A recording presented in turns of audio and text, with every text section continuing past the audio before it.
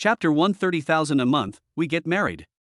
Son, if you don't find me a wife, I will sever the mother-daughter relationship with you.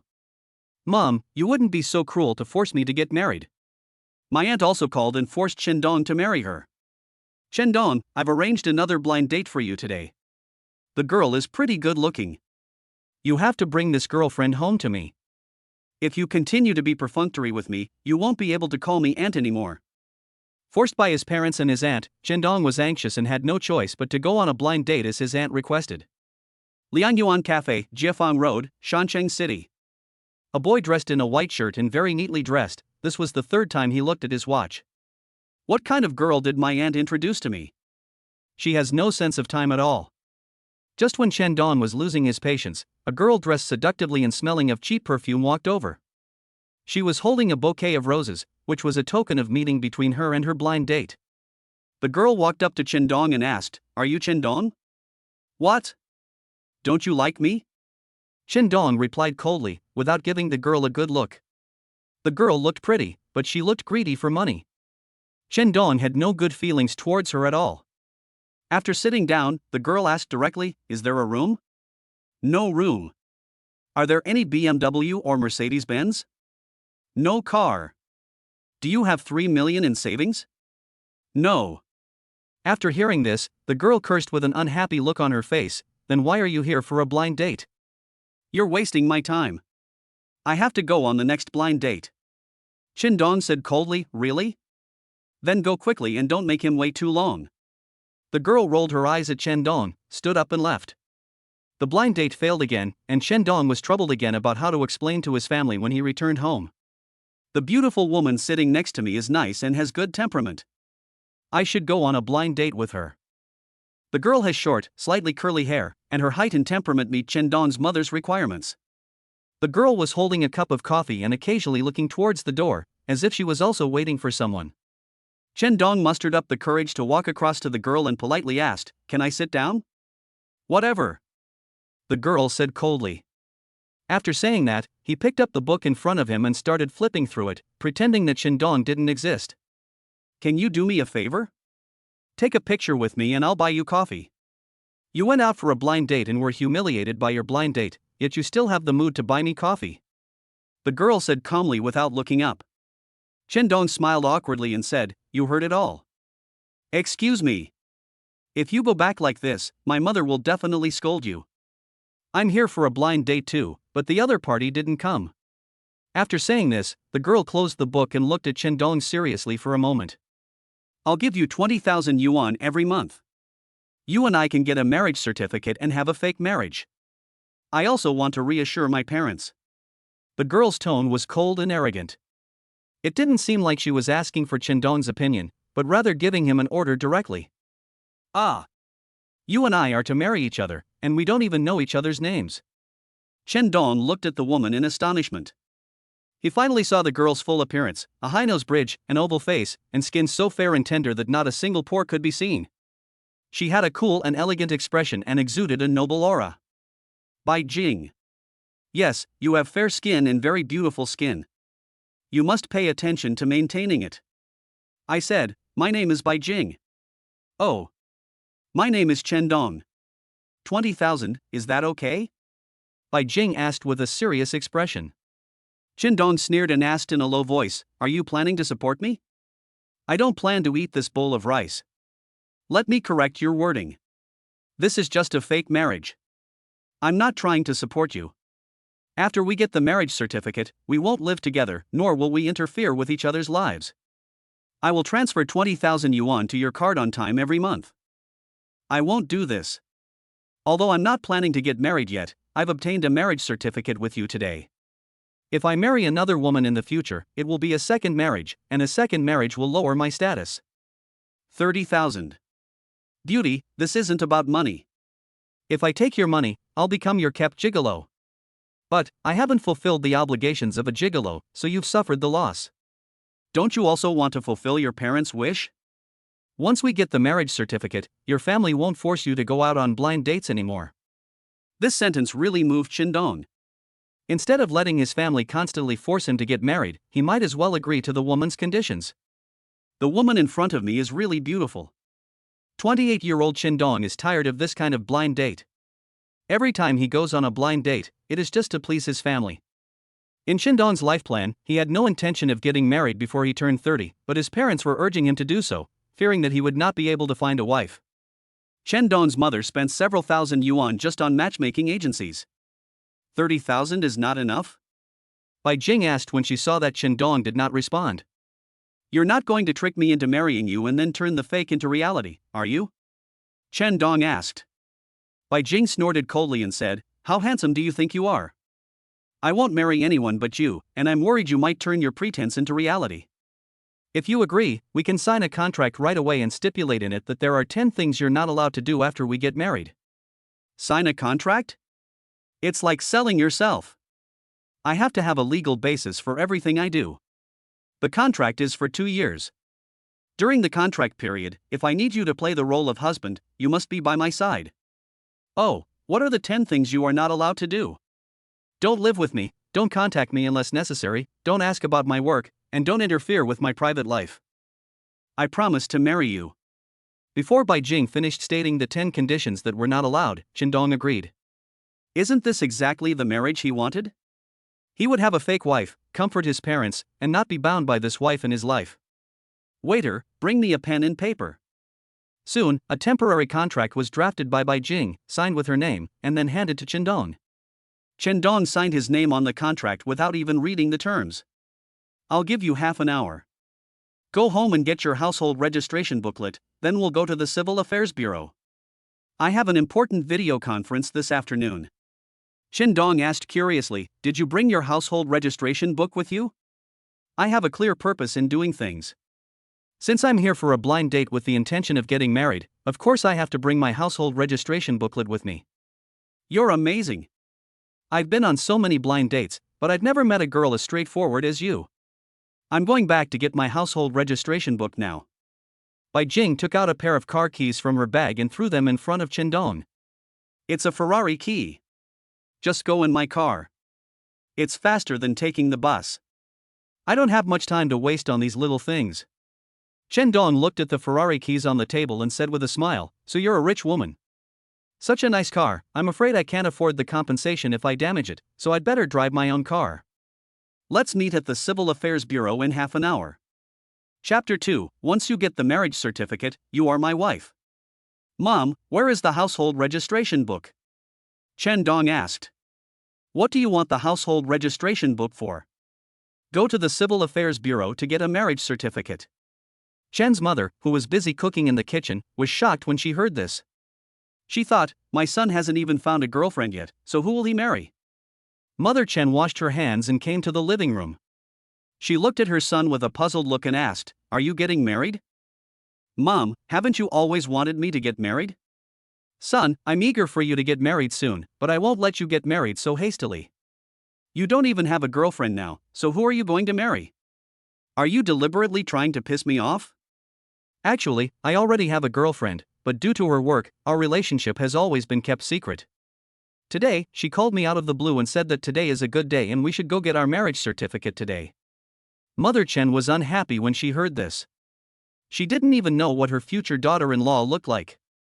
If her son married a woman with a bad temper and the relationship between the mother-in-law and daughter-in-law was not good, she, the mother-in-law, would be the one who suffered. Although Chen's mother has always been anxious about her son's marriage, she is still very cautious in choosing a wife for her son. At least she wants to see the other person with her own eyes and understand the girl's background so as to screen her son's marriage. Mother Chen took off her apron and washed her face. Son, ask her out right away so Mom can meet her. Mom, your wife is already waiting at the Civil Affairs Bureau. Once we get the marriage certificate, I'll bring her back to see you. If you don't want me to get married right now, forget it. I'll call her and break up with her right away. Mother Chen became anxious when she heard this. Her son had finally come up with the idea of getting married. If she stopped him this time, she didn't know how long he would have to wait. Mother Chen decided to compromise and accompanied her son to the Civil Affairs Bureau.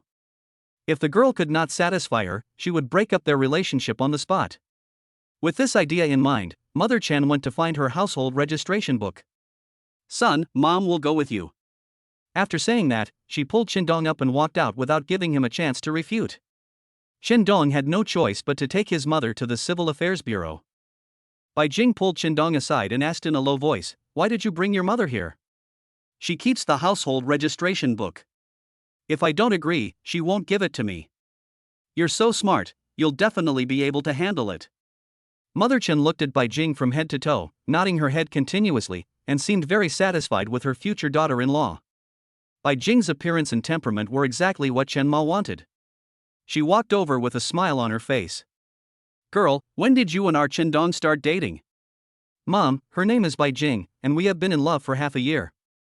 "Well, it's a nice name, and you live up to your name, fair and clean, and really good looking. No wonder my son is so anxious to marry you." "Auntie, I was sent abroad to work for a while, so I haven't had the chance to visit you."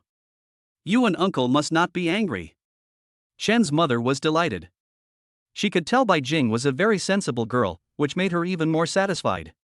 She was so polite the moment they met, so she must have a very good personality. And Bai Jing has such temperament. It is impossible to raise such a girl in an ordinary family background. Mother Chen is also very satisfied with this. "Xiao Jing, Auntie thinks you are a great person. I support you marrying Dong." "Thank you, Auntie. Because I'm busy with work, I won't have much time to spend with you in the future. I hope you can be more tolerant. As long as you and Dong have a good relationship, your uncle and I will be happy." "Son, here is the household registration booklet. Mom will wait for you two outside." When Mother Chen came out of the Civil Affairs Bureau, she was so excited that she immediately called her husband and praised Bai Jing on the phone. "Dong, you violated the contract on the first day. Deduct 5,000 yuan. 5,000, you're too cruel. I think you should give me a raise." "Why?" Dong smiled evilly and said, "Because my mother likes you, she has accepted you as her daughter-in-law from the bottom of her heart." "Let me remind you that I am not your daughter-in-law. Once we get the marriage certificate, legally, you will be my wife. Let me remind you again, there are 10 things you are not allowed to do after marriage." The staff at the Civil Affairs Bureau checked the couple's ID cards and asked some simple questions. After neither of them had any objections, the staff issued them a marriage certificate. Looking at the bright red marriage certificate, Dong felt a little excited. Could this be the happiness of getting married? Should we have a meal together to celebrate? Dong asked. "You can celebrate alone. Once we leave this place, we won't need to keep in touch, and we won't be seen together in public. It's okay to take a photo together." Bai Jing didn't answer Dong. She walked to the entrance of the Civil Affairs Bureau and stopped. Dong immediately understood what Bai Jing meant and quickly stood beside her and took a selfie. "You can only look at the photos yourself, and you are not allowed to post them on WeChat Moments." When Aunt Shen saw the two people coming out of the Civil Affairs Bureau, she greeted them happily. "Xiao Jing, today is a good day for you two to get married. Are your parents in Shancheng? I'll call Dong's dad out, and our two families will go to a restaurant to celebrate." Bai Jing glanced at Dong. Dong quickly said, "Mom, Bai Jing has an important video conference. Let's do it another day." "Really?" Mother Chen looked at Bai Jing and asked. "Auntie, it's true. I have to rush back to a meeting right now. Dong, I'll contact you tonight. Please take Auntie home first." Mother Chen looked at Bai Jing as she got into the Ferrari next to her face filled with astonishment, and she stared blankly as she watched Bai Jing drive away. "Son, what does Xiaojing's family do? She drives such a nice car. She's the daughter of a wealthy family. My son is really capable. How is it? Are you satisfied with your daughter-in-law?" Bai Jing is a really nice girl, beautiful and from a good family. However, she has a bit of a cold and arrogant temper. Today is your wedding day, you should celebrate with your family. She just returned to China to take over her work, and she has a lot of things to deal with. Mom, Bai Jing just said that we should go out alone to celebrate tonight. When Bai Jing finishes her work, you two should still hold a wedding. You should discuss this with Bai Jing. Mom, we will take care of this matter, but you have to keep Bai Jing and I's marriage a secret. It's best if we just know about it as a family. I really don't understand what you young people are thinking. You can't make your relationship public, and you can't make your marriage public either. But you have to promise Mom that you'll give me a grandson as soon as possible. Mom, this is a good thing. Bai Jing and I will definitely work hard so that you can have a grandson soon. Bai Jing returned to the office and sent the marriage certificate to her parents. Her parents settled abroad and were most concerned about their daughter's marriage. They called them at least twice a week. However, her parents' concerns seriously affected Bai Jing's work, so Bai Jing came up with this idea to find a man to marry temporarily so that her parents overseas could live in peace. As for what negative impact this marriage certificate would bring to her, Bai Jing had no time to think about these issues. She was now busy negotiating a merger and acquisition with a company in Shenzhen. Chapter 3: A Man's Joyous Event, The Tactics of His Female Subordinates. Chen Dong works as a deputy manager in the advertising department of a large media company, earning around 300,000 yuan a year. Besides his base salary, his income fluctuates significantly from project commissions. Recently, Chen Dong has been negotiating a big project. He has been following this project for 3 months and has reached the stage of finalizing the contract. If this advertising project can be completed, the commission will be more than 100,000. Chen Dong is also looking forward to replacing the Honda car he is driving now after receiving this commission. In the afternoon, as soon as Chen Dong walked into the company, his colleagues looked at him strangely and whispered to each other. Chen Dong thought, could it be that the company's people knew about his marriage? That shouldn't be the case, unless he was seen by the company's people when he went to the Civil Affairs Bureau just now. Yang Lin, a colleague from the department, pulled Chen Dong aside and whispered, Brother Chen, the advertising project you were working on for the Morita Group has been snatched away by someone. Who is it? Du Yi. Where is she? I've been following this project for months, and now she's here to snatch it away? There's no way she'll get it. I went out with manager Xiao early this morning. She signed an advertising project with the Morita Group and continued to hold the top spot in sales. However, I don't envy her at all. I can't do the things she does. Du Yi was Chen Dong's subordinate. When she graduated and joined the company 3 years ago, Chen Dong had mentored her for a while. She wasn't particularly pretty, but she had a nice, curvy figure, was articulate, and was a sociable girl. In the advertising department, Du Yi has won the honor of department sales champion for 10 consecutive months. However, her colleagues talk behind her back, saying that Du Yi will do anything to get orders. However, Du Yi doesn't care about these things. She just wants to sign more orders and make more money. Brother Chen, could this be related to Mr. Chen? Du Yi and Mr. Chen are having an affair. Without Mr. Chen's approval, Du Yi can't sign this contract. In fact, Chen Dong had known about the little things between Du Yi and Mr. Chen for a long time, but he didn't expect that Du Yi would plot against him, which made Chen Dong furious. Fortunately, Du Yi was not in the office at the moment, otherwise, Chen Dong would definitely scold her, calling her ungrateful and scolding her for even resorting to such means as sleeping with others in order to sign the project. Chen Dong knew in his heart that this matter must be related to Chen Yayan. Without Chen Yayan's support behind him, Du Yi would not have the courage to snatch his project. Chen Yayan was the vice president in charge of advertising. Over a commission issue, Chen Dong and Chen Yayan had a quarrel, causing Chen Yayan to lose face in front of the company's top management. After this incident, Chen Yayan held a grudge against Chen Dong and constantly made things difficult for him at work. Chen Dong had been patient again and again, but this time he lost such a big advertising project and lost more than 100,000 yuan in income. Chen Dong could no longer tolerate it. He rushed to Chen Yayan's office in anger. Something's going to happen. Seeing Chen Dong go to settle accounts with Vice President Chen, colleagues in the advertising department exclaimed, Mr. Chen is not being fair. This is a project that Chen Dong has been following for several months. Why should he help Du Yi snatch this project away? Just because Du Yi slept with him. Yang Lin spoke up for Chen Dong. There was a strong smell of gunpowder in Chen Yayan's office. Chen Dong, you can't blame me for this. It was Morita Group that took the initiative to ask for a change of project leader. Otherwise, they would have to change partners. If you were in my position, what would you have decided? How come I don't know about this? If you want to change the project leader, you should tell me first. Why do you want to hand my project over to Du Yi? Chen Dong, what you said doesn't make sense. Before the project contract was signed, even if Du Yi didn't grab your project, someone else from other companies would have. Now that Du Yi has signed the contract, it's her own ability. How can you put the blame on me? Chen Yayan, you bastard. Last time you found an excuse to deduct my commission, and now you've given my project to someone else. I'm going to kill you. Chen Dong, what do you want to do?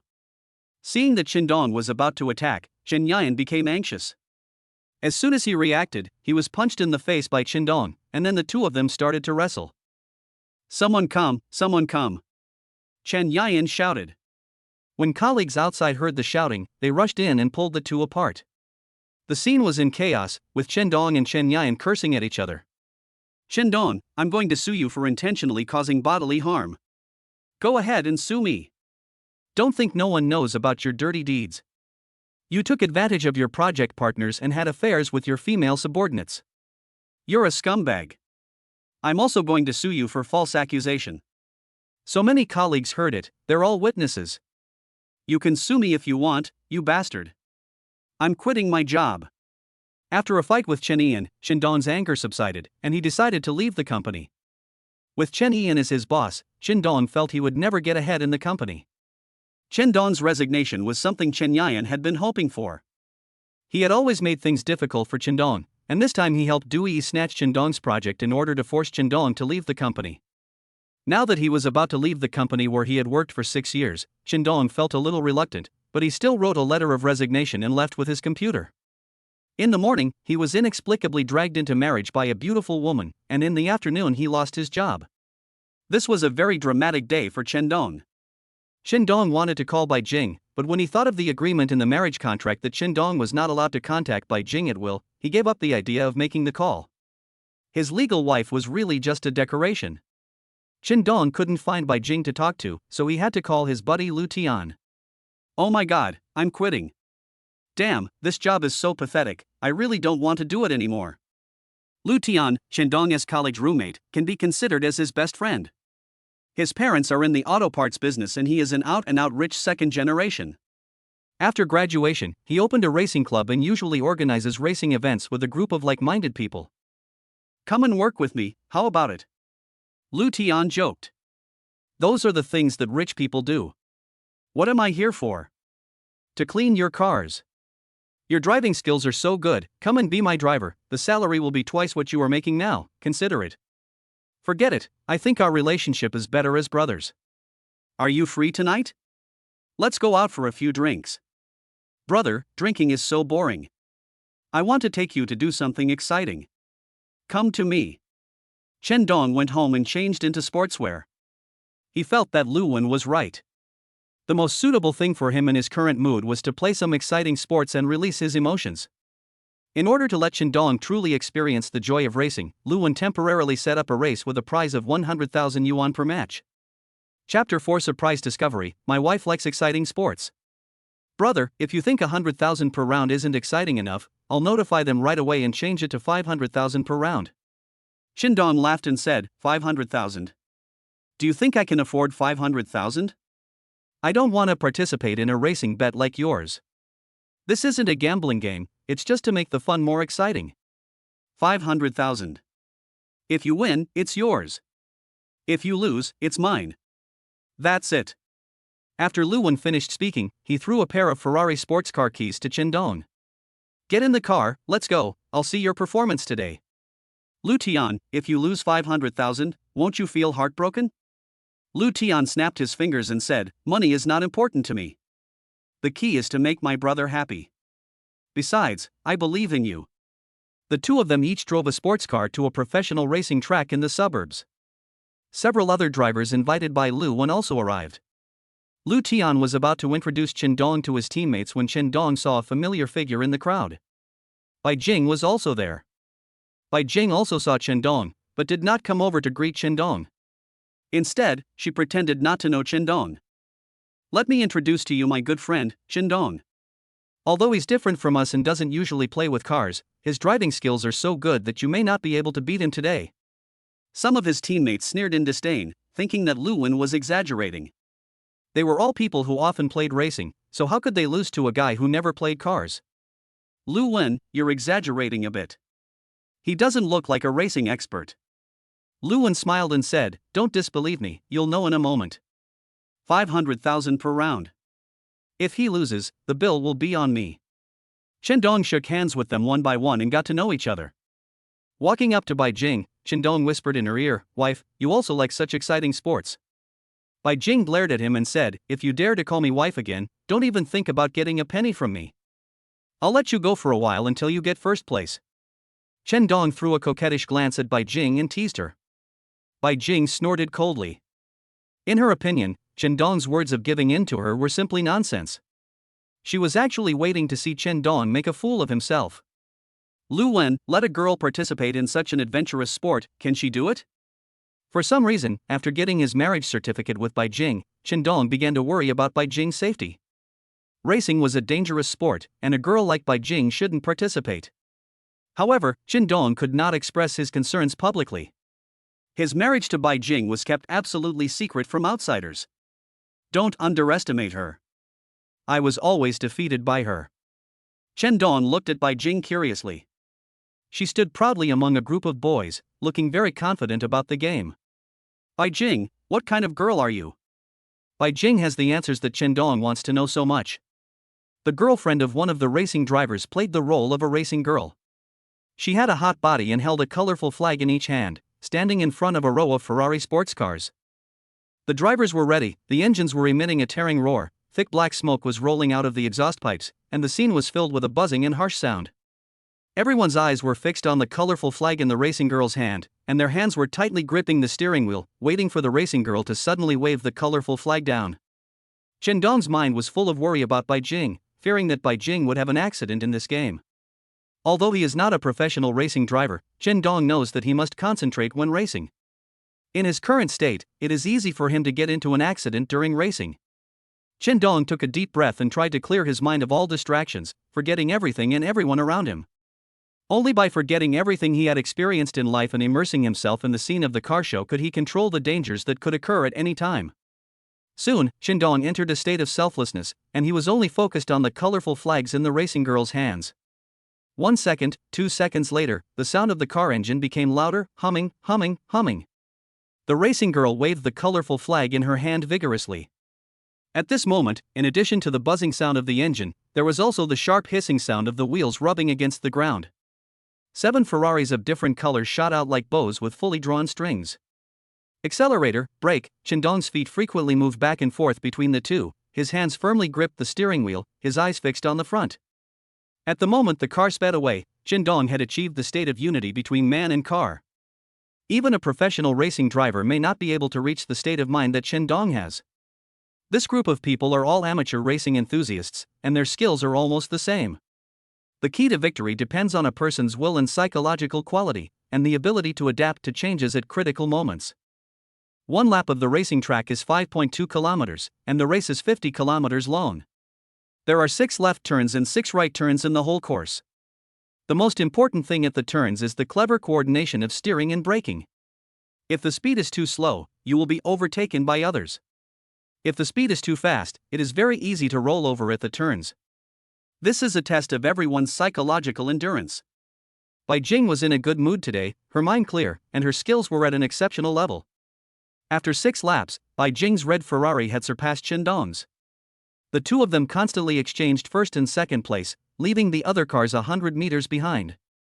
Chen Dong, a non-racing guy, had such incredible driving skills that it completely exceeded Bai Jing's expectations. On the track, Chen Dong had become Bai Jing's most threatening opponent. Bai Jing is a girl who was able to remain calm in such a situation. Her strategy was simple, which was to follow Chen Dong's car closely and look for an opportunity to overtake him. 8 laps, 9 laps, the two were inseparable, both looking for the best opportunity. By the 10th lap, which was also the last lap, Bai Jing had a charming and strange smile on her lips. Her red Ferrari was close to Chen Dong's black Ferrari. She deliberately let Chen Dong overtake her to confuse him and let down his guard against her. Chen Dong saw through Bai Jing's little thoughts at a glance. Bai Jing wanted to speed up and overtake on the straight section at the finish line, catching Chen Dong off guard. "Wife, your husband gives you the first place today," Chen Dong said in his heart and stepped on the accelerator hard. Bai Jing saw the black Ferrari accelerating and stepped on the accelerator, but Bai Jing didn't expect that this was just a feint by Chen Dong. The red Ferrari rushed to the finish line like a flash of lightning, but the black Ferrari slowed down in the last kilometer. Chen Dong was the second to reach the finish line. Chapter 5, My wife is so charming that my buddy is obsessed with her. As expected, Bai Jing is still amazing. She took first place last time as well. After the game, the teammates all gave Bai Jing a thumbs up. The men had no resentment in their hearts, but more admiration for Bai Jing. A girl actually won first place in such an extremely dangerous event as racing. Everyone was willing to transfer money to Bai Jing. Bai Jing lifted the ends of her hair with her hand and looked at Chen Dong. Only Bai Jing knew that Chen Dong had deliberately given her the first place today. "Brothers, I'll treat you tonight. Let's go sing at the rich man," Bai Jing said proudly. This aura is not inferior to that of men at all, and is even more powerful than that of men. Bai Jing's speech was greeted with warm applause from her teammates. Chen Dong said, "You guys go have fun, I won't go." Bai Jing said loudly, "Why don't you go? You don't have to pay. I asked you to go, so you have to go." When his wife called him, Chen Dong dared not say a word. Whether he could get a monthly salary of 30,000 yuan depended on his wife. Bai Jing shook her head, and her hair fluttered in the wind. She was really beautiful. "Get in the car, let's go, tycoon." After saying that, Bai Jing was the first to get into the car, and the red Ferrari left a fiery red arc. "Is she beautiful?" Luan looked at the red Ferrari going away and asked Chen Dong, who was still in a daze. Chen Dong came back to his senses and replied nonchalantly, "It's beautiful." Luan said, "I plan to pursue her." "Ah, you are pursuing her?" Chen Dong was surprised. "Yes, this girl is interesting." Luan smiled mysteriously, stepped on the accelerator, and chased after the red Ferrari. "Wife, someone is pursuing you. Let's see what you will do now." At the entrance of the Rich Man Entertainment City, 7 Ferrari sports cars were lined up in a row, attracting the envious gazes of passers-by, who were all wondering which rich young men had come to the rich man. "Why do you want me to?" Bai Jing kicked Chen Dong and asked in a low voice. "You are my wife, of course I have to make you happy. Remember, this is fake. If I really want to find a man to marry, it won't be you. You're not my type." Chen Dong was not angry. He laughed and said, "Don't worry, I'm not serious. A cold woman like you is not my type. I'll transfer the winnings from tonight's race to your card. Don't tell anyone about this." "No, I'm not doing this for the money. You still have some backbone." Bai Jing replied coldly. 500,000 is indeed very tempting for a child from an ordinary family like Chen Dong, but Chen Dong cares more about a man's integrity. He doesn't want to be so humble in Bai Jing's eyes, nor does he want to turn the 500,000 into alms. If it weren't for this unexpected marriage, Chen Dong would never have been able to enter Bai Jing's circle of life. During tonight's drinking party, Bai Jing left a deeper impression on Chen Dong. He is efficient and decisive in his work, drinks generously, and treats his friends sincerely. A girl who looks very feminine, but in real life she seems like a very talented boy. In front of these cynical rich second generations, Bai Jing knew how to protect herself, and the boys could not get any advantage at all in front of Bai Jing. Chen Dong was also worried that Bai Jing would be bullied in such an occasion, and a group of rich second generations would take advantage of Bai Jing while they were drunk, but after a drinking party, they didn't even have the chance to touch Bai Jing's hand. The carnival was over and everyone was drunk. Lu Tian thought that the opportunity to please Bai Jing had come, so he offered to escort Bai Jing home. The gang of buddies all knew that Lu Tian had improper thoughts about Bai Jing. Just as Lu Tian was about to take Bai Jing into a taxi, Bai Jing smiled in her drunken state. "I want him to take me home." Bai Jing pointed at Chen Dong and said. Several rich second generations were stunned and looked at Chen Dong. They never thought that such a good job would fall into Chen Dong's hands. Compared with them, what capital does Chen Dong have? Every rich second generation thinks so. Lu Tian asked, "Beauty, why don't you let me send you off?" Bai Jing smiled strangely, looking extremely charming. She poked Lu Tian's chest with her finger and said, "You are worse than him." I feel relieved that he sent me home. Lu Tian pulled Chen Dong aside and warned him, "Brother, send him back for me. Don't bully her." Chen Dong smiled and asked, "Are you really interested in her?" "She's not suitable for you. I just like this kind of cold beauty. Sooner or later, I will conquer her. She doesn't seem like a girl who needs money. You can't conquer her with money." The last sentence really confused Lu Tian. In the past, when he pursued girls, he would throw money at them, and there was no girl he couldn't get. Watching Chen Dong and Bai Jing get into the car and leave together, Lu Tian felt a sense of loss in his heart. "Brothers, why is this? Why did she choose Chen Dong instead of me? How did I lose to Chen Dong?" Lu Tian asked this soul-searching question as he watched the car lights going away. "You are a bad guy." A brother joked. Lu Tian was drunk and said, "Isn't it said that women don't love bad men? This woman is special. Brother Tian, I'm afraid you can't control her." Lu Tian chuckled and said, "Is there any woman I can't control? If not, just wait and call her sister-in-law. Let's go somewhere else and continue having fun." In the car, Bai Jing still maintained her coldness and arrogance, and did not say a word to Qindong, as if Qindong did not exist. When the taxi arrived at a busy area in the city, Bai Jing asked the driver to pull over. "Qindong, you can get off now. You're drunk. I have to take you home. I told you to get out of the car," Bai Jing said sternly. "Good intentions are really not rewarded. You think I have any intentions towards you? You think too much. I have no interest in you at all." Qindong ridiculed Bai Jing unhappily and got out of the taxi. "You ungrateful woman, when you get bullied by the gangsters later, just cry." Even though he said this, he was still worried about Bai Jing. A girl, drunk, at night, Qindong didn't dare to think too much about it and quickly hailed a taxi. "Master, follow the car in front." The car followed closely until it arrived at Bai Jing's residence.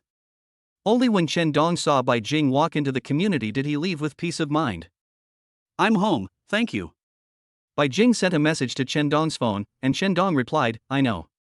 With these three simple words, Bai Jing suddenly understood something. A hint of danger appeared on her face, and her heart felt warm and a little sweet. Seeing her son coming home alone, Mother Chen walked to the door and looked outside again and again. "Are you alone?" asked Chen Ma. "I sent her home. I was worried that you two old people would be lonely at home, so I came back to accompany you. You're newlyweds, and instead of staying with your wife, you come back to stay with your mother. How ridiculous.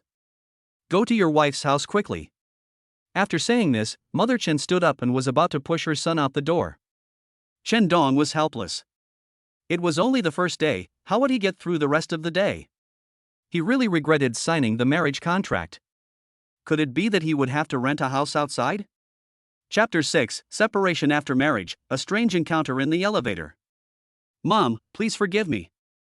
It's so late, and I'll wake her up again if I go over there." On your first day as a married woman, you two didn't do anything else besides eating and drinking? You've done what you need to do.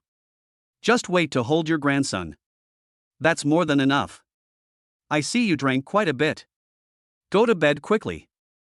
Qindong was really at the loss whether to laugh or cry. Life alone was so simple before, but now he had to be restricted by two women. These miserable days had just begun. However, what Qindong was most concerned about at the moment was work. He turned on his computer and began to search for various recruitment information on the internet. The job recruitment of Bomai Communication Group aroused Qindong's interest.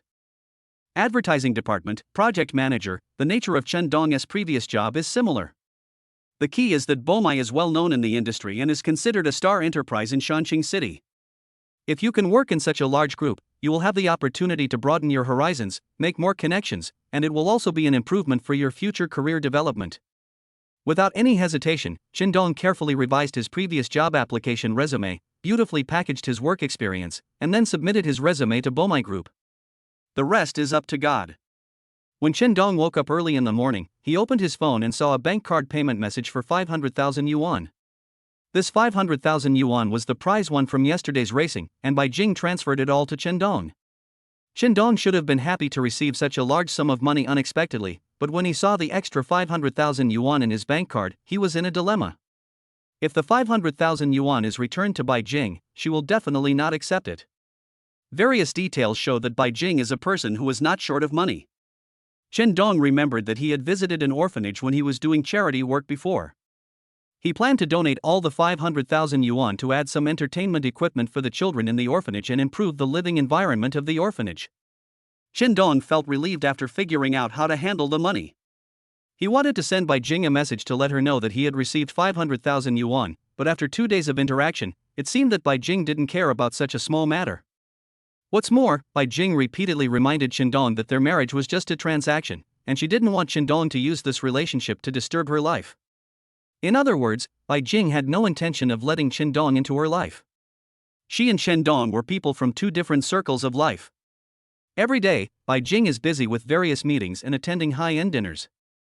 As a successful business person, she will not focus on matters such as love. Even though it had only been a day since she and Qindong got their marriage certificate, Bai Jing had already put it behind her. In the morning, she'd wake up and start the soy milk maker or bread maker. These were automated breakfast machines. All she had to do was pour the food in and press start. While preparing breakfast, Bai Jing would choose clothes suitable for the occasion based on the day's work schedule, and then put on makeup. She would never walk into the company without any makeup on. This is also a lifestyle habit that Bai Jing has developed over the years. It has been less than a month since Bai Jing was transferred from the Beijing headquarters to Shanxing City. She needs some time to get familiar with the new environment and all the colleagues in the company. This is also where Bai Jing dare not slack off, as she is under tremendous pressure at work every day. Bai Jing chose to participate in the intense sport of racing as a way to relax herself. What Bai Jing is not used to yet is the food in the mountain city. She dare not eat anything too spicy. After finishing her makeup, Bai Jing sent out a few voice messages. Sister Pei, you have to hurry up with the recruitment. You have to leave the final list on my desk by noon the day after tomorrow at the latest. Aling, please contact Mr. Sun at headquarters. I'll have a video conference with him in an hour to report on my work. Lei, I can't be there to congratulate you on your wedding. When I return to Beijing, I will treat you and your wife to a meal. I wish you and your wife a happy wedding. After dealing with these urgent matters, Bai Jing sat down and had breakfast with peace of mind. When Qindong woke up in the morning, his phone had already rung 5 times, but after he answered the calls, none of them were from the Bomai Media Group he expected, which made Qindong feel a little disappointed. He comforted himself by thinking that he had just sent his resume last night, and maybe the HR department of Bomai Media hadn't seen it yet. After breakfast, Qindong planned to go for a walk outside the community. This was a rare opportunity to relax. Qindong is usually too busy and stressed at work, so when he finally gets a chance to relax, he feels empty inside. He still likes to be fulfilled at work and keep his brain working at high speed every day, instead of like this at the moment, where his spirit lacks sustenance. The phone rang again, and Qindong became impatient. Hello, Mr. Chen. I'm from the Human Resources Department of Bomai Group. I've reviewed your resume and it very well meets the requirements for our current position. Is Mr. Chen free this morning? Hello, I'm free this morning. Mr. Chen, please come to our company's 8th floor conference room for an interview at 9:30 this morning. This phone call shocked Qindong. He quickly changed his clothes, washed himself up, and prepared to welcome a new beginning in his career. Qindong, come on. Qindong stood in front of the mirror, clenched his fists and made a cheering gesture. Son, bring your wife back for dinner tonight. Your dad wants to see her. I'll try my best. Bai Jing has been very busy with work lately, and it's difficult for me to even see her. You two don't act like a couple like this. I'm telling you, either let Bai Jing come live with me, or you move out and live with Bai Jing. Husband and wife need to live together so their relationship doesn't fade. Qindong smiled and said, Mom, ask my dad if he wants to live alone or live with you every day. What do you know? If a couple doesn't live together, how can they still be considered a couple? Qindong glanced at his father and couldn't help laughing, because he could understand his father's life over the years. At 9:20, Qindong arrived at the Bomai Communication Group building on time. Seeing that the elevator door was about to close, he rushed over and stretched out his hand to open the elevator door. There was only one person in the elevator, and 5 or 6 people standing outside, seemingly not planning to take this elevator.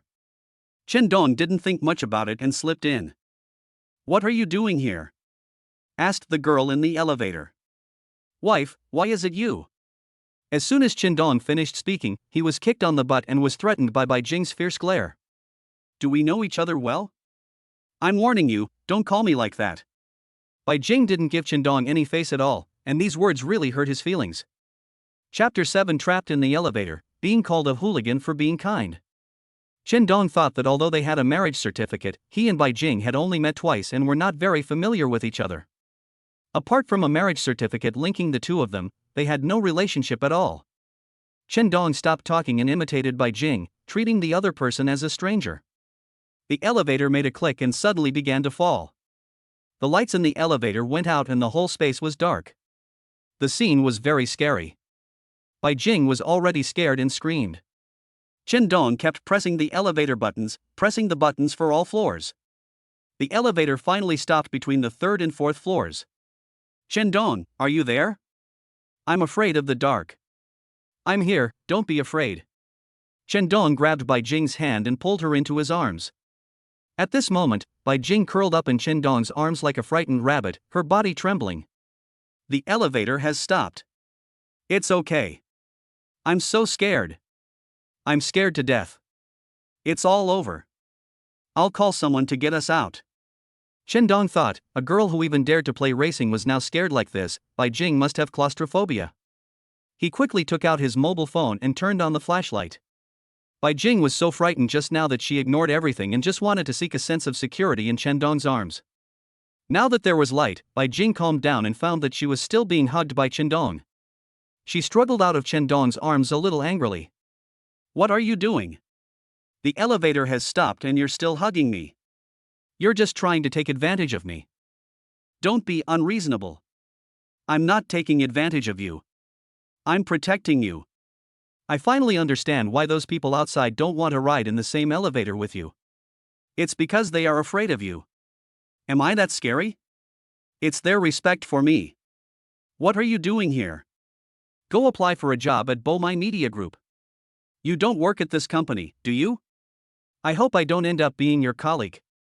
Are you so sure that Bomai Group will hire you? Bai Jing asked with a sneer.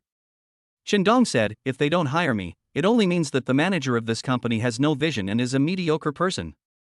You are so confident. I don't know who gave you the courage. That's called ability, not blind confidence. Oh, and my mom has a request, either you come live with me, or I move out and live with you. She thinks this is the life a couple should have. Bai Jing was so angry that she almost exploded. She rejected Chen Dong's offer without even thinking about it. Chen Dong, what are you thinking? Are we really husband and wife? No, we are just a fake couple agreed upon in the contract. Then what do you think I should do? I can't tell my mother the truth. This is your problem, it has nothing to do with me, and you must not disturb my life. Don't worry, I really don't want to appear in your life. Also, I don't want to use a single cent of the 500,000 yuan you transferred to me. I plan to donate it all. Once the money is transferred to you, it's yours. It's your right to decide how to use the money. The conversation between the two fell into an awkward state. Bai Jing's cold and arrogant personality made Chen Dong feel very uncomfortable. In his opinion, this woman had no human touch at all. She was beautiful but had a cold heart. The shouting outside broke the awkward atmosphere at the scene. The two finally waited for the rescue workers from the property department, and the elevator door was pried open. However, the elevator was stuck between the third and fourth floors, making it extremely difficult for a girl to climb up. Furthermore, Bai Jing was wearing high heels and a skirt, so she could only stare at the sky. Chen Dong stood aside and did not help Bai Jing, as if he was watching a good show. What are you doing? Can't you see I can't get up? Chen Dong shrugged, trying to deliberately annoy Bai Jing, and said, you can't go up, what does it have to do with me? Unless you say please. Bai Jing was so angry that she gritted her teeth and glared at Chen Dong fiercely. You're so cruel. Mr. Chen, please come over and help me. It's not sincere, and the tone isn't gentle enough. Bai Jing, who is usually aloof, had to humble herself temporarily. Her expression immediately changed. She pretended to be cute and began to act coquettishly towards Chen Dong. Little brother, can you come over and help me? Seeing Bai Jing suddenly become so pretty and lovely, Chen Dong couldn't help but laugh. He could imagine how much Bai Jing must be struggling in her heart to make her behave like this. Girls should be so gentle to be liked. Chen Dong couldn't help but teasing Bai Jing when he saw that she was angry but still pretending to be gentle and lovely. Brother, you're right. I'll correct myself next time, okay? Get me out of here right now. I have an important meeting. I'm even more anxious than you are. I've already missed the interview, so I guess I can't get the job. The worst that can happen if you're late is that you'll get half a day's pay docked. As he spoke, Chen Dong hugged Bai Jing's legs with both hands, preparing to lift Bai Jing upwards. Bai Jing suddenly realized that she was wearing a skirt and quickly said to Chen Dong, close your eyes. You're such a troublemaker. Do you still want to go up? I told you to close your eyes, rascal. I really owed you in my previous life. Chen Dong closed his eyes, held Bai Jing's legs and lifted her up. The people above held Bai Jing's hands and rescued her out of the elevator. Have your property manager come to my office later? After saying this, Bai Jing looked back at Chen Dong and left without saying thank you. Chen Dong was so angry that he really wanted to call her an ungrateful woman. Chen Dong was pulled out of the elevator. When he looked at the time, he found that 15 minutes had passed since the scheduled interview time. He quickly took another elevator to the 8th floor. By the time he found the meeting room, the interview had ended and the two interviewers from the Human Resources Department were preparing to leave. "I'm sorry, the elevator had a problem just now. Could you two leaders give me a chance to interview? Who are you?" "My name is Chen Dong, and I'm here to interview for the position of project manager in your company's advertising department." "Mr. Chen, I'm so sorry, the interview is over." "I know. Actually, I arrived at your company early, but was locked in the elevator. I didn't mean to be late. I hope you can give me a chance." "Mr. Chen, although you have special reasons, our company attaches great importance to time management. Please go back. We will register your information in the human resources file and wait for the company's next recruitment." No matter how Chen Dong explained, he failed to impress the two interviewers. The principle of a large company is to follow the rules and there is no room for negotiation. Having lost even the chance for an interview, Chen Dong was in an extremely bad mood. He didn't expect his luck to be so bad that he missed the opportunity to join Bomai Group so absurdly. When leaving, Chen Dong did not take the elevator, but took the fire escape from the 8th floor to the 1st floor. Chapter 8, The Marriage Was Exposed, and the Aunt Called to Question. After the two interviewers from the Human Resources Department left the meeting room, one of them came to the president's office with several resumes that passed the interview. "Mr. Bai, there were 27 interviewees today. We've shortlisted 3 of them. Here are their resumes. Unfortunately, one candidate was late and missed today's interview. He has excellent qualifications, so we'll keep his resume as a backup. What's the reason for being late?" "I heard he was trapped in our company's elevator, but I don't know if it's true or not." "Go and verify. If he really was trapped in our elevator, it was caused by negligence on the part of our property management department.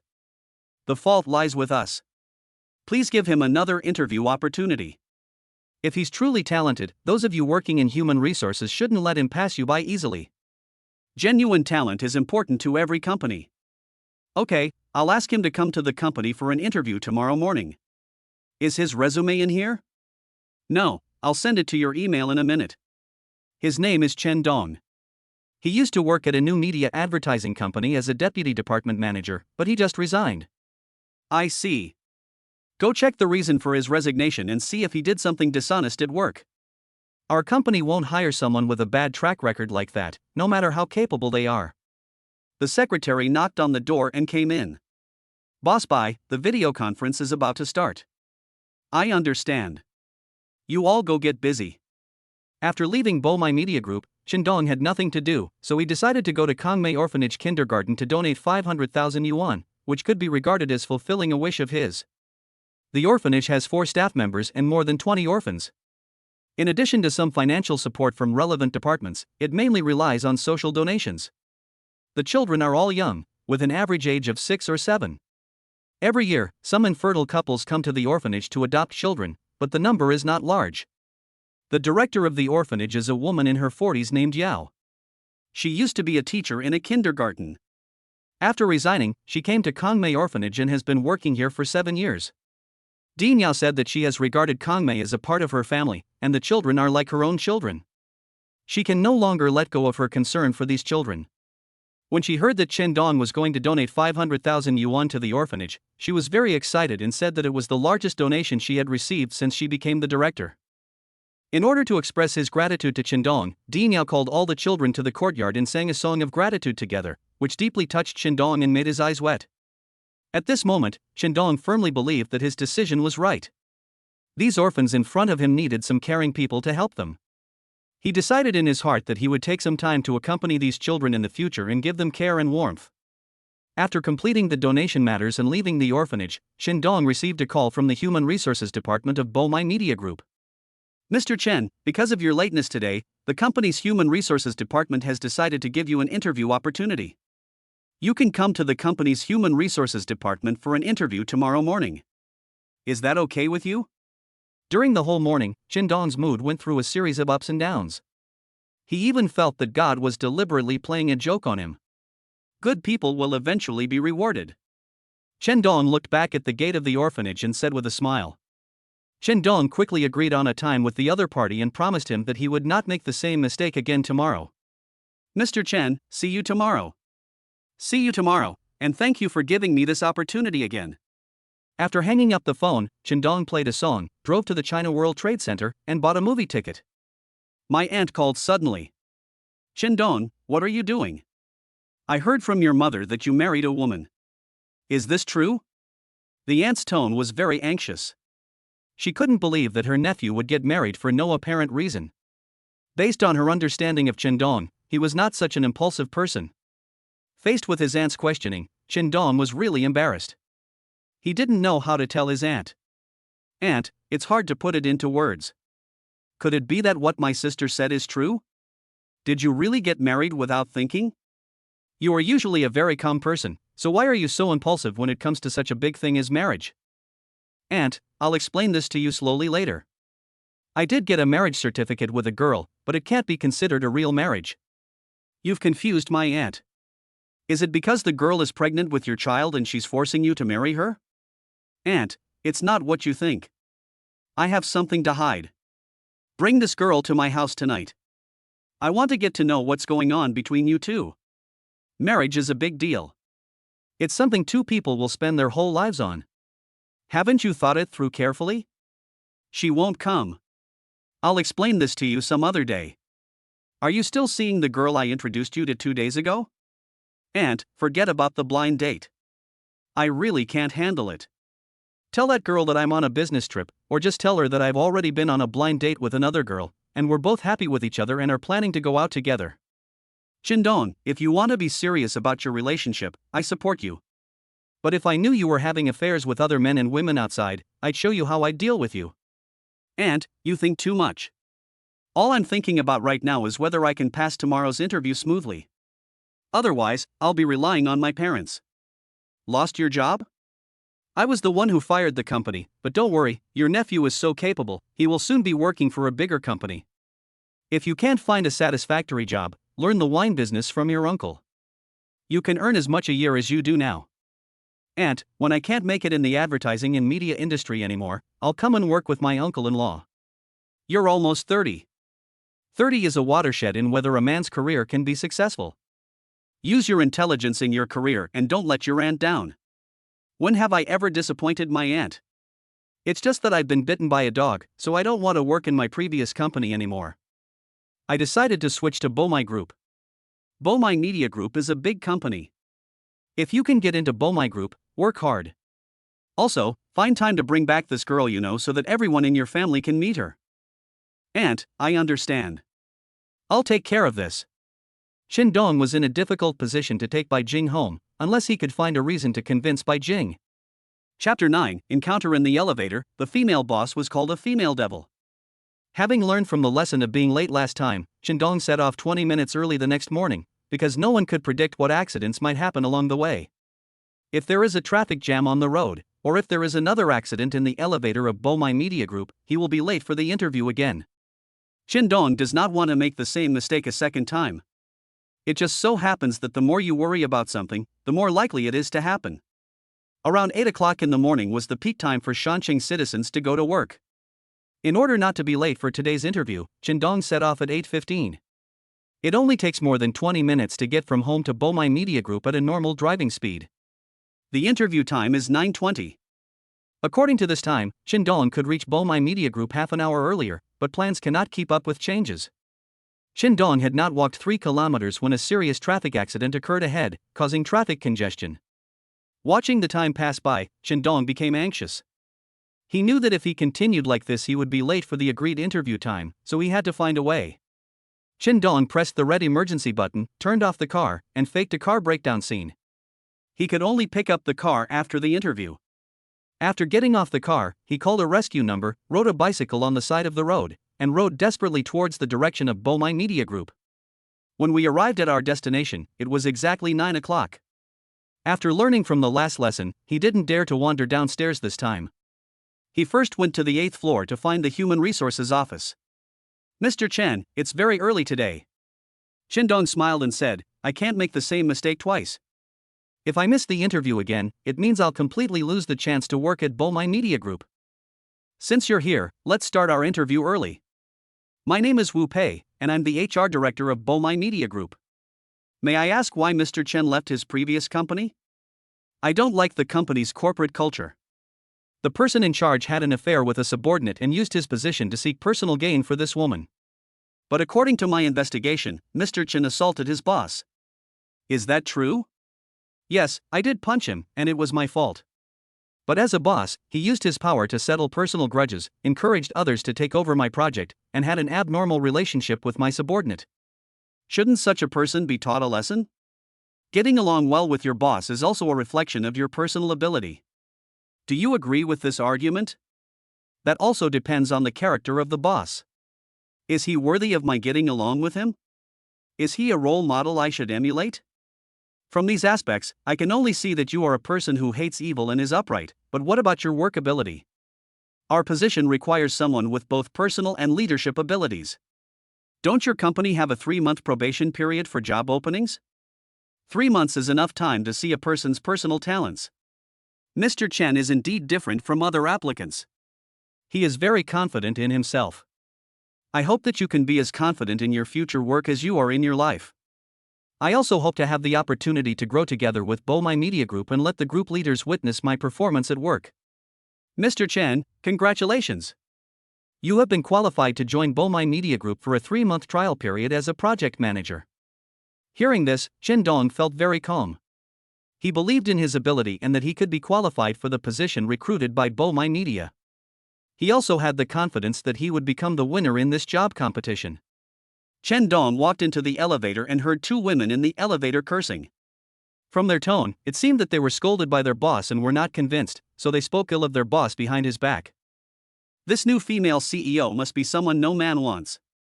She has a serious endocrine disorder and will curse at people over the slightest thing. Do you know what nickname people in the company privately give her? The Extinction Nun. She's already 28 years old and still doesn't have a boyfriend. She always has a cold face. She deserves it. Yesterday she even fired the manager of the property management company's engineering department. She's only been at the company for such a short time, and she's already fired 2 department managers. She also scolded our CFO this morning, and he burst into tears when he returned to his office. I don't know what the headquarters leaders were thinking, sending such a female devil to manage the company. Sisters, it's not nice for you to insult the company's leaders behind their backs. Chen Dong couldn't stand listening to the dirty words that followed, so he reminded him. The 2 women glared at Chen Dong unhappily and said, "We called her a nun, what's it to you? If you have the guts, go and complain to her." Chen Dong snorted coldly and said, "If you have grievances against her, you should scold her in front of her. She can't hear you scolding her behind her back, so why bother? Besides, the fact that she's your leader means she's more capable and outstanding than you. If you're not convinced, work hard to climb up the ladder and become her boss. It's none of your business if we scold her. You're not her man." As soon as the elevator door opened, one of the women deliberately bumped into Chen Dong and cursed, "A good dog doesn't block the road." Looking at the 2 women who acted like shrews, Chen Dong shook his head and thought, with your character, the boss of this company is being kind to you by still keeping you in the company. Chen Dong was also very curious about what kind of woman the boss of this company was. Why did the employees hate her so much and give her such an indecent nickname? There are no less than 10 companies in this building, and Boya Media Group is located on the 8th and 9th floors. Chen Dong just hoped that the 2 women were not talking about the boss of Boya Media. From their conversation, it could be imagined that the boss of this company was a woman who was not easy to serve. Handsome guy is calling. This is the text message ringtone set by Chen Dong. Huang Taiwan from Myling Vinegar sent Chen Dong a message, asking, "Brother, I heard you resigned from the company. Is that true?" Myling Vinegar Industry is a major client that Chen Dong has been serving over the years. The company spends more than 4 million yuan on advertising every year. Half of Chen Dong's annual income comes from commissions from the company's announcement business. After a few years, Chen Dong and Huang Taiwan have gotten along like brothers and have a very close relationship. Of course, there is also some distribution of interests involved. After Chen Dong signs the advertisement for Myling Vinegar Industry every year, he will give Huang Taiwan a lot of rewards. When Huang Taiwan heard the news that Chen Dong had resigned, he immediately sent a text message to verify it. After all, Chen Dong's resignation also affects Huang Taiwan's interests. Chapter 10 Women Need to Be Coaxed. Sister-in-law is very happy. Qin couldn't bear to lose such a big client as Miling Vinegar. Seeing that the text message was from Huang Taiwan, Qin quickly dialed the number, fearing that he would offend the god of wealth. Brother One, I was just thinking of calling you. Are you free tonight? I'll treat you to a drink, rich man. Is the news true? Yes, I just resigned, but now I'm working for a larger media group. We can talk about the details over drinks tonight. Good. The other party agreed to come out for a drink, indicating that Huang Taiwan still recognized Qin as his brother. After hanging up the phone, Qin breathed a sigh of relief, but he also realized that he couldn't put all his chips on Huang Taiwan alone. In the sales workplace, men's stance is most easily influenced by women, especially when they meet beautiful salespeople. After Qin leaves, Du Yi will definitely take over. Du Yi is a woman who is very good at dealing with men. After she took over Qin original customer information, Miling's jealousy must be the one that Du Yi will do her best to protect. Du Yi is Qin biggest obstacle in whether he can take over Huang Taiwan's business.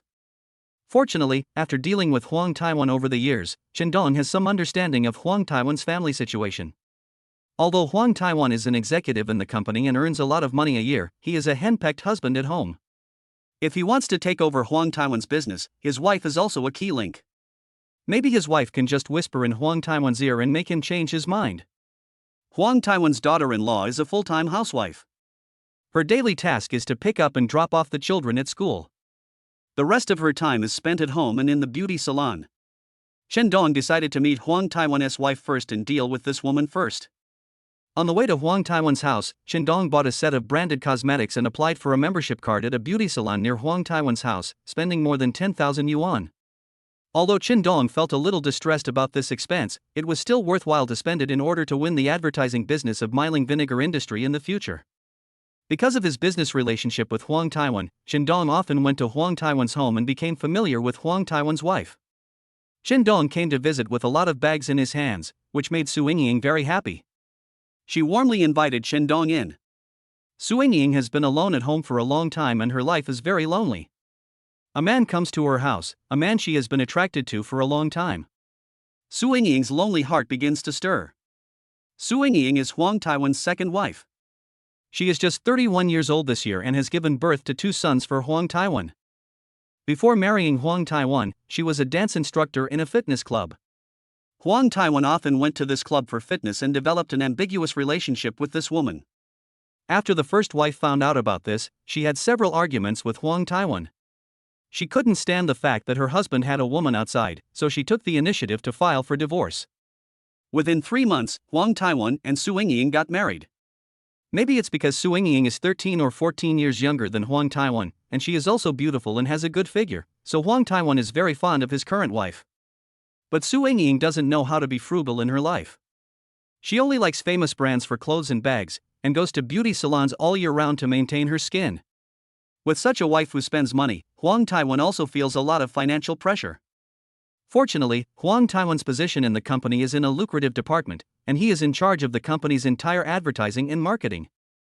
Huang Taiwan took advantage of his position and earned over $1 million a year by inflating prices and receiving kickbacks from advertising companies, which was enough to support his family. However, Huang Taiwan has deeply felt the midlife crisis of men. He just wants to take advantage of the opportunity to make money now to earn more money for his family. Therefore, Qin resignation made Huang Taiwan so sensitive. Su Yingying was wearing pink pajamas. When she went to take the gift from Qin, she deliberately touched the back of Qin's hand. Qin, you really care about my sister-in-law. Every time you come, you bring her so many skincare products. Feel my face and see if it's smooth. Qin didn't dare to really touch her. He just looked at Su Yingying's face intently for a few seconds. Sister-in-law, you've taken good care of yourself. With your figure and complexion, you look like you're only 18 years old. Really? I also feel like I haven't changed much over the years. Women, you should always pay attention to maintenance. If you don't, you'll age quickly. My college classmates look much older than me, and it's because they don't take good care of themselves. Sister-in-law, you really know how to enjoy life. Sister-in-law, I saw a new beauty salon open near you. I heard the beauticians there are quite skilled, so I got you a membership card. Qin took out a black VIP card and placed it in Su Yingying's hand. Su Yingying was not modest and happily accepted the beauty card. Qindong, whoever becomes your daughter-in-law will definitely be very happy. You are so good at taking care of women. Brother Wen is so lucky. He found a woman as beautiful as you. I envy Brother Wen. Su Yingying said, you are still young and have plenty of opportunities. Coffee or tea? Have some coffee. My sister-in-law grinds delicious coffee. When a woman is praised by a man, her heart feels as sweet as honey and a smile blooms on her face. Have you contacted your brother Wen since you came to our house? Sister-in-law, I didn't tell Brother Wen that I was coming over today. I just wanted to come see you and plan to ask Brother Wen out for a get-together in the evening. Su Yingying was excited and looked back at Qindong. So, you came here specially to visit my sister-in-law? Sister-in-law, I've resigned from the company and joined another, larger company, also an advertising and media company. If Brother Wen and I don't have any project collaborations in the future, I'll be embarrassed to bother you again. So, while Brother Wen still recognizes me as his brother, I'm here to visit you first. You have such a good relationship with your brother Wen, he will definitely take care of you regarding the project.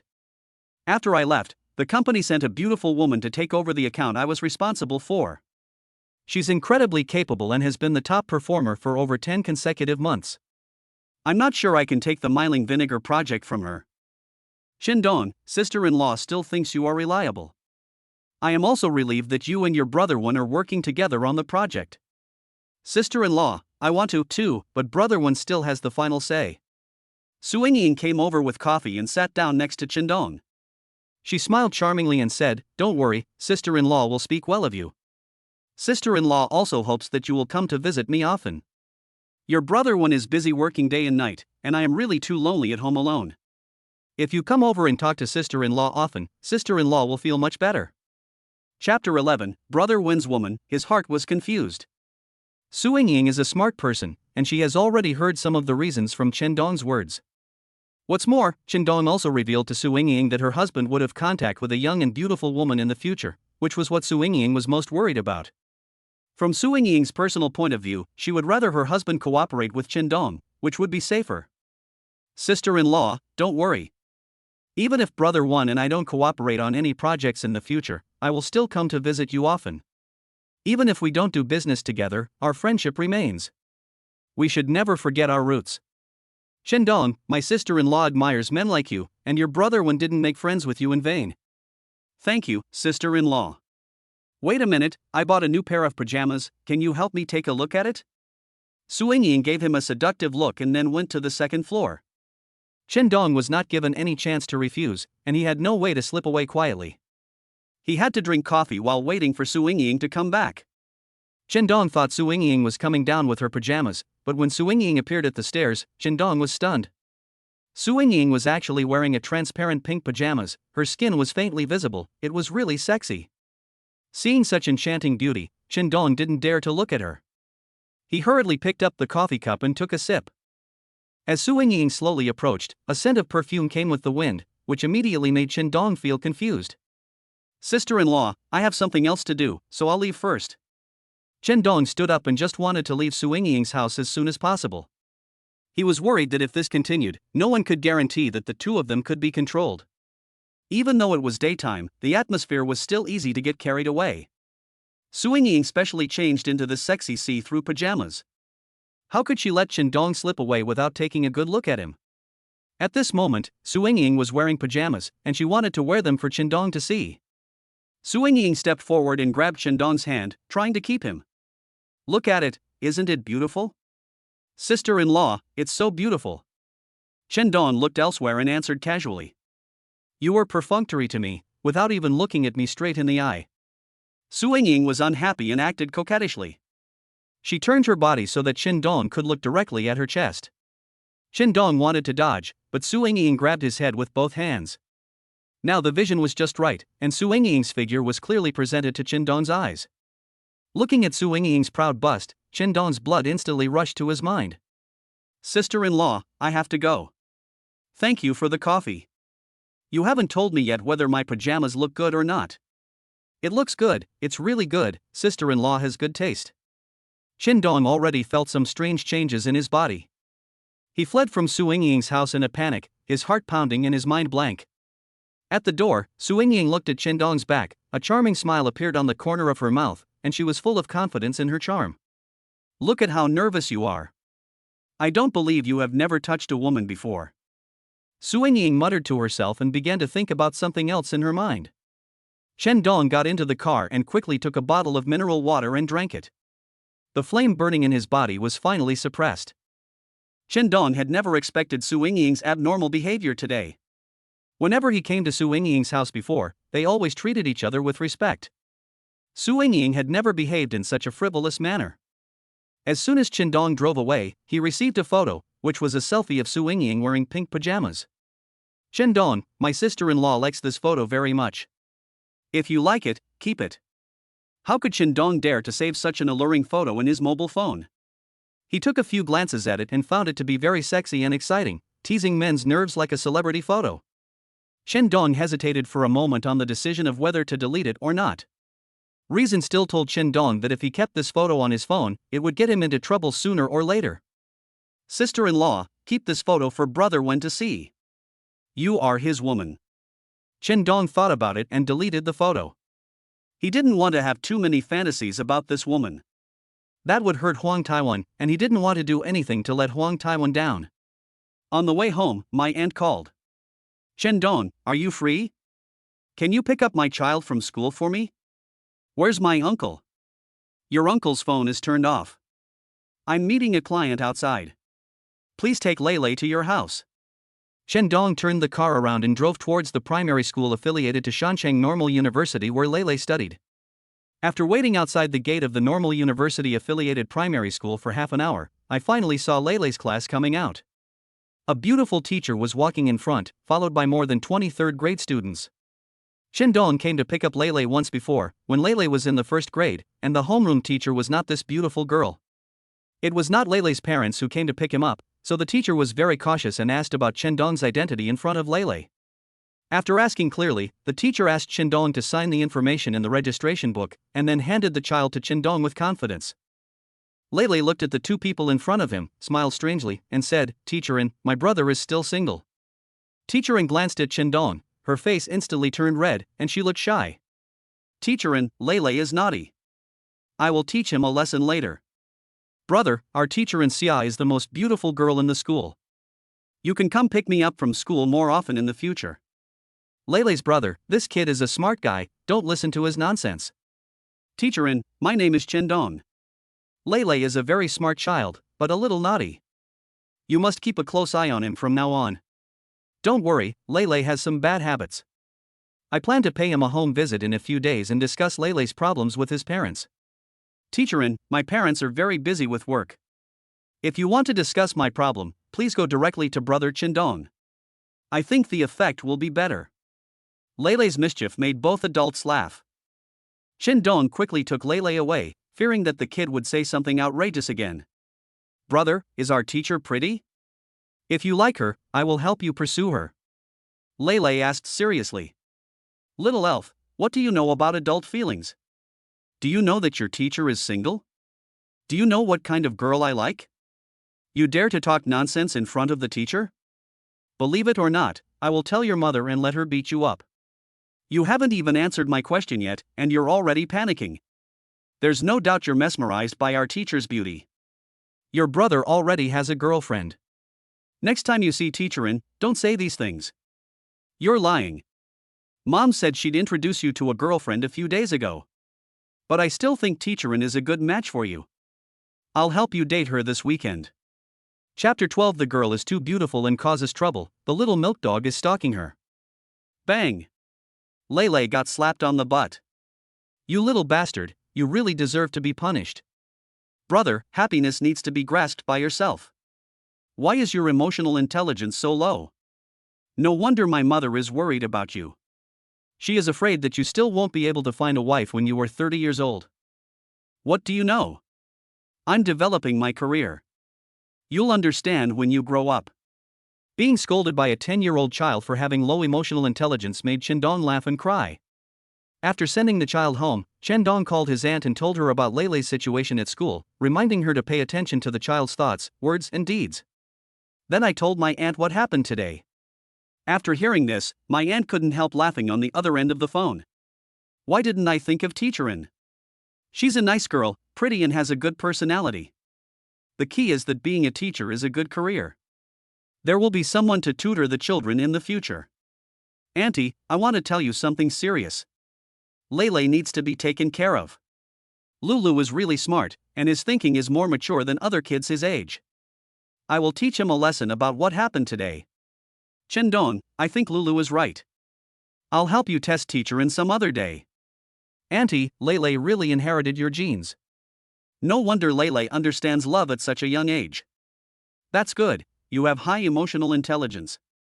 If you had a higher emotional intelligence, you wouldn't be short of girlfriends a long time ago. I don't want to be tied down by a woman at such a young age. I'll focus on my career first. When I meet a girl who makes my heart flutter, I'll really enter the love cycle. You are the life that worries my sister. She is looking forward to you carrying on the Chun family's bloodline as soon as possible. Chendong's emotional problems have become a big issue for the family, but Chendong just doesn't take his emotional issues seriously, which gives Chendong's family a headache. Now Chendong has hastily got married again. Fortunately, his marriage partner is a good girl, otherwise, Chendong's mother would never be able to accept this reality. Downstairs of Boya Media Group, a red Porsche was parked at the door, and inside the car was a large bouquet of beautiful roses. Luan sat in the car, playing games, and glanced at the entrance of the building from time to time. He had been waiting here for half an hour. In Luan's previous pursuit of girls, no girl had ever made him wait so patiently. This time, Luan felt that he had met an unusual girl. Her coldness and arrogance deeply attracted Lu Wen. He felt that pursuing such a girl was a very challenging thing. Girls who are too easy to get cannot attract Lu Wen's interest. Over the years, he has lost his aesthetic fatigue for such girls. But the Bai Jing he met this time was different from all the girlfriends Lu Wen had dated before. She had a bold personality and noble temperament.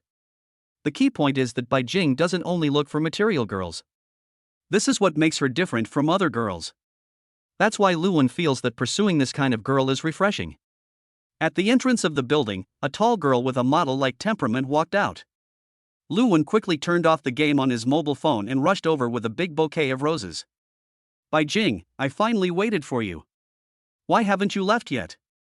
Didn't I tell you that I have other plans tonight and don't have time to date you? I just want to wait for you to come down and meet you. Lu Wen, I know your feelings, but we are really not suitable. Even if you come here and give me flowers every day, I will never fall in love with you. Why? I think we're a good match. We're well matched, talented, and beautiful, and we share the same hobbies. If I say I'm married, would you believe me? Luan smiled lightly and said, Bai Jing, how could you fool me with such words? We have met several times, and I have never seen a man talking on the phone with you for a long time.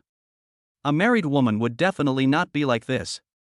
I'll tell you the truth, you're not my type. Maybe this hurts your feelings a little, but I hope you won't waste your time and energy on me. Relationships are cultivated slowly. As long as I like you, you will definitely like me after we spend some time together. As long as you are not married, I have the right to pursue you. If you're bored playing for a day, go ahead. But I'm too busy at work and really don't like anyone disturbing my life. Bai Jing, I really fell in love with you at first sight. None of the girls I knew before made me want to get married. But you are different. After meeting you, I realized that you are the one I want to marry. Bai Jing snorted coldly. She has been active in the business world for many years and has come into contact with all kinds of men. The words of a little milk dog like Lu Wen would not make Bai Jing's heart move at all. Lu Wen and other such bootlickers can only use their words to appease immature girls. They like romance and like to hear sweet words from men. Lu Wen, you should give these flowers to other girls. I don't like roses either. Also, this is where I work. It would be so embarrassing if my colleagues saw it. Don't come here again in the future. What kind of flowers do you like? Lilies, geraniums, tulips. If you don't like flowers, I'll give you a bag or luxury goods. You're so cliché. You don't know me at all. If it were any other girl, they might be moved by your actions, but I'm not like them. Sorry, I have an appointment tonight, so I can't join you in the fun. After Bai Jing finished speaking, she walked towards the black Hummer beside her. Lu Wen stood there in a daze, holding a rose in his hand. Bai Jing, I will not give up. One day, I will make you my woman. Lu Wen shouted loudly at Bai Jing. Bai Jing didn't even look at him as the Hummer drove away from Lu Wen. Although the first date failed, it did not make Lu Wen feel frustrated. On the contrary, Bai Jing's arrogance and indifference towards him aroused Lu Wen's determination to continue pursuing Bai Jing.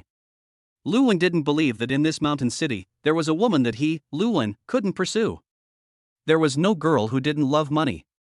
If a girl refuses to accept roses, it means that she is not pursuing romance, but may care about material things. The car Bai Jing drives, the clothes she wears, and the bag she carries are all high-end products. There are only two possibilities for a girl who works in an office building to own these things. The girl herself comes from a wealthy family, or the girl is kept by a rich man and becomes his lover. What kind of girl is Bai Jing? Lu Wen even thought that even if Bai Jing was someone else's mistress, he would not give up. He would not be willing to give up until he got this woman. Chapter 13, Getting Drunk for Business and Asking His Wife to Pick Him Up. Over the years, Lu Wen has had a rich love history, changing girlfriends almost every year, and in the end it was Lu Wen who proposed the breakup. Lu Wen returned to the car and called Chen Dong. Last time, Chen Dong sent Bai Jing home. Maybe they had a conversation on the way, and maybe Chen Dong knew something. Brother Dong, let me ask you something. Bai Jing, how much do you know? Brother, are you mistaken? I've only met her once and all I know is that she's a woman. I know nothing about her background. You sent her home, so you should know where Bai Jing lives. Chen Dong smiled bitterly. After drinking at the rich man that night, he did leave in the same car with Bai Jing, but was kicked out of the car by Bai Jing halfway. It's really an embarrassing thing to say it out loud. If I say I don't know where she lives, you won't believe me, right? You were the one who sent Bai Jing home. How could you not know where Bai Jing lives? Unless you want to hide it from me and have some intentions towards her. But I want to remind you that Bai Jing is the woman I like. If you want to compete with me, you have no chance of winning. Hearing what Lu Wen said, Chen Dong couldn't help but want to laugh. If Chen Dong told Lu Wen about the other thing, I'm afraid Lu Wen would be furious. How can I compete with you? Don't worry, she's not my type. It's good that you know. You can't afford to support a proud girl like Bai Jing, who drives a luxury car and wears designer clothes. I'm just reminding you that you can think about her in your heart, but don't have any thoughts about her. Lu Wen, you used to be so cool when pursuing girls, but why are you so insecure when facing Bai Jing? Did you confess your love to Bai Jing and she rejected you? These words deeply hurt Lu Wen. At this moment, he wanted to cry because just a few minutes ago, he had encountered the most cruel rejection from the goddess. However, in front of Chen Dong, Lu Wen would never admit it, as it would be such an embarrassment. Lu Wen laughed to hide his guilty conscience. Have I ever been rejected by a girl? As far as I can remember, I haven't. I'm the one who always rejects others. As long as it's a woman that Lu Wen likes, I've never failed to get her. Lu Wen, I just told the truth. I really don't know her address. That night, I got off the bus halfway and didn't take her home. You're letting a drunk girl go home alone. Are you kidding me? Chen Dong, I used to think you had a pretty good EQ. How could you make such an idiotic mistake? In front of a beauty like Miss Bai, it's normal to have zero IQ. So, if you want to ask me about Miss Bai's address, I really don't know. Forget it, I don't know. I can find out everything about her. Being rejected by Bai Jing, I naturally felt unhappy. Only by finding a few friends to indulge myself can I forget about today's unpleasant experience. Wine and beautiful women are the best way to relieve sorrow, and the rich have no shortage of these two things. Lu Wen made a few phone calls and invited his buddies who usually went out with him, and planned to go to the rich man to have some fun in the evening. The monopoly at night is extremely lively. There are crowds of beauties and luxury cars lined up. As long as you go to the rich man, have a few drinks and hug a few beauties, all the unhappy things you encountered during the day will disappear. This is a paradise for men. In the tycoon's Zuiyan private room, Chen Dong found a delicate beauty to accompany Huang Taiwan.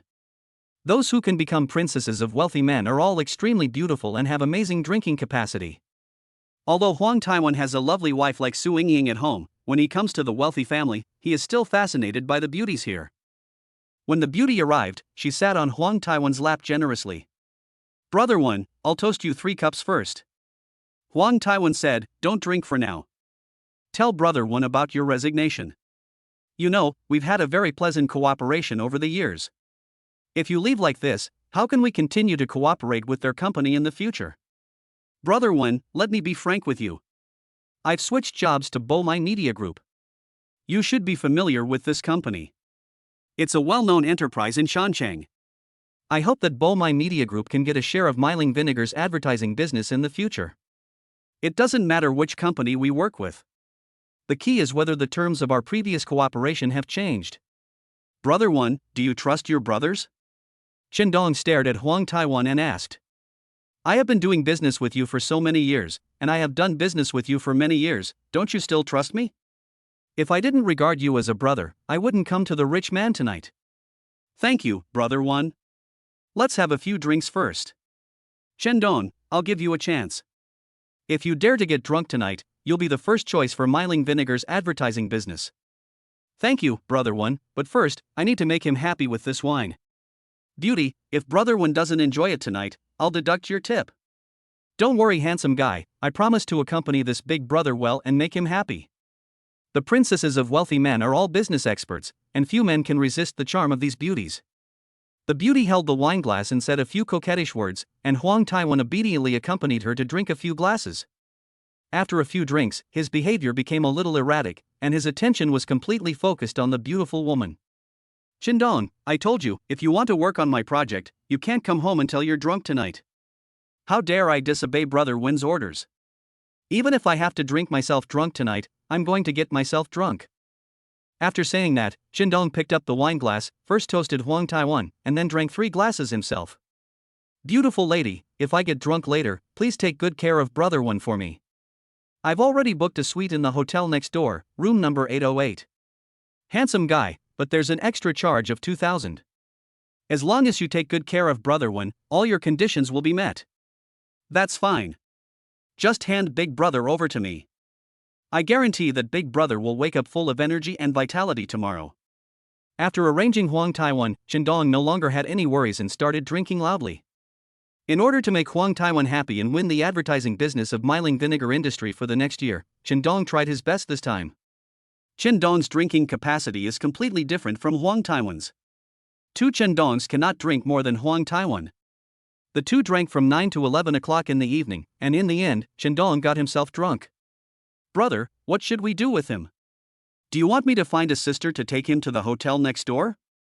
Huang Taiwan glanced at Qindong lying on the sofa and said, no need, just let him sleep here for a while.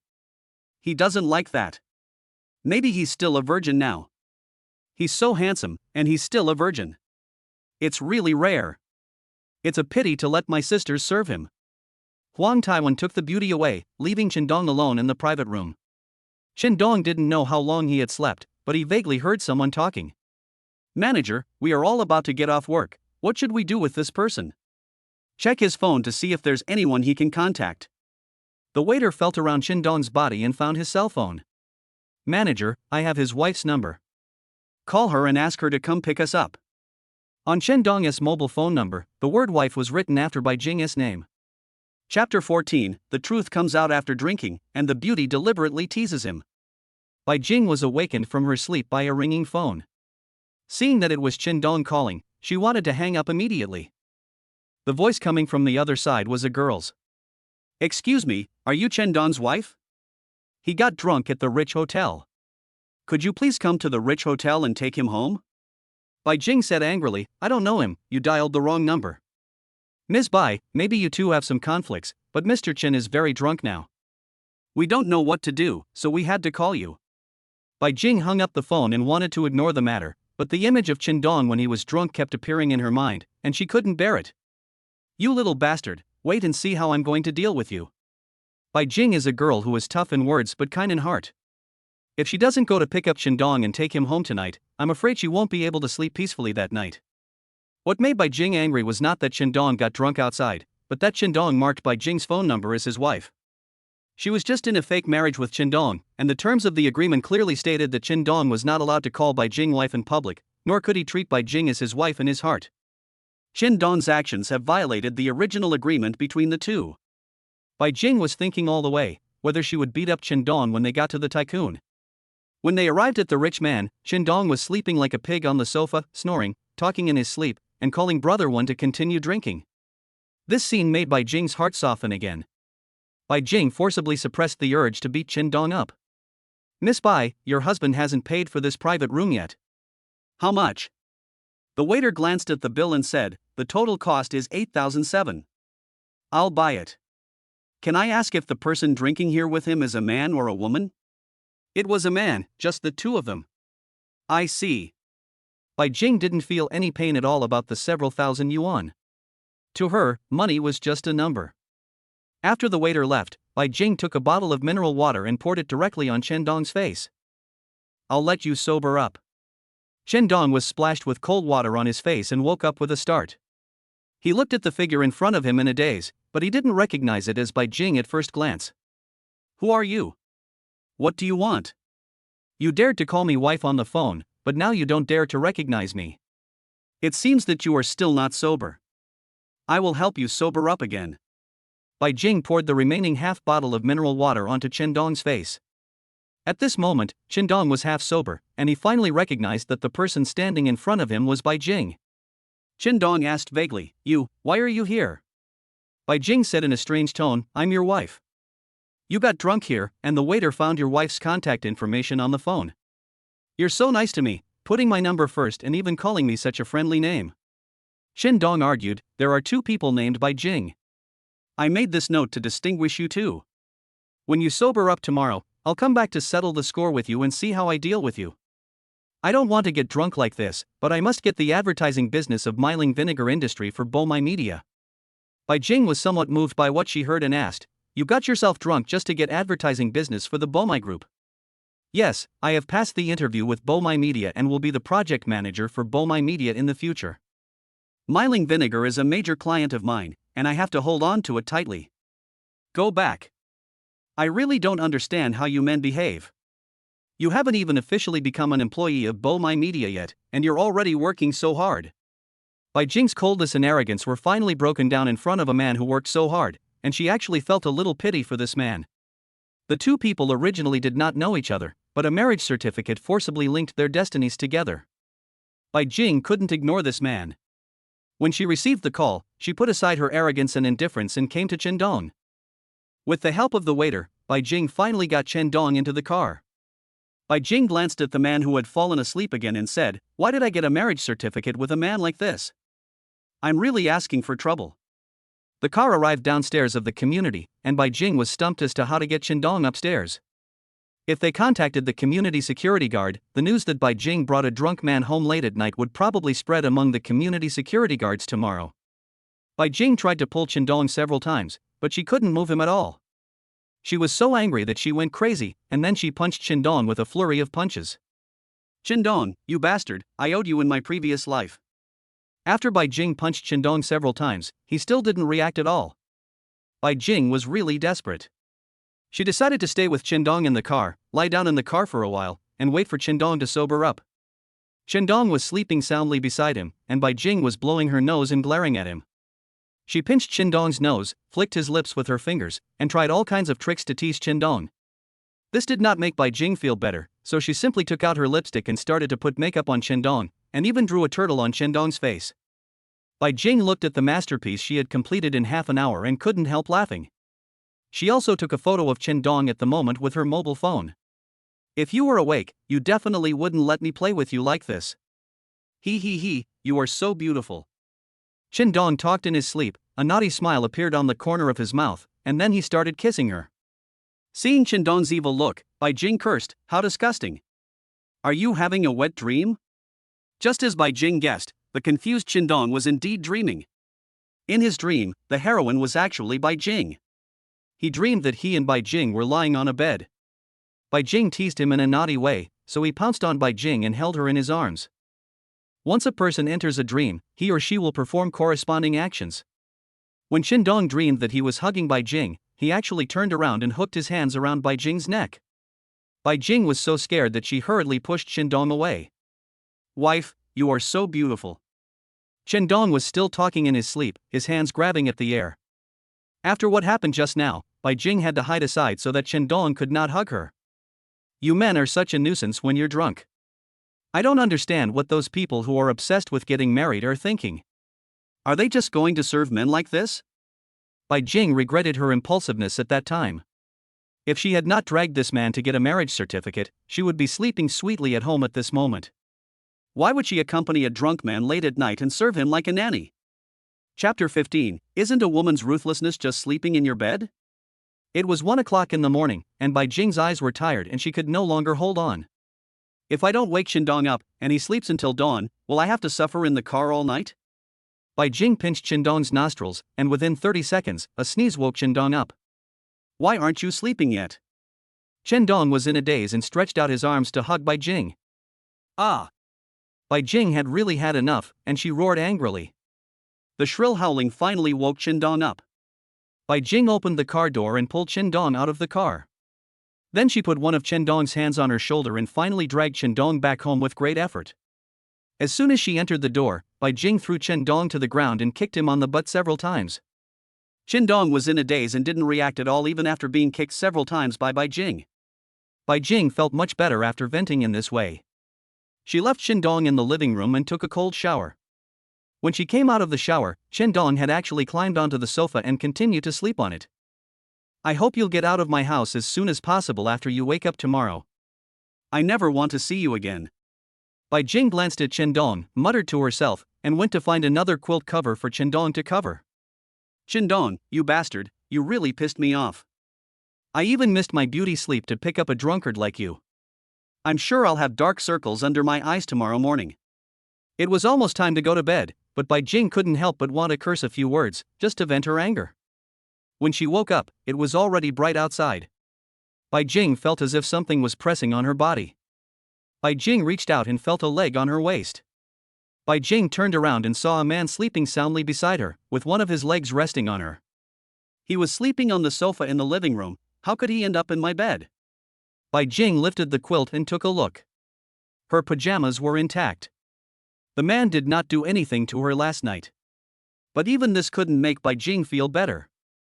Bang! The man next to her was kicked off the bed by Bai Jing. The man was hurt and crawled up from under the bed in embarrassment. Qindong, you bastard, when did you come to my bed? Bai Jing asked sternly. Qindong rubbed his temples. He couldn't remember what happened last night or how he ended up here. You took advantage of me being drunk and wanted to turn the fake into real. Qindong pretended to be confused. He didn't want to be scolded, so he simply turned from passive to active. I never thought that such a beautiful girl like you would do such a thing. My innocence is ruined in your hands.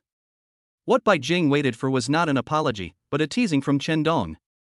Bai Jing couldn't bear such humiliation. She grabbed a pillow and hit Qindong on the head. How shameless! Get out of here! Get out of my house!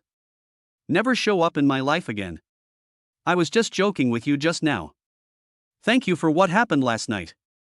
I paid for your 8,700 yuan at the rich man. Transfer this money to me and you can disappear from my sight.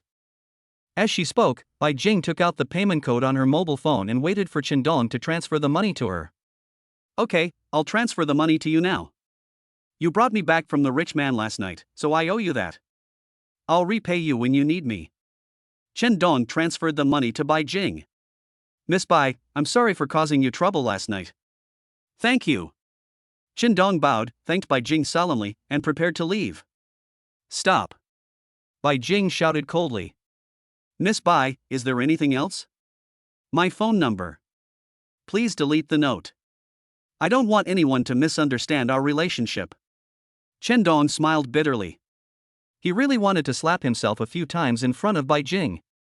If I don't get a marriage certificate with the woman in front of me, I won't get involved in her life. This woman is cold, arrogant, and unreasonable. Fortunately, I didn't really marry this woman, otherwise, I would have been tormented and annoyed to death by her for the rest of my life. Qindong found Bai Jing's name on his phone and deleted her phone number in front of Bai Jing. Now you can rest assured, your number is no longer in my phone. When he turned around, Qindong felt uncomfortable. He didn't expect Bai Jing to be so decisive. It would be better to break off relations with her, so as to avoid being bullied by this woman. Living alone and freely is better than being controlled by a daughter-in-law who is only a figurehead. Qindong, I'll transfer every 30,000 yuan to your card every month. That's all we have. Yes, that's all. Qindong replied coldly. After leaving Bai Jing's house, Chen Dong hurried back home, took a shower and changed his clothes. On the first day of work at Bomai Media, you must not be late. During the 3-month probation period, some results must be achieved. Chen Dong does not want to leave Bomai Media Group at the end of the 3-month probation period. Chen Dong would never allow such a stain on his career. Son, did you sleep at your wife's house last night? When Chen Dong changed his clothes and came out, he was blocked by his mother. Mother Chen smiled strangely, trying to get some good news from her son. Chen Dong did not go home last night, and his mother did not even call in because she was afraid that it would affect the relationship between Chen Dong and his wife. Mom, you want to ask when you can hold your grandchildren, right? Of course Mom wants to have a grandson soon. Your Aunt Zheng's son is 1 year younger than you, and she already has a grandson. My dear mother, just don't worry, I will definitely let you hold your grandson. When? Do I have to wait until you're 30? Oh, by the way, what's your wife's name? I've forgotten it. Her name is Bai Jing. Since you are married, you should bring her home more often. Otherwise, she is no longer my daughter-in-law. It would be better for me not to have her at all. Mom, if you think Bai Jing is not good, I will divorce her. When Mother Chen heard this, she became anxious. Her son had finally gotten married, and the woman was also quite good. If he really divorced Bai Jing, where would he find a wife as good as Bai Jing? Mother Chen's face darkened. What nonsense are you talking about? Marriage is not a joke. You have to be responsible for your partner. If you dare to say that again, I'll spank you. But she's not filial to you. Even after marrying me, she won't come back to live with us. It's better not to have a daughter-in-law like that. You've only obtained the marriage certificate, but haven't held the wedding yet. Once you have the wedding, she will truly become a member of our Chen family. Bai Jing isn't living with us now because your marriage hasn't been made public. It's better for a girl to be a little reserved. Chapter 16, Enemies meet on a narrow road, and the relationship with the female president is unclear. It is Chen Ma's greatest comfort that her son is able to get married. Even though her daughter-in-law had never visited the house once, Mother Chen was still very considerate of her. On several occasions, Chen Dong wanted to explain the situation to his mother, but seeing that his mother was happy about his marriage, Chen Dong couldn't bear to ruin her mood. No matter what, you have to wait for your mother to be happy for a while. As for the future, I can only find a suitable opportunity to explain this matter to my mother. The matter of holding a wedding banquet put Chen Dong in a difficult position again. Getting a marriage certificate with Bai Jing was a farce, and Chen Dong didn't want to think about how it would end. Since this farce was caused by my own impulse, I have no choice but to finish it. Thinking about it now, Chen Dong feels that his original decision was ridiculous. Is it for 30,000 yuan a month? Or was it because the other person was good-looking and he was attracted by Bai Jing's beauty? Or maybe with a marriage certificate, family members won't force you to go on blind dates anymore. Chen Dong couldn't find a convincing answer to his own impulse that day. Perhaps it was due to all three reasons. What Bai Jing said last night, that was all their relationship was, deeply hurt Chen Dong's heart. In Bai Jing's opinion, a marriage certificate is unimportant and she doesn't take it to heart at all. Chen Dong also reminded himself not to care about the marriage certificate, as it was just a money transaction between them, but Chen Dong still couldn't be as free and easy as Bai Jing. The moment he came out of the Civil Affairs Bureau with a marriage certificate in his hand, Chen Dong suddenly felt that he had a responsibility. He wanted to care about Bai Jing and protect Bai Jing. In Chen Dong's life, there is the shadow of one more person, and also a little more concern. The indifference and ruthlessness displayed by Bai Jing last night calmed Chen Dong down again. He laughed at himself, thinking that his desire to care about Bai Jing was all wishful thinking. On the way to the company, Chen Dong reminded himself again and again that this engagement with Bai Jing was a transaction worth 30,000 yuan per month. If he viewed this marriage as a business, Bai Jing's coldness and disregard in front of him would not have caused him any heartache or sadness. At the elevator entrance of the building, Chen Dong met Bai Jing again. He did not greet Bai Jing, nor did he even look at Bai Jing for a second. He clearly remembered Bai Jing saying that this marriage was just a transaction, nothing more, and that Bai Jing and he had no relationship in life or feelings. What surprised Chen Dong was that Bai Jing was the only one in the elevator, and there were several people waiting outside, but no one was willing to ride in the same elevator with Bai Jing. Chen Dong didn't go in either.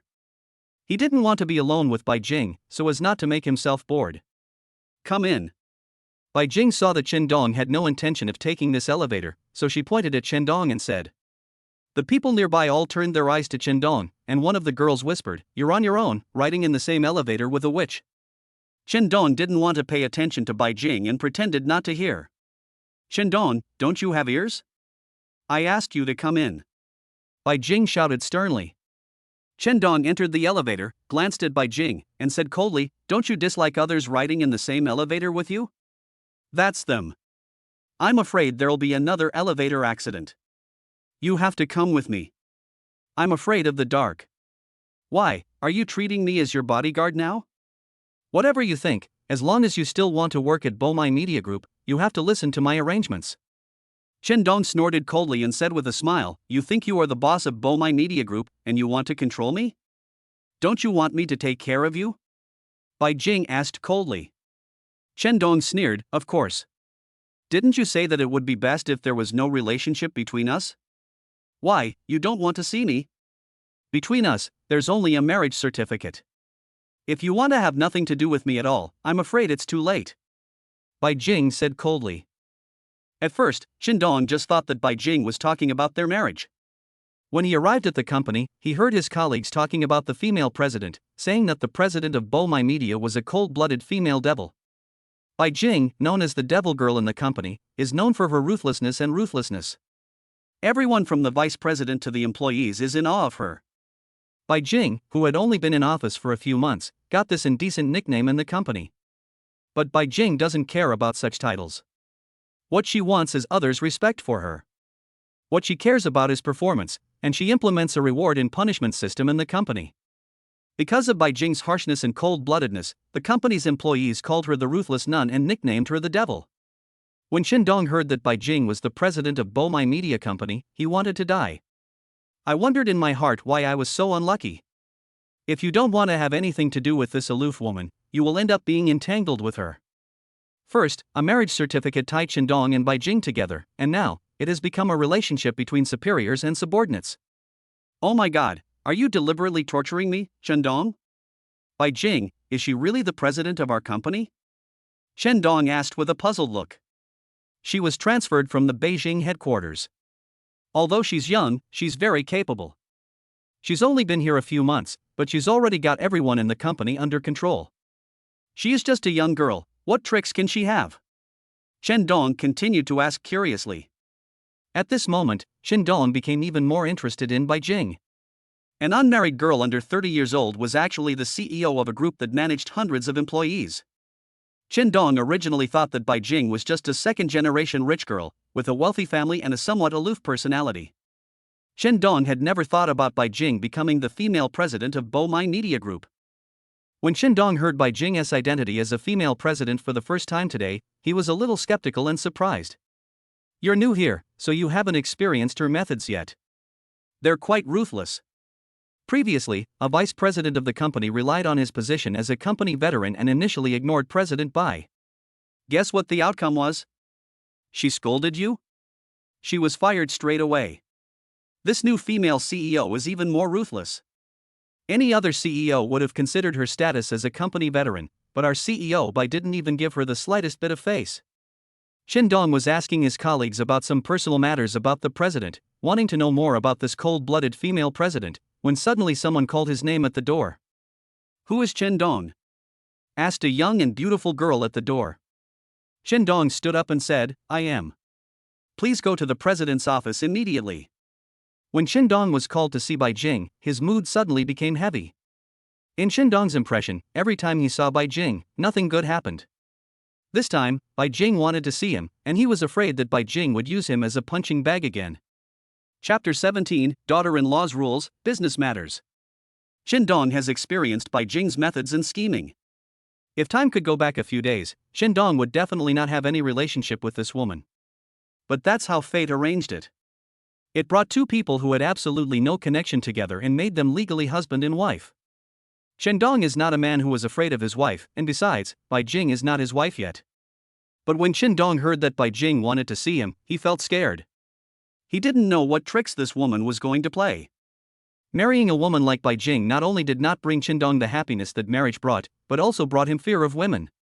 If every marriage partner he meets in the future is like Bai Jing, Chendong swore that he would rather not get married in this life. On the way to the president's office, Shindong even wondered whether he should resign from Bomai Media and never appear in this woman's life again. But on second thought, even if he no longer works in this company, his relationship with Bai Jing cannot be severed, as they are still connected by a marriage certificate. Since there is no way to avoid it, just don't run away. From now on, they are just employees and president, nothing more, and Shindong doesn't want to develop any deeper relationship with this woman. When we arrived at the president's office, the secretary knocked on the door first. "Boss Bai, Shindong is here." Inside the house, a woman's cold voice rang out. "Let him in." "Manager Chen, please come in." Shindong nodded to the secretary and entered the president's office. Bai Jing's CEO office is very spacious, about 100 square meters. The coffee table, sofa, and table are all light red solid wood furniture. The decoration of the entire office is high-end and elegant. At first glance, it seems that this combination is completely incompatible with a young girl in her 20s. Normally, for a girl like Bai Jing, her office should be off-white or pink, full of youthful, beautiful and fashionable elements. Today's decoration style appears calm, sophisticated, and high-end, which has nothing to do with the fashion that young people want.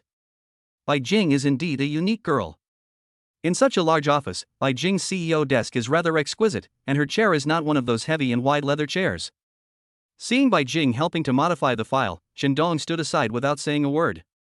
A minute or two passed, and Bai Jing still didn't even raise her head. Shindong was a little annoyed. Bai Jing called him over but ignored him. He thought Bai Jing was just taking revenge. "You have something to talk to me about?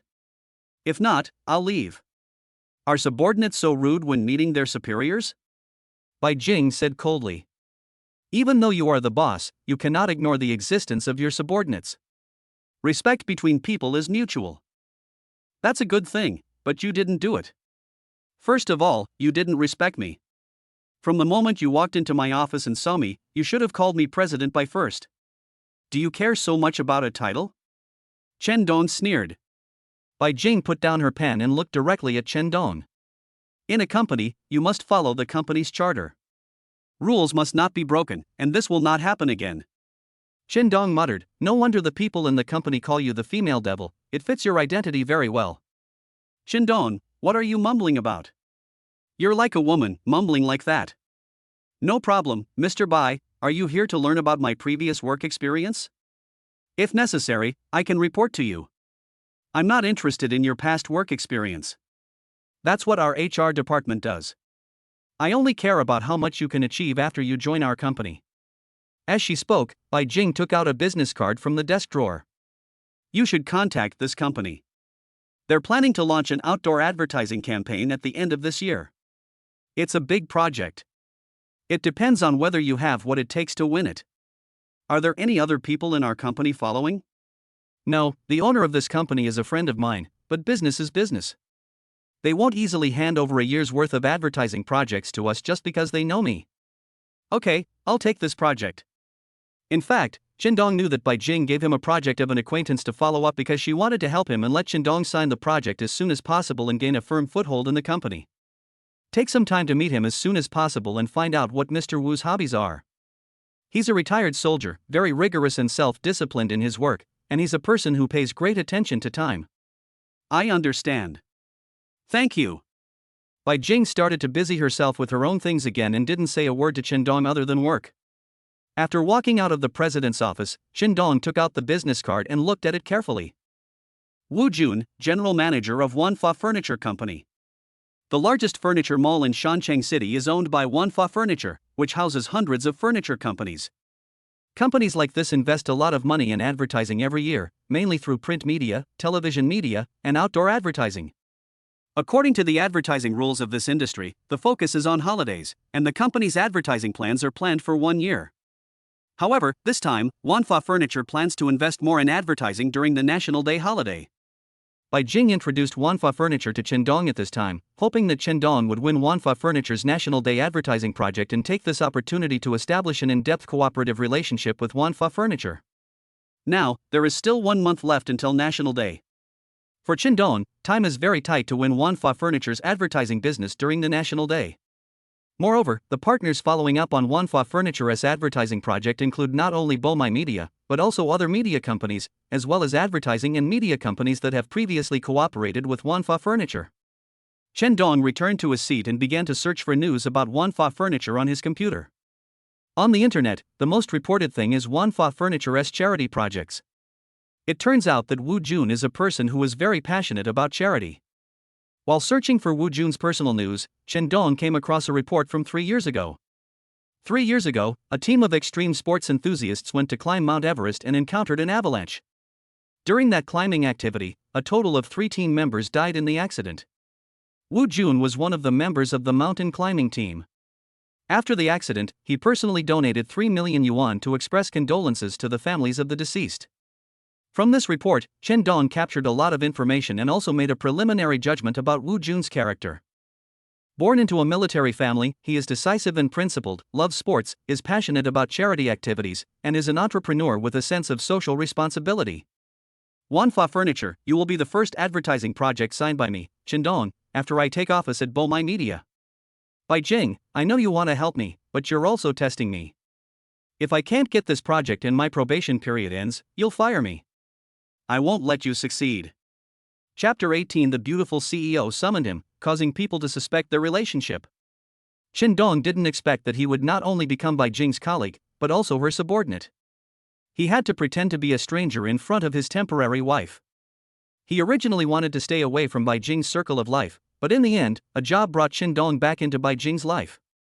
As soon as Chen Dong arrived at the company, he was called to the president's office. His colleagues were very curious whether this new colleague had been scolded by the female devil again. Because in their impression, being called to the office by the witch president herself is not a good thing. But they found that after Chen Dong came back from the president's office, he was busy in front of the computer quietly as if nothing had happened. A curious colleague approached Chen Dong and asked, as a new employee, "You're called into the president's office on your first day. Where do you come from? There's no origin. I don't believe it. You must have a background." Chen Dong didn't want his colleagues to continue speculating like this, so he changed the subject. I asked, "I'm curious, does she call every new employee into the office and personally question them?" "No, you're the first one." "Why, is she looking for you to inquire about your previous work experience?" Chen Dong said, "Do you know why I resigned from my last company? I beat up the vice president in charge of business." When his colleagues heard this, they exclaimed and looked at Chen Dong with suspicion. He asked in disbelief, "With your work experience, our company still dares to recruit you? You must have concealed it." So, the president found out about this and personally called him over to find out the details. Given her temper, you're lucky she didn't fire you outright when she found out you hit someone at your last company. Yeah, it seems that President Bai was in a good mood this morning, so I escaped a disaster. In fact, President Bai seems to be a nice girl, so why don't people in the company like her? It's not that I dislike her, it's that I'm afraid of her because you never know when she'll lose her temper. Whenever she does, someone's bound to get hurt. So, everyone would rather avoid her and avoid running into her trap. The colleague glanced around cautiously, then whispered, "President Bai is actually quite capable. Since she took over as president, the company's cohesion has significantly improved. Everyone feels the pressure of work, and they're not as lazy as before. This is a good thing. A company needs a strict management system, especially a large company, which needs to use systems to manage people. It's good, but President Bai is a bit too ruthless. Once someone makes a mistake at work, President Bai will show no mercy and fire them directly, making everyone feel insecure." Chen Dong also believed that this was Bai Jing's usual way of doing things. However, if Bai Jing wants to gain a foothold in this company, this iron-fisted approach alone will not be enough. Bai Jing's cold-blooded and ruthless work style will eventually isolate her from her colleagues in the company. The entire management team will not be on the same page with her, and Bai Jing will not get support from others when she wants to carry out her work in the future. Chen Dong thought that this woman needed to change her temper. Otherwise, she will be the one who suffers in the end. Although it is not easy for Bai Jing, an unmarried girl, to run a company and requires drastic measures, she also needs to know the right degree. Bai Jing disguised herself as a strong-willed leader, making people in the company fear her and establishing her prestige in the company. The idea was good, and she did it. Chen Dong was a little worried about Bai Jing. If this continued, Bai Jing might be tripped up at work, betrayed by people around her, and eventually forced to leave the company. If that day really comes, even Bai Jing, who is tough now, may not be able to withstand such a blow. Bai Jing is just a young girl. Most of the time, she pretends to be strong and domineering at work, just to show her prestige in the company. Such a girl is actually not as strong as she looks on the outside. Chen Dong wants to help Bai Jing change in her life and make her a manager who is respected rather than feared. Just after Chen Dong left his previous company, Du Yi took over Chen Dong's previous position and also took over all of Chen Dong's client resources. These days, Du Yi sorted out all the customer information and identified several companies as key research targets. Myling Vinegar Industry is the company that Du Yi is most interested in. As early as half a year ago, Du Yi had planned to steal the Myling business from Chen Dong, but she still had some concerns, fearing that it would arouse public anger. In any case, when Du Yi first came to the company, it was Chen Dong who brought her to debut. Chen Dong was half her master, which was why Du Yi resisted taking action. But now it's different. Chen Dong has resigned, and she can rightfully take over Chen Dong's previous customer network.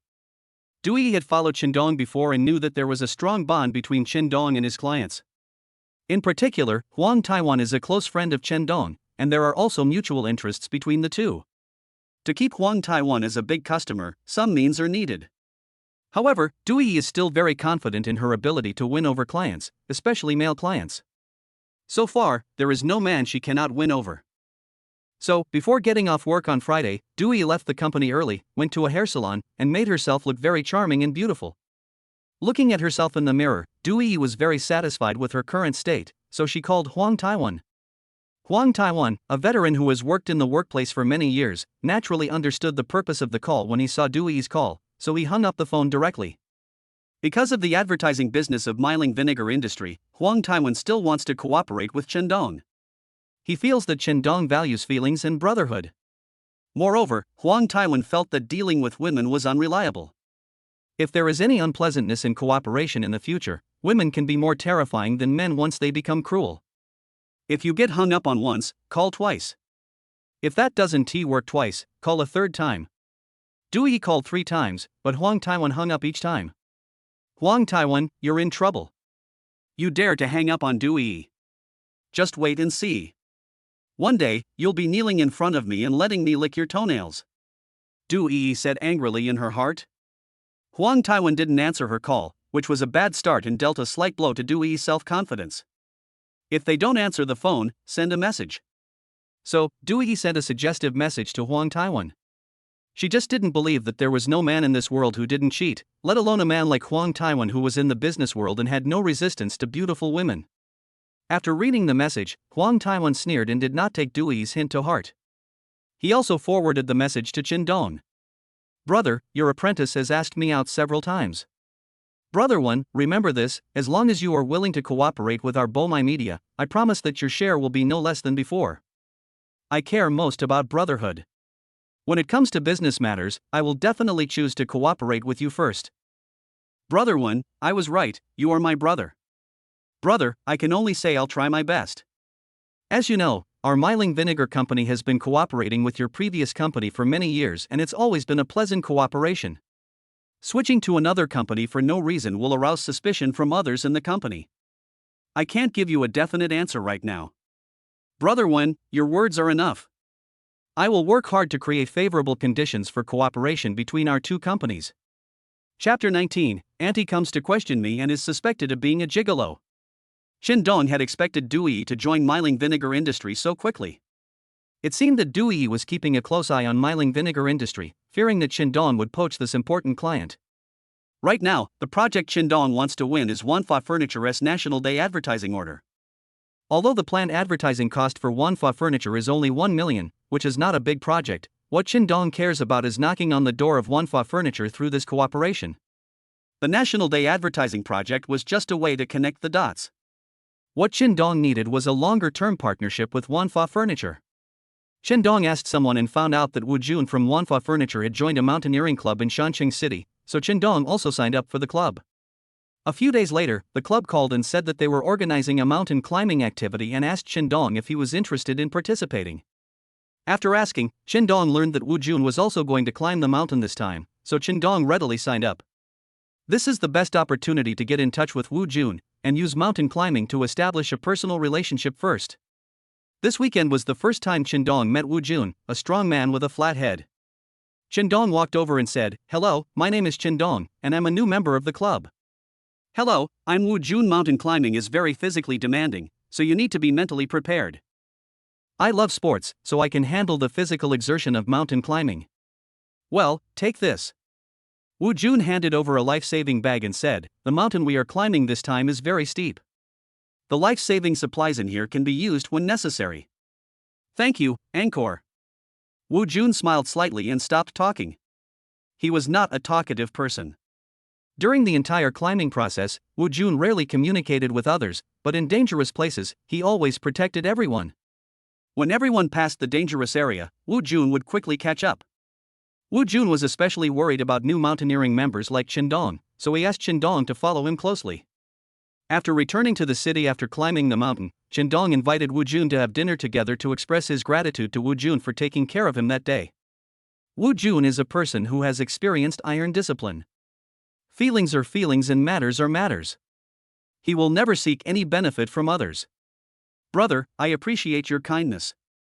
See you next time. Wu Gu, could you please leave me your contact information?" This time, Wu Jun did not refuse and gave a business card to Dong. The first contact with Wu Jun was fruitful. Judging from their interactions during this mountain climbing trip, Dong felt that Wu Jun had a good impression of him. Next, Dong needs to find an opportunity to discuss advertising cooperation with Wanfa Furniture. Time is running out. If we don't hurry up and contact Wanfa Furniture, other companies may get there first. Dong decided to visit the head of Wanfa Furniture marketing department first. When he got home and opened the door, Dong felt that the atmosphere at home was a little off. My aunt and uncle were also there, and the whole family stared at Dong as he entered the room. My aunt was holding Dong's marriage certificate in her hand. Dong broke out in a cold sweat on his forehead, knowing that he would be interrogated by his family members one after another tonight. Dong kept the marriage certificate very carefully and placed it in a drawer on the bookshelf, with a book on top of it. Dong didn't expect that even though it was hidden in such a secret place, it was still found by them. "Aunt, uncle, you guys come over too. Dong, come here." My aunt said sternly. "I just came back from hiking. I'm exhausted. I want to take a shower and go to bed." My aunt waved to him. Dong knew he couldn't escape, so he could only bite the bullet and walk over. "Aunt, you want to know about the marriage certificate, right? Actually, I am married. But in reality, it can't be considered as a marriage." Aunt glared at Dong. "What does it mean to be married and what does it mean to not be married? If you have a marriage certificate, it means you are married." "Aunt, I actually don't want to get married. She and I only have a marriage certificate. We haven't had a wedding banquet, and our parents haven't even met. Strictly speaking, this can't be considered a marriage." Mother Chen took over and said, "Son, your aunt and I have just discussed your wedding banquet. We'd like to choose the time for National Day. What do you think?" "Mom, I should ask her opinion on this matter, mainly because we are both busy with work recently." "Didn't you resign?" My aunt suddenly asked. "Luckily, I found a better company with good salary. Now that your careers are stable, you two should hold your wedding as soon as possible. You're already married, but your wife hasn't come home once. How can that be right? It's disrespectful to your parents. Give me her phone number. I'll call your wife right now and ask her if she still wants to be our Chen family's daughter-in-law." Dong was stumped by his aunt's forceful questioning. Dong's aunt is also a very strong-willed woman. If she and Bai Jing really talked on the phone, I'm afraid they would have a fight on the phone. "Aunt, forget it. I'll discuss it with her first." "Dong, tell your aunt the truth, are you afraid of your wife? I heard from your mother that this girl is very rich.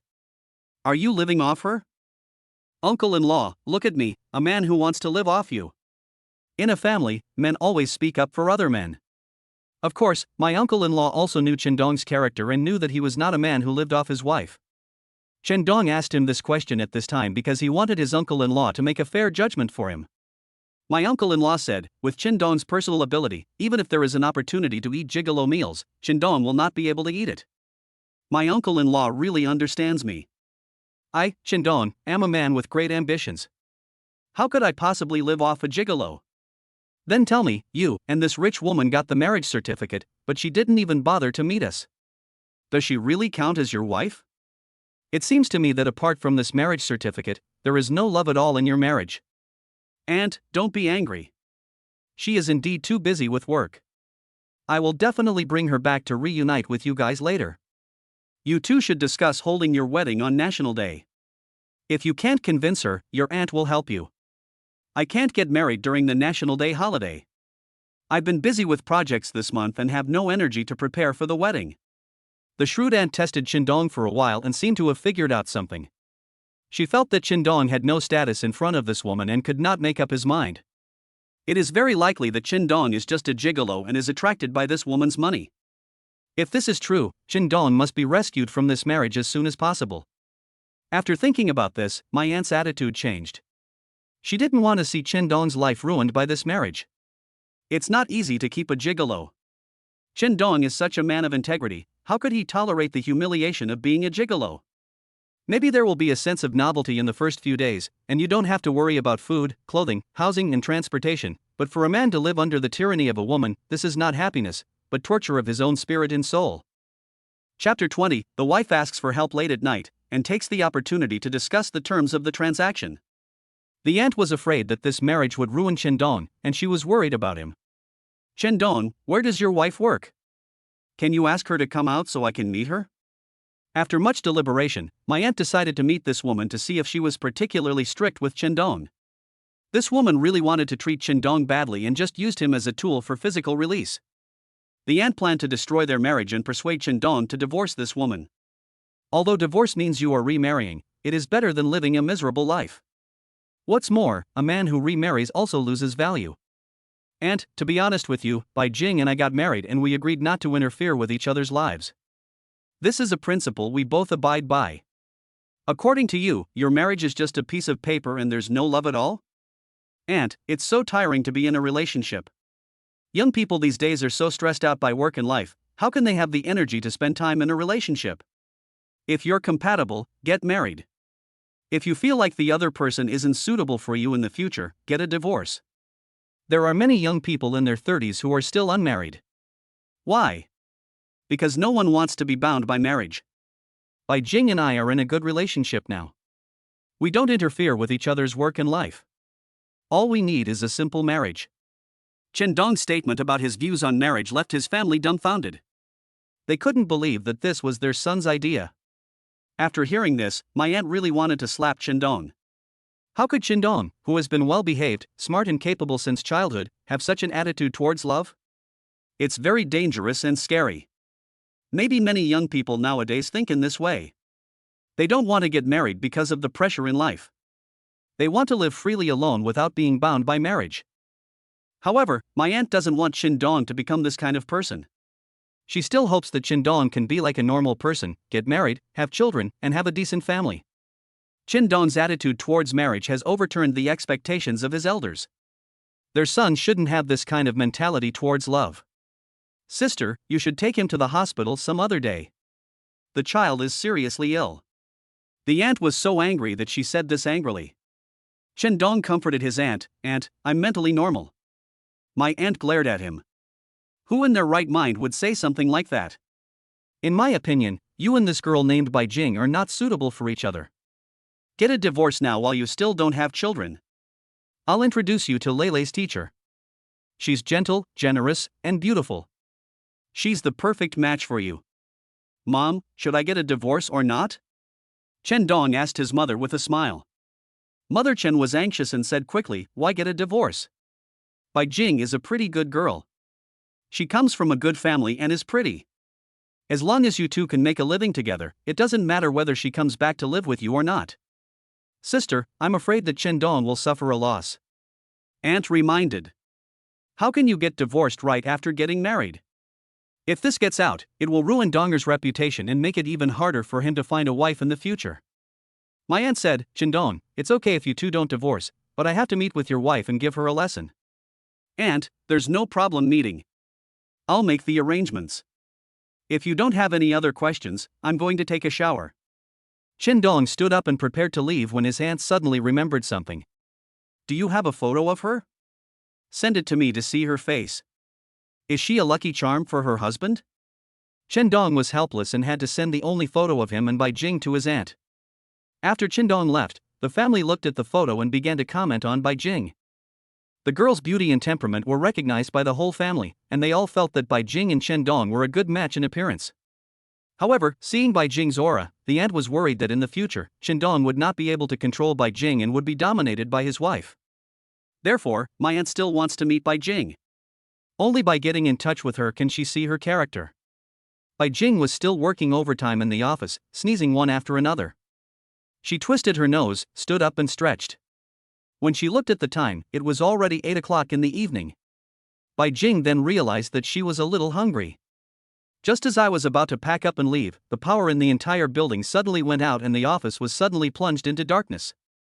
In a dark environment, once Bai Jing feels nervous, her claustrophobia will easily occur, and then her heart rate will accelerate and she will have difficulty breathing. At this moment, Bai Jing's feminine character was immediately revealed. Afraid, nervous, and longing for someone to care for me. Bai Jing would never show these psychological conditions during her daytime work. No matter how strong Bai Jing is inside, she also has her weak side at night. That's what women are like. Encountering such an emergency, although Bai Jing was a little scared, she did not panic. She reached for her cell phone and called Chen Dong. The phone rang, but no one answered. Bai Jing thought Chen Dong was deliberately ignoring her call and cursed in her heart, "Chen Dong, you are such a stingy man." At this time, Bai Jing could only think of Chen Dong. Because of the existence of a marriage certificate, the relationship between the two was more trustworthy than others. If Bai Jing didn't have this marriage certificate, she would have called the security guard downstairs first and asked him to come and pick her up when she encountered the current situation. However, after Bai Jing touched the phone, the first person she thought of was Chen Dong. Subconsciously, she still regarded Chen Dong as her lover, someone she could rely on. After a while, Bai Jing called Chen Dong again. The phone still plays that ambiguous song, "Tonight I have a lot of thoughts about you." Bai Jing was so angry that she hung up the phone and shouted, "Chen Dong, I hate you so much." When Chen Dong came out of the shower, he saw 7 or 8 missed calls on his phone, all from Bai Jing's number. Although Chen Dong deleted Bai Jing in anger at the time, Bai Jing's number was still remembered in Chen Dong's mind. "Oh no, the witch called so many times, there must be something urgent that she needs to talk to me about." Chen Dong was worried about his boss's work problems, so he called back. As soon as the call was connected, I was scolded by the other party. "Chen Dong, where the hell have you been? I called you so many times but you didn't answer. You must have done it on purpose. Who are you? Okay, since you can't even recognize my voice, you don't have to come to work tomorrow." Chen Dong just wanted to anger Bai Jing on purpose so that Bai Jing would understand that she should not be so arrogant in front of him in the future. Bai Jing threatened Chen Dong with his job, and this trick really worked and immediately frightened Chen Dong. "It's President Bai. It's already time to get off work. Is there something you want to talk to me about? Why would I call you if nothing happened? Do you think I'm as free as you? The power outage at the company has me trapped. Come and pick me up quickly. I can pick you up, but there's one condition." "Chen Dong, do you want to be beaten? You dare to ask me for conditions? You are kicking me when I'm down. If you don't agree, then I'm hanging up. I just finished washing and am going to watch TV." There was silence on the phone for a moment. Bai Jing's voice came again, "Tell me what your conditions are. If you want a raise, forget it. All company decisions are made according to regulations. I have a rich woman like you supporting me, so I'm not short of money. My aunt wants to treat you to coffee, and you can arrange the time. Chen Dong, even your aunt knows about us getting our marriage certificate. Do you want everyone in the company to know about this? My aunt is my family. If my mother knows, it means my aunt knows. Just one question, do you agree?" Chapter 21. The couple is in love, but they are suspected. "Chen Dong, you're ruthless, but I only have half an hour. Just half an hour of coffee and chatting, my dear Miss Bai, you are not kidding. I usually spend half an hour drinking coffee, so half an hour is enough to finish a cup of coffee. Half an hour is fine. You only care about work and not family and friends. If you have no other conditions, come quickly. I'm alone and I'm so scared." Chen Dong burst out laughing. He thought of the last time in the elevator, Bai Jing was frightened and screamed. At this moment, Bai Jing felt so helpless and uneasy in the dark night. Although Bai Jing repeatedly told him that the relationship between them was just a marriage certificate, Chen Dong was still worried about Bai Jing when he received this call. He hurriedly put on his clothes, grabbed his car keys and ran out. Seeing her son leaving in a hurry, Chen's mother called out, "Son, where are you going so late?" "Mom, I'm going to pick up Bai Jing."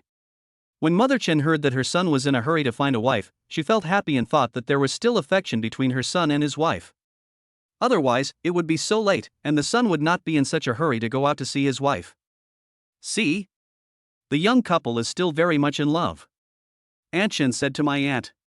"Sister, I'm worried that Chen Dong will be bullied in the future. Look at him. He ran out as soon as his wife called him."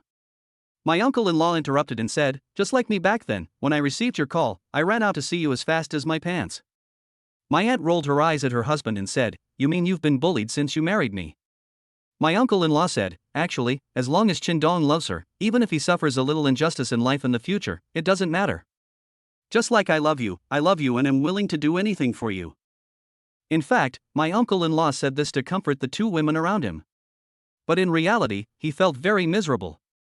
His wife is too strong, and he feels depressed and suffocated at home. He also wanted to advise Chen Dong that if his current wife was really a strong woman, he should carefully consider this marriage. Chen Dong drove the car at the maximum speed limit all the way. Worried that Bai Jing was scared being alone in the office, Chen Dong called Bai Jing, played songs for her, and talked to her. In the dark night, Bai Jing listened to the song and heard Chen Dong's voice. She felt warm in her heart and was no longer so scared. "Chen Dong, you are actually a good man," Bai Jing thought to herself at this moment. After a few songs were played, a bright light appeared at the door. "Mr. Bai, are you there?" Chen Dong asked. "Is that Chen Dong?" "I'm here." Chen Dong shone the flashlight on his cell phone and saw Bai Jing sitting on a chair, relying on the light from her notebook to give herself courage. Seeing Chen Dong arrive, Bai Jing's nervous mood relaxed at once. At this moment, she no longer cared about her identity as the president, and even more so about the difference between men and women. Bai Jing stood up and hugged Chen Dong. "Chen Dong, you are finally here," Bai Jing said excitedly. "It's okay, I'm here, don't be afraid." "I'm not afraid as long as you're here. But I'm hungry now and want to eat." "Boss Bai, you're such a workaholic. In fact, you should share some of the work with your secretary and other responsible persons so you don't have to work so hard." "I want to, too. However, I just took over as the company's president and have to familiarize myself with many business operations and interpersonal relationships. I dare not slack off for even a moment. Boss Bai, you can take your time with all of this. Bomai Media's business is developing very well right now. You just need to follow the rules and make no mistakes, and Bomai Media will be fine." "You also understand management?" Chen Dong smiled strangely and said, "I don't understand, but this is the truth." Bai Jing smiled slightly, as if she had a better understanding of the man in front of her. Chen Dong knew that Bai Jing couldn't get used to the spicy food in the mountain city, so he took Bai Jing to a Hui cuisine restaurant and sat aside waiting. "You don't want to eat?" Bai Jing asked. "Even if I don't eat, watching you eat is also a kind of enjoyment." "Then stop looking at me. I don't like being stared at like this while I'm eating." Chen Dong called the waiter over and asked him to add a set of bowls and chopsticks for him, and then he ate slowly. "Chen Dong, why does your aunt want to see me? Is she worried that I'm not good looking?" "My aunt is actually quite similar to you. She's a strong-willed person. She's probably worried about me, afraid that I'll be bullied." Bai Jing snorted coldly. "She's afraid of being cheated by a woman, right? She's overthinking it. You're not a rich man, so even if a woman wants to cheat you, she'll have to have something to cheat you with." These words left Bai Dong speechless. It is indeed true. A grown man, not a rich second generation, has nothing on him that is worth a woman's deception. The worst that can happen is that he will be cheated of his body, but in this case, men will not necessarily suffer any loss. For a rich girl like Bai Jing, there was nothing about Chen Dong worth her cheating on. "Chen Dong, you're not bad looking, and you're kind-hearted. You're already 28 years old, so why don't you have a girlfriend? Is there something wrong with you?" Bai Jing said this with a serious face, which shocked Chen Dong. Chen Dong looked up at Bai Jing and said, "With my strong physique, am I the kind of man you are talking about? Then why don't you have a girlfriend? Don't you have a boyfriend too?" "I'm busy with work and don't want to spend too much energy on things like romance." "You're different. You have plenty of time for romance and to spend time with the woman you love. I'm busy too, with clients, bosses, and family. After dinner, do you want to relax for a while? I'm so tired, I just want to go home and sleep. Don't be so tense all day. Relax moderately. After dinner, I'll take you somewhere. Bai Jing glanced at Chen Ding, neither denying nor saying yes. Perhaps, this is to tacitly agree with Chen Dong's suggestion. Seeing that Bai Jing didn't say anything, Chen Dong smiled knowingly. Boss Bai, I have something to report to you. Don't talk about work during meals. If you need a report, go directly to your immediate supervisor. Chen Dong didn't mention work anymore, and he didn't mention anything about work until Bai Jing finished her meal. After leaving the restaurant, Bai Jing took the initiative to ask, "Where are you going?" "Get in the car, let's go to a place you don't usually want to go." "I'm really curious, is there any place I wouldn't want to go?" Bai Jing got into Chen Dong's car, looking forward to the destination. Looking at the rows of game consoles in front of her, Bai Jing pointed and said, "Is this what you were talking about? How's it going? Can you play? Do I know how to play? If you dare to try with me, I guarantee that you will be beaten to a pulp." Bai Jing was still very confident, as if nothing could stump her. Chen Dong was also curious and asked, "Boss Bai, in this world, what else can't you do? Do you dare to try a game? You brought me here, so you must have played a lot. I also want to know what level you are at. Who's afraid of who?" Chen Dong is still confident in playing these games. He has been here no less than 100 times, and he still can't find an opponent among his friends. In the competition with Bai Jing, Chen Dong is still confident that he can beat her. Chapter 22, Nominal Wife, No Kissing Scene. Clash of Clans is the most popular game at the moment, and it is also a game that Chen Dong often plays with his friends. How about it, do you dare to challenge? Is there any punishment? It would be so boring if there wasn't any punishment at all. If you lose, how about letting me kiss you? Chen Dong said mischievously. Bai Jing was very calm and not angry. If you lose, you have to clean my house for half a month. Bai Jing said. The two found a place to sit down, then looked at each other, a sneer of victory appearing on the corners of their mouths. Chen Dong was feeling proud, thinking that he could easily defeat the opponent. After all, the opponent is just a woman, and it is possible that she doesn't even know how to play this game. But Chen Dong was still careless and forgot that his opponent was Bai Jing. After the game, Chen Dong accepted his defeat with conviction. Just like what Chen Dong asked Bai Jing before, what else can Bai Jing not do? Bai Jing has become a master of this game, which is played by men. Boss Bai, I admit defeat. Remember, half a month of hygiene. Will other games do the same? Chen Dong wanted to win back around. He didn't believe Bai Jing could play every game. Chen Dong couldn't be said to be an expert at all the games in this arcade, but he was proficient in every one of them. But Bai Jing is a girl, she may not know how to play these games. Chen Dong just didn't believe that he couldn't beat a woman in the games these men played. Bai Jing smiled coldly, "Don't admit defeat? Do you dare to play another game?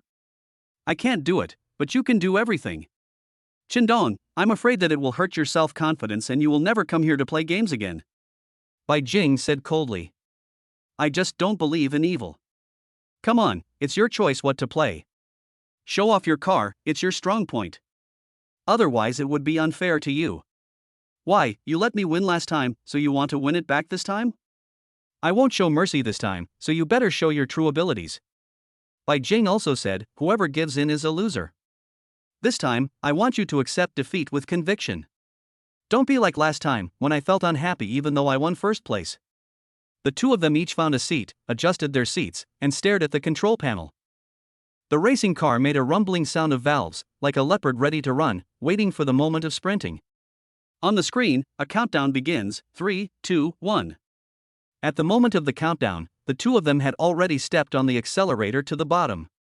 This time the challenge is a winding mountain road with many bends, which tests the driver's control skills. Simulated racing uses manual transmission, which requires flexible control between hands and feet. In addition, the track is winding, so the key is the gear shifting operation. Only in the appropriate gear can the desired speed be guaranteed. When cornering, you need to downshift and slow down.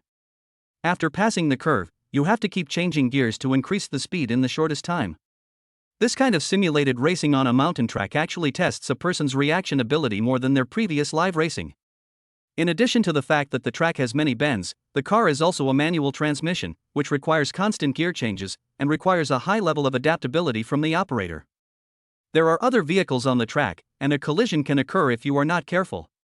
Qindong and Bai Jing's cars took turns between first and second place, neither willing to be outdone. This time, Qindong was determined to defeat Bai Jing. He and Bai Jing were married and were nominally husband and wife, but he didn't even hold Bai Jing's hand like a lover, let alone kiss her. It's such a disadvantage to marry a daughter-in-law who is only in name only. If I can beat Bai Jing in this competition, at least I can have an intimate kissing scene with Bai Jing. So, from the very beginning, Qindong had no intention of giving way to Bai Jing. He was determined to get first place. "I won't be gentle with you today," said Bai Jing. When Bai Jing saw Qindong holding onto her car, she deliberately said this to disturb Qindong. Qindong stared at the track intently, still pressing the accelerator to the bottom. "I haven't even kissed my own wife yet. Today I have this opportunity, so of course I have to grab it. Don't cheat later. Let's talk about it after you beat me. It's still unknown who will die." Bai Jing's car was temporarily in the lead. She kept changing tracks to interfere with Qindong's car and prevent Qindong from having the chance to overtake. "You've learned your lesson. You're trying to use the narrowness of the mountain road to stop me from overtaking you." Bai Jing said, "In competition, all is fair in war. Who gives me the advantage now? The only way to overtake on such a narrow track is to wait for the opportunity. If you force your way to overtake, both cars may overturn." However, after Bai Jing's last experience, she would never give Qindong such an opportunity again this time. As the finish line was approaching, Qindong was suppressed all the time, and finally Bai Jing rushed to the finish line with the first place. "Qindong, if you want to kiss me, you'll have to wait for the next chance." Qindong slapped the steering wheel in defiance. Qindong thought he was careless in this match. He had wanted to build up momentum from the beginning and wait for the right moment to make a breakthrough, but Bai Jing saw through his plan. Therefore, starting from the last corner, Bai Jing has been suppressing Qindong's car, not giving Qindong any chance to overtake. "One day, I will kiss you." Bai Jing smiled slightly. "Remember, if you do housework for me for half a month, I will tell you the password to open the door." "Bai Jing, I really doubt that you are not a woman. You're not ashamed to lose to me. In fact, you're better than many people." Bai Jing has been very smart and has a wide range of interests since she was young. During her years studying abroad, she enjoyed participating in recreational sports, which also cultivated Bai Jing's independent character. Whether it is book knowledge or entertainment toys, Bai Jing learns faster than others and is a genius girl. Even in a high-intensity and high-risk sport like racing, Bai Jing is an expert. Moreover, Bai Jing likes fitness exercise. After arriving in Shansheng City, she signed up for a membership at a fitness center. Bai Jing's purpose of fitness is not only to relax herself, but also to maintain a beautiful figure. Exercise can bring Bai Jing plenty of energy. Qindong brought Bai Jing here to play games, not because he wanted to beat her. Seeing Bai Jing working so hard every day and being so nervous, Qindong wanted to take Bai Jing out to relax. A person's life is not just about work, he should also know how to enjoy life. People like Bai Jing, who always think about work and have to act like a respected leader in front of their subordinates, live too tiring a life. Qindong saw it and felt pain in his heart. He felt that a young girl should not live like this. Chapter 23. The female CEO also has a childlike heart, taking her to see the night view late at night. Bai Jing acted like a normal girl while playing the game. There is laughter and an air of innocence. Unlike at work, he always has a cold face, giving people a feeling of indifference that keeps people at a distance. Therefore, it is difficult for people in the company to regard Bai Jing as a friend. Just like when taking the elevator to and from get off work, even though Bai Jing was the only one in the elevator, the employees of Bomai Media were unwilling to sit with Bai Jing. On the surface, it seemed to be a respect for her, but in fact, it created a psychological distance between Bai Jing and these employees. After happily playing in the game room for a while, Bai Jing said, "I want to eat ice cream." "Wait, your wish will come true in 5 minutes." Qindong gave Bai Jing a coquettish glance and disappeared from her sight in the blink of an eye. A few minutes later, Qindong appeared in front of Bai Jing with 2 ice creams. "Qindong, were you also this nice to your girlfriend when you were dating before?" Qindong chuckled. "You mean to say that I'm good at coaxing girls and am a master at picking up girls, right? Isn't it? But let me remind you, I'm not a girl that is easily moved. I haven't even started pursuing you, and you've already rejected me." My respected Miss Bai, don't worry, a girl as domineering as you is really not my type. This made Bai Jing a little unhappy, and she kicked Shandong on the butt. How do you talk to girls like that? Shandong patted his butt and said, look, you're so savage. If anyone marries you in the future, they'll get beaten up every day. Most men still like gentle, petite, caring women. Bai Jing smiled disdainfully. She is not the gentle, pretty girl that Shandong described, but that doesn't mean she has no suitors. A woman like me who is wild, ambitious, and domineering can't get married? What a fallacy. Let me tell you, the men pursuing me can line up from the company to Binhai Road. Although what Bai Jing said was a bit exaggerated, she had many suitors around her when she was working in Beijing. However, most of these people came with a purpose, and none of them could move Bai Jing with their true feelings. The love Bai Jing wants is a man who can melt her heart and make her fall in love like a little woman. But she didn't meet him, and Bai Jing no longer had any expectations for love. When the day comes when I really want to get married, I will find a man to marry me. Shandong, come here. Shandong walked to Bai Jing's side. Bai Jing pulled Shandong and the two leaned against each other shoulder to shoulder. Like me. Bai Jing held the ice cream in her hand in front of her. Shandong also moved the ice cream over, and the pair of ice creams formed a V shape. Bai Jing turned on the camera on her phone and took a selfie of the two of them. This time, it was Bai Jing who took the initiative to ask Shandong to take a photo with her. Shandong cooperated very well, but he couldn't guess what Bai Jing was thinking. Sometimes, it's really hard to understand what is going on in the mind of this woman. Am I handsome? Not handsome at all, like a fool.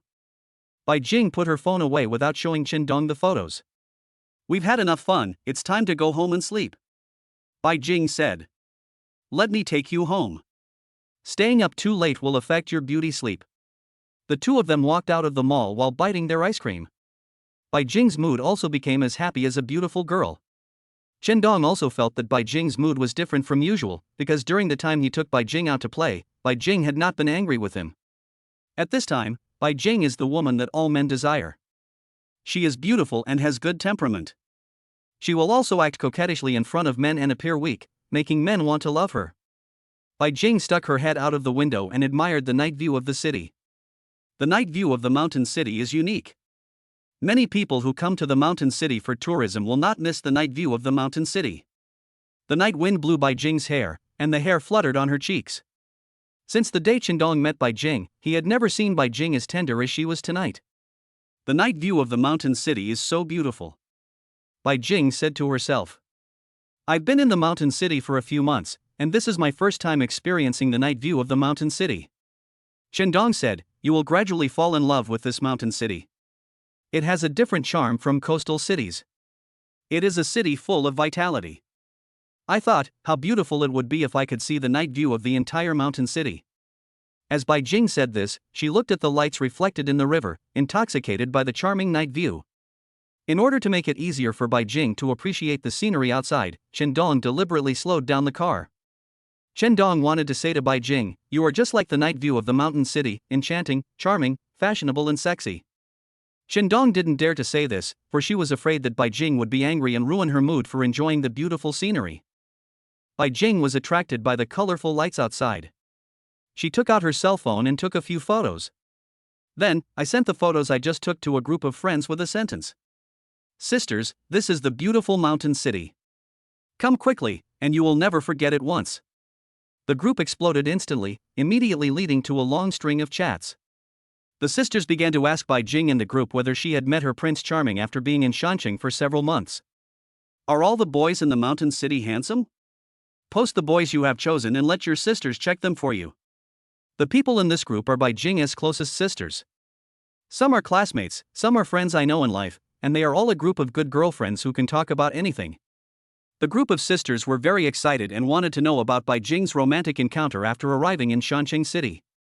Bai Jing wanted to play a joke on this group of sisters, so she took out the group photo she had just taken in the game hall and posted it in the group. In this photo, Bai Jing and Shandong are eating ice cream intimately, the scene is enviable. Then the group became even more lively. Some people asked the name of the boy in the photo, and some asked if the boy was a rich second generation. Some sisters were envious after seeing the photos and asked Bai Jing if there were any boys as handsome as Shandong around her and asked her to introduce one to them. Bai Jing told the sisters that if they liked him, she would give him to them. As soon as these words were spoken, some curious sisters in the group asked whether the man in the photo was the gigolo that Bai Jing found in Shanxing City. Later, someone asked how much it would cost to keep such a handsome gigolo in a year. One photo attracted so many topics and also amused Bai Jing. She looked at the chat history in the group and couldn't help laughing. I'm dying of laughter. I didn't expect them to call you a gigolo. Bai Jing could also laugh so happily? Chen Dong looked puzzled. Chen Dong couldn't believe that the person sitting next to him was Bai Jing. The Bai Jing he knew always had a cold face, as if others owed her a debt. He didn't feel any warmth towards her. Boss Bai, who are you talking about? Is there anyone in our company who is a gigolo? Being a gigolo is good. You don't have to work, and you have food and clothes. If you want to be a gigolo, I can introduce you to some rich women. Chen Dong laughed and said jokingly, there's a rich woman next to me, and she's pretty too. How about I be your gigolo? I don't care. Chapter 24, Comparing the Two Beauties, the beautiful teacher is still gentle. This night was the time when Bai Jing and Chen Dong talked the most. Bai Jing also put aside her identity as the president and felt much more relaxed during the more than 2 hours she spent with Chen Dong. The car drove into the residential complex where Bai Jing lived. After getting off the car, Bai Jing did not invite Chen Dong upstairs. In Bai Jing's eyes, she can treat Chen Dong as a friend, but she will not have any feelings for Chen Dong. If you don't have any thoughts about this man, you won't care. Chen Dong, thank you. I am very happy tonight. Chen Dong asked, do you need me to take you upstairs? No need, you can go back and rest. Bai Jing solved the problem decisively.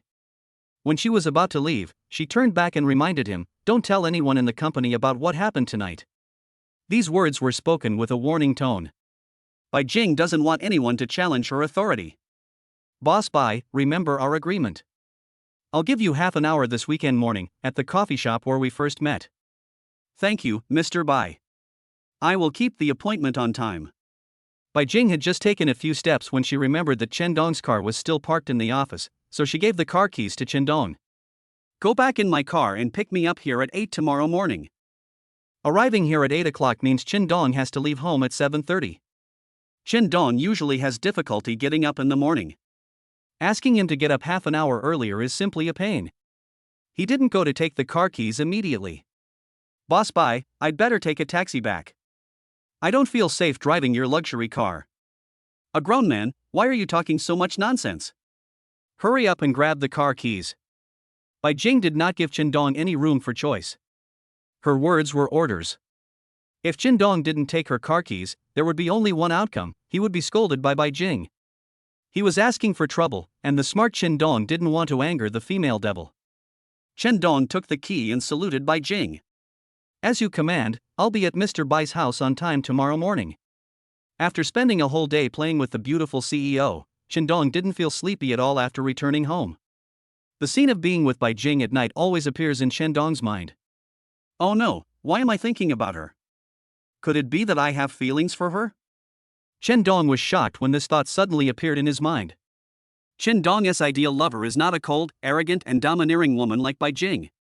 After banishing Bai Jing from his mind, the image of another person entered Chen Dong's mind. The two women have completely different styles. After comparison, Chen Dong found that teacher in Xia is more gentle than Bai Jing, and is the type that many men like. It would be great if I didn't get a marriage certificate with Bai Jing, so I could try dating teacher in Xia. Chen Dong thought about it and quickly shook his head, feeling that it was too late to fantasize about these things now. Over and over again, the images of the two women appeared in Chen Dong's mind, and Chen Dong was so tormented that he fell asleep in the middle of the night. But when he thought about having to pick up the witch early tomorrow morning, Chen Dong didn't sleep well all night and woke up before 7 o'clock. Early in the morning, Mother Chen had already prepared breakfast. As soon as her son came out, the mother enthusiastically called him over, asked him all kinds of questions, and was concerned about his date with his wife last night. Son, it's time to have breakfast. You must have gone out to accompany Bai Jing last night. Mom, Bai Jing agreed to meet with my aunt on the weekend. Talk to Bai Jing and ask her to come home when she's free so your father can see his daughter-in-law. I understand. I'll arrange this. Chen Dong hesitated for a moment and then said, Mom, if Bai Jing and I get divorced one day, you won't scold me, right? You two just got married, why do you want a divorce? You want to divorce Bai Jing just because she doesn't like coming to our house, right? Son, as long as you two have a good relationship, it doesn't matter if Bai Jing doesn't come back to this house. She must be worried about the bad relationship between mother-in-law and daughter-in-law. It's fine for you two to live alone outside. Hearing his mother say this, Qin felt sad and couldn't help but want to tell the truth several times. But Qin knew in his heart that if he told his mother the truth about his marriage now, it would only make his mother more sad. Just treat it as a white lie. At least, Mother Chen no longer has to worry about her child's marriage. Mom and Dad, I'm leaving first. I drove Bai Jing's car back last night, and now I'm going to pick Bai Jing up and take her to the company. Go ahead and tell your wife to come home for dinner when she's free. Qin glanced at his mother, whose eyes were still filled with joy and anticipation. For the first time, he began to feel guilty towards his family because of his emotional problems, and for the first time he began to face his own emotional problems. It's time to have a good relationship and give an explanation to myself and my parents. Among Qin classmates and friends, most of those who are 28 years old like him are already married. Qin had previously set a limit for himself, not to get married before the age of 30. But now, he has begun to change his mind and strive to get married and have children before the age of 30 to fulfill his parents' wishes and let them enjoy their old age. This fake marriage with Bai Jing had a profound impact on Qin. Even though it was a fake relationship, Qin saw his family's joy. It is easy to imagine how much his family hoped that Qin could get married and have children. As parents, they no longer worried about their son's marriage. Qin drove to Bai Jing's residence 5 minutes earlier than the required time. Boss Bai, I'm here. Wait a few minutes, I'm putting on makeup. Qin hung up the phone and sighed, saying that women are really troublesome. They can't go out without half an hour of makeup. While waiting for someone, Qin took out the photo of him and Bai Jing and looked at it attentively. The more I look at the photo, the more beautiful Bai Jing becomes. Beauty, it would be better if you were a little gentler. If you were a little gentler, maybe I would really fall in love with you. Qin was thinking in his mind, and a smile appeared on the corner of his mouth inadvertently. However, when he thought of Bai Jing's cold and icy look when she scolded people, like an icy beauty that no one could approach, Qin felt that he could not marry such a woman. If you marry such an arrogant and cold woman, you will be dominated by her for the rest of your life. How pitiful. Qin shuddered and quickly turned off the photo, thinking that a woman like Bai Jing should not be married. The back door was opened, Bai Jing got in the car, and handed a breakfast to Qin. You were asked to pick me up so early. You haven't had breakfast yet, right? I made it myself. You can also make breakfast? Qin asked in surprise. So what do you think? Do you think I'm just a vase? Qin knew he had said the wrong thing and quickly corrected himself. I forgot that Mr. Bai is omnipotent. He even knows how to play games that men like. How could something as simple as cooking be difficult for Mr. Bai? It's your honor to have the breakfast I made myself. Thank you, Mr. Bai. It is indeed my honor. Bread and freshly squeezed soy milk, still warm. Qin found it hard to imagine that such a delicious breakfast could be made by a woman like Bai Jing. Chapter 25, The wife is slandered and secretly investigates the murderer. Qin, have you contacted him with the business card I gave you last time? Boss Bai, I've already met Boss Wu, but we haven't discussed business matters yet. Wanfa Furniture is a potential major client. Whether you can win it depends on your ability. If you can't win Wanfa Furniture during your internship, you can leave Bomai Media at the end of your internship. I knew you were testing me and looking for a reason to fire me. Bai Jing said coldly, you can think so. If you think you can't get the advertising business for Wanfa Furniture, you can end your internship early. Boss Bai, the result won't let you get what you want. I hope so. Bai Jing smiled coldly. When the car arrived 1 kilometer away from Bomai Media, Bai Jing asked Qin to pull over. You can get off the bus now. Bai Jing's cold voice came from the back seat. Boss Bai, you haven't arrived at the company yet. I know. Do you want all your colleagues at the company to see you sitting in my car? Do you want everyone in the company to talk about us behind our backs? Qin chuckled. Would the cold and arrogant Bai Jing care about such details?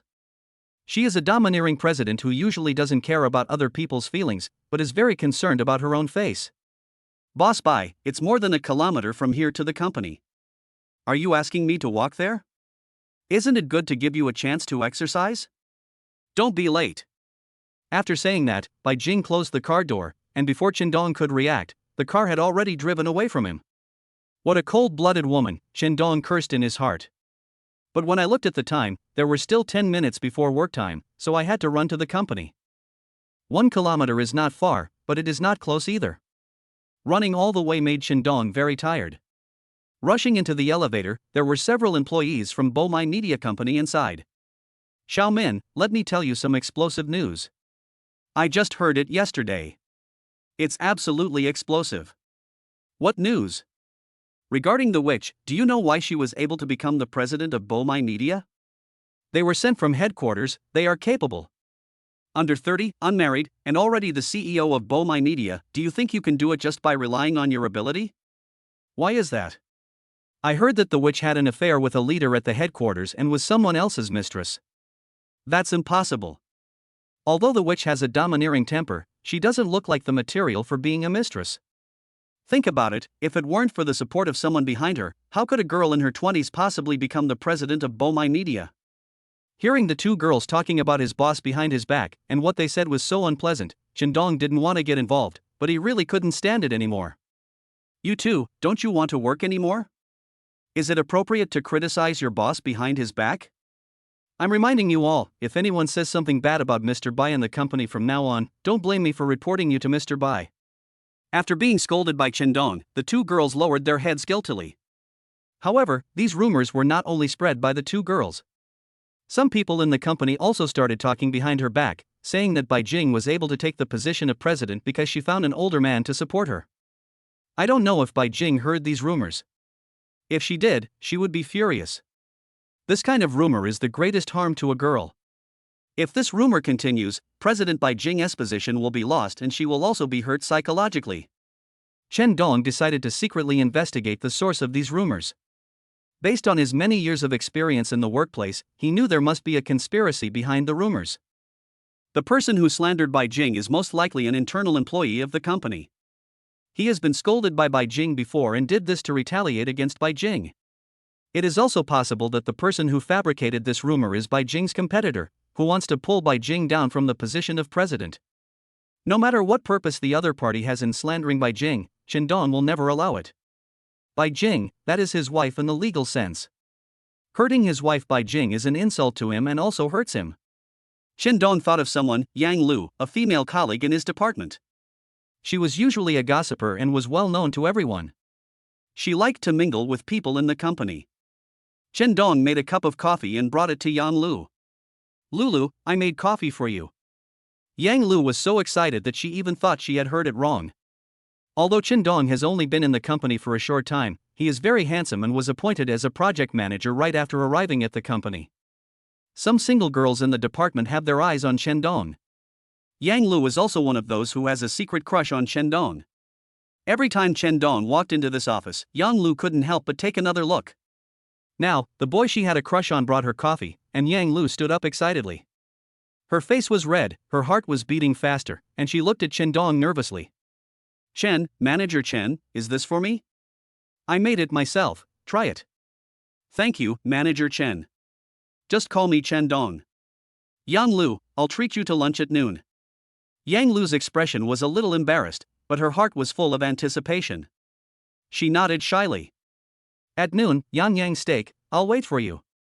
Bai Jing walked into the office building in the morning and met some subordinates, but these people looked at her strangely.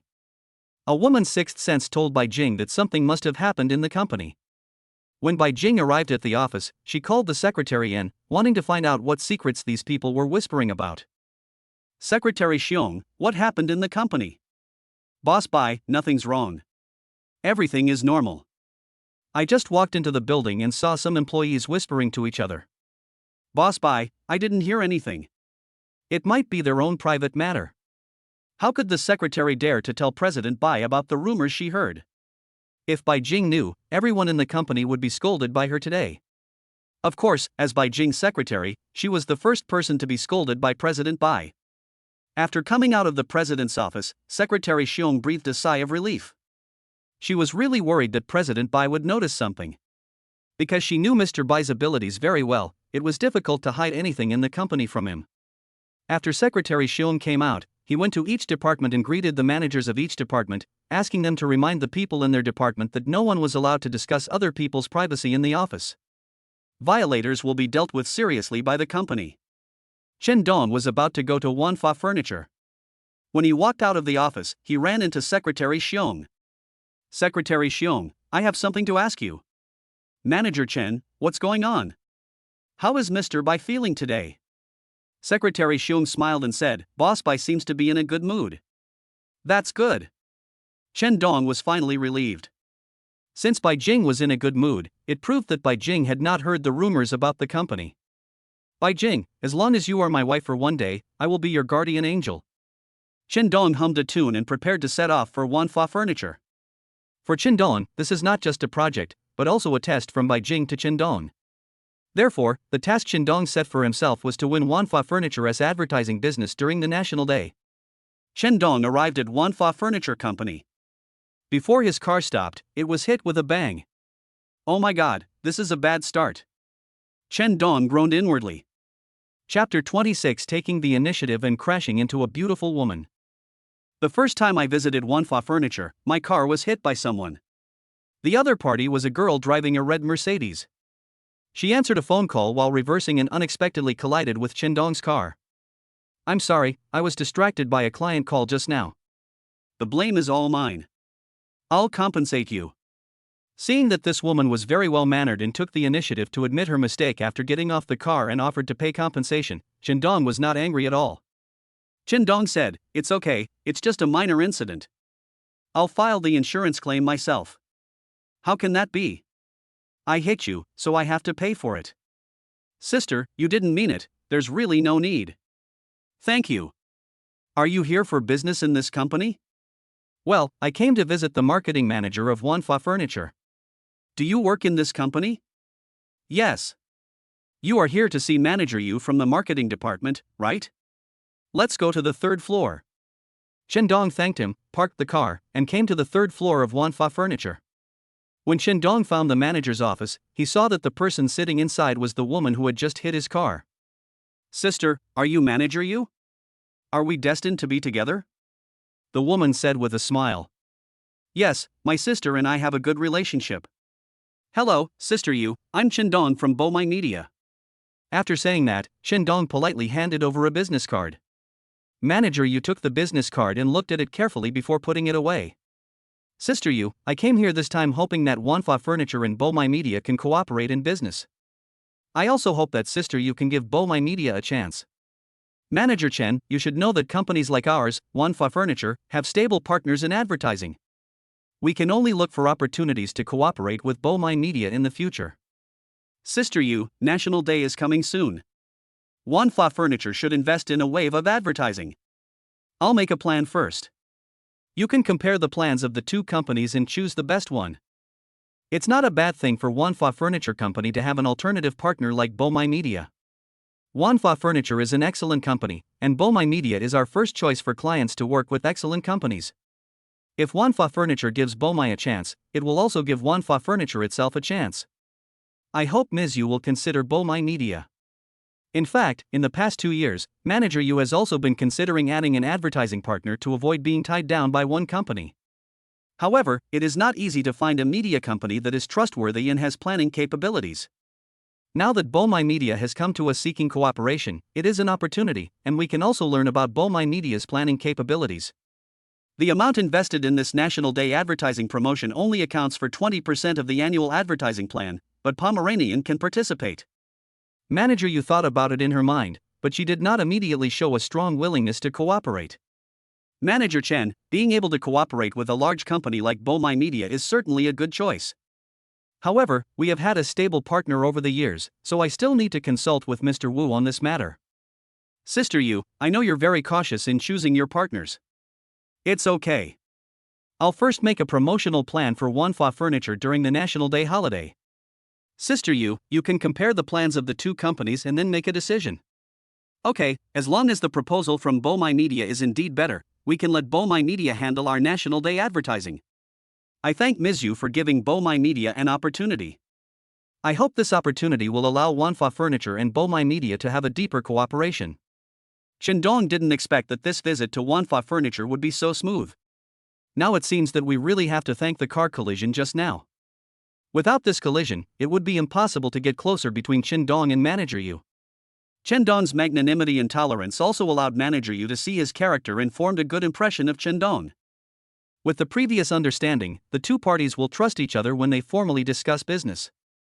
Although Manager Yu did not directly agree to cooperate with Dong, he gave Dong an opportunity to compete for the National Day advertising project. Whether or not Dong can win this project depends on whether his proposal can meet the needs of Wanfa Furniture. After Dong finished discussing work matters with Manager Yu, he did not go to visit Wu Jun. He did not want Wu Jun to misunderstand him and think that Dong approached him for business. After coming out of Manager Yu's office, Dong did not leave Wanfa Furniture immediately. Instead, he went to the marketing department and started chatting with the people in the marketing department. During the communication, Dong found out the advertising planning company that had previously cooperated with Wanfa Furniture. Dong was also familiar with the name of this company. Naturally, its scale could not be compared with that of Bomai Media. The reason why they could cooperate with Wanfa Furniture for so long was their price advantage. But in Dong's eyes, price is only one aspect of impressing customers, not all. Subsequent services and publicity plans are also the most important links. If we can come up with a more innovative promotion plan this time, we will be confident of winning the opportunity to cooperate in Wanfa Furniture's National Day promotion project. After figuring out the details of his competitors, Dong gained confidence. The key was to come up with a novel promotion plan. On the way back to the company, Dong's mind was full of thoughts about the plan. Wanfa Furniture specializes in furniture and has products suitable for all age groups. Dong studied Wanfa Furniture's advertising and marketing in the past few years and found that it was all a general product promotion without market segmentation of the products. After analyzing Wanfa Furniture's previous advertising, Dong's eyes lit up and he had a new idea. He decided to start from Wanfa Furniture's product segmentation market. Dong spent an entire night making a plan for the Wanfa Furniture market segmentation. Starting with two themes, love and filial piety. The theme of love is to promote the fashion of products, take a youthful route, and target couples in love and single men and women.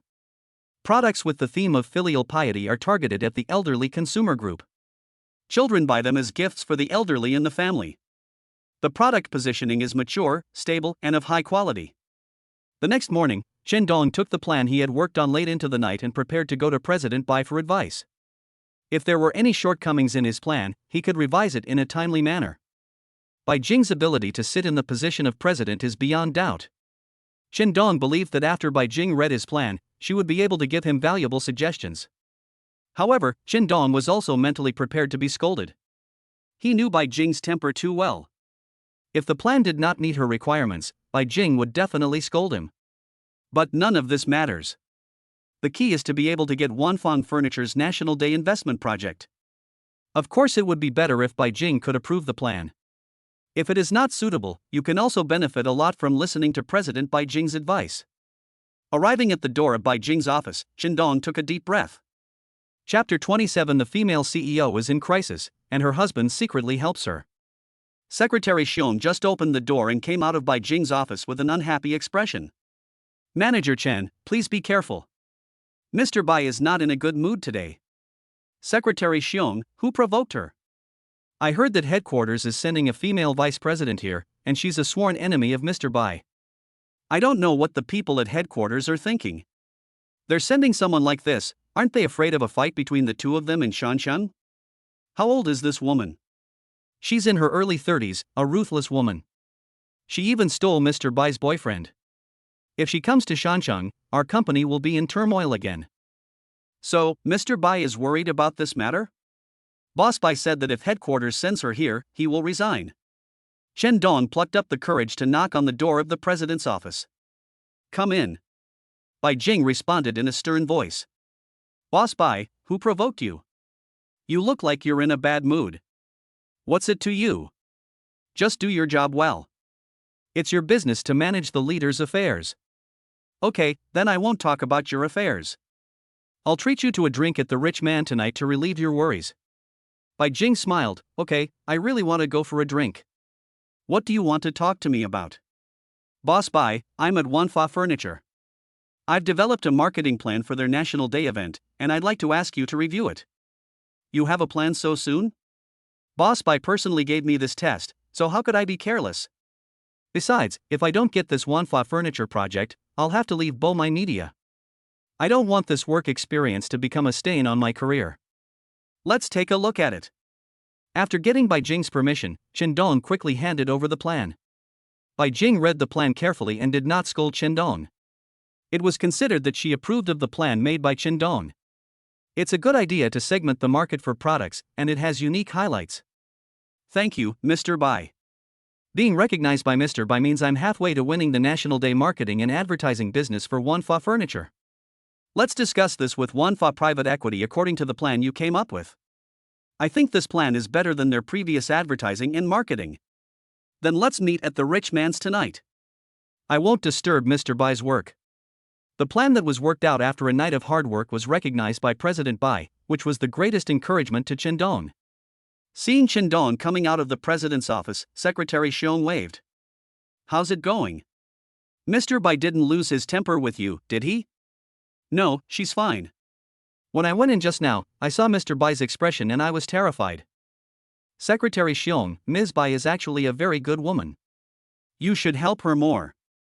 Secretary Xiong looked at Chen Dong in surprise and asked, Manager Chen, did you know each other before? She used to work in Beijing, so how did I know Ms. Bai? Through my interactions with Ms. Bai these days, I've discovered that although she's very strict with her employees, she's selfless and treats them fairly. Her starting point is always for the good of the company. Boss Bai's life is really not easy. He just got established here, and then the headquarters sent people to disrupt things. Boss Bai's life in the company will become more and more difficult in the future. Secretary Xiong looked distressed and couldn't help but glance at Bai Jing in the inner room. Apart from Secretary Xiong, Chen Dong was probably the one who cared the most about Bai Jing in the company. He began to worry about how Bai Jing would deal with the upcoming difficulties. The rumors against Bai Jing within the company have not stopped yet, and the Beijing headquarters has arranged for Bai Jing's archenemy to come over. Bai Jing's position as president is very hot. The headquarters arranged for Bai Jing's competitor to come here in the hope that the two of them would check and balance each other in the company, and it was also a power struggle among the senior management of the headquarters. Shanchang is an international metropolis, and being able to control Shanchang Bo My Media Company is also an interest that the senior management of the headquarters want to compete for. But Chen Dong is not concerned about these power struggles. He only cares that Bai Jing will not be harmed in these power struggles. At this moment, Chen Dong suddenly felt that he should protect Bai Jing. Even if Bai Jing had no feelings for him, it was an indisputable fact that he and Bai Jing got a marriage certificate. Chen Dong couldn't get over the fact that Bai Jing was bullied and hurt, both emotionally and psychologically. It was noontime. Chen Dong came to Yangyang Western Restaurant and sent a message to Yan Lu. Lulu, I'm waiting for you at Yangyang Western Restaurant. Yang Lu was excited when she received the message. He quickly replied to the message. Chen Dong, I'll be right there. Yang Lu took out a mirror, touched up her makeup, and then happily came to Yangyang Restaurant. Chen Dong asked the waiter to bring the menu and handed it to Yan Lu. Lulu, order some food. You decide. You can eat anything you want. Then I'll arrange it. Yan Lu looked at Chen Dong seriously. The more she looked, the more she felt that this man was handsome and exactly the type she liked. But how does Chen Dong feel about her? This is the answer that Yan Lu really wants to know. Chen Dong, why did you invite me to dinner? You don't like me, do you? Yang Lu asked with a smile. Lulu, I've only been in the company for a short time. I heard you're popular here, so please take care of me in the future. Manager Chen, how could I dare to show any favor to you? Although you've only been with the company for a short time, the leaders think very highly of you. I heard that you lost your chance to interview, and the HR department specially interviewed you individually. I'm very grateful to the company for giving me this opportunity, so I have to work hard to cherish it. But our CEO Bai is too overbearing, and I'm really afraid of making mistakes at work. Yang Lu was such a chatterbox that she can't keep things secret. When he heard Chen Dong mention Mr. Bai, he immediately started chatting with Chen Dong about Mr. Bai's privacy. Manager Chen. Lulu, call me Chen Dong. It sounds more friendly. Yang Lu smiled and said, Chen Dong, you haven't heard about President Bai yet, right? President Bai was able to come to Shancheng City to be the president because she has a man behind her who supports her and supports her. That's impossible. Mr. Bai is such a capable person. Someone must be deliberately slandering him behind his back. Lulu, who in the company first spread this news? Yang Lu looked around warily and whispered, "Don't tell anyone else." I also heard that this news came from the financial accountant Xiao Tian. Xiao Tian? No way, maybe President Bai criticized her, and she holds a grudge against him. But it's also possible that these rumors are true. Think about it, Mr. Bai isn't even 30 yet. No matter how capable he is, it's impossible for him to sit on the position of CEO of Bo My Media. The only explanation is that Mr. Bai has someone behind him. But that doesn't mean anything. I actually admire Mr. Bai. He's decisive and courageous. That's the quality a CEO should have. No matter whether it's true or not, we employees are just listening to the excitement. However, it would be a good idea to change the CEO. President Bai is too ruthless and cold-blooded. At least half of the company doesn't like her. Chapter 28. The female CEO took the initiative to date and was teased by her again. People in the company only saw Bai Jing's ruthlessness and domineering behavior, but they did not see the changes that took place in the company after Bai Jing took over as president. Since Bai Jing took over as the company's president, in just a few months, the company's corporate culture has been established and the competitiveness among employees has been stimulated. Also, because the company now implements strict rules and regulations, the enthusiasm of employees has also been improved. The company's management is more formal than before, and its performance has increased significantly in just a few months. These visible changes are inseparable from the strict management of the new president. Changing a new president may not necessarily satisfy all employees. Dong said, "Lulu, in fact, the company's employees only see President Bai's strictness, but they don't feel the changes that President Bai has brought to the company since he took office. Because President Bai has implemented a reward system for his employees, as long as the employees work hard, their income will increase. From the perspective of the entire company, the company's performance this year will also be greatly improved, and everyone's year-end bonus will be larger than in previous years. This is all due to the contributions President Bai has made since he took office." After hearing these words, Yang Lu seemed to have some new understanding of Mr. Bai. Like many people in the company, she only complained that the new president was harsh and ruthless, but what they failed to see was that President Bai had led the company to create more value. "Lulu, President Bai's job is not easy. She's a young woman. If she's not strict, how can she manage so many people in the company? Everyone should be more understanding of President Bai." Yang Lu asked with a smile, "Dong, you are not in love with Mr. Bai, are you?" Dong felt guilty. If people in the company knew about his marriage to Bai Jing's situation would only become more difficult. "How could I like a woman like Ms. Bai? Men like gentle women. I thought you would like President Bai. Who would dare to marry a woman like President Bai? She doesn't know how to care for a man." Dong said, "Maybe Mr. Bai is only so domineering at work. He might be very gentle at home. How is that possible? A woman like President Bai is always so cold and arrogant no matter what the occasion. But who knows, maybe there are men who like a cold beauty like President Bai." Dong thought about Bai Jing's appearance. Under her cold and arrogant appearance, she still had a passionate heart. However, because of her work environment, Bai Jing does not easily show her warm and gentle side. If one day she meets a man who can melt her world of ice and snow, Bai Jing's fiery emotions will still burn. Others may not understand Bai Jing's arrogance and indifference, but Dong began to understand her. It was because he began to understand the difficulties this woman faced that Dong felt some sympathy for her. Bai Jing is lonely and cold. She needs a man who understands her to protect her and warm her cold inner world. In order to show off in front of her colleagues, Yang Lu started bragging to them after returning to the office, saying that Dong had asked her out for Western food alone. Sure enough, some single girls in the office began to envy Yang Lu and said that Dong was pursuing Yang Lu. Yang Lu smiled happily and did not deny her colleagues' suspicions. Being pursued by a man like Dong is something Yang Lu longs for in her dreams. "Even if I just go out for a meal with Dong, I will feel happy." Although Dong never expressed his feelings to her, and didn't even show any feelings of liking Yang Lu, in Yang Lu's eyes, Dong took the initiative to ask her out for dinner, which meant that he had a good impression of her. Yang Lu always told everyone in the company that Dong invited her to have Western food. This little thing actually reached Bai Jing's ears. "Damn Dong, Stinky Chendong, a playboy. After hearing these topics, Bai Jing was so angry that she couldn't help but curse Chendong in her heart. I still don't feel relieved after scolding you. Bai Jing sent a message to Chendong, wanting to let him know that she was feeling very uncomfortable. Chendong, our company pays you to work, not to pick up girls from our company.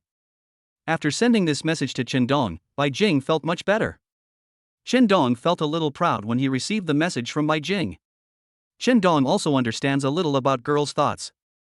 Now that Bai Jing sent such a message to Chendong's mobile phone, it proves that Bai Jing was jealous after hearing these words and did not want Chendong to get together with other girls.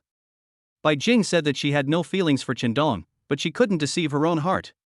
After sending this message, Bai Jing felt that her behavior was ridiculous again. It's none of my business which girl Chendong wants to date. It's really pointless to worry about his affairs. Bai Jing comforted herself, but her heart was a little confused and she couldn't calm down.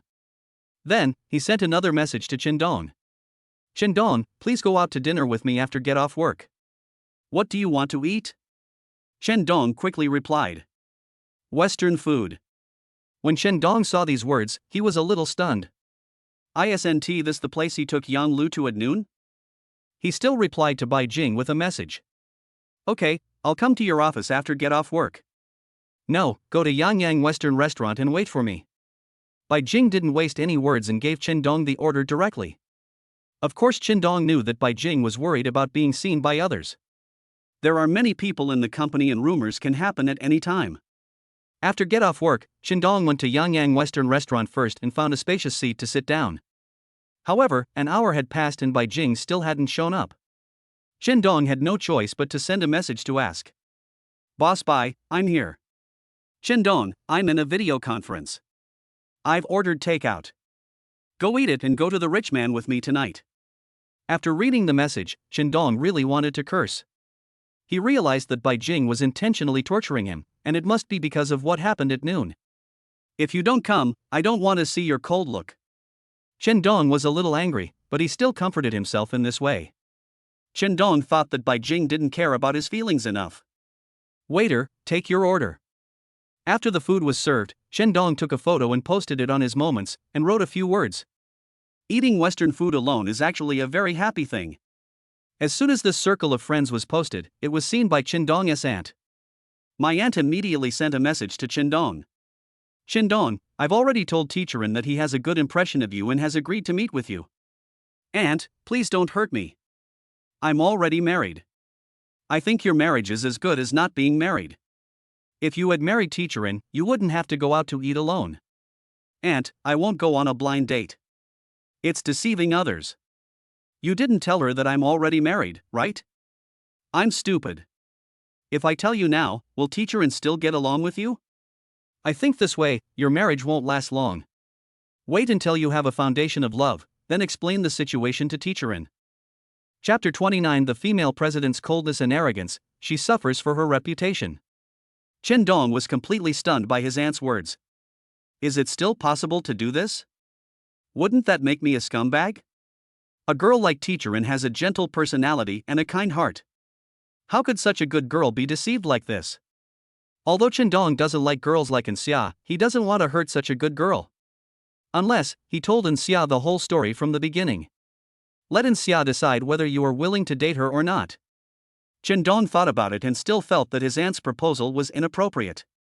Auntie, let's just forget about this. This is so unfair to Teacherin. Besides, even if I'm divorced, it's my second marriage. How could a girl with such inner qualities like Teacherin marry a divorced man? When my aunt heard this, she became angry. If it weren't for Chendong's momentary impulse, such a bad result would not have occurred. My aunt said angrily, then you can suffer slowly by yourself. I don't want to care about you anymore. Before Chendong could explain, the other party hung up the phone. Chendong has now come to his senses. Indeed, his decision at that time was hasty and he did not consider so many negative impacts. Handsome, can you sit here? Chendong looked up and was shocked. The person standing in front of him was actually Teacherin Xia. Chendong thought, could it be my aunt? My aunt knew that I was having dinner at Yangyang Western Restaurant and called Teacherin Xia. When he saw Teacherin appear, Chendong quickly stood up to appear polite. Teacherin, it's you. What a coincidence. I didn't expect to meet you even when I go out for dinner. And Xia said with a smile. My company is nearby. Teacher In, do you live nearby? Yeah. If you don't want to go home and cook, you can just eat out. This will also save you time to prepare lessons. It's really hard for you to be a teacher. If you have a few disobedient students in your class, it will give you a headache as a teacher. Yes. Children nowadays are spoiled by their parents. If we discipline them a little more strictly, parents will think their children are being wronged at school. Some parents simply don't understand the difficulties we teachers face. If a teacher gives a student even the slightest punishment, parents will complain to the school, and some even go so far as to assault the teacher. But deep down, we teachers also want children to become better. So, you teachers are more tired than us so-called white-collar workers. Teacher In, would you like some wine? And Xia said shyly, I don't drink. It's okay, just have some red wine. I wanted to drink some just now, but it's so boring to drink alone. It's just right that you are here, and drinking some wine will liven up the atmosphere. Chen Dong asked the waiter to bring a bottle of red wine and poured it for In Xia himself.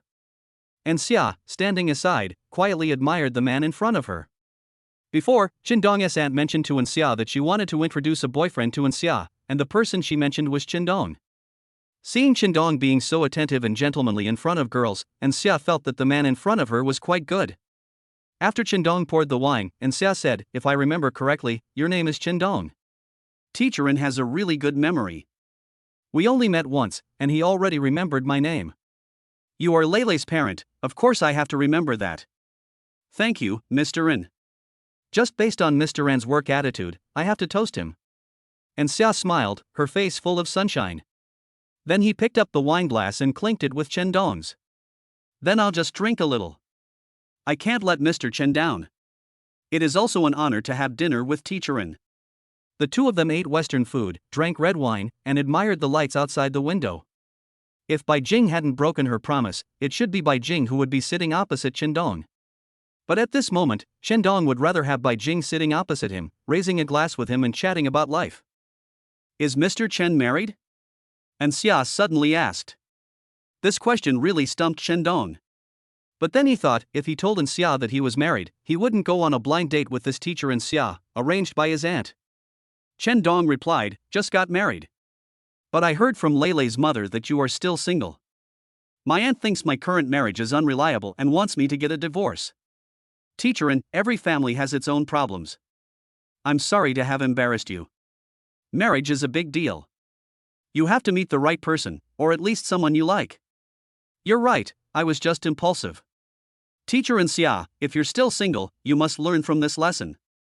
Don't treat marriage as a joke before you think it through. And Xia joked, it seems like you've experienced the pain of marriage right after you got married. Teacher In, I'm sorry to have embarrassed you. And Xia shook her head and smiled slightly. She thought Chen Dong was single and hoped to have a blind date with him so that they could get to know each other better. But today, when she accidentally met Chen Dong and learned that Chen Dong was already married, and Xia felt a little disappointed. Finally, she thought, this is fine. Since he's married, she won't focus on Chen Dong. Without a beginning, there will be no lingering feelings. It's fine to be friends like this. After learning that Chen Dong was married, and Xia never talked about love again. After the two finished their meal, Chen Dong paid the bill and said goodbye at the door of Yangyang Western Restaurant. If Chen Dong was not married, perhaps after this meal, and Xia would invite Chen Dong to sit in a cafe together to enhance their relationship. But now, and Xia feels that there is no need for this. After parting with Xia, Chen Dong hesitated whether to go to the rich man. It was Bai Jing who suggested going to the rich man in the evening, but it was already 8 o'clock in the evening and Bai Jing didn't see a single person. Chen Dong even thought that Bai Jing was deliberately teasing him, which made Chen Dong feel very unhappy. Just because she is the president, can she be so untrustworthy? Just as I was thinking this, Bai Jing called. Chen Dong, come to the rich man and drink with me. Before Chen Dong could say a word, the other party hung up the phone. Chen Dong didn't drive, but took a taxi to the rich man. He knew that he would definitely accompany Bai Jing to get drunk tonight. When a man cares about a woman, he will try to guess what she is thinking. Bai Jing wanted to go to the rich man to drink alone. She must be in a bad mood or encountered some difficulties, so she would go to the bar alone to get drunk. Dong rushed to the tycoon, and when she found Bai Jing had already drunk half of the bottle of wine. Boss Bai, what's making you unhappy? Bai Jing argued cunningly, really? No, I just wanted to drink. Dong sneered and thought to himself, you woman, you really want to save face but suffer in vain. Boss Bai, there are only two of us here, and you are my wife. If you are wronged at work, tell me. Bai Jing snorted coldly, I'll tell you, is it useful? How do you know it's useless? Actually, I've heard everything about you. Don't worry, I'm here and I won't let you be bullied by others. Chapter 30 The Fragility of the Beautiful CEO, it turns out you treat me as your wife. Bai Jing looked at Dong with drunken eyes and sneered. In Bai Jing's view, what Dong said was just empty talk. Even she was exhausted by these things, so how could Dong have the ability to share her worries? Dong, I've been feeling really tired lately. It's really hard to be a strong woman. When you see Bai Jing now, you would never imagine that she is the president known as the workplace witch. The Bai Jing in front of him was like a girl who had been heartbroken. She drank big cups of wine, trying to get herself drunk and forget all her sorrows. I look so pathetic and ridiculous now, don't I? Bai Jing smiled coldly. She probably didn't even want to believe that one day she would become like this. Bai Jing, everything will be fine. Dong sat down next to Bai Jing, wanting to hug this woman in his arms and give her some encouragement. Bai Jing handed a cup to Dong. Dong, if you see me like this, will you laugh at me and pity me? Dong plucked up his courage and put his arm around Bai Jing's waist. He knew that when a woman was vulnerable, what she needed was strength. A man's care is the best source of strength for a woman. Bai Jing, seeing you in such pain, I can only feel sorry for you and want to share all this with you, because you are my daughter-in-law with whom I have obtained a marriage certificate. Bai Jing sneered and asked, do you really treat me as your wife? Now that we have obtained our marriage certificate, you are my wife. As long as we have not divorced, I should assume the responsibilities of a husband and do everything I can for my wife. Then you drink with me. It's boring for me to drink alone. Dong felt sorry for Bai Jing. He knew that Bai Jing wanted to get him drunk, but she would feel even worse if she got drunk. But Bai Jing just wanted to get drunk that night and forget all the troubles in her heart. She called Dong over because she felt he was someone she could trust. Even if she got drunk tonight, with Dong by her side, Bai Jing felt a sense of security. No matter how strong Bai Jing is at work, at this moment, her heart becomes very fragile. Dong, I put all my energy into work and don't even have time for a relationship. Why do so many people still not understand the efforts I put in for the company? At my age, I should be in a relationship and enjoying the romance of life with my beloved, but I gave up all that and just wanted to do my job well. I've sacrificed so much for the company, but I still can't earn respect from others. Bai Jing said this, shedding tears of grievance. This was the first time Dong saw Bai Jing compromise in front of work. He didn't know what kind of grievances Bai Jing had suffered that made such a strong woman so mentally exhausted. Bai Jing, you've actually done a great job. Those people in the company don't understand you because they're narrow-minded. But I will always stand behind you and am willing to heal your wounded heart. Dong, you're so good to me, aren't you afraid that your efforts on me won't be rewarded? Dong chuckled. I said, as long as you are my wife, I will be your harbor of affection. I have never thought of getting anything in return from you. It only takes a moment for a strong woman to become fragile. Bai Jing leaned her head on Dong's shoulder, seeking inner comfort. Dong, please don't fall in love with me, okay? I'm afraid I'll hurt you in the end. Dong joked, then don't fall in love with me. The marriage certificate between us is just a transaction. Bai Jing smiled coldly, a smile that seemed a little forced. Between love and not love, Bai Jing was actually a little hesitant and very scared. Love is a luxury for her. Bai Jing had a relationship once, but was betrayed by the man, which hurt her deeply. She swore that she would never take the initiative to fall in love with a man again. The more you give in love, the deeper the hurt will be in the end. Bai Jing didn't take an ordinary man like Dong seriously, let alone fall in love with him one day. But tonight, Dong hugged her and she leaned on this man. Bai Jing suddenly felt safe and her heart was no longer so empty and tired. In this mountain city, Dong is the only person she can confide in.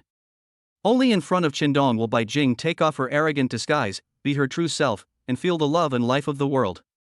Because no matter how vulnerable or embarrassed she appeared in front of Dong, this man would keep his mouth shut for her and pretend that nothing had happened. The next day, she could still be the respected CEO in the eyes of others. Have you heard all the rumors in the company? Bai Jing asked. Are you saying that the headquarters will send a vice president here? Chen Dong asked deliberately. No, they say that I was able to sit in my current position as CEO because there is a man behind me, and I am the woman he supports. They're just talking nonsense. They're just jealous of you. I've investigated this matter, and the rumor originated from the finance department. I'll have that person sacked from the company. Chen Dong, I'll handle this matter myself.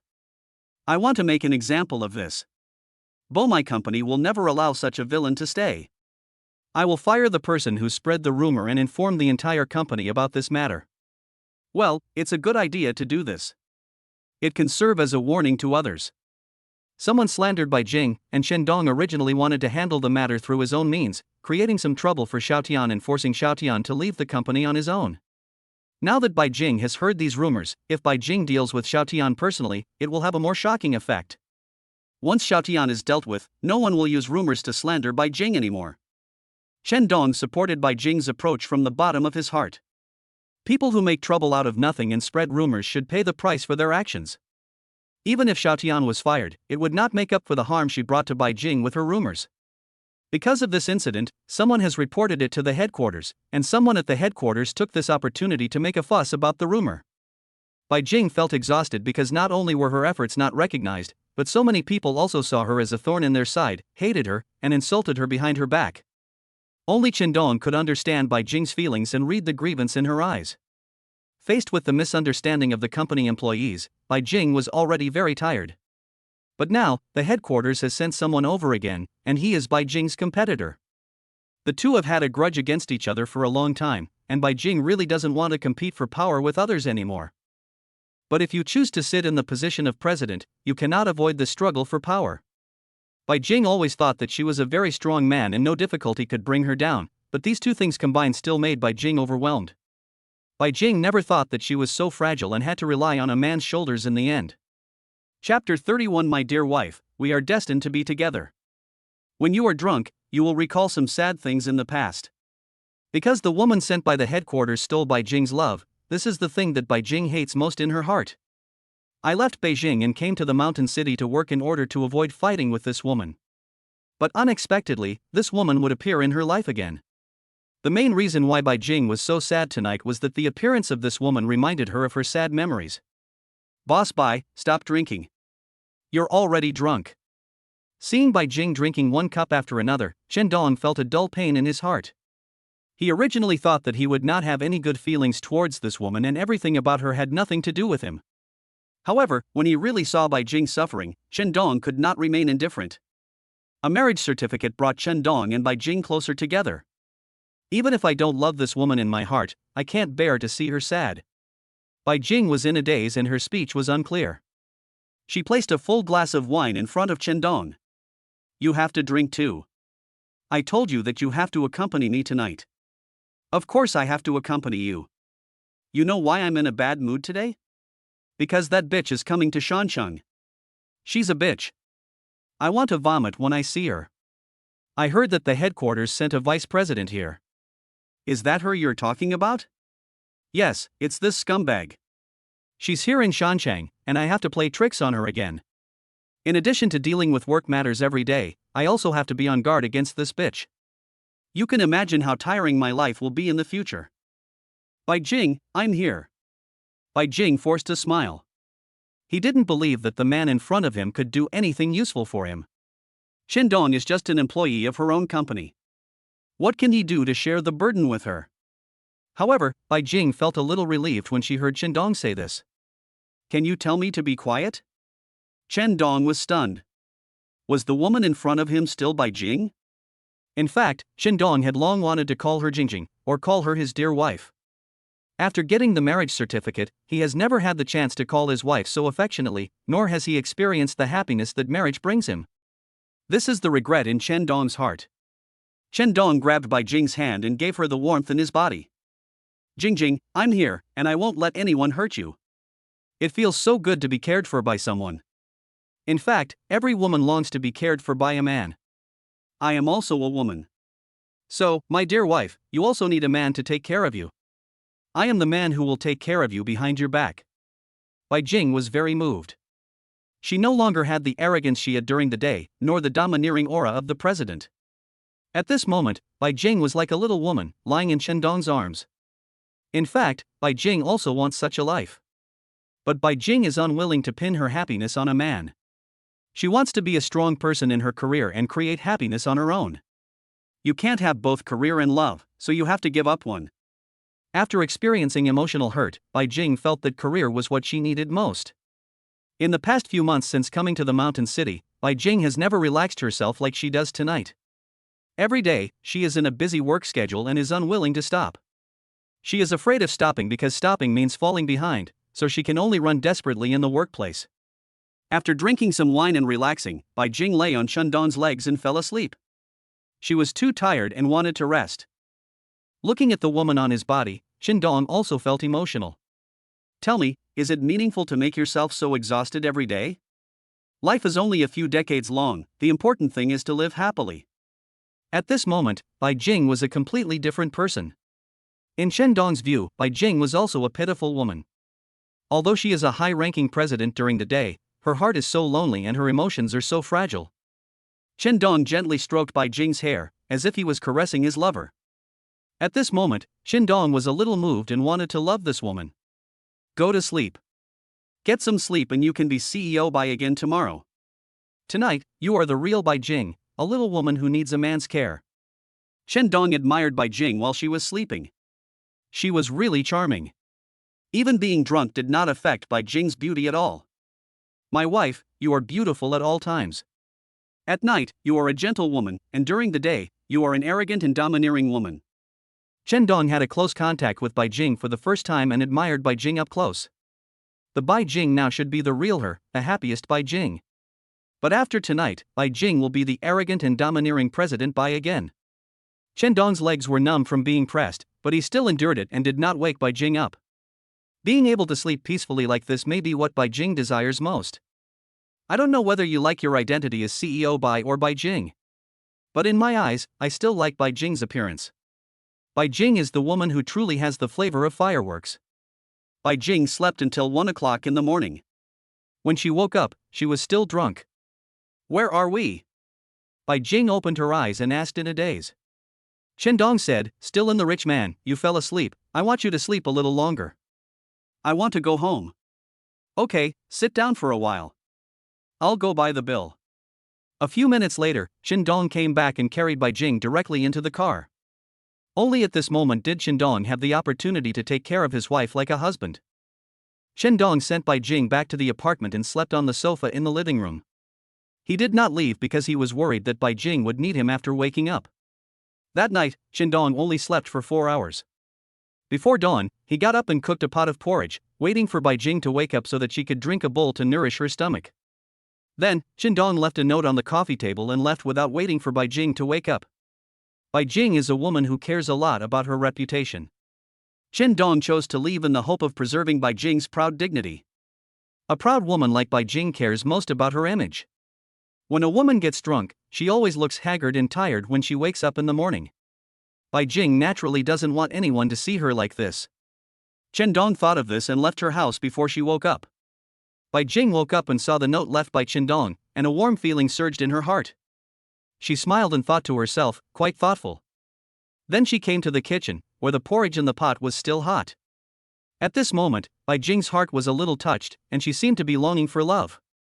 While eating breakfast, Bai Jing thought about what Chen Dong had done for her. She felt that Chen Dong was a very good man, so she sent a message to Chen Dong. Chen Dong, I think you're pretty good. I'll introduce you to a girlfriend someday. Judging from your performance last night, you're a man worthy of a woman's support. Chen Dong received the text message and replied. Boss Bai, you want me to commit bigamy? It's all my fault.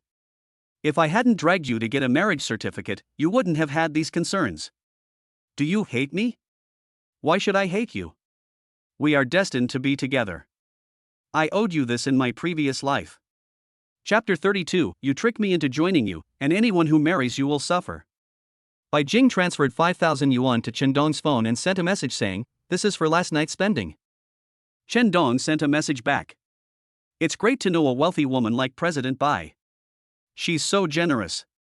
Seeing that Chen Dong hadn't received the money yet, Bai Jing sent another message and asked, isn't it enough? Boss Bai, let me treat you to a drink. I can't accept this money. Chen Dong, take it. I'm a principled person. Since I was the one who invited you to drink last night, I have to pay for it. Why are you still separating from me? You are all mine. Get lost. When did I become yours? Stop talking nonsense. If you dare to tell anyone about what happened last night in the company, I'll kick you out. Chen Dong sighed. This woman changes her attitude faster than turning the pages of a book. Indifferent, ruthless, and willing to suffer for the sake of face. Chen Dong has experienced this woman's fickle personality more than once. She can turn against you at any time. You knew I was drunk last night, but you still left me home alone. After a while, Bai Jing sent another message. This tone was blaming Chen Dong, meaning to let Chen Dong know that he was wrong last night. Leaving a drunk woman alone at home is irresponsible for a man. Boss Bai, if I stayed overnight at your house, you would beat me like a panda the next day. If you leave me alone like this again next time, I won't even turn you into a panda, I'll turn you into a bear instead. Boss Bai, whoever marries you in the future will not be happy, but simply suffer. So, are you thinking about divorcing me right now? The contract stipulates that if you file for divorce, you have to compensate me 3 times the amount. I was tricked into joining you, and I regret it now. My life's happiness is about to be ruined in your hands. Bai Jing was amused. She really wanted to see Chen Dong's sad expression now. She wondered if he looked dejected. Bai Jing wrote back, saying, in 2 years, I will give you freedom. 2 years later, I'll be a second married scumbag. I don't even know if I can find a wife. One misstep will lead to eternal regret. Chen Dong's humor and teasing made Bai Jing very happy. Scumbag, come pick me up. I was drunk last night and I don't want to drive myself today. Boss Bai, you have to pay me a higher salary, so I can just be your driver. You wish, I can't drive myself. Then you just want to use me for free. When you need me, I'm your husband. When you don't, I'm just a passerby. Are you coming? My wife has given the order, how can I not come? Wait, I will show up at your door in 20 minutes. If you call me wife again, I'll cut your salary. That's a naked threat.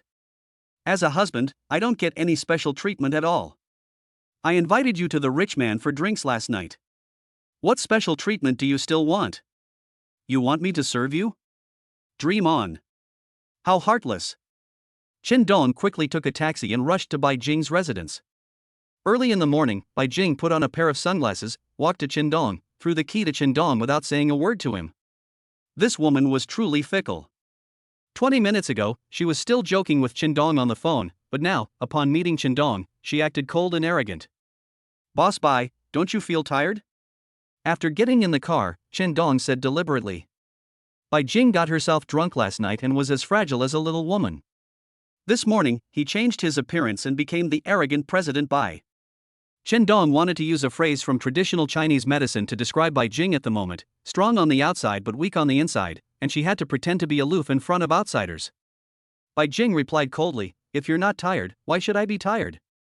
It's not easy for a girl to become a strong woman. Mr. Bai, if I were a woman as high quality as you, I would find a good man to marry. Why make your life so tiring? Then why are you still struggling? You can also find a rich woman and live with her every day eating, drinking, and having fun. Do you want such a life? Bai Jing's words left Chen Dong speechless. This is indeed the case. No one wants to live a life dependent on others. Only a life earned through one's own efforts can be truly happy. Although Bai Jing is very tired at work every day, she believes that this is a very fulfilling life. In the busyness of every moment, her spirit is also found. This is life, everyone has a different definition of life. Bai Jing pursues career success and uses the sense of accomplishment in her career to fill the emotional void in her heart. But in Chen Dong's opinion, Bai Jing has made herself very tired. Her life is filled with only work. She has lost the happiness, love and youth that girls at this young age should have. Just like last time, Bai Jing asked Chen Dong to get out of the car before they arrived at the company. Although he felt a little unhappy, Chen Dong could still understand Bai Jing's difficulties. As the president of the company, every word and action of yours is under the watchful eyes of your employees. All the rumors that were made out of nothing were spread. If Chen Dong really wanted to go to the company with Bai Jing in the same car, the relationship between the two would be fabricated into a scandal by people in the company. Even though she is a CEO, Bai Jing is always cautious. Thinking about Bai Jing's living conditions, Chen Dong sighed a little. It is really difficult for a woman to pursue a career. In the morning, the company issued a document firing Oda from the finance department. This notice document clearly stated the reason why Oda was fired. Oda's behavior of fabricating rumors and slandering leaders has had a very bad impact on the company. The dismissal of Oda is to serve as a warning to others and to warn other people in the company that no one is allowed to spread rumors or create trouble in the company in the future. The Human Resources Department copied the company's decision to punish Oda to every department and issued a verbal warning that from now on, no one in the company would be allowed to discuss topics related to leadership. Xiao Tian was fired, and everyone in the company knew that this was related to the rumors about President Bai's scandal. Some people sympathize with Oda, while others think that Oda deserves to be fired. Spreading rumors about the leader in the company is disrespectful to the leader and hurtful to President Bai. Firing Xiao Tian and not pursuing any other legal responsibilities for Xiao Tian has already shown mercy to President Bai. Some people also think that Bai Jing is cruel and ruthless. Xiao Tian just said a few bad words about Bai Jing behind her back, and then Xiao Tian was fired by President Bai. President Bai is too cruel. In Chen Dong's office, a group of colleagues started discussing this matter, and the women all felt that Xiao Tian was punished too severely. Mr. Bai fired Xiao Tian because he used his power to settle personal grudges. So they began to insult Bai Jing and curse her that she would never get married. Chapter 33, Teasing the Female CEO, but Capturing Her Heart. Chen Dong looked at these people with disdain. It was obvious that Oda had a problem with his character and fabricated rumors to slander Bai Jing behind her back. Now, Oda is the victim. In their eyes, Bai Jing, the real victim, became a heartless, ungrateful, and cold-blooded woman. Bai Jing sent a message to Chen Dong. He asked, Chen Dong, I fired Xiao Tian from the finance department. Did I do anything wrong? Chen Dong replied, Boss Bai, you did the right thing. For someone like Xiao Tian with such bad behavior, being fired is already a lenient punishment for her. But in their eyes, I am just a female devil. Boss Bai, as long as you feel you're doing the right thing, why bother about what others think? Just be yourself and do things with a clear conscience. Bai Jing sent a thumbs-up emoticon to praise Chen Dong. Chen Dong, you are indeed different from them. You have a vision. You're starting to appreciate me. Maybe one day you'll fall in love with me. You're daydreaming in broad daylight. Women's words are often the opposite of what they mean. Whether you will fall in love with me or not, only you know in your heart. You're such a smooth talker. You're using your skills in coaxing women at work. You don't want to leave the company after your probation period. The result will disappoint you. Since I have chosen Bomai Media, I will take the company as my home and dedicate my youth to it. Of course, I will dedicate my youth to you. After spending time with Bai Jing last night, Chen Dong became bolder in speaking to her. Chen Dong just didn't believe that he couldn't warm Bai Jing's cold heart. Manager Chen, President Bai asked you to go to the conference room. Secretary Xiong came to the door and informed them. Although Chen Dong didn't know why the president wanted him to go to the conference room, he immediately went to the conference room after receiving the notice from Secretary Xiong. When Chen Dong walked to the door of the conference room and saw the people sitting inside, he was stunned. Those sitting at the conference table were company executives and department heads. Logically speaking, Chen Dong is not qualified to attend a meeting of this level. But President Bai also wants to cultivate her own confidence in the company. She likes Chen Dong's character and admires his personal abilities. As long as Chen Dong is given the opportunity, he will have a bright future in the company. The main purpose of this meeting was to discuss the Bishu Yunshan project, which was also a major project that Bai Jing personally took charge of after coming to the company. A week later, there will be a bidding meeting for the Bishu Yunshan project. The company has invested a lot of energy in this project. The promotion of the Bishu Yunshan project involves media, outdoor, and on-site promotion, and the marketing and promotion costs of the entire project are tens of millions of yuan. Chen Dong appeared at the door, and all the eyes in the conference room were staring at Chen Dong. How can a new employee be qualified to attend a meeting that is only for leadership? Chen Dong, come in. President Bai had spoken, and no one else dared to say anything.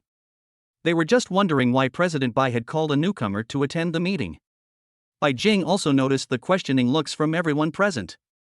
After Qindong found a seat by the side, Bai Jing spoke. "Let me introduce him to you all. His name is Qindong, and he's our newly hired project manager. You might be wondering why I called him here to attend such an important project meeting today. Bishui Yuntian is a key project that our company wants to pursue. Before this, we had held 3 discussions on the project plan, but there were different arguments in each meeting. Among the people present here, only Qindong is a bystander. I asked him to attend today's discussion because I hope Qindong can stand as a bystander and participate in our project discussions. Many times, bystanders have clearer thinking and are not bound by the existing model. I just hope that Qindong can break the routine and see what shortcomings our plan still has." A vice president looked at Qindong with disdain, with a sneer on his face. "Boss Bai, he's just an advertising salesperson. What does he know about marketing planning?" "That's right, he has no right to attend this kind of meeting." Bai Jing said coldly, "With so many people here, how many of you actually understand planning?" "I asked Manager Chen to come as an observer, not because I want him to participate in this project, but because I want to hear different perspectives on it. Maybe one of his suggestions will make our current plan more perfect. Since the president insists on letting him participate, what else can we say? Okay, let's have a meeting." Bai Jing acts decisively and never leaves room for others in what she says or does. The last time this plan was discussed, one of the vice presidents disagreed with Bai Jing and deliberately targeted her. Among the people present, half of them have grown up with the company. They take advantage of their seniority in front of Bai Jing and don't take Bai Jing seriously. Bai Jing wanted to change these people's views and make them understand that she was capable of leading the company. Therefore, after Bai Jing took office, her style of doing things was to use tough measures. Otherwise, with these people making trouble behind the scenes, Bai Jing, the young female president, would not be able to carry out her work. It was precisely because Bai Jing used her strong style from the beginning that these people were afraid of her. The Bishu Yunshan project was in charge of a senior employee who served as the company's planning department manager. After he introduced the project's planning scheme through the projector, the people present began to give their opinions on the project scheme. Most of the executives attending the meeting were not good at marketing planning. After listening, they just kept praising it. When asked to offer some constructive suggestions, they couldn't utter a single word. My evaluation of this plan is just one word: good. In their opinion, this plan is more perfect than the previous 2, and there is no doubt that they will win the Bishui Yuntian project. After everyone else had commented, Bai Jing turned her attention to Qindong. "Qindong, you just listen carefully. Tell me what you think." Qindong stood up. He could already feel someone looking at him with hostility. Qindong didn't take any of this to heart. He didn't intend to keep a low profile in front of these people. Since Bai Jing values him so much and gave him this opportunity, he naturally cannot let President Bai lose face. Without even saying a word of politeness, Qindong immediately evaluated the plan he had just presented and pointed out its shortcomings. The most fatal point is that the existing solution has no soul and lacks visual impact. After pointing out these problems, Qindong also put forward some of his own creative ideas. However, some people simply couldn't stand listening anymore, especially the manager in charge of the project, who interrupted Qindong's speech on the spot. "This is completely nonsense. Have you ever heard of this project? After all this talk, it's all just a blank. Visual impact? Do you know what impact is? In my proposal, the selling point of the project itself is impact. What's the point of having a fancy proposal? If it doesn't touch the soul, it's just a few pieces of waste paper. If you win the bid with this proposal, I will resign from Bomai Company." Qindong smiled coldly and said something harsh. Chapter 34: The female president's love caused gossip. It may sound a bit arrogant to say this, but Qindong knows these people too well.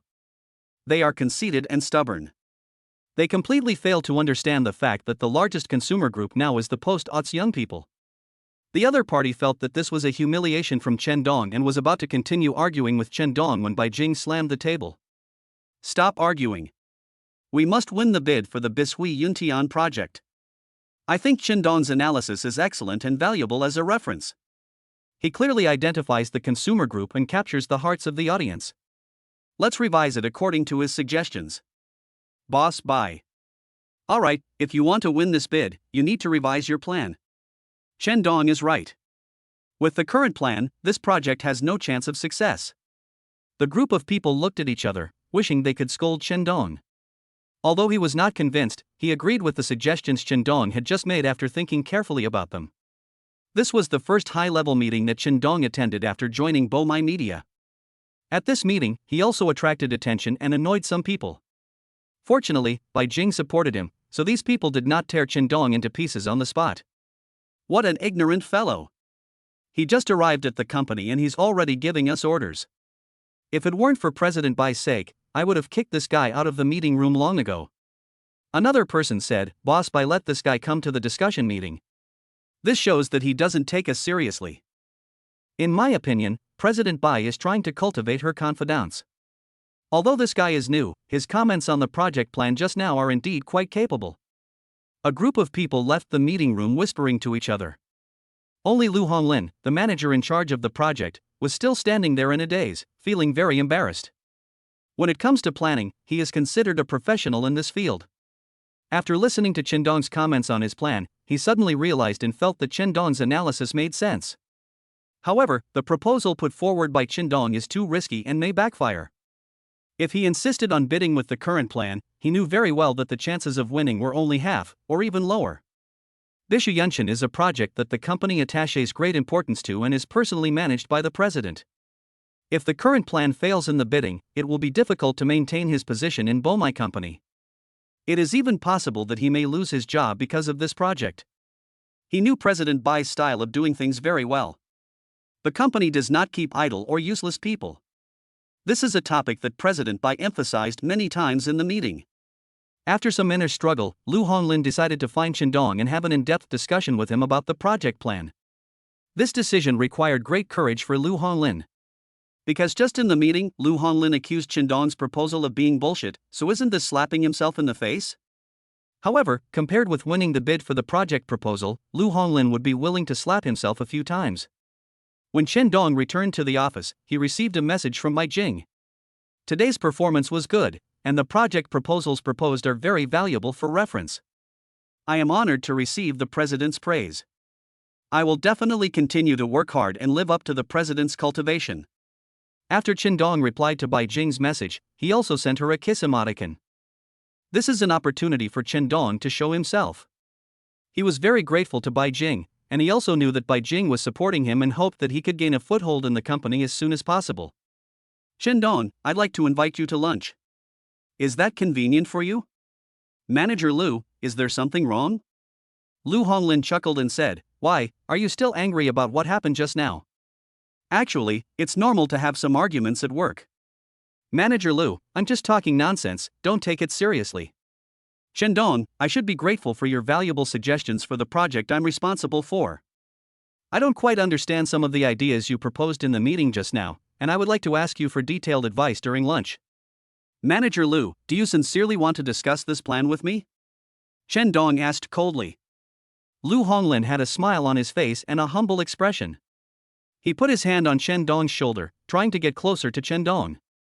Brother Chendong, you know how important this project is to me. I want to incorporate your ideas into it and improve the current plan. I really want to ask you for advice. If Lu Honglin wins the bid for tens of thousands of projects, he will be able to get a bonus of more than 100,000 yuan according to the company's current reward system. In addition to material rewards, it can also bring Lu Honglin reputational gains in the company. Lu Honglin also noticed that President Bai had called Chendong to attend today's meeting, which showed that the president had a special regard for Chendong. Maybe in the future, Chendong will be promoted soon. There are so many employees in the company, and Chendong is a newcomer, but he is cared for by the president. This can only mean one reason, that is, the relationship between Chendong and the president is extraordinary. In other words, this newcomer Chendong may have a powerful backer, otherwise it would be hard to explain why he was appreciated by the president. Manager Lu, do you have any information on the Bishu Yunshan project? I'd like to research it further. Lu Honglin quickly replied, Yes, I'll get it for you right away. This attitude was for fear of neglecting Chendong. Lu Honglin also placed half of his hope on Chendong as to whether he could win the bid for the project. A few minutes later, Lu Honglin placed a booklet about the Bishu Yunshan project in front of Chendong. Brother, take your time to study. I'll wait for you to have lunch together. Lu Honglin spoke very politely and with a smile on his face, completely losing the arrogance he had in the meeting room. After leaving Qingdong, Lu Honglin privately sent messages to some colleagues, asking about Qingdong's background and whether he had any relationship with President Bai. This matter does sound very strange and makes some people think too much. If the company had not just dealt with Xiaotian's matter, I'm afraid the relationship between Qingdong and the beautiful president would be treated as a scandal again. But after Xiaotian's previous experience, no one dared to joke about the relationship between Qingdong and Bai Jing. This matter not only aroused the curiosity of Lin Honglin, but also aroused the curiosity of other colleagues. However, they were just guessing in their hearts why a new employee could receive special care from President Bai.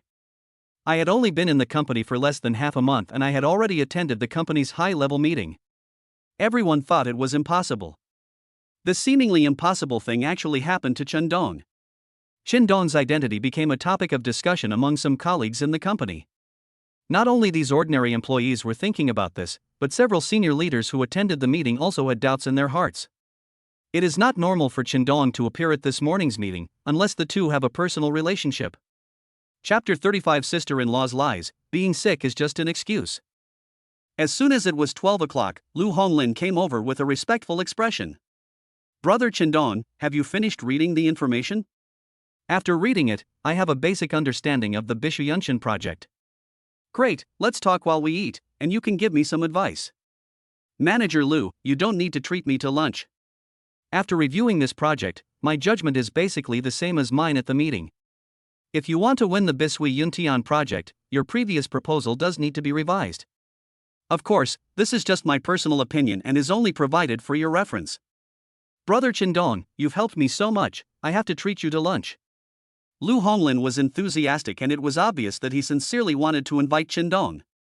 Manager Lu, next time, when Bisui Yuntian wins the bid for the project, you can treat me to a meal. I won't refuse then. Okay, it's settled. I'll revise the plan based on your suggestions. Qingdong smiled and said, Manager Lu, my personal opinion is for reference only and may not be correct. You can communicate more with Mr. Bai and listen to his suggestions. Just when Qingdong was about to go to the company cafeteria for lunch, Su Yingying called. Qingdong, it hurts so much. Su Yingying said in a weak voice on the phone. Qingdong had a hunch that something had happened to Su Yingying, so he asked hurriedly. Sister-in-law, what's the matter? Your brother Wen is on a business trip. Can you come to my house? Sister-in-law, don't worry, I'll be there soon. Qingdong quickly packed up the documents on his desk, grabbed his car keys and rushed out. When his friend's wife called to ask for help, Qingdong couldn't find a reason to refuse.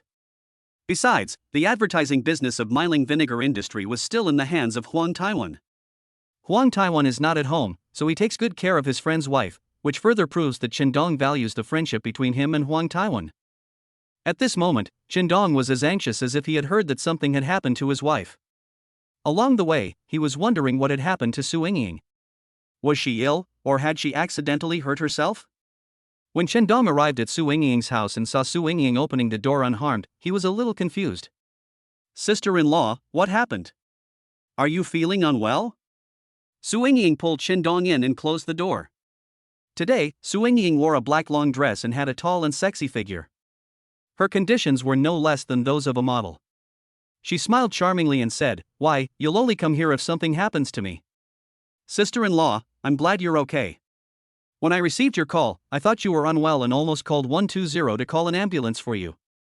I'm feeling a little uncomfortable. My chest suddenly felt tight and I felt like my heart was about to stop. If you don't believe me, you can touch me here and see if you can feel my heartbeat. As Su Yingying spoke, she grabbed Qingdong's hand and placed it on her chest. As soon as Qingdong's hand touched the soft place, he was so scared that he quickly pulled his hand back. Sister-in-law, if you're okay, I'll go back to the company. I made you some soup, but I was afraid you wouldn't want to come, so I pretended I wasn't feeling well. Now that you're here, I can't let all my hard work go to waste. Sister-in-law, you called me here just to let me drink the soup you stewed. Qingdong was a little surprised. He was tricked into coming here by a phone call, which made Qingdong worried all the way. Turns out, it was just a trick of this woman. Although Su Yingying deceived Qingdong with lies, Qingdong could no longer be angry when he saw the chicken soup Su Yingying had cooked. After all, this woman still put some thought into him. Regardless of Su Yingying's motives, what she did for Qindong still touched Qindong a little. Su Yingying served Qindong a bowl of soup and stirred it with a spoon for a while, worried that Qindong would be scalded. "Come, try my sister-in-law's cooking." "Sister-in-law, where is brother one?" "I'm going to Shenzhen for a week-long trade fair." "Qindong, why don't you come over and keep me company tonight?" "I'm scared." Qindong almost spit out the chicken soup in his mouth. Is this what my sister-in-law said, hinting at something? A beautiful woman taking the initiative to hint at something, for any man, I am afraid it is impossible to resist this temptation. The same is true for Qindong. When he heard Su Yingying say this, his heart still skipped a beat. Compared with Bai Jing, Su Yingying is slightly inferior in temperament. But her beauty and figure are no worse than Bai Jing's. Moreover, Su Yingying is more feminine, charming and attractive, and is the type that men are easily tempted by. If Qindong hadn't had some concerns in his heart, he would have wanted to push this woman down. However, Su Yingying was Qindong's friend's woman. No matter how attractive this woman was, Qindong had never thought of having anything happen between them. Qindong didn't know how to answer, which made Su Yingying very anxious.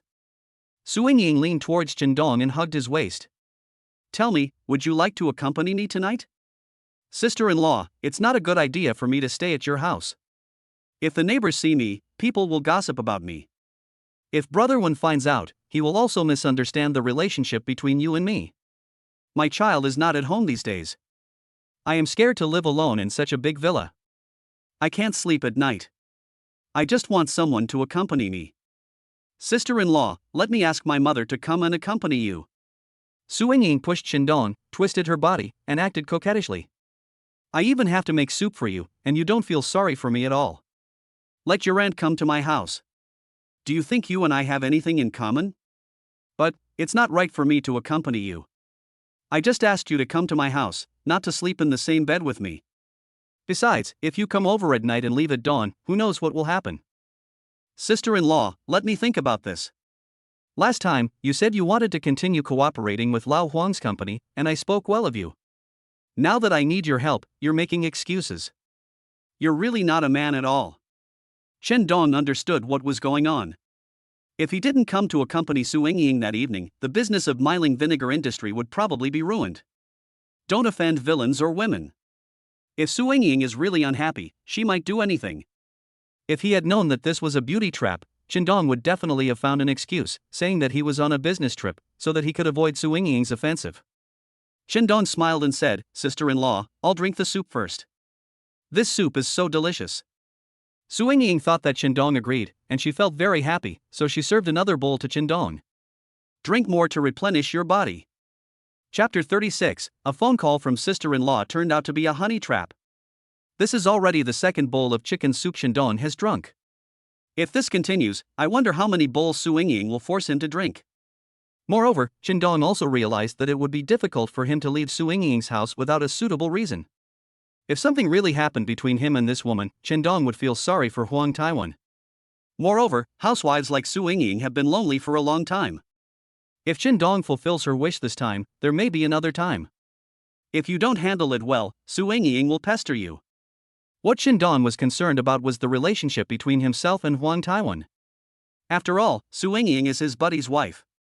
Once he has an ambiguous relationship with Su Yingying, he may not be able to maintain his brotherly relationship with Huang Taiwan in the future.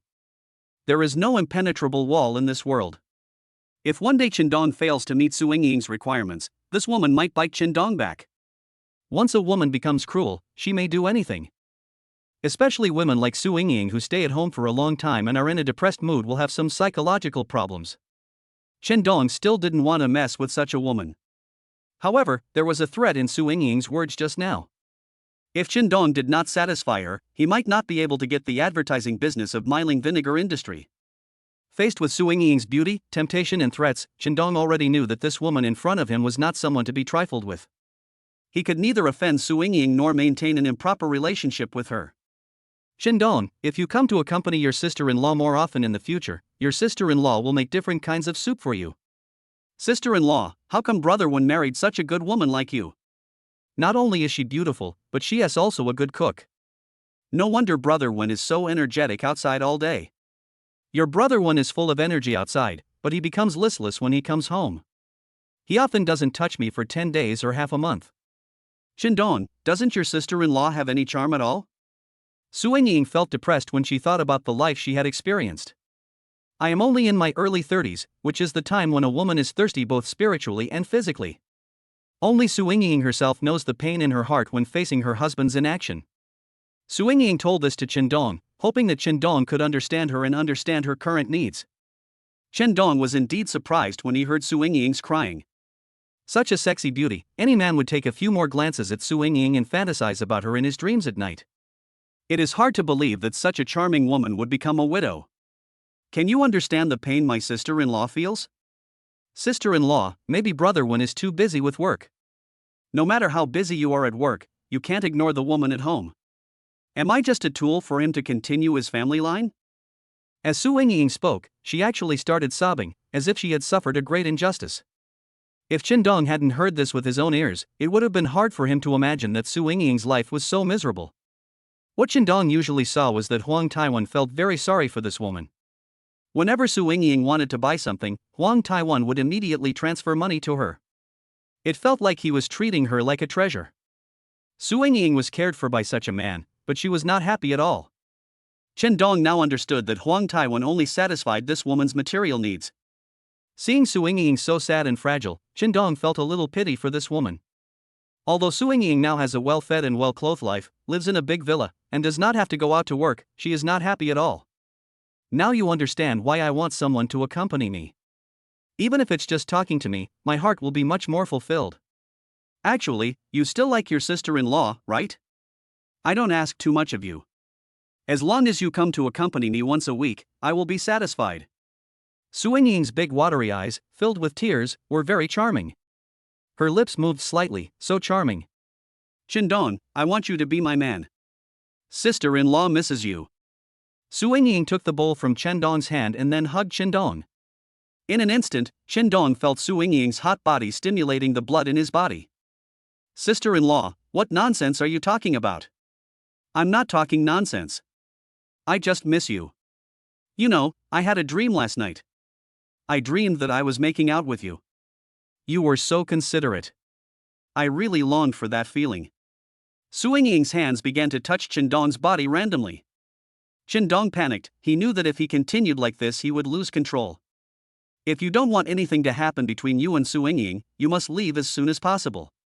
This woman seems to be too demanding of life. Qindong touched Su Ying's forehead. Sister-in-law, you are a little horny. Su Ying said with a seductive look on her face, I am just being horny, don't you want to see me being horny? Sister-in-law, I mean, maybe you have a cold? Your forehead is a little hot.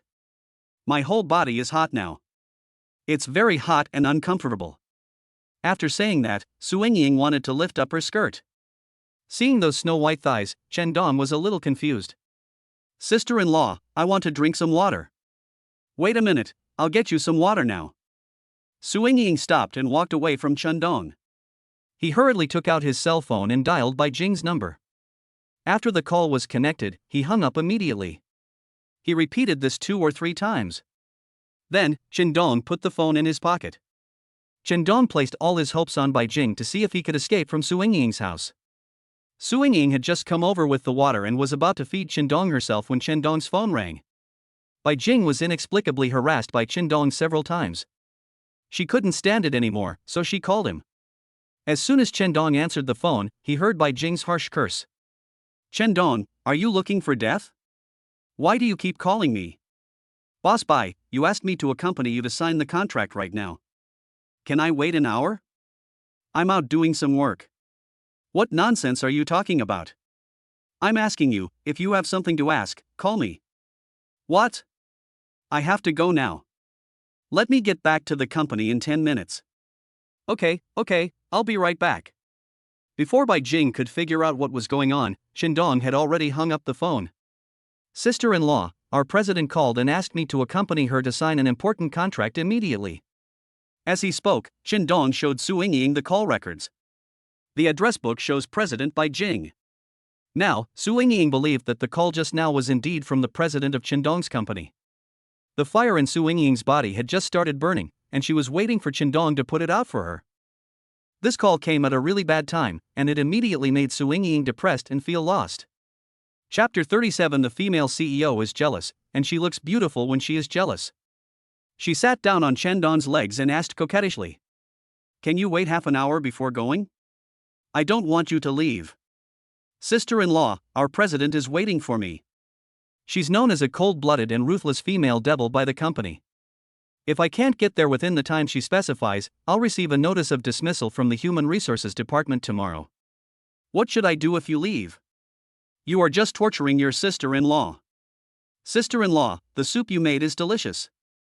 I have to go now. Can you come to my sister-in-law's house tonight? Su Yingying's pleading eyes made Chen Dong unable to bear to refuse. But, is it okay not to refuse? Chen Dong doesn't dare to touch the woman in front of him easily.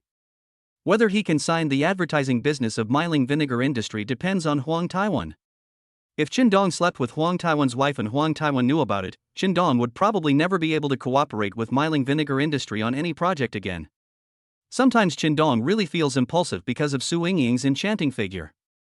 Moreover, Su Yingying has already taken the initiative to tease Chen Dong twice, which is simply making Chen Dong suffer. Chen Dong touched Su Yingying's head and said, "Sister-in-law, don't be sad. If you are bored at home alone, you can go out and exercise. I want to go hiking. Can you take some time to go with me? With a figure like yours, you should go to the gym regularly. Others will surely be envious of your charming figure." "I don't want to go to the gym. I really want to go traveling and relax recently. It's nice to go out and travel. You can let brother Wen accompany you. Don't mention him. I've talked to him several times, but he always says he's busy with work. Our original travel plans have been postponed again and again. I don't have any hope for him anymore. Sister-in-law, when I'm free, we can sign up for a group tour together." When Su Yingying heard this, she felt relieved. A look of joy appeared on his face. Su Yingying asked excitedly, "Are you telling the truth?" "Of course, you should think about where to travel first, and let me know when you decide." "Sister-in-law, I'm leaving first. Our president is still waiting for me." "Then hurry over and let me plan where to travel." "Sister-in-law, take your time to think about it. I'll pay for the trip." Su Yingying's mind immediately shifted to traveling. She was no longer sad about Chen Dong's departure, and focused on searching for travel guides on her mobile phone. Thinking about being able to travel with Chen Dong, Su Yingying's mood suddenly became wonderful. After coming out of Su Yingying's villa, Chen Dong took a long breath. "I was thinking about Huang Taiwan. He has such a lovely wife at home, but he is still fooling around outside, leaving Su Yingying alone at home. It must be really hard for Su Yingying. If Su Yingying really does something to let Huang Taiwan down one day, Huang Taiwan deserves it. If Huang Taiwan could pay more attention to Su Yingying's life would not be so empty." If this continues for a long time, Chen Dong is a little worried that Su Yingying will become depressed. There are two major fears in a woman's life: loneliness and getting old. Before Chen Dong arrived at the company, he received a message from Mai Jing. "What the hell were you doing on the phone just now?"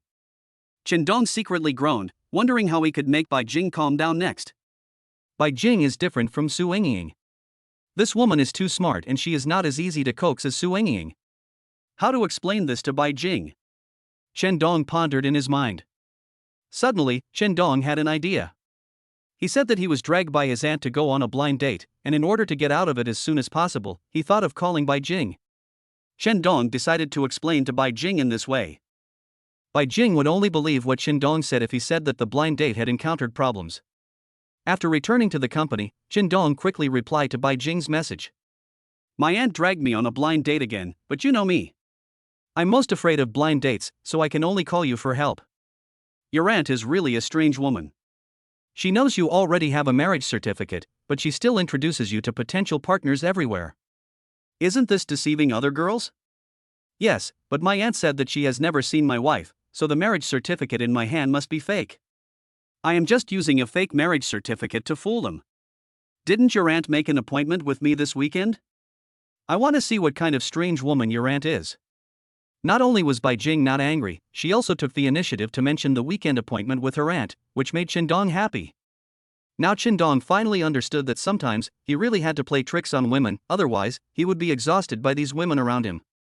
"You agree to play my daughter-in-law once?" Do you want your aunt to ask you out on blind dates every day? Focus more on your work. If you don't achieve any decent results during the 3-month probation period, you can quit working at My Media. Boss Bai, you really understand me. With Boss Bai's support, I will definitely focus on my work. Once you meet my aunt and let her know that you are the wife I will marry, she will stop introducing me to other girls. It's all your fault. You're already a married man, yet you're still going out to see other girls. Your motives are impure. You're wrongly accusing me. My aunt has already asked the other party out. If I don't deal with it, it will seem like I have no character. I'm warning you now. From now on, if you dare go on a blind date during work hours, I'll have the Human Resources Department deduct your wages for that day. Chen Dong sent a naughty expression. Then he replied, "Are you afraid that I will be deceived by other women?" Bai Jing replied, "You're going on blind dates everywhere. I'm afraid you'll be deceived by these women. There are professional marriage brokers now who rely on blind dates to deceive men like you." That's true. If I hadn't gone on a blind date, I wouldn't have been tricked by someone into going to the Civil Affairs Bureau to get a marriage certificate. Chen Dong, you're courting death. You willingly followed me to get the marriage certificate. It's too late to regret now. I married such a beautiful and capable wife. I can't express my happiness enough. You are a sensible person. The two chatted for a while through messages, which invisibly brought them closer together. Gradually, Bai Jing got used to Chen Dong's presence in her life. Just like before, Chen Dong talked to her and coaxed her, which made Bai Jing feel relaxed. After chatting about some topics, it was time for the afternoon work. Lu Honglin went to Chen Dong with his revised plan. "Brother, this is the plan. I spent more than an hour revising at noon. Can you give me a second look?" "Manager Lu, the Bishu Yunshin project is very important to the company. You'd better take the plan to Mr. Bai for review and let Mr. Bai take the lead on this matter." Lu Honglin looked embarrassed. He hesitated and said, "I'm worried that this plan won't meet Mr. Bai's expectations, and I'm just asking for trouble." "Boss Bai isn't that scary. Brother, why don't you take this to Mr. Bai for me? This plan also contains some of your creative ideas, so you can better report to Mr. Bai." "This? Boss Bai asked you to attend the meeting to discuss this plan. She must have her own reasons. I think it would be more appropriate for you to take the plan to Boss Bai instead of me." Chapter 38, Phone Harassment, being called to the office by the beautiful CEO. Chen Dong was also worried that he would not have the chance to see Bai Jing, so taking the plan to Bai Jing's office would not arouse suspicion. Moreover, doing so is also doing Lu Honglin a favor. Chen Dong said, "Okay, then I'll give it a try on Brother Lu's behalf. The worst that can happen is I'll get scolded by the witch. As long as the proposal wins the bid, it doesn't matter if I get scolded a few more times." "Thank you, brother. I'll wait for your news." Lu Honglin handed the plan to Chen Dong and made a gesture of gratitude with both hands. Chen Dong took the plan and went to Bai Jing's office. Before Chen Dong got close to Bai Jing's desk, a ballpoint pen flew towards him. "Oh, the leader is still angry," Chen Dong said with a smile. "You are so brave, you dare to harass the leader."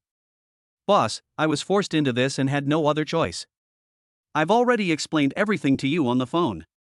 If you use me as a scapegoat again next time, I'll show you how I'll deal with you. Do you have anything to do with me?" Chen Dong handed over the project plan of Bishui Yuntian. Then he stood aside, staring at Bai Jing intently.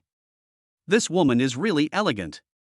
Compared with Su Yingying, she does have a different charm, which can easily make men feel conquered by her." "Why are you staring at me?" Bai Jing asked coldly. Chen Dong smiled mischievously and said, "Look at the beauty. I knew a woman before, she was also very beautiful, but compared to her, I think you are more feminine." Bai Jing slapped the table and raised her voice. "Chen Dong, this is working hours, please be serious. How boring. Not even a joke can be made. Okay, let's get down to business. Manager Lu thinks the proposal incorporates some of my ideas, and thinks it would be more appropriate for me to present this proposal to President Bai." Bai Jing took the plan and read it carefully. This time, after reading the plan, her expression relaxed a lot. "Compared to the last plan, this one is much more perfect. Chen Dong, you will assist Manager Lu in completing the Bishu Yunshin project. Boss Bai, this project has always been managed by Manager Lu. It's inappropriate for me to interfere with it now. I'm not asking you to interfere with the project. I'm asking you to assist Manager Lou in completing the project. It's also a learning process for me. Boss Bai, will Manager Lou misunderstand me? He'll think I'm trying to steal his project by doing this. These are all company projects, and colleagues are helping each other complete them. There's no question of who's stealing whose project. Besides, I'm asking you to assist him and learn from him. The final commission income from the project will still belong to Lu Honglin. Let me ask for his opinion. If Manager Lou is willing, I have no objection. Just tell him that this is my decision. The Bishu Yunshan project must win the bid. Boss Bai, I will definitely assist Manager Lou in his work and get the Bisui Yuntian project. Are you signing a pledge with me? That's great. When you win the Bishu Yunshan project, I'll personally celebrate with you and Manager Lou. I'll wait for you to treat me. Chen Dong took the plan, winked at Bai Jing, and then left the president's office. Bai Jing looked at Chen Dong's back and muttered something. Not serious. Although she muttered this, Bai Jing was still very happy in her heart. Bai Jing is usually under a lot of pressure at work, but when Chen Dong comes in to talk to her and tease her, she feels much more relaxed. Asking Chen Dong to assist Lu Honglin in completing the Bisui Yuntian project is also to give Chen Dong the opportunity to create work achievements. As long as Chen Dong appears more often in these projects, these experiences will become qualifications in Chen Dong's career in the future. Bai Jing didn't say it, but she still wanted to help Chen Dong grow in Bomai Company. Chen Dong is a smart and capable person, and he does things very smartly. What he lacks is opportunity. Now, Bai Jing is creating some opportunities for Chen Dong. Being able to participate in the Bishu Yunshan project is something that many people in the company desire. Once the Bisui Yuntian project is awarded, it will enhance our reputation and influence in the advertising industry. During the more than 10 minutes that Chen Dong left, Lu Honglin waited at Chen Dong's seat, feeling uneasy. Lu Honglin has not slept well for several nights because of the Bishu Yunshan project. The job fair is getting closer and closer. If the plan is rejected by the leader at this time, it will seriously hit Lin Honglin's self-esteem. Chen Dong walked over, and Lu Honglin immediately gave up his seat to Chen Dong. What did Mr. Bai say? Lu Honglin asked anxiously. Boss Bai said that this plan needs to be redone. Hearing this, Lu Honglin looked frustrated. He had completely lost confidence in this plan. Then he sighed and prepared to leave with his plan. Chen Dong laughed out loud. I was just kidding. Look how scared you are. Mr. Bai has reviewed this advertising plan and is very satisfied. He didn't suggest any changes. However, Mr. Bai hopes that I can assist you in completing this project. He wants me to learn more from you and needs your opinion. Don't worry, I will only assist you in completing the Bishu Yunshan project and will not take a single cent of commission from your project. Lu Honglin was a little confused. The president arranged for Chen Dong to assist in this project, which was obviously to take care of Chen Dong. What is the relationship between the two of them? Since Chen Dong is going to participate in this project, he can't work for free. The project commission will probably have to be distributed to Chen Dong. The project has reached the bidding stage, and Lu Honglin doesn't want anyone to take away his credit or share his bonus. Is it really Mr. Bai's intention to ask you to assist me in completing the bidding for the Bishu Yunshan project? Boss Bai said this project is extremely important and must be won. Manager Lu, don't worry. I'm only assisting you in completing the bidding process and will not be involved in any subsequent work. Okay, since this is Mr. Bai's instruction, let's work together to complete the bidding for this project. Brother Lu, I wish us success in bidding for this project. The two shook hands and smiled at each other. Both of them are full of confidence in the bidding for Bisui Yuntian's project. When it was time to get off work, Su Yingying sent a message to Chen Dong. Chen Dong, you're going to come and keep me company tonight, right? Chen Dong looked at the text message, hesitating how to reply. If he didn't go, Su Yingying would keep pestering him and might even destroy the business cooperation between Chen Dong and Miling Vinegar Industry. If I go, I will be sorry to my buddy Huang Taiwan. Chen Dong called Huang Taiwan, wanting to hint to Huang Taiwan and let him know that Su Yingying really needed him. Brother Wen, my sister-in-law just called me and said she wasn't feeling well. If it's convenient for you now, please give her a call. Huang Taiwan said, Brother, I'm still on a business trip and won't be back for 2 days. If you're free, go visit your sister-in-law. Brother Wen, you should call your sister-in-law. What she really needs is you. Brother, I also want to be with her every day, but if I don't work hard to make money, who will support this family? I think my sister-in-law is too depressed all day. You can find her a job so that she can have her own circle of life and find spiritual comfort. The 2 times Qin Dong met Su Yingying, he clearly felt Su Yingying's spiritual emptiness more. Such a woman is likely to get into trouble. However, Qin Dong couldn't tell Huang Taiwanming about this. After all, this was a matter between them. Chapter 39, the man is unfaithful outside, and the wife is depressed at home. She's been pampered at home for years, what can she do? If I really ask her to go out to work, she can't stand the fatigue. I don't have too many expectations of her, as long as she takes good care of the house and raises the children well. Brother Wen, if you feel you don't have time to accompany your sister-in-law, you can hire a nanny for your family. When you are not at home, there will be someone to take care of your sister-in-law. I mentioned this to Yingying before, but she disagreed, saying she didn't want outsiders to interfere with our lives. I'll call Yingying now and ask about the situation. If she's sick, please take her to the hospital for a checkup. Brother Wen, it's not appropriate for me to go. What's inappropriate? You're my brother and the person I trust the most. But. Okay, I'll call Yingying first and find out what's going on. Well, if Brother Wen needs me for anything, just let me know. After hanging up the phone, Qin Dong smiled bitterly with helplessness. Qin Dong didn't expect that Huang Taiwan would actually give him the task of taking care of his wife. He still had to reply to the message sent by Su Yingying. Sister-in-law, my boss, and I are still discussing a project outside, and we may have some social events tonight. If you're afraid of being alone, I can find a girl to accompany you. I don't want it. When you are free, I want you to come and accompany me. Sister-in-law, I will definitely come over to accompany you when I am free. The soup you made is so delicious, I still miss it. When you want to drink soup, just tell your sister-in-law in advance and she will make it for you. Thank you, sister-in-law. I'll be busy now. I'll chat with you when I get home in the evening. Su Yingying felt very happy when she received the last sentence. Even if Qin Dong couldn't be with her, he could still talk to her on the phone, which Su Yingying thought was a kind of happiness.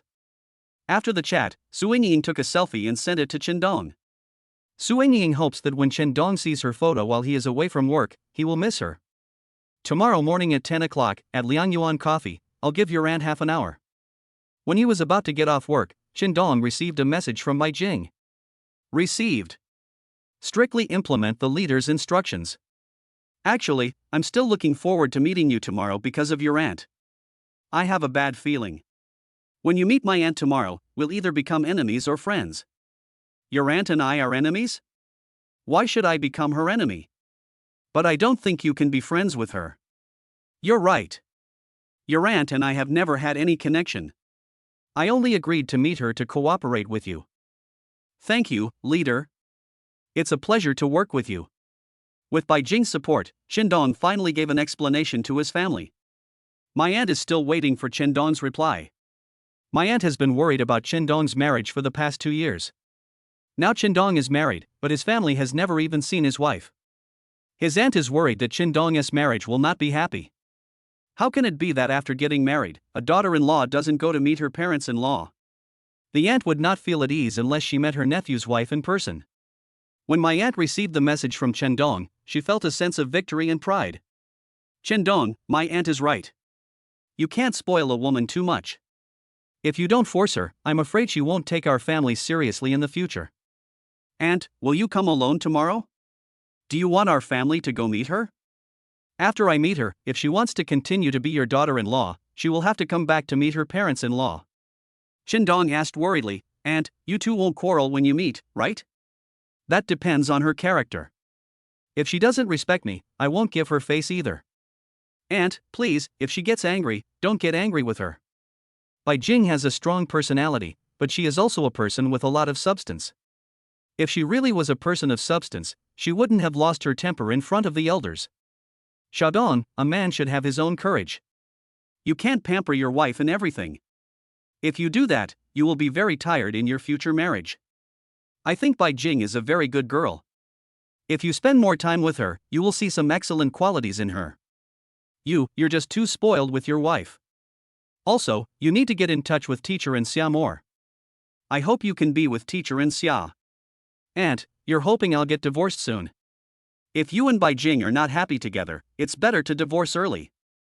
You are still young. Do you want to bury most of your life's happiness in this marriage? Chen Dong thought of his uncle-in-law. He should show these words to his uncle-in-law. After so many years of marriage, my aunt has the final say in the family, and my uncle-in-law always gives in to my aunt in everything. Over time, my aunt developed a habit of being strong. But Chen Dong could see that his uncle-in-law had been living a very depressed life these years. Although my uncle-in-law made a lot of money in the wine business, the financial power of the family was controlled by my aunt. Chen Dong thought that his aunt should reflect on herself and be nicer to her man. But Chen Dong didn't dare say this to his aunt. Every time he saw his aunt, he tried his best to speak well of his uncle-in-law in front of her. Chen Dong's aunt is 38 years old and his uncle is just over 40. Marriages at this age are most likely to have problems. Sometimes Chen Dong worried that his uncle-in-law's suppressed frustration would burst out. If such a day really comes, the person who will cry will definitely be his aunt. In Chen Dong's eyes, his aunt and Bai Jing are really similar. They are both strong on the outside but weak on the inside. They are decisive and domineering in their work, but when faced with emotional problems, they are very fragile inside. This kind of woman is also the most likely to be hurt emotionally. Because this type of woman cannot bear the blow brought to them by a failed relationship. Chen Dong felt that Bai Jing was this type of woman. Although Chen Dong didn't know Bai Jing's past, he could see that deep down in Bai Jing's heart she had a fear of love and was afraid to accept other people's kindness to her.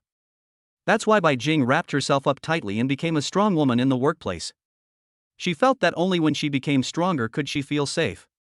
Chapter 40. The beautiful CEO is so cool, she will forcefully hold your hand. Only in the workplace can Bai Jing find her sense of existence. However, after a busy day's work, a woman's strength suddenly becomes fragile at night. When she returned home, she was still like a little woman, lonely in her heart and longing for warmth. As a single girl, Bai Jing has a hard time facing the cruel intrigues and power struggles in the workplace. I don't know what Bai Jing feels in her heart. Is she enjoying the pride brought by her career success, or is she pretending to be strong, but actually hates this kind of life? At least in Chen Dong's eyes, Bai Jing is a girl with a very difficult life. Whenever Chen Dong saw Bai Jing exhausted after work, he couldn't help but feel a little pity. At the same age as Bai Jing, many girls are enjoying love and letting their youth fly. But Bai Jing lost all these wonderful things in life. Her life is to put all her energy into work, and use the success gained through hard work to fill her deepest needs. In this company, only Chen Dong can understand Bai Jing. In the eyes of others, they only saw Bai Jing's coldness, arrogance and ruthlessness, but they did not see the sadness behind the girl's sacrifices. Early in the morning, Bai Jing held a half-hour video conference. After finishing all these, I have to prepare to go out and meet Chen Dong's aunt. This time, she dressed herself in a more feminine way. Since she was acting with Chen Dong, Bai Jing still tried her best to make Chen Dong's family like her and be satisfied with the daughter-in-law Chen Dong married. After putting on makeup and packing everything up, Bai Jing contacted Chen Dong. Chen Dong, have you contacted your aunt? Aunt has already left. Where are you? I'll pick you up. I just finished a meeting. Come to my house. On the way to pick up Bai Jing, Chen Dong bought a big bouquet of roses. He and Bai Jing have been married for some time, and this is the first time he gave Bai Jing roses. It's not that Chen Dong is stingy with the money to buy flowers, but Chen Dong knows that even if he buys them, Bai Jing will not accept his kindness. Roses represent love and are a symbol of the passionate feelings between two people. Bai Jing didn't have burning love in her heart, so she wouldn't accept Chen Dong's feelings. Chen Dong felt that today was an opportunity and he should give Bai Jing a bouquet of flowers. Bai Jing would not be so cold and arrogant as to throw the flowers he gave her into the trash can. Looking at the bright red roses in his hand, Chen Dong began to yearn for love. Before meeting Bai Jing, Chen Dong had never had any desire for love. For some reason, Chen Dong seemed to have an urge to pursue love with Bai Jing. Even Chen Dong couldn't understand what kind of attractive charm this ungentle and cold woman had that could make his heart beat a little bit. Could it be that it's just because they have a marriage certificate? In the past, there were girls around Chen Dong who were prettier than Bai Jing and some who were gentler than Bai Jing, but none of these girls could enter Chen Dong's emotional heart. After spending these days with Bai Jing, Chen Dong discovered that Bai Jing had a temperament that was not found in any of the girls he had known before. Bai Jing has a cool and elegant temperament. Unlike other girls Chen Dong knew, they were very beautiful, a kind of beauty called jiayan. Just like a blooming flower, it is beautiful but not arrogant. Chen Dong felt that Bai Jing was a proud and cold rose, blooming with his charming beauty. Other beautiful women, like the roses in Chen Dong's hands, only have gorgeous temptation left. It looks beautiful, but after admiring it for a long time, you will feel that all this beauty is just superficial brilliance and lacks connotation. Seeing Bai Jing coming out, Chen Dong got out of the car and hid the big bouquet of roses behind him. Bai Jing's outfit today caught Chen Dong's attention. This was not like the usual Bai Jing. "Boss Bai, you look so beautiful today.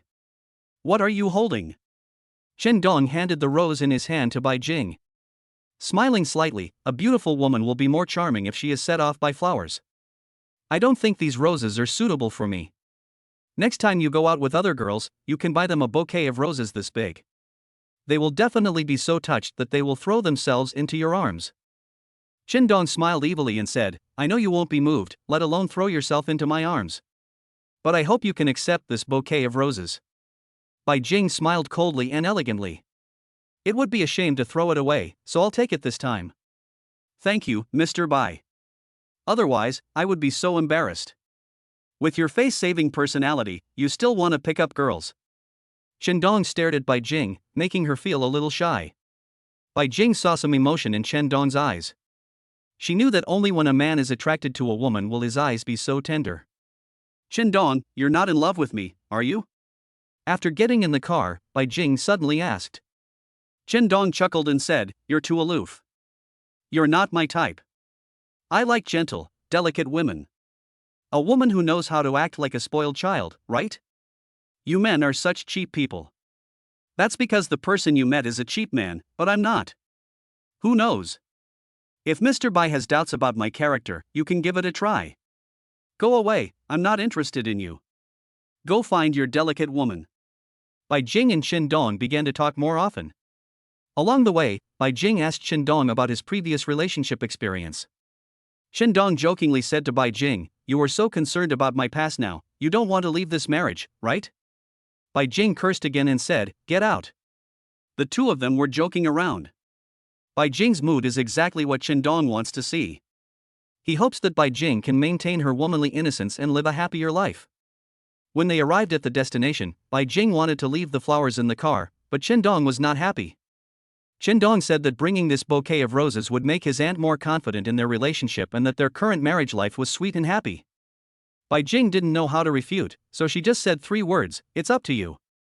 Chen Dong hugged the bright red bouquet of roses in his arms and wanted to hold Bai Jing's hand, but Bai Jing glared at Chen Dong with a stern look. Being forced to this point, Chen Dong could no longer care about so much. "At worst, after this meeting with my aunt, I will be scolded by the witch Bai Jing." In front of his aunt, Chen Dong still has to pretend that his marriage is very sweet. Otherwise, if the aunt saw that Chen Dong's marriage was unhappy and that he and his wife were like strangers, she would definitely force Chen Dong to divorce. Chen Dong doesn't want to see such an outcome. After being rejected by Bai Jing, Chen Dong used force and grabbed Bai Jing's hand. Bai Jing struggled a few times, but this time, Chen Dong did not compromise. "What are you going to do?" Bai Jing asked in a low voice with a dignified tone. Chen Dong smiled evilly and said, "You have forgotten our current relationship. As husband and wife, we should act like husband and wife." Bai Jing gave Chen Dong a cold look and said, "We are a fake couple." After struggling for a few times without success, Bai Jing stopped resisting and accepted the fact, allowing Chen Dong to hold her hand. Strangely, Bai Jing suddenly felt a sense of happiness in her heart. For several years, Bai Jing hadn't let a man hold her hand like this. She seemed to have forgotten the feeling of having a man hold her hand. Chapter 41, The Contest Between Aunt and Daughter-in-Law. I have to help daughter-in-law. Bai Jing glanced at Chen Dong with a sidelong glance. She saw a man's joyful expression on Chen Dong's face. Bai Jing said in her heart, "Chen Dong, you are not really in love with me, are you?" Chen Dong suddenly said, "Your palms are a little hot and sweaty. Are you nervous?" Bai Jing snorted coldly and said, "Why should I be nervous? Your aunt is not a tigress." Chen Dong chuckled and comforted Bai Jing. "Don't worry, you are my wife now, I will protect you." Bai Jing snorted coldly and said, "Do I still need your protection? I've been working in the workplace for so many years and have seen many more dangerous situations than this."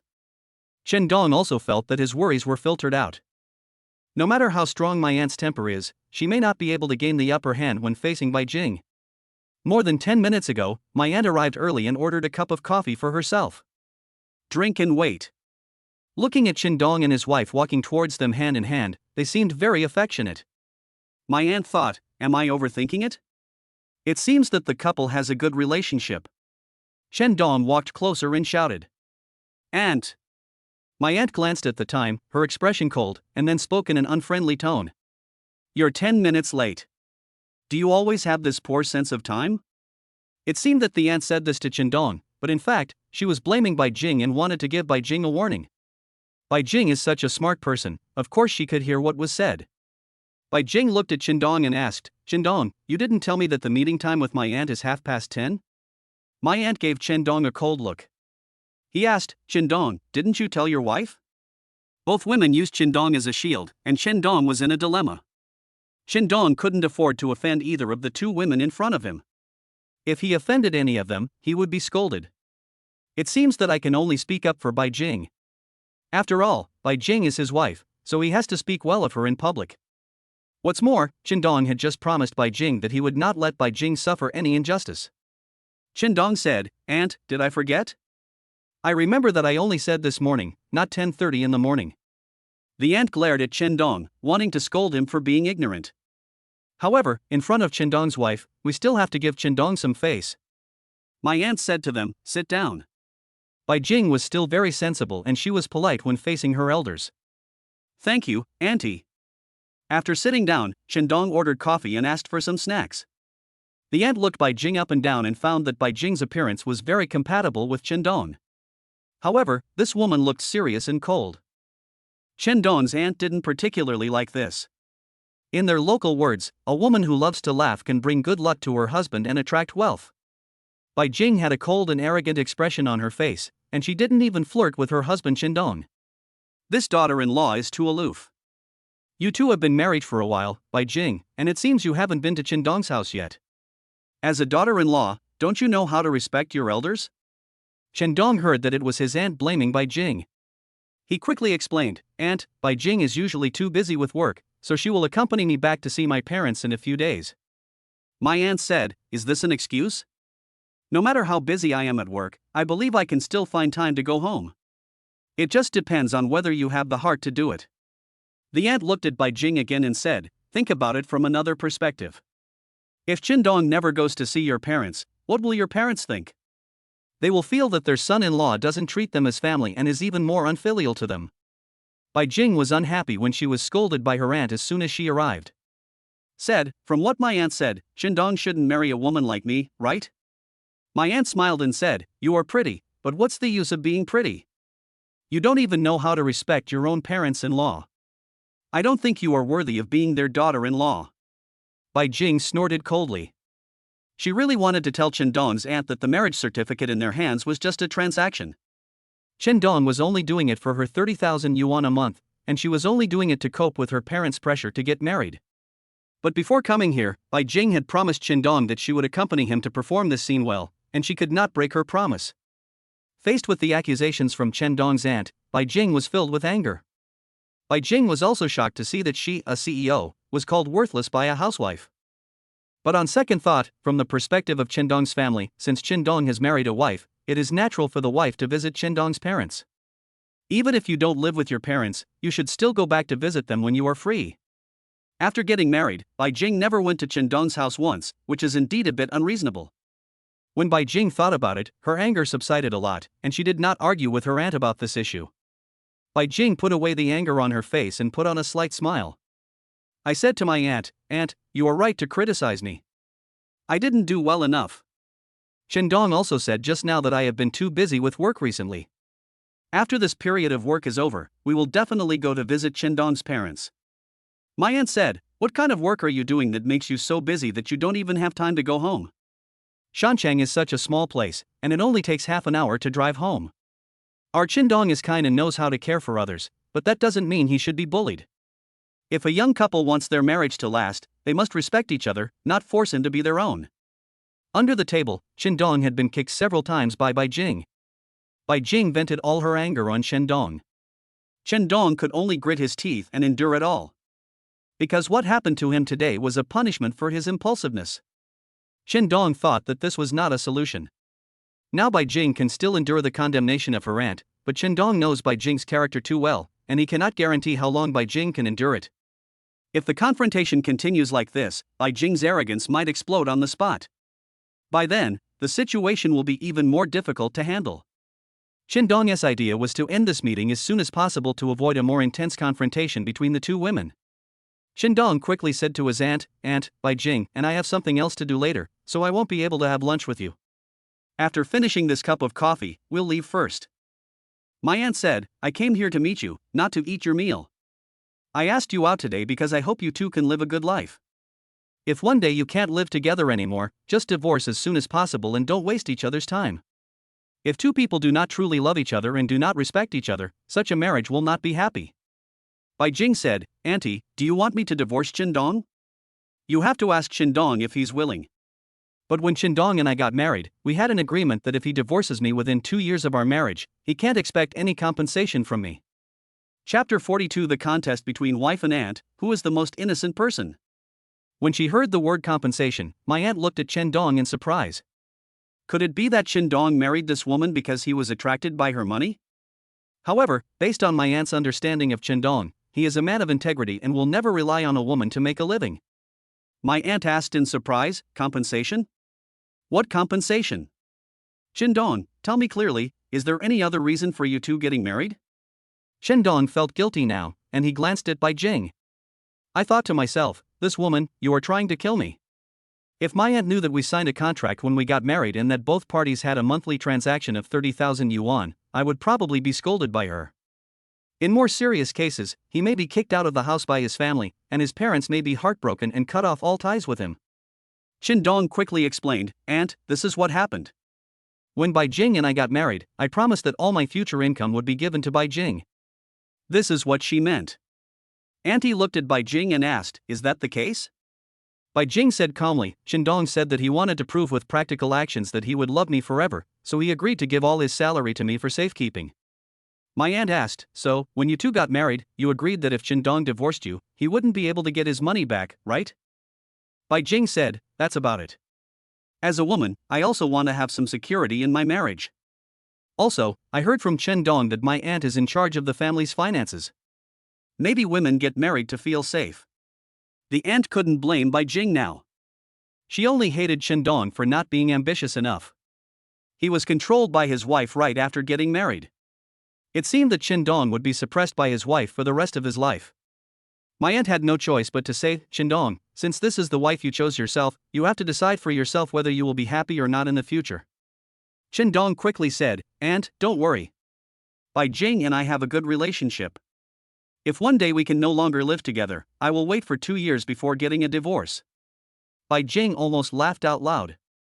Qin Dong spoke these words in a very clear and concise manner. Indeed, they stipulated in their agreement that the marriage would last for 2 years. Bai Jing touched Qin Dong's arm, hinting to Qin Dong that it was time to leave. This was exactly what Qin Dong wanted. He wanted to take Bai Jing away as soon as possible to avoid any verbal conflict with his aunt. Qin Dong glanced at his watch and said, "Aunt, Bai Jing and I have something else to do, so we'll leave first. I've already settled the bill." My aunt said, go ahead, so that I don't feel unhappy." Then, the aunt took the coffee and slowly tasted it without even saying hello to Bai Jing. This time when she met Bai Jing's coldness and arrogance did not leave a good impression on her aunt. On the contrary, Bai Jing's elegant temperament and beautiful appearance made her, as a woman, feel that Bai Jing was good-looking. In this respect, the aunt believed that her nephew had good taste. Bai Jing glanced at the roses on the table. Said, "Aunt, this is the rose Qin Dong gave me, I'll give it to you." Qin Dong was anxious. This was Bai Jing rejecting his feelings. Qin Dong quickly held the flower in his arms and said, "This is the rose I gave you. My aunt won't accept it." My aunt took one look at the large bouquet of roses and said, "Qin Dong, you have to be frugal when you get married. Buying such a large bouquet of flowers must cost several hundred yuan." Bai Jing sneered and blamed Qin Dong. "I'm right, aren't I? If you buy me such a big bouquet of flowers, my aunt will definitely be jealous and will blame you for spending money recklessly." My aunt said angrily, "Why should I be jealous? I'm just reminding you to be more frugal in your life in the future." Qin Dong flattered her, "Aunt, Bai Jing and I will live a good life. I'll take the roses. Bai Jing loves roses the most." Qin Dong caught up with Bai Jing with a rose in his arms. Bai Jing glared at Qin Dong and said, "Why are you holding this rose? I don't care about it. Qindong said, you are such an unusual woman. All women like roses, but you don't understand romance at all. Bai Jing said coldly, why should I understand this? Love and affection only hurt people. Qindong sighed and talked to himself. Hey, it looks like another person who was hurt by love. These words touched upon Bai Jing's past. She was really angry and kicked Qindong on the butt. He scolded harshly, Qindong, you. Qindong said, okay, I'll shut up. Thank you for accompanying me to meet my aunt today. If you have any requests, please ask as soon as possible. Just as the two were about to leave the cafe, they ran into Lu Tian. This guy was also picking up girls in this coffee shop. He came here with a girl to drink coffee. He didn't expect to meet Bai Jing here. Lu Tian was surprised, but when he saw Bai Jing followed by Qindong, who was holding a large bouquet of roses in his hand, he felt extremely unhappy with Qindong. So, Lu Tian cursed in his heart, there are several Qindongs, how dare you snatch a woman from me, are you worthy? Lu Tian immediately put on a humble smile and went over to please Bai Jing. Jinger, we are so destined to meet you in this place. Bai Jing said coldly, Boss Lu, are you here to drink coffee with a beautiful woman? When Bai Jing saw a single girl, she knew that this was the person Lu Tian brought out for a date. She had no good feelings for a promiscuous man like Lu Tian. Lu Tian smiled and said to Bai Jing, Jinger, how about we sit together?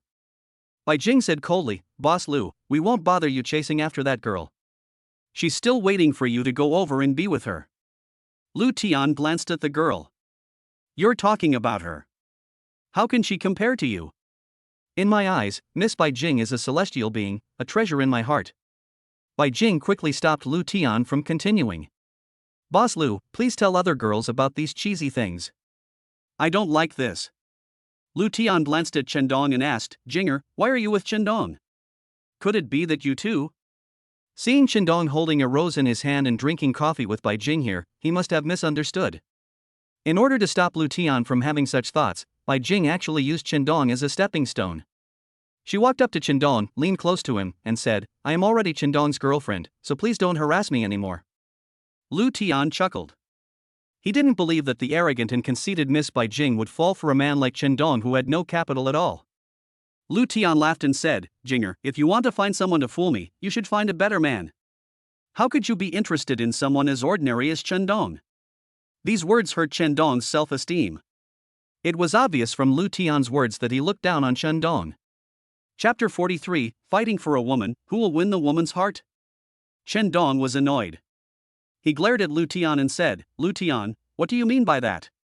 Do you look down on me? But I want to tell you that Bai Jing is my girlfriend now. In his eyes, you are just a playboy. What I despise most is a playboy like you. If it weren't for the sake of their friendship, Qindong would have slapped Lu Tian a few times for his humiliating words just now. Lu Tian sneered and said, Qindong, you know I like Jinger, but you still dare to snatch a woman from me? Don't you know your own worth? Is someone like you worthy of Bai Jing? Qindong originally didn't want to care about Lu Tian's rude remarks, but Lu Tian's words became even more unpleasant. This time, Qindong could no longer tolerate it and kicked Lu Tian in the waist. Qindong cursed, I treat you like a brother, don't you think it's too much for you to say these things? Don't think you can be arrogant just because you have a few bucks. Bastards like you are nothing in Bai Jing's eyes. Lu Tian was almost kicked to the ground. This kick also severed the friendship between the two. Lu Tian snorted coldly and said, Qindong, you bastard, you dare to kick me, are you looking for death? Am I wrong? What qualifications do you have to compete with me for a woman? Qindong laughed and said, whether you are qualified or not, you can see that I am dating Bai Jing now. Lu Tian looked at Qindong's smug look, and how could he tolerate the fact that the woman he liked was snatched away by Qindong? He swung a fist towards Qindong. Qindong dodged and avoided the punch, then kicked Lu Tian again. The kick was so fast that Lu Tian didn't even have a chance to dodge and was hit hard on the butt. Lu Tian was completely enraged. He pointed at Qindong and cursed, Chen, just wait for me. I will give you 2 kicks today, and I will double them another day. The two buddies who had a good relationship before had ended up in this situation today. Bai Jing really couldn't stand it anymore. Bai Jing advised, do you two think it's fun to make such a fuss? Lu Tian said unconvincedly, if it was someone else pursuing you, I, Lu Tian, would accept it. But Qindong knows that I like you, and he snatched the woman my buddy likes. To do this, he is a despicable villain. Also, Jinger, if you like a man who is richer than me, I'd be happy for you, but you insist on dating that bastard Chendong. I'm so angry. Bai Jing said, whoever I fall in love with is my own freedom. It has nothing to do with other people, and even less with you. Lu Tian said, I won't give up on you. I believe that you will choose me instead of this poor guy in the end, because this is the right choice for you. Bai Jing was also angry when she heard this. Could it be that in Lu Tian's eyes, Bai Jing is also a woman who is greedy for money? Bai Jing sneered and said, Lu Tian, do you know why I look down on you? Because you reek of money. I really don't care about your money. What Bai Jing said was true. She really didn't care about Lu Tian's wealth. Compared with the family behind Bai Jing, Lu Tian's money is not worth showing off in front of her. Bai Jing pulled Chendong's hand and said, Chendong, let's go. Looking at the two people walking out of the coffee shop, Lu Tian felt a resentment towards Chendong. Lu Tian, who has been spoiled since childhood, is arrogant and thinks he is better than Chendong in all aspects, but why did the woman he likes choose Chendong instead of him? Lu Tian was unwilling to accept this and even felt that Chendong was deceiving him. Chendong clearly knew that he liked Bai Jing, but he still wanted to compete with him for her. This was Chendong's betrayal of their brotherhood. Lu Tian hated Chendong for being two-faced. Chendong had told him in person that Bai Jing was not his type. Now, Chendong deceived him. Lu Tian cursed, it's better not to have a brother like this. After coming out of the coffee shop, Bai Jing asked, do you regret becoming enemies with your good friend Lu Tian? Chendong sneered, brother, it's better not to have this. Bai Jing said, yeah, just because he has a few bucks, he looks down on everyone. I really look down on playboys like Lu Tian.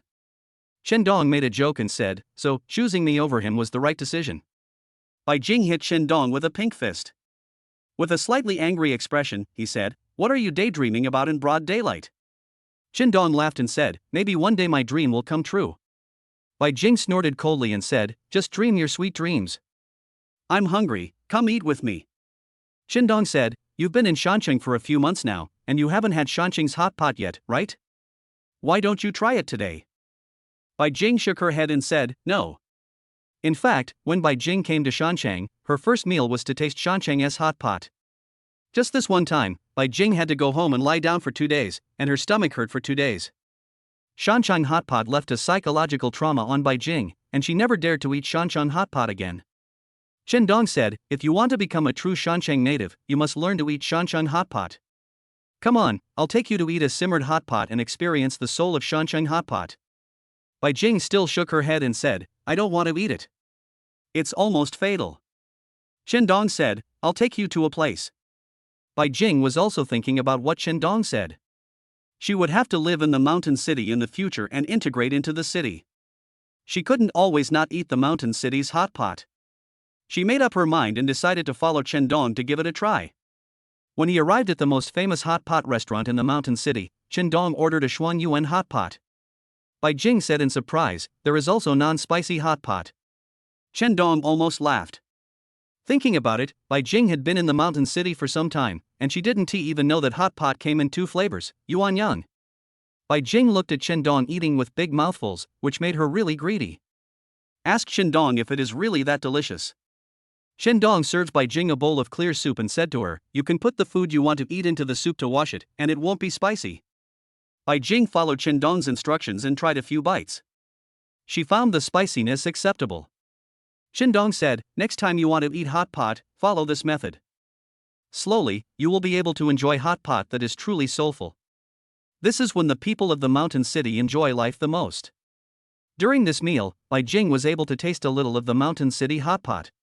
But after eating, Bai Jing became worried again. If you eat too much spicy food, will you get red pimples on your face? What should you do if your skin becomes dry? Bai Jing muttered, it's over, it's over. I hope the skin on my face won't rot. Although the voice was small, Chendong could still hear it clearly and he burst into laughter. Chendong deliberately exclaimed in surprise. Oh, I shouldn't have invited you to eat hot pot. You have several red pimples on your face. Bai Jing was shocked and kept asking, is it true? Where does it grow? Chendong threatened, it's also on your nose, chin, and forehead. Bai Jing screamed, oh no, oh no. How can I face people like this? Chendong, it's all your fault. I told you not to eat hot pot, and you just did it to make me suffer. Chapter 44, Taking the female CEO for a ride, she was as happy as a little woman. Seeing Bai Jing's anxious look, Dong also laughed. It turns out that this cold and aloof female CEO also has moments of acting like a spoiled brat. Dong said, I'm helping you integrate into the lives of the people in the mountain city as quickly as possible. Bai Jing complained, I have pimples all over my face, and you can still smile. You really have no conscience. Dong took out his phone and said, I'm just kidding. If you don't believe me, I'll take a picture and show you. As he spoke, he took a few photos of Bai Jing's charming face. Look, it's still such a charming face, so pink and tender, so tender that I want to kiss it. Bai Jing snatched the phone from Dong's hand. Then I looked carefully at the photos on my phone. Her face was still fair and charming. Bai Jing glared at Dong with a stern look. He cursed, Dong, you dare to lie to me, wait and see how I deal with you. Dong knew that he was going to be kicked by Bai Jing again, so he quickly dodged. Bai Jing was not willing to let Dong go, and chased Dong with her pink punches. Bai Jing, who is always serious and arrogant, is so lively and cute at this moment. After a while of playing around, Bai Jing realized that she had lost her composure in front of Dong, and she quickly became elegant and dignified again. Dong saw Bai Jing's expression change instantly and reminded her, Bai Jing, it's the weekend. No other employees will see you like this except me. Don't act so arrogant. It's so tiring. Bai Jing said, you want to laugh at me? Dong said, actually, you were very nice just now. That's the real you. Even at work, a CEO doesn't have to be aloof to be respected. His character and abilities can also earn him the respect of his employees.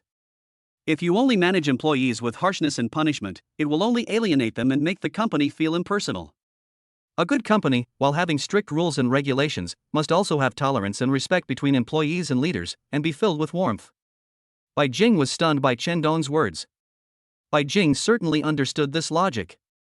However, she also knew that she had just taken over as the company's president, and if she didn't manage the company in a strict and overbearing manner, she would not be able to establish her authority in front of so many people.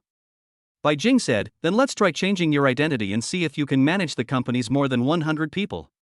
Dong smiled and said, if I really become the president of a company one day, I should be a good leader. Bai Jing said, kindness cannot command an army, and kindness cannot manage wealth. You still cannot understand my difficulties. If I were not strict and domineering, my position as CEO would have been taken away long ago. Headquarters sent another vice president here, under the pretext of assisting me with my work, but in reality, they're trying to steal my position as president. The struggle in the workplace is a battlefield without the smoke of gunpowder, a cruel one. You expect me to be as innocent as other girls and to be able to talk about love. Do I have the qualifications? As president, I shoulder the responsibility for the company's performance and face invisible competitors. If I'm soft on others, I'm giving them opportunities. After hearing Bai Jing's statement, Dong felt sorry for this woman and thought that her life was too tiring. Dong said, it's precisely because you're so exhausted at work that you should live your life well after work and enjoy this rare free time. Are you free this afternoon? Let me take you to do something exciting. Dong asked again. Bai Jing asked curiously, what exciting thing is it? Do you think I will definitely agree to go with you? Dong smiled roguely and said, if you don't go, you'll miss an opportunity to enjoy life. Bai Jing smiled coldly and said, I really want to know what exciting game you are going to take me to play. Dong smiled evilly and said, no regrets? Bai Jing snorted coldly and said, I, Bai Jing, have never regretted anything I decided to do. Dong gave a thumbs up and praised, I like women with personality. Bai Jing rolled her eyes and glared at Dong again. Roll.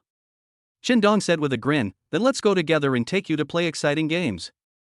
The two came to a motorcycle rental shop and found out that there was only one motorcycle left in the shop. Bai Jing said, is this the exciting game you were talking about? Dong asked, how about it? Are you interested? Bai Jing asked, how can we race with only one motorcycle? Dong said, let's not play racing today. I'll take you for a ride in the suburbs. Boss, I've rented this car. Bai Jing wanted to stop it, but was stopped by Dong. Just listen to me today, okay? Dong said. Dong completed the vehicle rental procedures, sat astride the car, and patted the back seat. Come up and try it. Bai Jing stood there. She had never thought about sitting on a motorcycle with a man. Bai Jing said, no. Shendong advised, didn't we say that you have to listen to my arrangements today? Bai Jing was a little unhappy, but she couldn't offend Shendong in front of outsiders. Now Bai Jing understood that this was all planned by Shendong in advance. Maybe there was only one motorcycle left in the store, or maybe it was something Shendong and the store owner had discussed before. Bai Jing glanced at Shendong and thought, is this your way of pursuing girls? Since she was already here, Bai Jing had no choice but to cooperate with Shendong, not wanting to let Shendong down. Bai Jing knew in her heart that Shendong did all this to bring her relaxation and happiness. So, after seeing through Shendong's tricks, Bai Jing did not directly expose it. After hesitating for a moment, Bai Jing sat down. Shendong released the brake and accelerator, and the motorcycle rushed forward. Originally, there was a little distance between Bai Jing and Shendong's bodies, but Shendong deliberately rushed forward like this, and due to inertia, Bai Jing's body lost balance and leaned forward. Shendong instantly felt Bai Jing's body pressing against his back. Bai Jing pinched Shendong's waist and said, Shendong, you did this on purpose. Shendong turned around and said to Bai Jing, hold my waist tight, I won't throw you off. Bai Jing warned, Shendong, if you continue like this I will leave. Shendong smiled wickedly and said, how about you drive and I'll sit in the back? Bai Jing knew that no matter what, Shendong wanted to take advantage of her, and she also knew that Shendong did all this to make her happy. Seeing that Bai Jing had no intention of hugging his waist, Shendong released the accelerator again, and the motorcycle shot out with a bang. Driven by inertia, Bai Jing's body leaned forward again, and the two bodies were pressed close together again. The speed was getting faster and faster. Because of the strong inertia, Bai Jing was unable to keep a distance from Shendong's body. Moreover, such speed is very dangerous for people sitting in the back seat. Finally, Bai Jing reluctantly put her arms around Shendong's waist. Shendong smiled knowingly, stepped on the accelerator again, and the speed of the car soared to 130 horsepower. Bai Jing, who was sitting behind Shendong, felt her heartbeat faster the moment she hugged the man. Bai Jing had never imagined such close physical contact with this man. But now, she had fallen into Shendong's trap and was calculated by Shendong's conspiracy. However, the feeling of racing with a man while hugging him is so romantic, with a hint of love. Although Bai Jing was not attracted to this man, she still felt that this scene was beautiful and would leave her with unforgettable memories. Chapter 45 The love rival is here, and the female CEO is also confused. A few years ago, Bai Jing also longed for such a scene, taking a ride with the boy she liked and experiencing the romance of love. But Bai Jing no longer has this desire. Shendong's mood was completely different from Bai Jing's. He was excited and nourished by the sweet taste. In Shendong's heart, taking Bai Jing for a ride was the feeling of love. The softness of Bai Jing's body was like an electric current seeping into Shendong's body, rippling with the scent of love, flowing through Shendong's body. Shendong felt a strange throbbing in his heart when Bai Jing hugged him like this. Could it be that I have started to like this woman? This kind of feeling only arises when love begins. Some girls he met before had also hugged Shendong like this and were taken for a ride by Shendong. However, the feeling this time was completely different. Shendong enjoyed the happiness of being hugged by Bai Jing. He really wanted to keep driving like this without end. The car drove to the top of a tourist attraction in the suburbs. As soon as Shendong stopped the car, Bai Jing twisted his ear. Bai Jing said, "You're getting bolder and bolder. You dare to plot against me." Shendong said, "Slapping is love, scolding is affection. Without spanking, there is no love, no affection. You are not trying to tell me that you are interested in me, are you?" Bai Jing scolded, "You are so shameless." Shendong turned around and made a face at Bai Jing, then said with a smile, "I've learned this from working in sales over the years. Haven't you been here? From the top of this mountain, you can have a panoramic view of the mountain city. At night, you can overlook the night view of the entire city from this mountain top, which is particularly beautiful. If Miss Bai Jing is willing, I would consider accompanying you here to appreciate the night view of the mountain city." Bai Jing got off the motorcycle and tidied her messy hair. "Do you often bring girls here for romance?" Bai Jing asked. Shendong didn't hide it and replied, "This is the second time I brought a girl to this mountaintop, but I only watched the night view with a girl once." Bai Jing glanced at Shendong and asked, "With your first love?" Shendong said, "This girl and I spent the entire night on the top of the mountain admiring the scenery, and we didn't even kiss." "You won't believe it. Then one of you must not like the other, so you don't want to be kissed by the other." Bai Jing answered thoughtfully. Shendong took Bai Jing to a rock on the top of the mountain and found a clean place to sit down. "Try to take a deep breath," and then you will forget the troubles at work, Qindong reminded. Bai Jing didn't answer Qindong. But she still wanted to give it a try, so she followed Qindong's instructions, took a deep breath, and tried to keep calm. Bai Jing glanced at Qindong, who was sitting next to her. He looked relaxed and calm, which made Bai Jing envy Qindong's state of mind. Bai Jing asked, Qindong, don't you have any worries? Qindong smiled and said, yes, love is what worries me. My family is urging me to get married, but I can't find a woman I want to marry. Love is something that can torment people, but there are always many people who like to be tormented by it. On the top of the mountain, couples are so affectionate, which is really enviable. Bai Jing was not envious of the scenes before her at all. Once upon a time, she also had loved like these couples, and left romantic footprints everywhere with her beloved. But this love only brought her the pain of betrayal. The woman who had brought her pain was about to come to the mountain city. In the days to come, she was afraid that she would be entangled with this woman again. Bai Jing really didn't want to fight with this woman anymore. But the other party still wanted to force her to death and chased her from the capital to the mountain city. Qindong asked Bai Jing to fall in love and enjoy the romance of life like other women. Bai Jing also wanted such a life, but she was unwilling to give up everything she had gained through years of hard work. The only way is to keep fighting and make herself stronger, so strong that no one can hurt her. Qindong wanted to take Bai Jing out to relax and forget the stress and worries brought by work, but Bai Jing looked like she was worried about something. Are you thinking about her? Qindong asked. Only this woman who was about to come from the capital can make Bai Jing feel uneasy. Bai Jing asked, do you know what I'm thinking? Qindong said, it's the female vice president sent by headquarters, right? What's the grudge between you and her that makes you feel so stressed before she even arrives? Do you want to know? Bai Jing asked. Qindong said, Bai Jing, if possible, I would like to share the pressure with you and listen to your troubles. Bai Jing stared at Qindong and cursed in her heart, stupid boy. Do you really want to know the grudge between me and her? Bai Jing asked. Qindong answered seriously, yes, I want to know, because I don't want anyone to hurt you. Bai Jing smiled coldly. Bai Jing knew this woman's methods very well. She was even more vicious than her, ruthless and unscrupulous. Qindong, what can you use to protect me? Just these promises you made? Bai Jing said, her name is Su Tianjiao, a woman in her 30s. She's ruthless and shameless. She relied on men one after another to get to her current position. To deal with me, this woman actually seduced the man I fell in love with and snatched him away from me. She thought this would make me heartbroken and unable to recover in the workplace. But she underestimated me, Bai Jing. I applied to work in Shancheng because I didn't want to see this bastard couple, and I didn't want to have to fight with this bitch. But, like a scoundrel, she came to Shancheng again. Qindong said, let her come. I will make her feel the pain and injustice she caused you. This place, Shancheng, will definitely make her return empty-handed. Bai Jing was moved and said, Qindong, thank you. Qindong said, you are my wife with a marriage certificate. Even though this marriage certificate cannot represent our relationship, I cannot tolerate anyone bullying you. Qindong remembered the name of Su Tianjiao, a woman who gave Bai Jing a headache. He wanted to see how many tricks Su Tianjiao had. If she relied solely on men to rise to the top, she would be nothing more than a vase. However, a competitor who even Bai Jing took seriously must have some extraordinary means.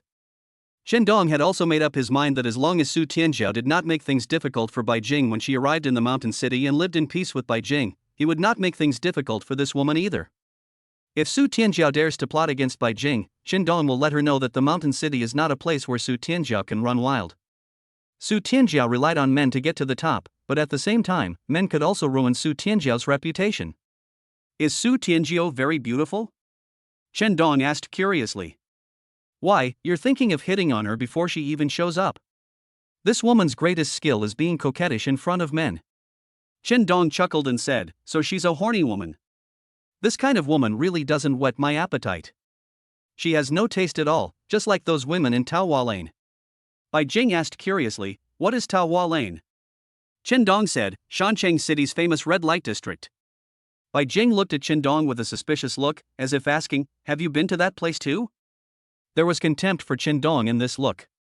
Chapter 46, they both fell off the cliff, and the couple depended on each other for life and death. Qindong quickly said, don't look at me like that. I've never been to Taohua Lane, and I'm not interested in the women there. Qindong had never been to Taohua Lane. He also lied to Bai Jing that he had been there, but only once when he accompanied a client. Chen Dong just drank a few cups of tea there and did nothing else. He waited for the client for half an hour. But I can't tell Bai Jing this truth, because it won't be clear if I tell it. No woman would believe that a man could go to a place of brothels and still remain unmoved by women. What Bai Jing despises most is a man who is not loyal, let alone a man who goes to a brothel. If Chen Dong told Bai Jing that he had been to Taowai Alley, I'm afraid Chen Dong's image in Bai Jing's heart would plummet. Chen Dong suggested, "The scenery here is pretty good, let's take a photo together." Bai Jing didn't agree and didn't say anything. In Chen Dong's opinion, Bai Jing's gesture meant that she approved of his suggestion. Chen Dong found a tourist to help and asked the tourist to take a photo for them. Bai Jing in the photo has a stern expression and elegant temperament, but this does not affect her beauty at all. "It's so beautiful." Chen Dong admired the photo and exclaimed in admiration. Bai Jing looked at a bell tower at the top of the mountain and asked, "Can we go there?" From their current location to the clock tower on the top of the mountain, there are still several kilometers to go. The path is all small and very steep. Usually, few people walk to the top of the mountain. "Want to go?" Chen Dong asked. Bai Jing stood up and walked towards the clock tower, and Chen Dong quickly followed. The mountain road was rugged, and Chen Dong carefully protected Bai Jing along the way. If it were any other girl walking on such a steep mountain road, she would definitely be terrified. But Bai Jing was different. She loved sports and adventure, so she was not afraid of such a mountain road at all. However, Chen Dong, who was following behind, was worried that Bai Jing might have an accident, and he was so nervous that his heart was in his throat. Despite being very careful along the way, what Chen Dong was worried about still happened. When they were about to reach the top of the mountain, Bai Jing slipped. Chen Dong, who was walking behind her, instinctively hugged Bai Jing, but both of them lost their balance at this moment. Chen Dong was also hit, and the two of them rolled down a steep hillside. At the moment Bai Jing fell, Chen Dong used both hands to tightly protect Bai Jing's head, keeping Bai Jing close to his body. In this way, even if he was scratched or hit in the bushes, the person most likely to be injured would be Chen Dong himself. The two rolled for more than 100 meters and were blocked by a dense vine. A few dozen meters away from them was an even steeper cliff. If they fell from this cliff, there would be no chance of survival. Bai Jing's head was always protected by Chen Dong's chest. Chen Dong's hands and face were scratched by branches in many places, and his clothes were torn into pieces. What was even more serious was that Chen Dong's calf was cut by a tree stump, leaving a large gash, and the blood had dyed a large area of his calf red. Chen Dong also felt a sharp pain in the back of his neck. Chen Dong tried hard to endure the excruciating pain. He had to find a way to seek help. The two were halfway up the mountain, but were blocked by vines, preventing them from falling any further. However, if the movement is too big, the vines may not be able to bear the weight of two people and lose their protective function. The only way was to throw down a rescue ladder from above to stabilize their bodies first. "Bai Jing, don't move," Chen Dong reminded. Bai Jing saw that Chen Dong's face was covered in blood and said anxiously, "Chen Dong, you are bleeding." Chen Dong blinked, smiled slightly, and said, "I'm fine, just a minor injury." "Are you okay?" Bai Jing shook her head and said, "I'm fine." Chen Dong said, "That's good. Can you help me wipe my eyes? The blood is flowing in my eyes and I can't see clearly." Bai Jing gently wiped Chen Dong's eyes. Then he asked, "What do we do now?" Bai Jing's small handbag had fallen somewhere, and Chen Dong felt that his cell phone was still on him. "Now all I can do is call for help and then think of other ways to save myself." Chen Dong said, "My phone is in the bag on the right side of my clothes. You can use my phone to call the emergency number." Bai Jing carefully took out the phone from Chen Dong's pocket and called the police for help. "We can be said to have experienced life and death together, right?" Chen Dong joked. Bai Jing said, "You're already injured, and you still have the mind to joke." Chen Dong smiled and said, "If it weren't for this accident, I wouldn't have had the chance to be so close to you. I have to thank God for giving me the opportunity to protect you. My husband and I were not born in the same year and month, and we almost died in the same year and month. Chapter 47 I will protect you with my life, just because you are my woman." Bai Jing glared at Chen Dong fiercely. If Chen Dong hadn't been in deep trouble, Bai Jing would have retaliated against him for his frivolous words. Bai Jing snorted softly and said, "You are quite optimistic." Chen Dong said, "I am so happy to have had such an unforgettable experience with my wife. When we divorce in 2 years, we will miss each other when we think about this incident. No matter what, we are still husband and wife, and there should always be some things worth remembering in life. Bai Jing said, "Stop talking nonsense. Let's shout for help together. Maybe someone passing by can hear us." Chen Dong smiled bitterly and said, "These tourists don't have any rescue tools. If they blindly come to rescue us, it will only put us in a more dangerous situation. Now we can only wait for professional rescuers. However, we can shout now to attract the attention of some tourists. When the rescuers arrive later, they will also know our exact location." Bai Jing thought this was also a solution, so the two of them started shouting for help together, holding on to a glimmer of hope. Usually, few people climb to the top of this mountain, and Chen Dong had no idea whether anyone could hear their cries for help. Chen Dong was injured in many places and was already in unbearable pain. After shouting for a while, the pain in his wounds became even worse and he almost fainted from the pain. Bai Jing found that Chen Dong's face was pale and he had symptoms of excessive blood loss, and she became even more anxious. She knew very well that if rescue was delayed, Chen Dong's life would be in danger. Chen Dong suffered such serious injuries just to protect her. If Chen Dong hadn't protected her in his arms, she might have ended up like Chen Dong, with her whole body scratched by the branches. Bai Jing became anxious and used all her strength to desperately shout for help. Help! Help! If the rescuers could find them sooner, Chen Dong's life would be less in danger. At this time, the only thing Bai Jing could do was to shout loudly to attract nearby tourists. At this time, Chen Dong's consciousness had become a little fuzzy, and he no longer had the strength to shout along with Bai Jing. Chen Dong tried hard to stay awake. If he fell asleep, it would increase the difficulty of the subsequent rescue work. Chen Dong said, "Bai Jing, please don't let me fall asleep. I'm afraid if I fall asleep, I won't be able to wake up again." When Bai Jing heard this, she felt uncomfortable and became more anxious. She shouted at the top of her lungs, "Help! Help!" Thanks to Bai Jing's efforts, someone finally found them. However, there was a steep cliff under their feet. Even if someone discovered that Chen Dong and his companions were trapped on the cliff, they would be unable to rescue them.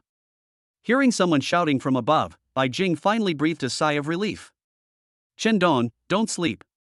We are saved. The firefighters will be here soon." Bai Jing called Chen Dong's name over and over again and talked to Chen Dong. Bai Jing told Chen Dong about her previous relationship, how she met this man, and what they went through during their relationship.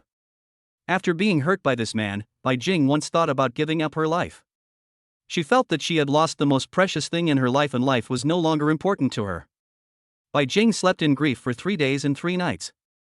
She finally realized that giving up her life was admitting defeat in her life, and it also proved that she had lost to Su Tianzhou in love. Chen Dong listened carefully and was full of admiration for the woman's strength. If other girls suffered such a blow, they might be devastated and give up hope in love and the pursuit of their careers. Bai Jing turned the failure of this relationship into strength to strive for her career. Her efforts were rewarded. She was appreciated by the group leaders and became the youngest female president in Bo My Media Group. As the two waited nervously and anxiously, the rescuers finally arrived at the scene. A firefighter came to their side and prepared to rescue the two people. Chen Dong said to the firefighters in a weak voice, "Officer, please rescue her first." Because Chen Dong had lost too much blood and his life was in danger at any time, Bai Jing naturally wanted to save Chen Dong first. Bai Jing hurriedly said, "Officer, save him first. His injuries are quite serious." Chen Dong said, "Officer, I can still hold on for a while. I hope you can rescue her first. She is more important to me." The police officer thought the two were a couple. It is understandable that a man loves this woman and wants to save the woman he likes first. The police officer finally decided to save Bai Jing first. As a man, the police officer could understand the decision made by Chen Dong. Chen Dong was using his life to protect the woman. The police officer tied a life rope around Bai Jing, then held Bai Jing with his hands and used the walkie-talkie to notify the people above to start pulling the rope. The moment Bai Jing was taken away, she looked at Chen Dong affectionately. The man in front of her was actually willing to use his life to protect her. Just when Chen Dong told the police officer that Bai Jing was more important than his life, Bai Jing's heart was moved by these words. This sentence is more meaningful than Chen Dong saying that he likes Bai Jing many times. Because this sentence was a promise to Bai Jing with his life, Bai Jing was also touched by Chen Dong's words at this moment. This is the first time Bai Jing has met a man who was willing to risk his life to protect her, and this may be the only one in her life. Bai Jing turned around and shouted to Chen Dong, "Chen Dong, you must hold on. I'll be waiting for you up there." Chen Dong nodded slightly. He no longer had the energy to answer Bai Jing. As long as Bai Jing was out of danger, it was enough. Even if the vines broke at this moment, he would continue to roll down the mountainside into the steep cliff. Being able to exchange his own life for Bai Jing's safety is also the value of his life. Chen Dong thought so as he watched Bai Jing slowly receding back. When Bai Jing disappeared from Chen Dong's sight, Chen Dong knew that Bai Jing was safe, and a relieved smile appeared on his face. Bai Jing, I'm glad you're safe, Chen Dong said to himself. Chen Dong now began to think about his parents. If he encountered an accident, he felt that the people he would feel most sorry for would be his parents. Chen Dong, a man who is almost 30 years old, still makes his parents worry about his life. He suddenly felt guilty. He felt that he did not care enough about his parents' feelings. Especially in terms of love, his parents worried about him and were concerned about when Chen Dong would get married. Once Chen Dong got married, as parents, they would have fulfilled their mission and watched their child finish his young life. At this critical moment of life and death, Chen Dong also reflected on his ignorance when he was young and why he could not understand his parents' painstaking efforts. Chen Dong now understood that his parents were old and worried that they would die suddenly one day. Their son's failure to start a family and build a career would eventually become a regret in their lives. If he could survive this time, Chen Dong planned to find a girl to have a serious relationship with, marry her and have children, so as to fulfill his parents' wish first. Chen Dong thought of Xia. Xia was a very nice girl, gentle, generous, well-educated and sensible. If he could marry Xia, his parents would definitely be satisfied. After thinking about Xia, Chen Dong gave another bitter smile. How could a girl like Xia be interested in a divorced man like him? So Chen Dong stopped thinking about Xia. But when Chen Dong stopped thinking about these things, his consciousness began to become blurred. It seemed like someone was calling him in his ear. Chen Dong tried hard to open his eyes. A firefighter had already tied his body with a life rope and was slowly taking him away from his original place. Chen Dong was rescued and put into the ambulance. The doctor's preliminary examination showed that the most fatal wound was on the back of Chen Dong's neck. The wound was several centimeters long and too much blood was lost, causing Chen Dong to lose excessive blood. Bai Jing got on the ambulance with Chen Dong. This time, it was Bai Jing who protected Chen Dong. She sat next to Chen Dong, holding his hand, and prayed for him countless times in her heart. Thinking of how Chen Dong had just protected her at all costs, Bai Jing said in her heart, Chen Dong, you are such a stupid man. I am just a woman who has nothing to do with you. Am I worth protecting with your life? Chapter 48, Stingy Man, I am still your precious daughter-in-law. On the way to the hospital, Bai Jing used Chen Dong's cell phone to call his mother and informed her of Chen Dong's injury. After the call ended, Bai Jing searched for her name in Chen Dong's phone. There are 2 Bai Jing names in the address book, one of which has a note, Bo My Media. Bai Jing remembered Chen Dong's previous comment on her. It was not these 4 words, but my dear daughter-in-law. Unexpectedly, after being scolded by her, Chen Dong had already changed the note behind her name. Bai Jing smiled slightly and cursed in her heart, what a stingy man. Then, Bai Jing took it upon herself to change the note behind her name to the 4 words dear daughter-in-law. Yes, she has obtained a marriage certificate with Chen Dong, and Chen Dong can call her like that. There is nothing wrong with Chen Dong doing anything. After finishing all this on Chen Dong's phone, Bai Jing started to look through the photo album in Chen Dong's phone. What surprised Bai Jing was that in Chen Dong's photo album, half of the recent photos were of Bai Jing. For some photos, Bai Jing didn't even know when Chen Dong took them. In addition to the scenes when the 2 of them are together, there are also scenes when Bai Jing is sitting in the president's office. In every photo, Chen Dong makes Bai Jing look so beautiful, and the shots he captures are always perfect. If Bai Jing had seen these secretly taken photos before this incident happened, she would have been angry. Then, he ordered Chen Dong to delete all the photos. Given Bai Jing's style of doing things, what she can't tolerate the most is being deceived like this. Chen Dong took so many photos of Bai Jing without her permission, which Bai Jing considered an act of deception. But after experiencing this incident, Bai Jing realized Chen Dong's feelings for her. If Chen Dong didn't like her, he wouldn't have taken so many photos secretly and saved them in his phone. If Chen Dong didn't like her, when the accident happened today, Chen Dong would have had the opportunity to protect himself, but Chen Dong ultimately used his life to protect her. Bai Jing believed that Chen Dong had feelings for her. But now Bai Jing is feeling very conflicted. Should she accept Chen Dong's love? But Bai Jing is a very calm girl. She will not let external factors affect her emotional judgment. This time, what Chen Dong gave to Bai Jing really touched Bai Jing, but when it comes to feelings, Bai Jing has been restraining herself. She thinks that she has not yet reached the level of having real feelings for Chen Dong. Bai Jing has a small crush on Chen Dong, a man, and has been touched by what he has done for her.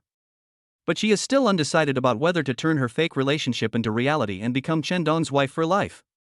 The ambulance arrived at the city hospital and Chen Dong was sent to the emergency room. In the aisle outside, Chen Dong's mother was crying, and his father was pacing back and forth, unable to find peace of mind. Seeing Chen Dong's mother crying with tears on her face, Bai Jing felt very sad. She walked to Chen Dong's mother and hugged the old woman. "Mom, don't worry. Chen Dong is a good man. God will definitely protect him." This was the first time Bai Jing called Chen Dong mom since they got married. Perhaps, Bai Jing's call of mom was just to comfort the old woman. Bai Jing thought that she should call mom for the man who was being rescued inside. The old woman almost lost her only son forever. Mother Chen cried, "Jinger, if anything happens to my son, how will I live?" Bai Jing's heart ached. She really wanted to tell Chen's mother that it was all because of her that Chen Dong became like this. Chen Dong was seriously injured while trying to save her. Bai Jing didn't dare to say it, because she knew that telling the truth would bring greater pain to Chen Ma. Bai Jing chose to bear the weight of this truth on her own. Now, Bai Jing's biggest wish is that Chen Dong in the emergency room can stay alive and well. What she owes Chen Dong can only be repaid slowly in her future life. After 3 hours of anxious waiting, Chen Dong was pushed out of the operating room. Bai Jing was the first to rush to Chen Dong's side. Her tears fell, she was so excited that she said, "Chen Dong, I'm glad you're alive."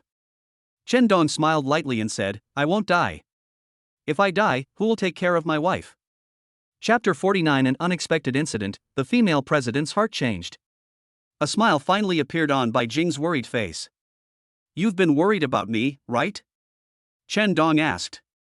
Bai Jing gave Chen Dong a hateful look and said, "You were injured so badly, of course I'm worried about you." Chen Dong smiled and asked, "Are you touched? Are you planning to marry me?" Bai Jing did not directly answer Chen Dong's question. To her, such a commitment was a lifelong one. She couldn't easily make a promise to Chen Dong before she made a decision. This is irresponsible to her lifelong marriage and also to Chen Dong. Bai Jing said, "Take good care of yourself. I'll ask the administration department to arrange sick leave for you. You can come back to work when you're fully recovered." Chen Dong was worried that Bai Jing was also injured, so he said to Bai Jing, "Don't go to the company for the next 2 days. Rest well in the hospital for 2 days." Bai Jing comforted Chen Dong and said, "I'm fine. I just have a small scratch on my leg. I'll have the doctor disinfect and bandage it later." When Chen Dong heard that Bai Jing was also injured and had not yet found a doctor, he became anxious. "Then you should go find a doctor quickly. What if the wound gets infected?" Chen Dong urged. Chen Dong's concern and care made Bai Jing feel warm in her heart. It turns out that the feeling of being cared for is so happy. Every time her heart was touched, Bai Jing would have a thought, marry Chen Dong in this life, since she already had a marriage certificate with this man. As long as you accept Chen Dong emotionally, you and Chen Dong will be a real couple. But Bai Jing is not someone who is easily overwhelmed by emotions. She is very rational and understands the importance of feelings to two people. If I really marry Chen Dong, can I make him happy? Bai Jing was also thinking about these questions. She hoped that when she gave her feelings, she would be responsible to both people. Bai Jing said comfortingly, "You take good care of your injuries, I will take care of my own affairs." After chatting with Chen Dong, Bai Jing said to Chen's mother beside her, "Mom, let me take care of Chen Dong tonight. I'll go find a doctor to treat the wound first." Mother Chen asked with concern, "What's wrong? Are you injured too?" Bai Jing replied, "I just had a minor skin injury. I'll be fine after seeing a doctor and getting him bandaged." Mother Chen said, "Then go quickly. I'll let Chen Dong's father stay in the hospital tonight, and you can stay at home and recuperate."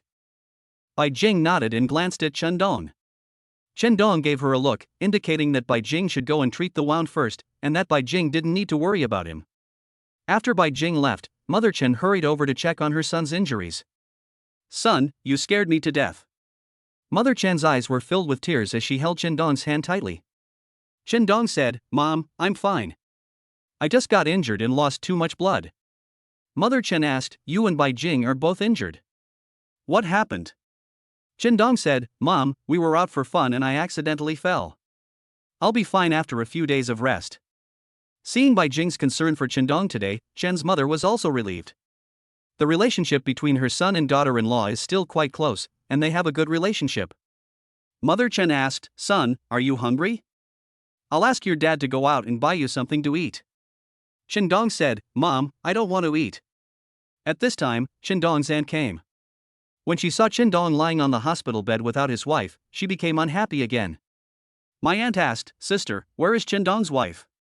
Why isn't she here to take care of Chendong?" Mother Chen said, Bai Jing was also injured and went to see a doctor to treat her wound.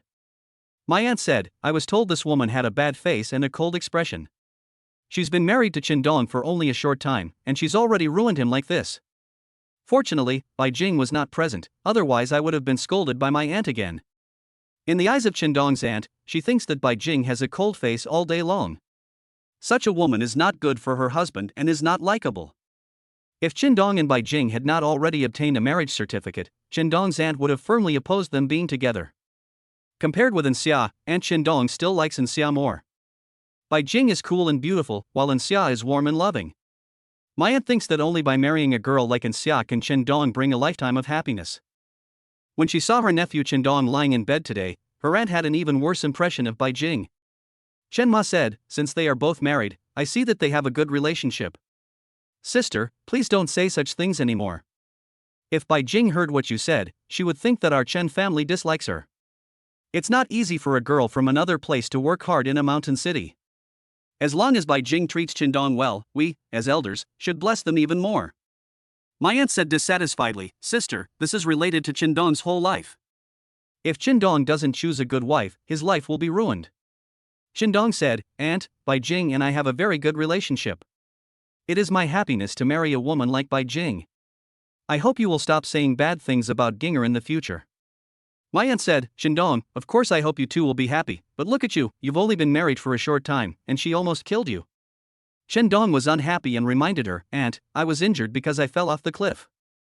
How can you blame Bai Jing? Bai Jing is my wife and our family. We should treat her as a family member." My aunt sighed and complained, "I can't control you, kid." The aunt complained, but in her heart she loved Chendong very much and was also very strict with him. However, when she saw how badly injured Chendong was, she couldn't help but complain. Chendong, lying on the hospital bed, was worried about Bai Jing. There was no one to take care of her and she was injured. Bai Jing needed someone to care and look after her so much. Chendong said, "Mom, give me the phone. I want to call Bai Jing." Mother Chen scolded, "Your hands are tied up, why are you making a phone call?" Chendong said, "I want to ask about Bai Jing's situation. She's alone, and I'm worried." Mother Chen took her son's cell phone and said, "Mom will call her." Chendong nodded. So, Chen's mother found Bai Jing's number in her mobile phone. When she saw the note about Bai Jing in the address book, she smiled in her heart. The call was connected, and Chen's mother said, "Xiao Jing, you are injured too. Let me come and take care of you. Please send me your address." After hearing what Chen Ma said on the phone, Bai Jing almost lost control of her emotions and choked up. Bai Jing felt very sad when she thought about how she had left her hometown, was alone and helpless, and almost lost her life here. Bai Jing tried hard to control herself from crying. If her parents or lover were around, Bai Jing would definitely lean on them and have a good cry. Bai Jing said, "Mom, the doctor checked me out and I'm fine. I've already gone home. I'll be here to accompany Chendong in a while." Mother Chen was very pleased to hear that her daughter-in-law still thought about Chendong. Mother Chen quickly said, "You're already injured, why are you here? Just stay home and recuperate. Tell me what you want to eat, and I'll make it and send it to your house." Bai Jing said, "Thank you, Mom. You can go back home tonight. I'll go to the hospital to take care of him." Mother Chen was also moved by her daughter-in-law's affection, so she agreed to Bai Jing's request, but only gave Bai Jing a few instructions. After returning home, Bai Jing changed her clothes and went to the vegetable market to buy half a chicken and some tonic ingredients for stewing soup. Although she was physically and mentally exhausted, Bai Jing became refreshed when she thought of Chendong, who was seriously injured and still lying in the hospital. She planned to stew some supplements and bring them to the hospital, as a way to find some comfort in her heart for Chendong saving her. Chapter 50. The tenderness of the female president finally moved me. Bai Jing felt a little guilty about Chendong's mother's kindness to her. She had been married to Chendong for a while, but she had never returned home to visit his family. Not only did Qindong's family have no complaints about Bai Jing, they were even so kind to her. Even though Bai Jing was a cold woman, she was moved by the Chen family's sincerity. By the time Bai Jing finished cooking the soup, it was already night. She took a taxi to the hospital and saw Qindong's family off. Tonight, Bai Jing decided to stay in the hospital to take care of Qindong. Qindong said distressfully, "I told you not to come and to recover at home, why didn't you listen?" Bai Jing said, "You're lying in the hospital for me. How can I leave you here alone with peace of mind?" Qindong asked, "Have you gone for a checkup? Where are you injured? Let me see your injuries." Bai Jing lifted her skirt and said to Qindong, "Look, it's just a small cut on the leg, it's not serious." Qindong looked sideways and saw that the wound on Bai Jing's leg had been bandaged. No matter how serious the injury was, Qindong couldn't bear to let Bai Jing suffer with him in the hospital. Qindong said to Bai Jing, "A minor injury is still an injury. You still need to be careful. After I drink the chicken soup you sent me, you should go home and sleep. Don't stay here with me." Now, Bai Jing looks at Qindong with much gentler eyes. Bai Jing asked, "Qindong, why are you willing to risk your life to protect a woman who has nothing to do with you?" Qindong smiled and said, "You are my wife, the most important person in my life. Even if I lose my life, I will protect you." Bai Jing was so moved that she cursed, "You are such a fool." When Bai Jing scolded Qindong with these words, her tone and mood were different from usual. It didn't sound like she was blaming Qindong, but rather like she felt sorry for him. Bai Jing poured the stewed soup from the thermos cup, tasted the temperature with a spoon first, and when she felt the temperature was right, she scooped another spoonful and brought it to Qindong's mouth. This scene is full of warmth. Perhaps before this, neither of them had ever thought that this scene would happen in their story. Bai Jing would never have thought that one day she would make soup for Qindong and feed it into his mouth with a spoon herself. At this moment, Bai Jing became careful and gentle. Qindong stared at Bai Jing intently. For the first time, he felt that this woman was so cute. Her eyes were full of tenderness, and her expression was no longer so cold and arrogant. Isn't this the kind of girl Qindong has always wanted? She is beautiful and elegant, gentle and kind, and can focus on her career. She is simply the most perfect goddess in any man's mind. Qindong thought, "How great it would be if you were my real daughter-in-law." Bai Jing also noticed that Qindong was staring at her. Her ears turned red and she felt a little embarrassed. She whispered, "Why are you staring at me?" Qindong said, "Because you are beautiful. It turns out that my wife is so charming." Bai Jing stared at Qindong and said, "You're already injured like this, and you're still talking nonsense. Bai Jing, seeing you being so gentle and feeding me soup spoon by spoon, I have never been so happy as I am today." Qindong said with emotion. Because this kind of happiness was too hard to come by for Qindong. If it weren't for this accident, Bai Jing wouldn't have taken care of him so gently. Unfortunately, Qindong knew that this moment of happiness would soon end. Perhaps tomorrow, Bai Jing would no longer be by his side.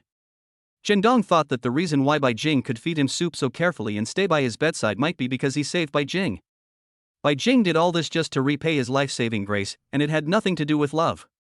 Qindong felt a little disappointed when he thought that after his injury recovered, his relationship with Bai Jing would return to that of a president and an employee, and that Bai Jing would not speak gently to him. The scene he has now is very warm. Qindong hopes that this moment will accompany him forever, for the rest of his life. Bai Jing fed Qindong the soup and wiped the corners of his mouth with a tissue. When doing these things, her movements were light and gentle, not at all like Bai Jing's usual self. Qindong finally couldn't control his emotions and he mustered up the courage. Then he said to Bai Jing, "Bai Jing, I like you, and I hope we can become a real couple." For the first time, Qindong fell deeply in love with Bai Jing. He thought that this marriage of transaction was over and he would have nothing to do with Bai Jing anymore. Things like feelings are often beyond human control. I fell in love with someone I shouldn't have fallen in love with. Qindong never thought that he would like a cold and beautiful woman like Bai Jing. During the time they were together, he only treated Bai Jing as a friend, a wife obtained in exchange for a deal. But tonight was different. When Qindong saw Bai Jing taking good care of him like his real wife, he fell in love with Bai Jing. Bai Jing was stunned by this sudden confession. She had long noticed that Qindong's concern for her went beyond ordinary friendship. Bai Jing thought that Qindong just had a good impression of her and had not yet reached the point of falling in love with her. Qindong's confession confirmed that he fell in love with her. Whether to accept or reject, Bai Jing couldn't make the right choice for a moment. Qindong is a smart, kind boy who is also really good to Bai Jing. Bai Jing knows this very well. If she rejects the pursuit of such a good boy, she may never have the chance to meet such a good man again. However, Bai Jing has not yet planned to live a life of falling in love, getting married, and having children. She has her own career pursuits and has not completely gotten over the shadow of her last relationship. For Bai Jing, love brings both desire and fear. Bai Jing replied, "Shindong, thank you for liking me, but I don't know how to answer you. To be honest, you've been really good to me. You almost lost your life for me this time, and I'm really touched." Shindong smiled bitterly.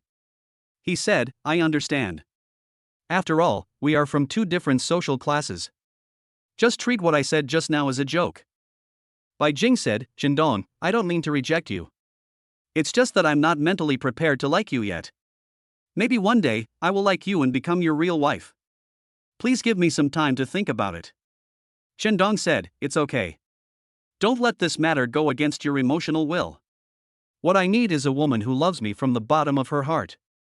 Forced feelings, this is not what Shindong wants. If Bai Jing has no feelings for him at all, Shindong will not force it. He hopes that love is a mutual one and that they have each other in their hearts. Bai Jing said that she had not thought it through.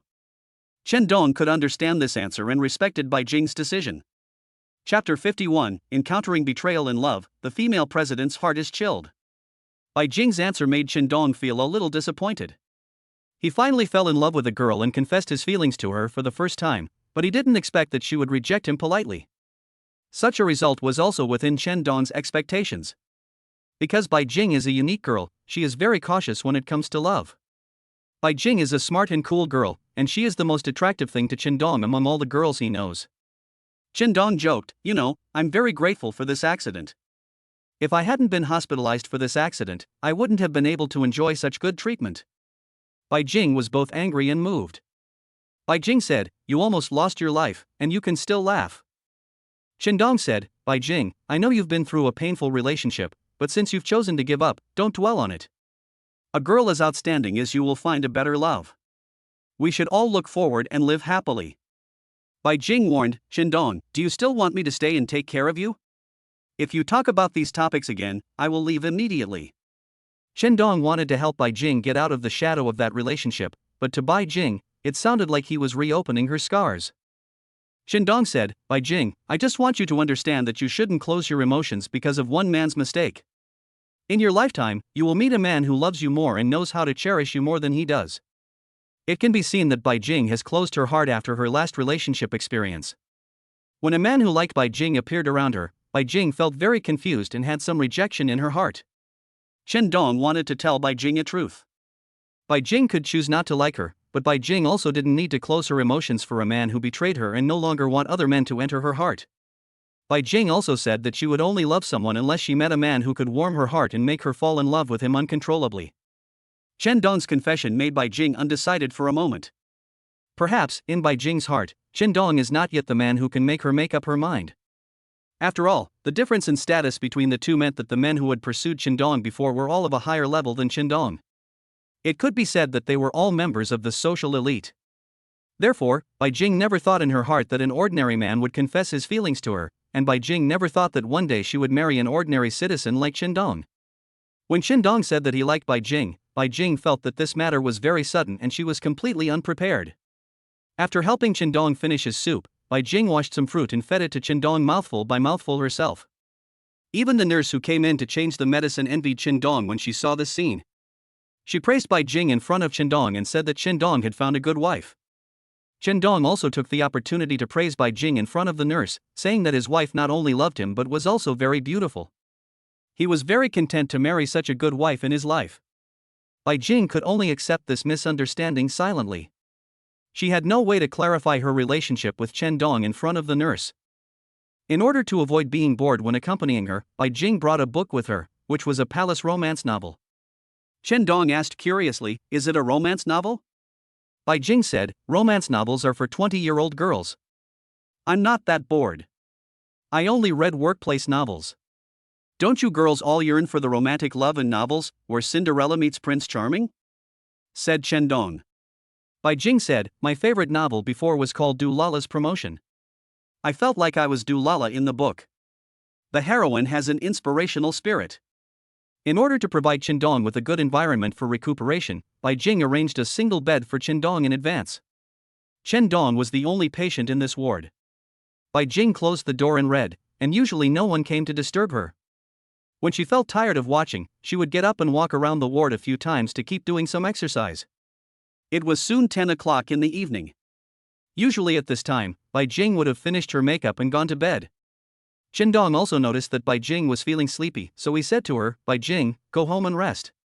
There are nurses on duty at night. I can call them when I need them." Bai Jing asked, "Why, don't you want to see me?" Qindong said, "I want to see you every moment, but I can't bear to see you suffer here. You should go back." Bai Jing said, "Do you think I can sleep peacefully after I go home if I leave you alone in the hospital?" Qindong knew that he couldn't convince Bai Jing, so he said to her, "If you want to stay in the hospital overnight, you can ask the nurse to find you a bed. Sleeping on a bed is more comfortable than sleeping on a sofa."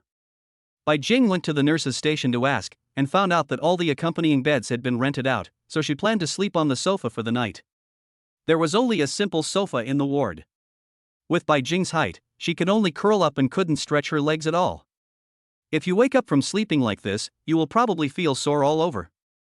Qindong couldn't bear to let Bai Jing suffer like this.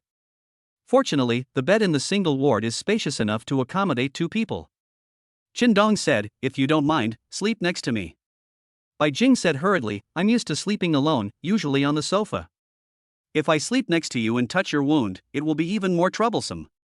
In fact, Bai Jing was also looking for a reason to reject Qindong's kindness. Qindong couldn't force such a thing. Qindong's original intention was good, but as a woman, Bai Jing might misunderstand that Qindong had ulterior motives. Qindong had no choice but to say, "If you're not comfortable sleeping on the sofa, come sleep on the bed. I'm injured like this, are you still worried that I might do something bad to you?" Bai Jing said, "I'm not worried about myself, I'm worried about you. How can you sleep peacefully tonight with such a beautiful woman sleeping next to you? In order to let you recover well, I have to overcome some difficulties." That night, both of them were preoccupied and neither of them slept well. In the morning, Qindong's parents came, and after Chen's mother's insistence, Bai Jing agreed to go home and rest. After Bai Jing left, Chen's mother asked happily, "Son, Bai Jing stayed with you all night. I don't think she is someone who can endure hardship. It must have been hard for her to stay in the ward all night." Qindong said, "Mom, this proves that your son married a good wife." Mother Chen's face was full of smiles. Said, "Bai Jing is indeed a very good girl, beautiful, and she loves you so much. I am now more and more satisfied with this daughter-in-law." Qindong said, "As long as you two are satisfied, I'm worried that you will not be satisfied with your daughter-in-law and I will not be able to get along with you in the future." Chapter 52, Sister-in-law's lack of restraint makes the female CEO jealous. Mother Chen asked, "Son, what does your wife do for a living? She's so busy every day." Qindong replied, "She's the president of our company. She's just been here a short time. She has a lot of things to get familiar with and a lot of social engagements to attend. I haven't been home to visit you these days." Bai Jing is worried that you might be prejudiced against her because she didn't tell you about the marriage in advance. Also, Bai Jing is too busy with work, and she doesn't want you to worry about her. She plans to go back and spend time with you after she's done with this busy schedule. Chen Ma said, "No wonder. When I first met Bai Jing, I knew from her temperament that she was a successful career girl. I didn't expect that your wife would also be your boss." After a while, Mother Chen felt that she still had many answers she wanted to know. Mother Chen is still very confident in her son Qindong's own qualifications. Qindong is handsome, smart and capable, and can be considered a white-collar worker in his career. But compared with Bai Jing's conditions, there is still a big difference between the two. Bai Jing has excellent conditions in all aspects. Now that she knows that Bai Jing is also the president of her son's company, Chen's mother feels uneasy. Mother Chen thought a lot, and then said to her son, "Son, you are married to Bai Jing, but you still have to be a man with an upright back. You can't rely on a woman to support you." Qindong said speechlessly, "Mom, do you think your son is a gigolo?" Mother Chen said, "I just want to remind you that men should have ambition." Qindong was completely speechless after hearing his mother's lecture. But Qindong also understood his parents' painstaking efforts, fearing that he would go astray and ruin himself. After a while, Chen Ma asked curiously, "Son, how much does your wife earn in a year?" Qindong didn't think about it and just gave a number at random. "About 5 or 6 million. Chen Dong has not really asked how much salary the company president can earn in a year. However, given his many years of experience in this industry, Bai Jing's annual income is estimated to be similar to this figure. Before, Mother Chen thought her son's income was high, and compared with the children of the aunties around her son was very promising. The company's middle-level managers have an annual income of 300,000 to 400,000 yuan. Hearing that her daughter-in-law's annual income was several million, Chen's mother was even more surprised. But then I thought, it's my son's ability that enabled him to marry such an outstanding wife. In the future, when she brags to her neighbor sisters, her daughter-in-law will be something she can show off. But Mother Chen is a little worried. Her daughter-in-law is such an outstanding woman. Can her marriage with her son continue to be so loving? Now, Mother Chen only hopes that her son will become better and narrow the gap between him and his wife so that they can be a good match in their marriage life. In order to prevent his mother from thinking too much, Chen Dong said, "Mom, I married Bai Jing not because of her CEO status. We really like each other. Don't think that your son is just a gigolo and relies on a woman for support." Mother Chen nodded happily and said, "I still have confidence in my son. I believe he would not do such an outrageous thing." Dad Shin gave a thumbs up and said, "Son, you are awesome, but remember what your mother said, a man should live with integrity and not sell his feelings and soul for money." The family still has high hopes for Chen Dong. This time, when Shen's mother learned that her son had been sent to the hospital, she almost fainted. When she arrived at the hospital and saw her son, covered in blood, being pushed into the emergency room, she burst into tears. Now that her son has been rescued and is conscious, Mother Chen is in the mood to chat with her son about these topics. Because Chen Dong posted a message on his circle of friends saying that he was hospitalized, Su Ying also knew about Chen Dong's hospitalization. On the third day of Chen Dong's hospitalization, she came to the hospital with a tonic soup she had made herself.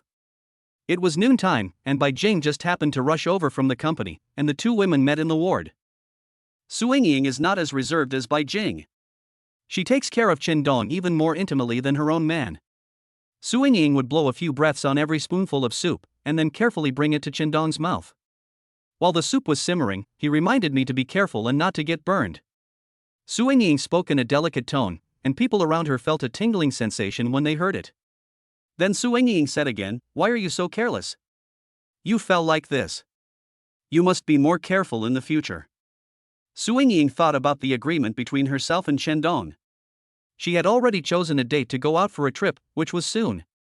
But now Chen Dong is still lying in the hospital, so the plan of having Chen Dong accompany me on the trip is probably going to be cancelled again. Su Ying continued, "I've already chosen a time to go out for the trip. Now that you're seriously injured, I'll pick a new date after you've recovered. Seeing you injured like this, it really hurts me. Chen Dong, I hope you didn't hurt any vital parts of your body." Su Ying didn't care at all that Bai Jing was present, and all she talked about was how close her relationship with Chen Dong was. Finally, he was even more concerned about whether Chen Dong's vital parts were damaged. The vital part that Su Ying mentioned is of course the root of a man, and what she was referring to was also this part of a man. But Bai Jing, who was standing by, felt very unhappy when she heard this. What is the relationship between this woman and Chen Dong? Is Chen Dong just such a man, with countless women around him? Bai Jing thought about how Chen Dong had confessed his true feelings to her a day ago, and she felt that this was such a disgusting thing. How could Chen Dong be so shameless? Seeing this woman being ambiguous in front of Chen Dong, Bai Jing really couldn't stand it anymore. Usually at noon, Bai Jing would take a break in the office.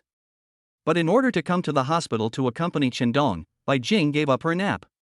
As a result, such a charming woman came, which really ruined Bai Jing's mood. Bai Jing said, "Chen Dong, someone is here to take care of you. I'll go back to work and wait for you to recover and be discharged from the hospital as soon as possible." Chen Dong felt that Bai Jing was jealous, and quickly gave Su Ying a look.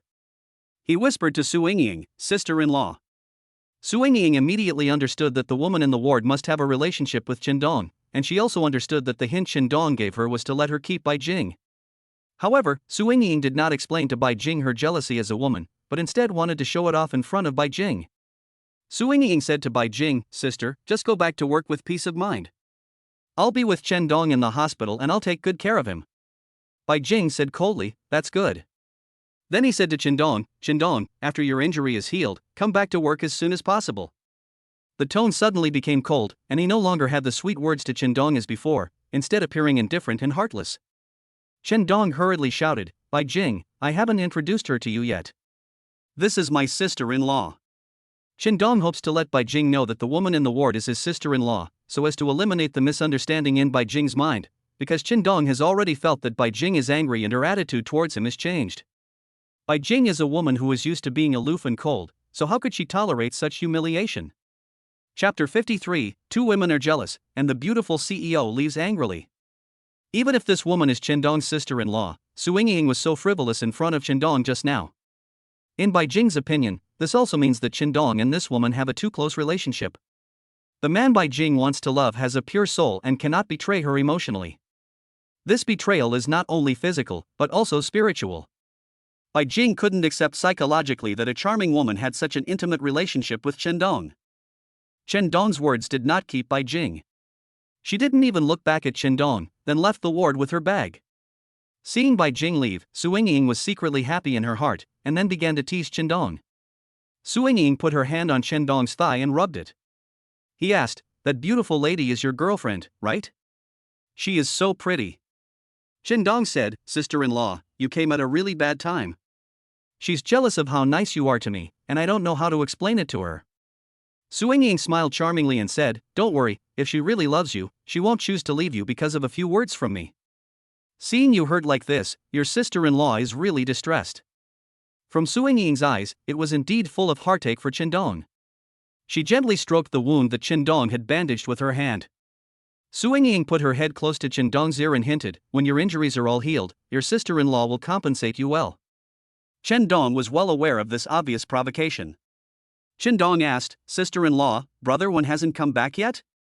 Su Yingying said disdainfully, "What's the point of him coming back? He doesn't care about me." "Qindong, don't look at my sister-in-law who looks so happy every day. In fact, she is suffering in her heart." Qindong looked at the beauty in front of him and sighed in his heart, "What a pity, such a beautiful woman was kept at home by Huang Wentai as a widow." Su Yingying asked again, "Qindong, can you understand your sister-in-law's heart?" Qindong nodded and said, "Sister-in-law, I understand. Regardless of whether they are men or women, they all need the company of their family." "You still understand me?" Su Yingying said in a coquettish manner. If Qindong was not injured now, Su Yingying would really throw herself on Qindong, then hug this man tightly, looking for a little comfort in him. Su Yingying's lonely heart needs someone to fill it. Even if she was just chatting with Qindong in the ward and looking at the man in front of her, Su Yingying felt very satisfied in her heart. For her, the nights alone were too lonely. The loneliness made Su Yingying a little depressed. Qindong suggested, "Sister-in-law, you should find a job. A job can enrich your life. You can find an easier job. The salary is not important." Su Yingying asked excitedly, "Does your company still need me? I will go to your company and be your assistant." This request stumped Qindong. How could Bai Jing agree to let Su Yingying go to Bomai Media? The two women were at loggerheads the first time they met. If the company wants to hire a new employee, Bai Jing will have to sign in the end. Qindong said, "Sister-in-law, I work in advertising and marketing. I'm often out and about visiting clients, exposed to the wind and sun. How can a delicate woman like you endure such hardships? I'm not afraid of hard work. You can help me get familiar with the situation for a while. I will definitely become your capable assistant in the future. Marketing is all about public relations with clients. As long as I, Su Yingying, take action, I can conquer any client, no matter how difficult it is." Su Yingying's statement further strengthened her determination to go to Bomai Media Company. But Qindong knew that Su Yingying had been idle at home for many years and had long developed the temperament of a spoiled wife. Qindong didn't want to have a burden around him. If Su Yingying gets upset at work, Qindong will eventually have to coax her, which is a thankless task. Qindong thought of a friend who opened a clothing store, which would be very suitable for Su Yingying. "The job is easy and I can dress myself up beautifully every day, but I don't know if Su Yingying can bear the hardship." Qindong said, "Sister-in-law, I have a friend who opened a clothing store. You can go and sell clothes there. This job is very suitable for you." Su Yingying said, "I don't like staying in the same place and standing for a whole day every day." Thinking that Su Yingying was a dance teacher before, Qindong suggested, "Sister-in-law, you used to be a dance teacher, why don't you find a job as a dance teacher? You put so much into learning dance, and now you have to give up all your years of hard work. What a shame." These words really touched Su Yingying's heart. When she gave up her job as a dance teacher and went home to be a full-time housewife, Su Ying hesitated. Finally, under Huang Taiwan's persuasion, Su Ying made up her mind to resign and go home to give birth and raise her child. At the beginning, Su Ying thought that such a life was very happy. She didn't have to go to work, had food and clothes, which was a life that many girls envied. As time went by, the children started going to school and there was less companionship at home, and Su Ying felt empty inside. Su Ying also thought about finding a new job. But when the children go to school, she has to pick them up and drop them off, which is her most important task now. Su Ying sighed and said, "It's really hard to be a woman. I also want to find a job, but who will take care of the child? I really regret having a child so early now." Qindong smiled and said, "It's a good thing to have children early and enjoy happiness early. When you are 50, your children will all be in college. By then, you will be happier than other women." Su Ying said helplessly, "But I also lost my freedom at the most beautiful age for a woman. Sister-in-law envies you now. When you meet someone you like, you can pursue him boldly. But for me, even if I meet a man I like and want to love him, I still have to endure so much psychological pressure. I have too many concerns in my heart, and I will lose a lot." When Su Ying finished saying these words, her eyes dimmed, and she felt too much resentment in her heart. At the beginning, this was the life Su Ying wanted, to be a full-time housewife, to be supported by someone, and not have to worry about anything. But now that she has realized her original wish and lives a life that others envy, Su Ying finds that such a life has made her lose more things. I don't know what kind of life Su Ying would choose for herself if she had the chance to choose again. The most important thing for Su Ying now is that she lacks emotional support. After meeting Qindong several times these days, she placed her emotions on Qindong and strongly desired Qindong's company, wanting to make this man her own. Su Ying stayed with Qindong for the entire afternoon. For Su Ying, such companionship is also a kind of happiness, at least it is happier than her returning to that cold villa and being alone. She was even reluctant to leave the hospital. When she was about to leave, she felt empty in her heart, but she had to leave. There was no reason for her to stay in the hospital to take care of Qindong. Su Ying could only think about this man in her heart, especially since the last time Qindong visited her house, she had been thinking about him in her dreams. Chapter 54. The man made a mistake and broke the cold and beautiful woman's heart. But Su Ying had no way to release this strong longing. Being able to talk to Qindong and meet him in the hospital also relieved Su Ying's homesickness these days. Su Ying's visit to the ward left Qindong with a headache. He didn't know how to explain to Bai Jing the appearance of Su Ying. Qindong knew Bai Jing's temper very well. If he couldn't relieve Bai Jing's anger, she would probably ask Qindong to leave Pomeranian company. In the next 3 days, just as Qindong worried, Bai Jing never came once and never called him. Su Ying would come every day at noon, bring Qindong a bowl of soup, and then chat with Qindong. After a few days in the hospital, 2 beautiful women came to the ward to accompany Qindong, and the nurses in charge of the ward were also making jokes about Qindong. The nurse asked Qindong, "Mr. Chen, how many girlfriends do you have? Each one is a beautiful lady." Qindong joked with the nurse and said, "I can't help it. He's handsome. Do you want to join my girlfriend queue?" The nurse smiled and said, "I don't care about a playboy like you." Qindong's injuries were getting better day by day, but the matter between him and Bai Jing became a concern for Qindong. "I finally managed to ease the relationship with Bai Jing and win her favor. But because of this misunderstanding, I'm afraid all my previous efforts will be in vain. It was not easy to fall in love with a cold and beautiful woman like Bai Jing." Now, Bai Jing misunderstood Qindong. Qindong felt that his relationship with Bai Jing had become more distant. Qindong complained in his heart, "Su Ying, you really ruined my good thing. You almost scared my wife away." Qindong was going to be discharged from the hospital in 1 day, but there was no news from Bai Jing. He sent Bai Jing several messages, but Bai Jing did not reply to any of them. Qindong sent another message to Bai Jing, asking, "Are you really ignoring me? I'll be discharged from the hospital tomorrow and will be able to return to the company and see you again. This is what I'm most looking forward to." This time, Bai Jing finally replied to Qindong's message. Bai Jing said, "You can stay a few more days since there is such a beautiful woman accompanying you in the hospital." Qindong replied, "What a jealous person." Bai Jing was indeed jealous, but as a CEO, how could she admit in front of an employee that she was jealous of another woman? Admitting it is equivalent to telling Qindong that Bai Jing has fallen in love with Qindong. Bai Jing replied, "You really take yourself so seriously. Even if there are more women around you, I don't care at all. That's your private matter. Shindong said, the woman you met in the ward that day was Su Yingying, the wife of one of my clients. I usually call her sister-in-law, and there's really nothing going on between her and me. Bai Jing said, this is a private matter between you and her. You don't need to explain so much to me. I only care about whether you can do your job well. Shindong felt very sad when he saw Bai Jing's reply. It is really difficult to make a woman like Bai Jing fall in love. Shindong doesn't know what he should do to win Bai Jing's heart. Shindong thought to himself, I have even given you my life, what else can I do for you to make you fall in love with me? I knew several girls before, and it was these girls who pursued Shindong. This time Shindong fell in love with Bai Jing, which made Shindong feel a real challenge. He found that this woman was too difficult to pursue.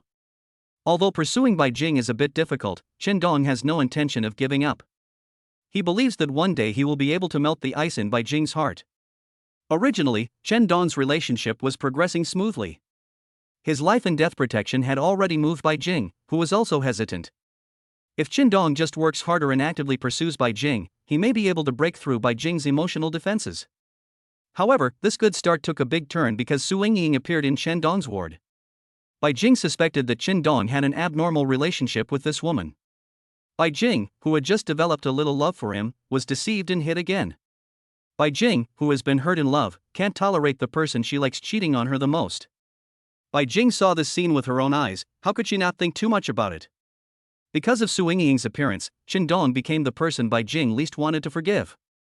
After a while, Shindong sent a message to Bai Jing, asking, will you come to pick me up from the hospital tomorrow? Bai Jing replied, no, where is the beautiful woman next to you? Let her pick you up from the hospital. Shindong cursed in his heart, you woman, you are not gentle at all, who would dare to ask you to be his girlfriend? But it was such a woman who fascinated Shindong. Shindong, who finds it difficult to develop real feelings for a woman, this time, just starts to like Bai Jing, a cold and arrogant woman. Shindong initially agreed to sign a marriage agreement with Bai Jing just because he thought this girl was fun and he could use Bai Jing as a shield so that his family would stop urging him to go on blind dates. Shindong would never have thought that this momentary curiosity would make him fall in love with Bai Jing. At noon on the day he was discharged from the hospital, Shindong's parents came. The most comforting thing for the two elders is that their son can recover. Shindong looked towards the door several times, but the figure he was expecting still did not appear. He knew that Bai Jing was a woman with a hard mouth but a soft heart. When Bai Jing said yesterday that she would not come to pick her up, maybe it was just a statement made in anger. Maybe Bai Jing would really come to pick him up from the hospital. After all, Shindong's hospitalization had a lot to do with Bai Jing. Shindong still held on to a glimmer of hope. If Bai Jing came to pick him up from the hospital, it would prove that Bai Jing was no longer angry with him. In fact, what Shindong cared about was Bai Jing's attitude. He wanted to know what Bai Jing was thinking. Shindong was about to leave the ward and go home, but he was really reluctant to leave. He remembered the first day he was admitted to the hospital, when Bai Jing brought him some tonic soup and took care of him, and stayed with him in the ward for the whole night. Whenever Shindong thinks about this scene, he feels happy. Shindong smiled bitterly, feeling a chill in his heart. Shindong knew that the person he was waiting for would never come, and it was all just his wishful thinking. Mom and Dad, let's go, Shindong said to them. Just then, a pure and lovely girl appeared at the door of the ward. She had 2 ponytails and looked very energetic. Secretary Xiong, why are you here? Shindong asked in surprise. He thought, since Secretary Xiong was here, then President Bai must be here too. Shindong looked behind Secretary Xiong and did not wait for Bai Jing to appear. Secretary Xiong said, don't look at it anymore. President Bai asked me to pick you up from the hospital. Shindong said, Secretary Xiong, thank you. Secretary Xiong smiled strangely and said, Manager Chen, President Bai is really nice to you. He personally sent a car to pick you up from the hospital. Chapter 55 The Secretary Beside the President, Endless Missing. After receiving the task from President Bai, Secretary Xiong was also confused. It is common for company employees to be injured and hospitalized, but the president actually cares about an employee's discharge from the hospital. Shindong said, Boss Bai is a good leader. She's just tough on the outside but soft on the inside, and she's very strict with her employees at work. With such a good leader, how come so many people in the company still dislike Boss Bai? Secretary Xiong said, maybe President Bai is just too strict at work. Many people can't keep up with his way of thinking and think he's too ruthless and inhumane. Chen Dong said with a smile, I quite like the company's president. She is beautiful and capable. Where can I find such a good leader?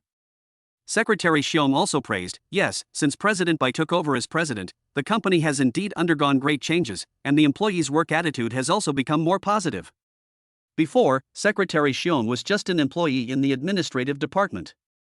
After Bai Jing was transferred to the position of president of the company, on the first day of the meeting, because of a small incident in the middle, she discovered that Xiong Yun was efficient and meticulous. The next day, Xiong Yun was appointed secretary of the president's office. After being appointed as secretary, Xiong Yun did not disappoint President Bai at work. She became Bai Jing's right-hand man and was deeply loved by President Bai. Xiong Yun follows Bai Jing and receives a lot of spiritual encouragement from her. She also sets goals for herself, hoping to become a person like President Bai in the future and live a wonderful life in the workplace. Xiong Yun drove Chen Dong and his family to the gate of the community and helped Chen Dong unload the luggage from the car without any airs. Secretary Xiong, thank you. Please also thank President Bai for me. Chen Dong said to Xiong Yun. Xiong Yun smiled lightly and said, Manager Chen, if you want to thank Mr. Bai, you should call him and say thank you yourself. Mr. Bai said that you should rest at home for a few more days and return to work next Monday.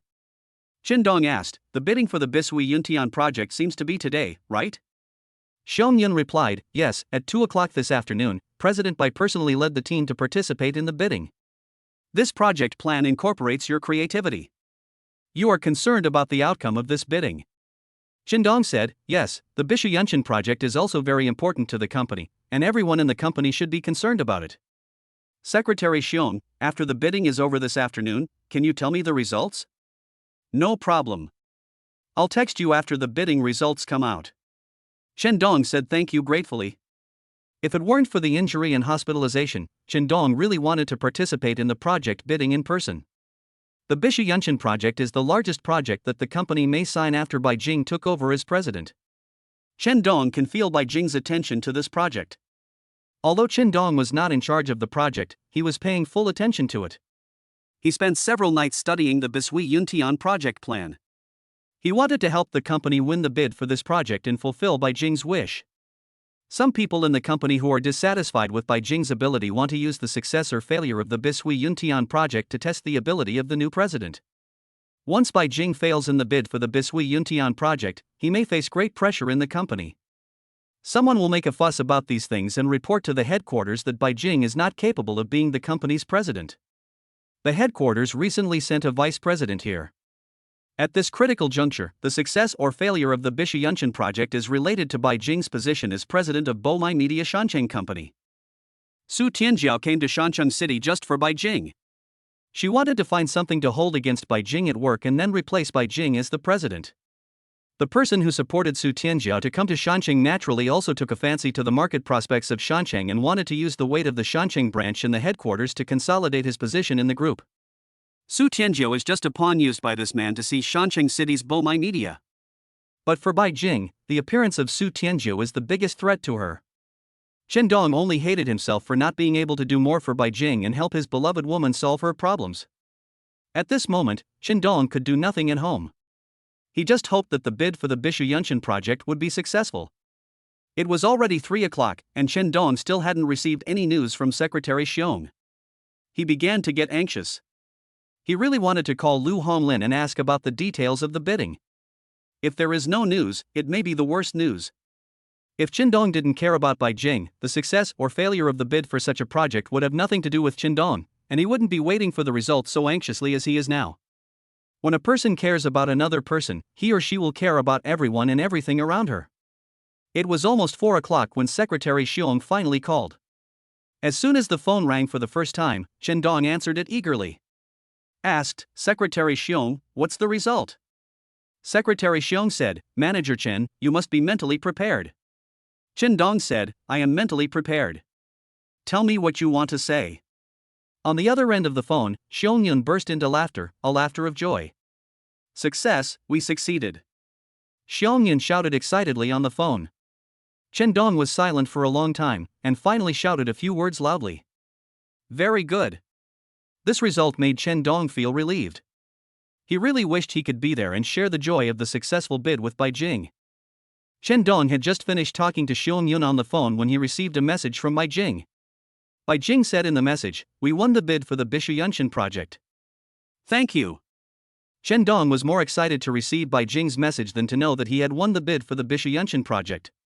The fact that Bai Jing sent this message to Chen Dong proves that she is still thinking about Chen Dong.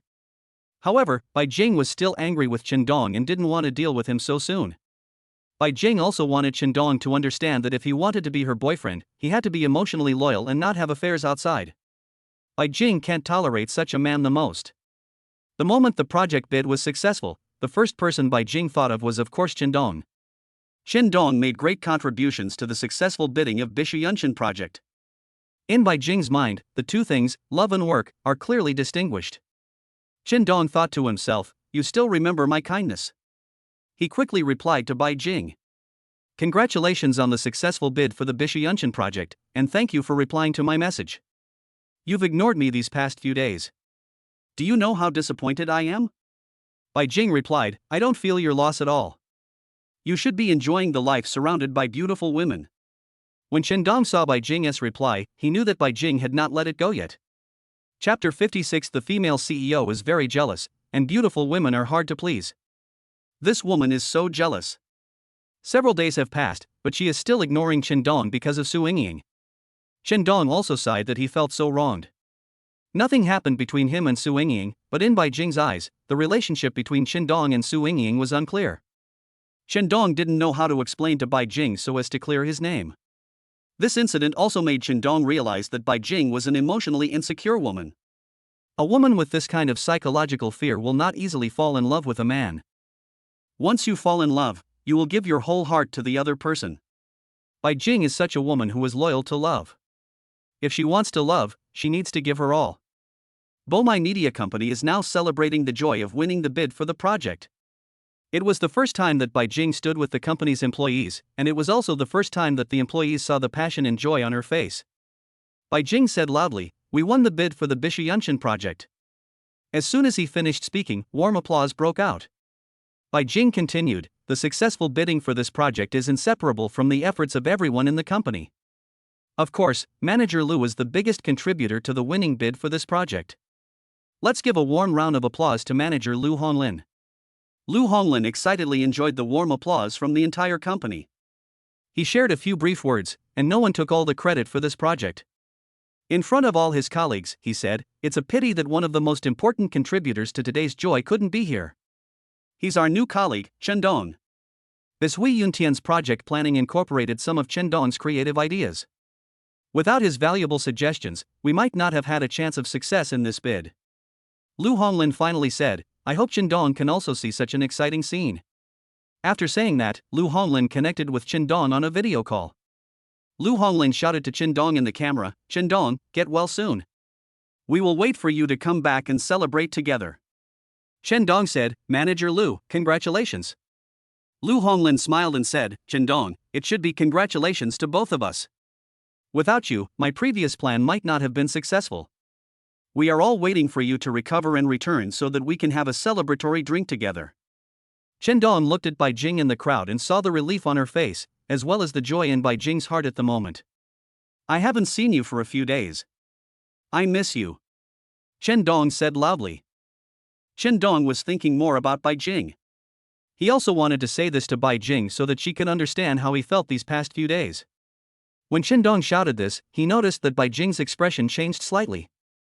It seemed that Bai Jing understood his thoughts and knew that Chen Dong was telling her that he missed her. Finally, Bai Jing said to Chen Dong in the video, "Chen Dong, rest at home for a few more days.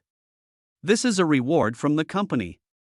Chen Dong said, "Boss Bai, I want to go back to the company tomorrow." Bai Jing said sternly, "No, wait until your injury is healed before coming back to work." Lu Honglin, hang up the video call. "When Chen Dong returns to the company, I will celebrate with your team." Bai Jing had a slight smile on her face just now, but suddenly she changed her attitude and became so harsh when speaking to Chen Dong. Her colleagues were all confused and didn't know why President Bai was in such a bad mood. After Bai Jing finished speaking, she turned around and went back to her CEO's office, leaving a group of employees whispering to each other and wondering what was going on. The female devil's mind is really unpredictable. It was fine just now, what happened? That's right. Manager Chen just said he wanted to come back to work early, so why did President Bai get angry at him? A few nosy employees were whispering to each other. Manager Chen clearly contributed to the successful bidding for this project, and President Bai also praised Chen Dong, so why is he angry? Many people are guessing the reason. Some people even thought that President Bai seemed to be a little different towards Chen Dong and was a little too concerned about him. Bai Jing returned to the office and sent a message to Chen Dong. You want to make me angry again, don't you? I asked you to rest at home for a few more days, but you are not happy about it. When Bai Jing sent this message, she was full of concern for Chen Dong. Although Chen Dong made her a little angry, Bai Jing still couldn't bear to let Chen Dong come to the company right after he was discharged from the hospital. Being able to rest at home for a longer period of time would only be beneficial for recovering from injuries, but Chen Dong didn't appreciate it. Bai Jing was angry that Chen Dong did not understand her feelings and did not understand that Bai Jing asked him to recuperate at home because she cared about Chen Dong. That's why Bai Jing got angry at Chen Dong in the video. Looking at the message sent by Bai Jing, Chen Dong felt happy. Chen Dong could read Bai Jing's concern for her from every word. You still feel sorry for me, but you just don't want to express it. Chen Dong thought happily. Chen Dong's injuries have almost healed, and he can go back to work, but he can't let the president down, so he decides to rest at home for 3 more days. I can use these 3 days to further refine the project plan of Wanfa Furniture.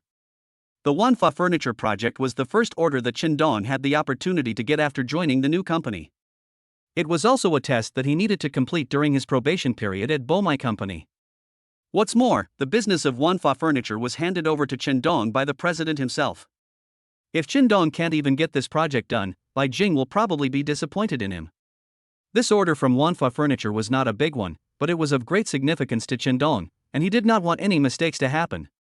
If Chen Dong had not been injured and hospitalized this time, he would have visited Wu Jun of Wanfa Furniture long ago. The last time he went to Wanfa Furniture, he had already established a relationship with Manager Yu from the marketing department, and Chen Dong has never stopped contacting Manager Yu. During this period, Chen Dong collected some of Manager Yu's ideas about the National Day activities through chatting with him. Chen Dong also expressed some of his ideas without hiding anything and communicated with Manager Yu. The two were very satisfied with some of the creative exchanges in their conversation. Manager Yu is also looking forward to Chen Dong coming up with an innovative plan to ensure that Wanfa Furniture achieves a new breakthrough in its National Day promotion activities. What Chen Dong is worried about now is whether Wu Jun can pass this level. After one contact with Wu Jun, Chen Dong found that Wu Jun was a very rigorous person who also paid attention to details in his work. Chen Dong hopes that the planning proposal he makes will be impeccable to the other party. Therefore, before formally submitting the plan to Wanfa Furniture, Chen Dong wanted to contact Wu Jun once, communicate some of his ideas with Wu Jun, and test Wu Jun's thoughts first. Chapter 57, A Sudden Turn of Events, Sincerity Brings Rewards. Even if Chen Dong makes a good plan now, if it goes against the customer's ideas, even the most perfect plan may be rejected by the customer. Wu Jun is a decent person. Doing business with such a person requires real skills and also depends on the fate between you and him. Chen Dong sent a message to Wu Jun, saying, "Brother Wu, have you gone hiking recently? I was injured and stayed in the hospital for a week. When Brother Wu is free, let's make an appointment again." A few minutes later, Wu Jun replied. He asked, "Did you get injured while climbing the mountain?" Chen Dong said, "Yes, I went mountain climbing with a girl, and she fell off a cliff and almost lost her life." Chen Dong's experience reminded Wu Jun of his past. Just because Chen Dong fell while climbing the mountain, the relationship between Chen Dong and Wu Jun suddenly became closer. The two seemed to have common topics and chatted on the phone for more than 10 minutes. They first chatted about irrelevant topics such as mountain climbing, and then Chen Dong shifted the topic to the issue of Wanfa Furniture's brand promotion, pointing out that Wanfa Furniture's current promotion did not clearly identify the consumer group and did not have a clear market positioning for the products. Chen Dong found several previous advertisements of Wanfa Furniture and analyzed them. He then pointed out the problems in the advertisement and hit the nail on the head, which won Wu Jun's approval. Wu Jun said Chen Dong is more professional than professionals. Chen Dong smiled and said to Wu Jun, "I am a professional and have been engaged in advertising and marketing for many years." Afterwards, Chen Dong sent a business card to Wu Jun. Wu Jun replied with a message, saying, "People from big companies are different. They have a unique vision and can pinpoint the problems our company has faced in marketing over the years." Chen Dong knew that it was time to tell Wu Junming about his thoughts. Wanfa Furniture's National Day promotion is a project that Chen Dong must win. Now he and Wu Jun also talked about the Wanfa Furniture advertising project, so Chen Dong suggested to Wu Jun that Wanfa Furniture could give Bomai Media a chance to cooperate. Wu Jun and Chen Dong hit it off, and he felt Chen Dong was smart and had ideas. Just as Wanfa Furniture was planning a promotion for the National Day holiday, Wu Jun wanted to get Bomai Media involved. Wu Jun said, "The National Day promotion for Wanfa Furniture can be handed over to Bomai Media, but I have one condition." Chen Dong asked excitedly, "Boss Wu, what are the conditions?" Wu Jun said, "We need you to be in charge of the National Day promotion activities for Wanfa Furniture." Chen Dong thought it was some harsh condition, but after hearing what Wu Jun said, Chen Dong breathed a sigh of relief. Letting him take charge of the project personally is exactly what Chen Dong wants. He must complete the Wanfa Furniture project perfectly, as this is his chance to gain a foothold in Bomai Media. Chen Dong quickly replied, "Boss Wu, I will be personally responsible for this project and will follow up on it throughout. I guarantee that I will not let you down." Wu Jun said, "Okay, our cooperation will begin with the National Day promotion. As long as this event achieves satisfactory results, we can work closely together in the future." Chen Dong replied gratefully, "Mr. Wu, thank you for giving me this opportunity." Wu Jun said, "I feel relieved to let you be responsible for planning our company's National Day promotion." During the 3 days of recuperation at home, Chen Dong was very happy to have settled the matter with Wu Jun of Wanfa Furniture. It was time to go to work the next day, and he really missed Bai Jing. Staying at home these days, Chen Dong's mind was full of Bai Jing's shadow. He also called Bai Jing several times, but Bai Jing always used work as an excuse and didn't say a word to Chen Dong. Apart from normal work conversations, Bai Jing was unwilling to talk to Chen Dong about the topic of feelings. Before leaving for the company in the morning, Chen Dong called to order a bouquet of roses and asked the florist to deliver it directly to the office of the president of Bomai Media. Chen Dong tried his best to regain Bai Jing's trust in him. Chen Dong didn't want Bai Jing to continue to misunderstand what happened between him and Su Yingying. Otherwise, with Bai Jing's temper, their relationship would never have a chance to develop further. Only by letting Bai Jing truly see that Chen Dong loves her wholeheartedly. As soon as Chen Dong arrived at the office, a female colleague came over with a big bouquet of lilies. Everyone else in the office watched quietly. The female colleague walked up to Chen Dong and handed him the flowers. "Chen Dong, I like you," the female colleague said loudly. Chen Dong was stunned, completely bewildered. He had just returned from a few days in the hospital, and out of nowhere, a female colleague had fallen for him. This shouldn't have happened. Before Chen Dong could react, a group of people in the office suddenly burst into laughter. The female colleague who sent the flowers also smiled and said, "Chen Dong, I was kidding. These are your colleagues welcoming you back and wishing you a good recovery." He was just a newcomer, but he was accepted by his colleagues in such a short time. Chen Dong was very moved by the scene in front of him. Chen Dong knew that the applause from his colleagues and the bouquet of flowers welcoming him proved that he had integrated into this circle, and his colleagues began to treat him as a friend. Chen Dong was almost moved to tears by this heartwarming scene. This reminded Chen Dong of his previous company. In all his years there, he had never witnessed such a heartwarming scene. In the same office, colleagues were always scheming against each other, comparing themselves to each other and competing with each other, and even talking bad about each other behind their backs. Chen Dong smiled and said, "I thought I was lucky in love, but it turned out to be just a misunderstanding." The female colleague who sent the flowers was also single. Taking advantage of the current atmosphere, she played another joke on Chen Dong. The female colleague asked with a smile, "Chen Dong, do you want me to fall in love with you?" Chen Dong said with a wicked smile, "You are so beautiful, all the single men in the office are thinking about you, how can I have a chance?" The female colleague said, "You haven't even tried, how do you know you don't have a chance?" Chen Dong said, "I have a girlfriend, so I'd better give the opportunity to other single men. Thank you for the flowers you sent." After a while, Bai Jing passed by the door and saw a group of people surrounding Chen Dong, who was holding a large bouquet of flowers in his hand. Bai Jing walked to the door. He asked loudly, "It's 9 o'clock. Aren't you ready for work yet? Don't you have anything to do?" Everyone turned around and saw the witch Bai Jing standing at the door. They were frightened and ran back to their seats. "Chen Dong, come to my office," Bai Jing shouted. The colleagues' eyes returned to Chen Dong again, and they all began to worry for him. It is definitely not a good thing if the witch president calls him to the office. I am afraid that Chen Dong will be criticized again if he is called over. A colleague sitting next to Chen Dong said, "Chen Dong, we're sorry. We got you into trouble." We were so excited to see you recover, but we didn't expect the witch to come so early. Chapter 58, Something Exciting in the Female President's Office. Qindong smiled and said, Witch Bai Jing always comes to work on time and would never make her CEO status special. The colleague whispered, I'll tell you a survival trick. When the witch scolds you, just lower your head and say nothing. Once she calms down, you'll be free. This colleague's words almost made Qindong laugh to death. Could it be that in the eyes of these employees, the witch Bai Jing is really like a tiger or a wild beast, making everyone afraid of her? Based on Qindong's understanding of Bai Jing, even at work, the witch president would not lose her temper at others for no reason. Bai Jing would usually scold employees only when they were negligent at work or made serious mistakes at work. Bai Jing will still speak gently to employees who work hard and complete their tasks excellently, and give them spiritual and material encouragement. Qindong never thought this woman was scary from the beginning. These people think that Bai Jing is a cold-blooded and ruthless witch because they have not really understood Bai Jing and only see her cold, arrogant, and heartless side. In fact, Bai Jing is a kind-hearted woman who longs to be cared for. Bai Jing's inner world is very lonely. She could only overcome her lonely emotional world by portraying herself as cold, elegant, and arrogant. When Qindong stood up and left, preparing to go to the president's office, his colleagues watched him leave, feeling a sense of sadness as if the wind was whistling and the Yi River was cold. Qindong disagreed. In his eyes, going to Bai Jing's office was not scary at all.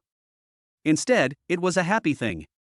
Although Qindong and Bai Jing work in the same company, it is difficult for them to meet in a day.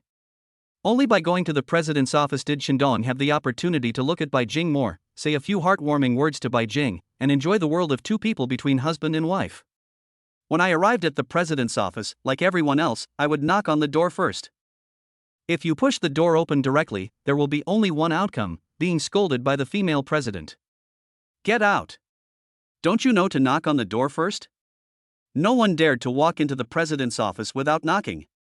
This was the authority Bai Jing had established in front of the employees. As long as it is during working hours, no one can challenge the president's authority. But after Qindong arrived at Bai Jing's office, the treatment he enjoyed was completely different from that of other colleagues. He could hold his head high and chest out in front of Bai Jing and maintain the same posture as Bai Jing. When other people in the company came to the president's office, at least in terms of mentality, they could not be on the same level of conversation as Bai Jing. In this president's office, Qindong can communicate with Bai Jing without any worries. This is the only privilege Qindong enjoys as Bai Jing's husband. After leaving the president's office, Qindong, like everyone else, respected Bai Jing and maintained the proud dignity of a female president in front of her subordinates. Only in Bai Jing's CEO office did Qindong dare to be unrestrained in front of this woman. Qindong heard a voice from inside, come in, and then pushed the door open. Bai Jing said, close the door. Qindong thought, why is he asking me to close the door at this time? Is he going to give me unexpected benefits in the office?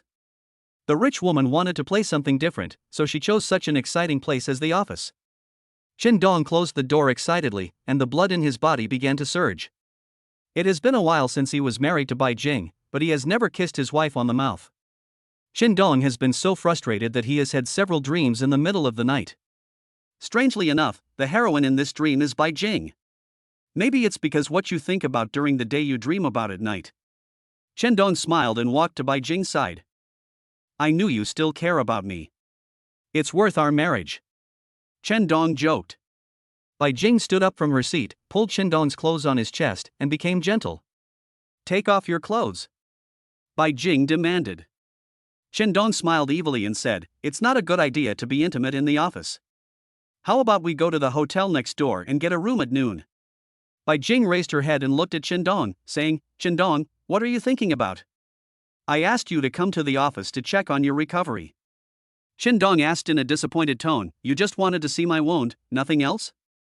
Bai Jing asked, what else do you want? Do you want me to commit to you right here in the office? Qindong looked at Bai Jing mischievously and said, if you're willing, I'd dream about it. Bai Jing said, then go and dream.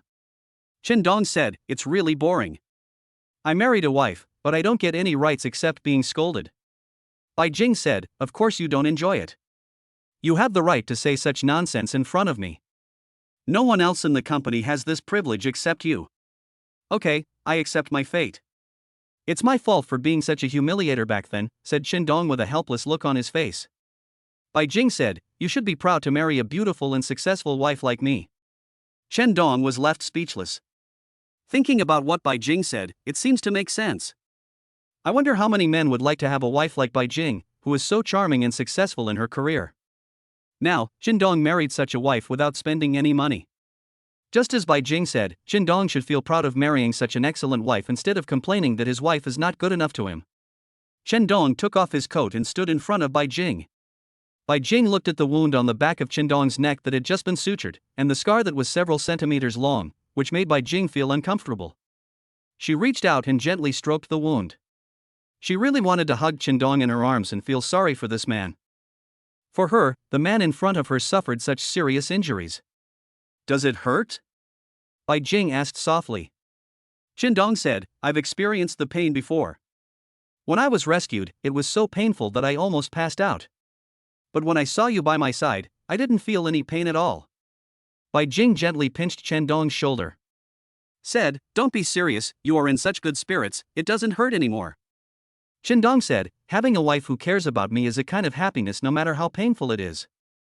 After looking at the wounds on Chen Dong's body, Bai Jing said, "Put on your clothes. I'll go out to dinner with you tonight." Chen Dong said, "After dinner, we can go see a movie. I was alone before and haven't been to the cinema in many years." Bai Jing snorted coldly and said, "You have so many women around you. I don't believe you haven't accompanied them to the movies." Whenever Bai Jing thought of Su Yingying, whom she met in the hospital, she felt uncomfortable and thought that Chen Dong was a playboy who was entangled with many women. Chen Dong wanted to hold Bai Jing's hand and coax her, but Bai Jing pushed Chen Dong's hand away. Bai Jing reminded him, "Chen Dong, don't push your luck. This is in the office. What do you want to do?" Chen Dong said, "I just want to hug my wife and be intimate with her." Chapter 59 Roses plus Love Letters. The female CEO does not understand love. Bai Jing pursed her lips and said, "I'm not your wife." Chen Dong said, "Don't deny it.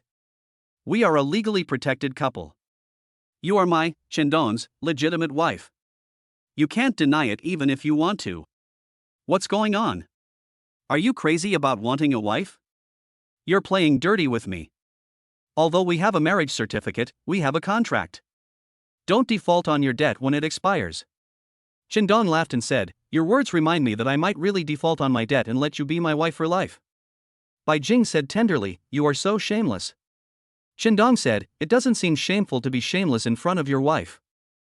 The two were flirting when there was a knock on the door. Bai Jing quickly returned to her seat. "Come in." The door was pushed open and the secretary came in with a big bouquet of roses in her hand. The gorgeous roses instantly filled the office with the scent of love. The secretary said, "Boss Bai, someone sent you flowers." Bai Jing looked at the big bunch of beautiful roses, but she was not moved at all and didn't even take a second look at them. He said directly and coldly, "Take it out and ask. If no one needs it, throw it in the trash can." Chen Dong couldn't bear to see the flowers he spent hundreds of dollars to buy were going to be thrown away. The key point is that this flower represents his affection for Bai Jing. Chen Dong quickly said, "Boss Bai, it would be a shame to throw away these flowers. You should accept them. It's a happy thing to be pursued by someone. It seems that this suitor is very thoughtful." Bai Jing said coldly, "If you like it, just accept it." Chen Dong said, "Okay, I'll take them. Secretary Xiong, give me the flowers. I might meet a beautiful woman on my way home from get off work later, and this bouquet of roses might come in handy." Chen Dong's idea was to keep the bouquet of flowers from being thrown away, so he first rescued the flowers from Secretary Xiong's hands. Then, he gave the bouquet of flowers to Bai Jing in person. But Chen Dong's little trick ruined his good fortune. When Bai Jing heard that Chen Dong was going to give the flowers to other girls, she felt bad. Bai Jing said sternly, "Secretary Xiong, take it out and throw it away." Chen Dong immediately snatched the rose from Secretary Xiong's hand. He said to Secretary Xiong, "It would be a shame to throw it away. Secretary Xiong, give me this flower." Secretary Xiong had no choice. The rose had already fallen into Chen Dong's hands, so she had to leave the president's office. Chen Dong placed the roses on the desk and found a card among the flowers. Asked Bai Jing, "There are still cards. Let me see who is trying to woo my wife." After Chen Dong took a look at the card, he said to Bai Jing, "This suitor didn't leave his name. He signed it as the suitor of the cold and beautiful goddess." After saying that, Chen Dong placed the card in front of Bai Jing, wanting Bai Jing to also see the sentimental confession on the card. Bai Jing didn't even look at the sweet words on the card. After taking the card, she tore it into small pieces and threw it into the trash can at her feet. Chen Dong said, "Boss Bai, if your suitor knew that his affection was wasted by you like this, he would be so heartbroken. It's boring. Writing love letters and sending roses are just little girls' games." Bai Jing said coldly. Chen Dong reminded him, "If you don't show any concern, you might miss out on an excellent boyfriend. I'll keep this rose for you, so you can experience the feeling of love." After saying that, Chen Dong moved the large bouquet of delicate roses to another place. She reminded him, "Don't throw it away. A bouquet of roses this big is worth hundreds of dollars. If you get tired of it, take it to a flower shop and sell it for cash. Donating the money to an orphanage will also reflect the value of this bouquet of flowers." Bai Jing's expression changed because Chen Dong's words touched Bai Jing's inner world. Yes, it's such a waste to throw away such a big bouquet of roses. If you give this bouquet of roses to the children in the orphanage, they will definitely be very happy. Or, you can adopt Chen Dong's suggestion and take this bouquet of roses to the flower shop and sell it at a discount. I used the few hundred yuan I earned from the roses to buy some gifts for the children. Bai Jing said, "Leave these roses here for now. You can go out now." Chen Dong asked, "Don't you have anything else to say to me?" Bai Jing snorted coldly and asked, "What else do you want me to say to you?" For Chen Dong, what he wanted to hear most was, of course, Bai Jing's affection for him. But after being married for so long, Bai Jing has never even said a word that she likes him.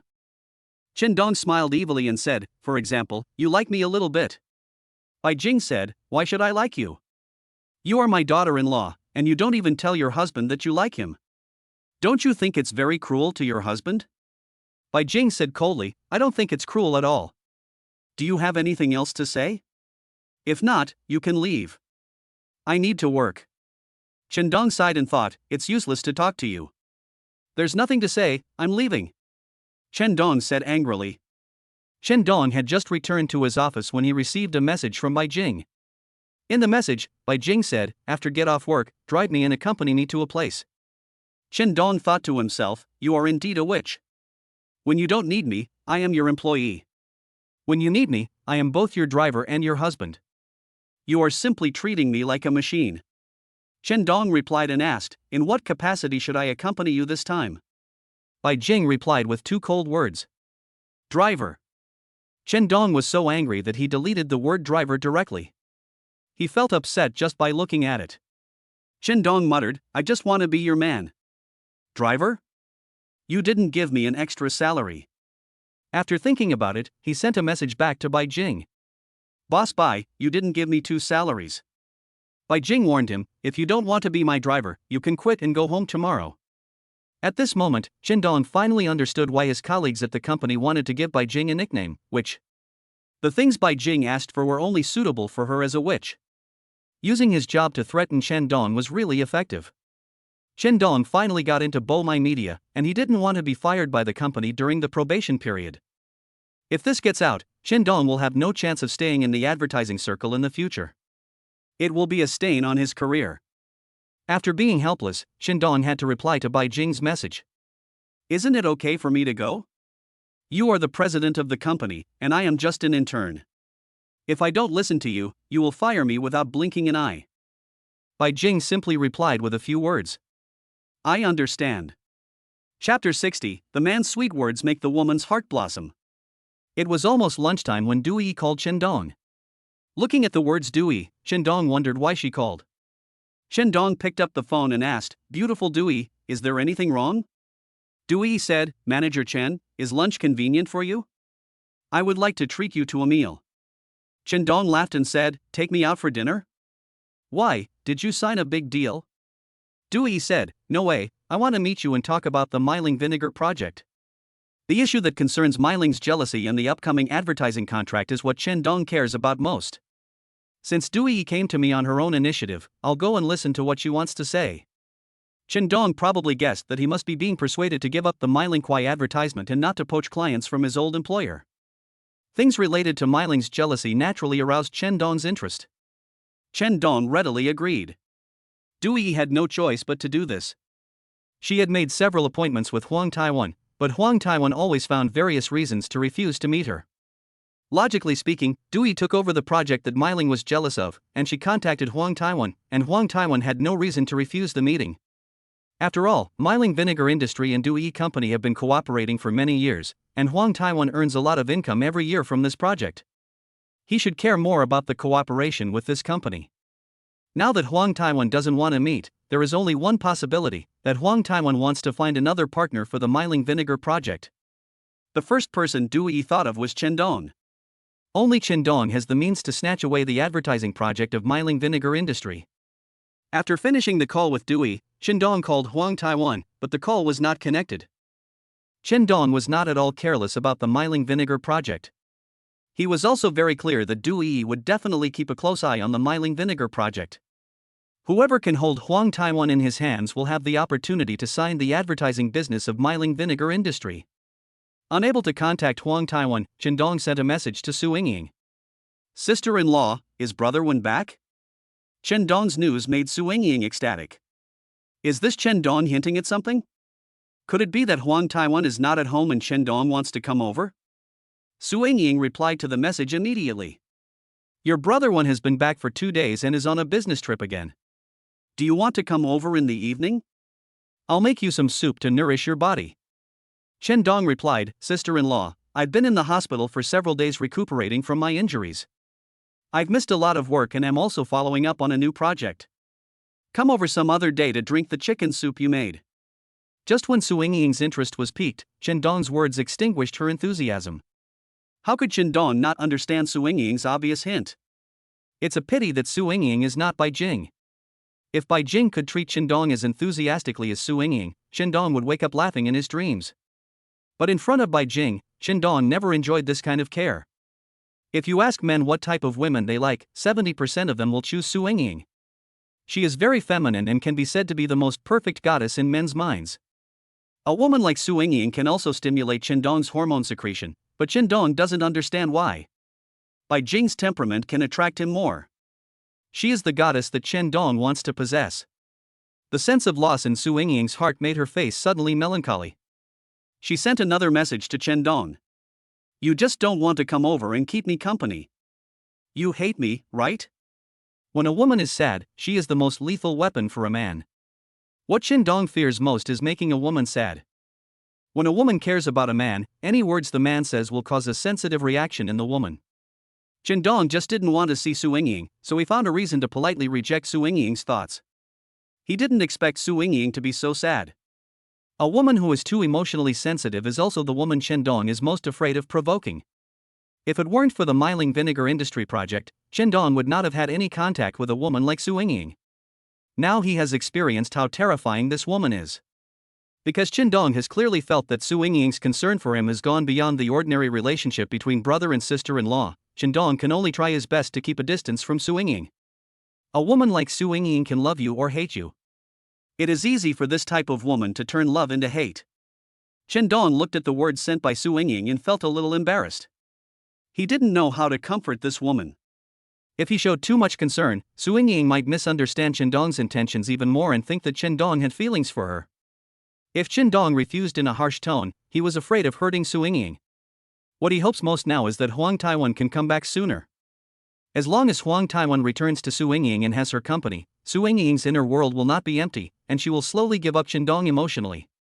Chen Dong asked, Brother Wen is coming back, right? Su Yingying replied, so what if he comes back? He'll be gone after just 1 or 2 days, which will only make my life more lonely.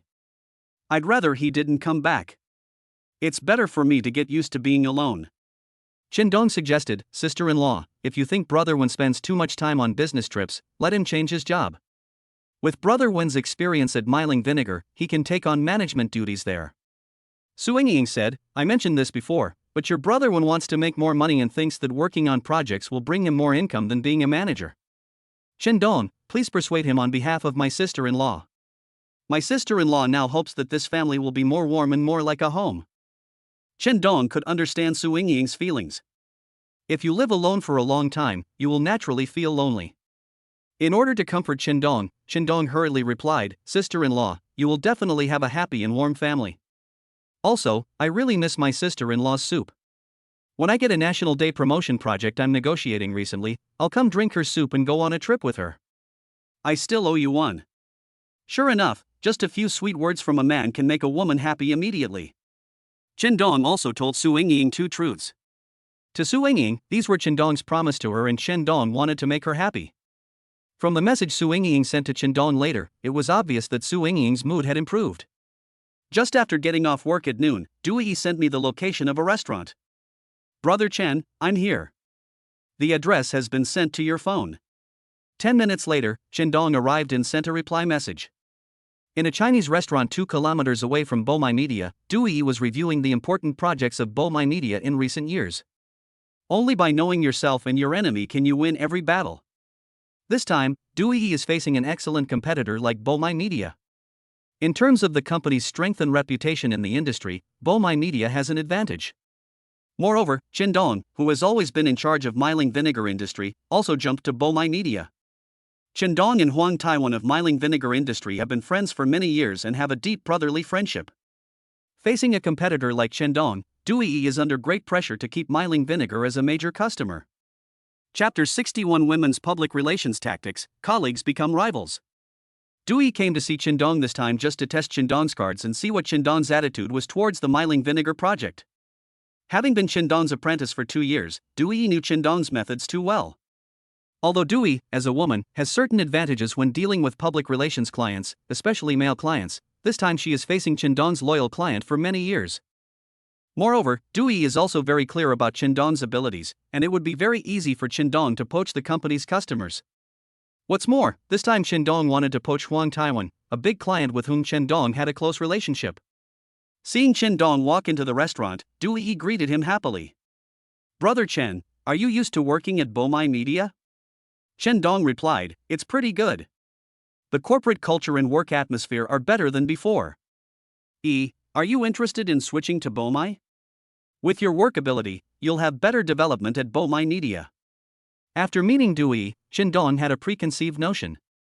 Chen Dong knew that Dui came to him for the Mailing Vinegar project, but if he could recruit Dui as well, he would have a capable person by his side.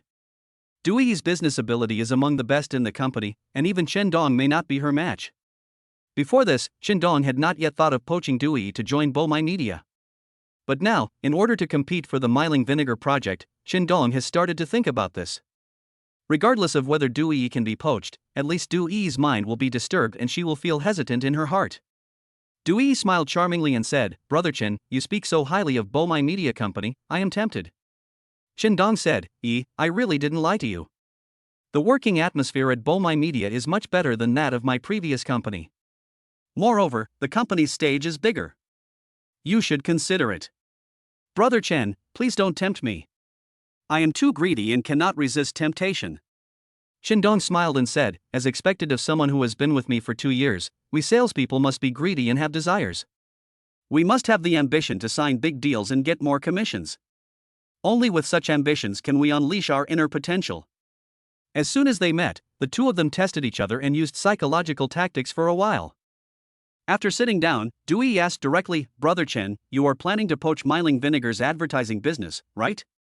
Chen Dong didn't answer directly, and said, I thought you missed Master and came here to treat Master to a meal. Dui said, of course.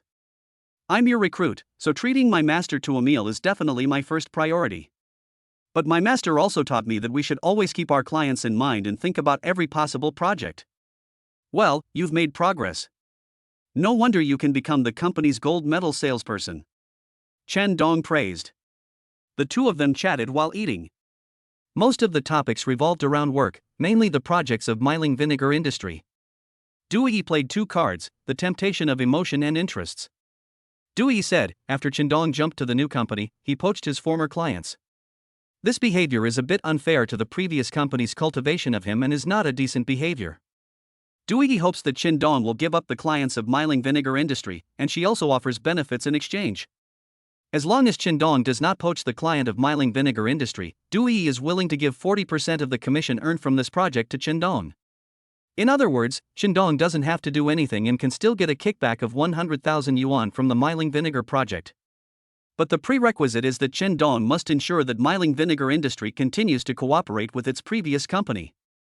It sounded like a good suggestion, But Dui's inducement did not convince Qindong. Qindong said, it's not up to him to decide which company Miling Vinegar Industry will cooperate with. The decision-making power lies in the hands of Miling Vinegar Industry. Dui walked up to Qindong, took his arm, and started to act coquettishly in front of him. This is also a method used by Dui to engage in public relations with male clients.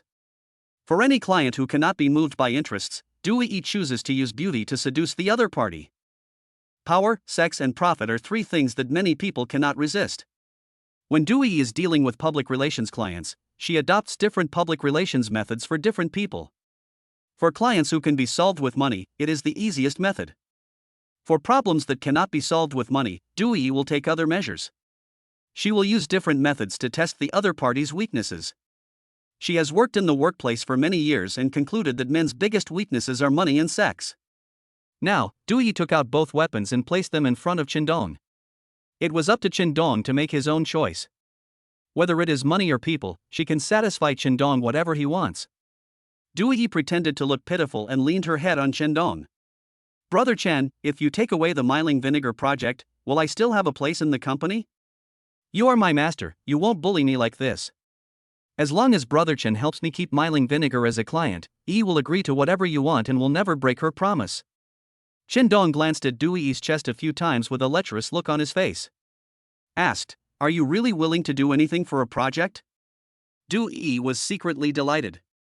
She wondered, Qindong asked this, could it be that Qindong really compromised and was fascinated by her conditions? Brother Chen, you are so bad. Dui said in a coquettish voice. Qindong asked, aren't you willing to do anything? Dui said, in order to thank Brother Chen, I will obediently follow Brother Chen's arrangements. Qindong sighed. Qindong did not teach Dui how to use such means to attract customers. Seeing Dui become what she is now, it is a bit regrettable.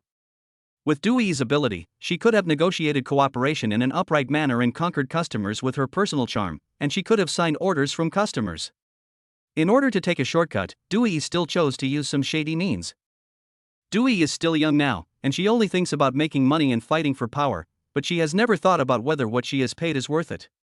When she gets married and has children in the future, won't she regret this experience in her youth?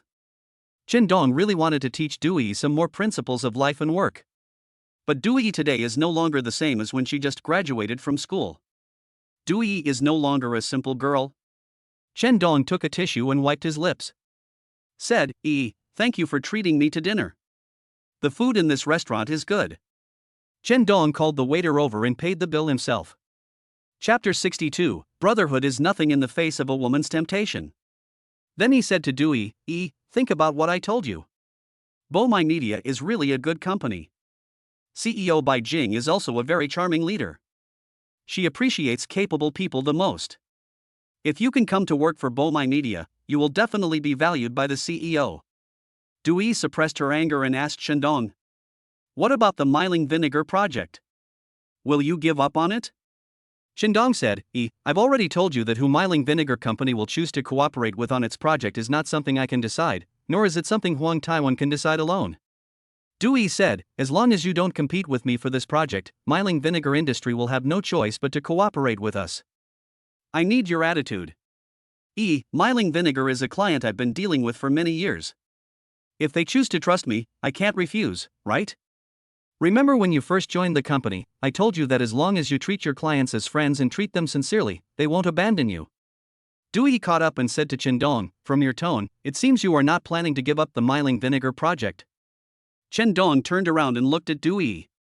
It's up to Miling Vinegar Industry to decide which company to cooperate with in the end, Qindong said to Dui. Dui was a little angry and asked, after you changed jobs, you poached your previous company's clients. Aren't you afraid that people in the industry will say that your behavior is shameless? Qindong sneered. He said to Dui, let me make it clear that I am not trying to poach your clients. If they choose to cooperate with Bomai Media, it would be my honor, and it would also be their choice to choose a better partner. Dui said coldly, I won't let you succeed. Miling Vinegar has been cooperating with our company for many years and it has always been a very pleasant cooperation. I don't believe that Miling Vinegar will give up a company that has been a pleasant cooperation and choose another company to cooperate with. Qindong smiled and said to Dui, so, you should be more confident and stop worrying about me stealing your customers. We, Bomai, are not the only company eyeing myling vinegar. Maybe in the end, it will be a fight between the snipe and the clam, and the fisherman will benefit, and both you and I will be the losers. Although we are not in the same company now, I hope we can still be friends. Dewey said, of course, no matter how long it takes, you are my master. You have a conscience, goodbye. Looking at Qindong's back as he turned and left, Dewey's face showed a sinister expression. Before coming, Dewey still cared about her relationship as a colleague with Qindong. However, after learning that Qindong wanted to compete with her for the myling vinegar project, Dewey's attitude changed and she began to hate Qindong. Losing the myling vinegar project is equivalent to cutting off Dewey's financial resources. Dewey knew too well how important myling vinegar industry was to her. Once Qindong snatched the project, Dewey would lose a large amount of year-end bonus every year. Dewey was naturally unhappy that Qindong wanted to snatch such a large sum of money from her. After watching Qindong leave, Dewey called Huang Taiwan. Only by dealing with Huang Taiwan can the myling vinegar project be prevented from being snatched away by Qindong. When the call was connected, Dewey called out in a baby voice, "Brother Huang, I miss you so much. I called you several times, but you didn't come out to see me." Huang Taiwan said, "Ms. Du, I am really busy." Dewey said coquettishly, "I don't believe it. You're not so busy that you don't have time all night. I just want to meet with you to discuss our cooperation next year. The contract expires in 2 months, so we should finalize it as soon as possible so that our company can make plans in advance." "Ms. Du, doesn't the contract expire in 2 months? Let's wait until next month. I promise you that we will find a time at the beginning of next month to discuss the details of the contract," Huang Taiwan said. This time, Huang Taiwan still did not agree to meet Dewey. A cunning man like Huang Taiwan is waiting to see what conditions Qindong will offer him. Under the same conditions, Huang Taiwan's first choice for cooperation must be Qindong. After all, he has been working with Qindong for many years and he trusts Qindong. Huang Taiwan was still not confident enough about a scheming woman like Dewey, fearing that he would fall into her trap. A woman's heart is as unfathomable as the sea. Huang Taiwan is such a cunning man that he is unwilling to show his cards until he has complete control over this woman. After hanging up the phone, Dewey snorted coldly. "I thought to myself, Huang Taiwan, unless you are not a man, I wonder how long you can hold on." Huang Taiwan is also a greedy person. He is not only greedy for money, but also greedy for sex. Dewey has some understanding of Huang Taiwan. Now Huang Taiwan is still hesitant, and Dewey has long guessed that it is related to Qindong. Where there is greed, there is weakness. This is what Dewey has understood about human nature after working in the workplace for several years. Huang Taiwan is greedy for money and beauty, which shows that he has weaknesses. Anyone with weaknesses can be defeated. When Dewey thought about this, her determination to defeat Qindong was rekindled. After Huang Taiwan finished talking to Dewey, he told Qindong about this. Huang Taiwan did this not out of kindness, but to hint to Qindong to show some sincerity as soon as possible. If Qindong does not show better sincerity than the previous company, Huang Taiwan may continue to choose to cooperate with old customers.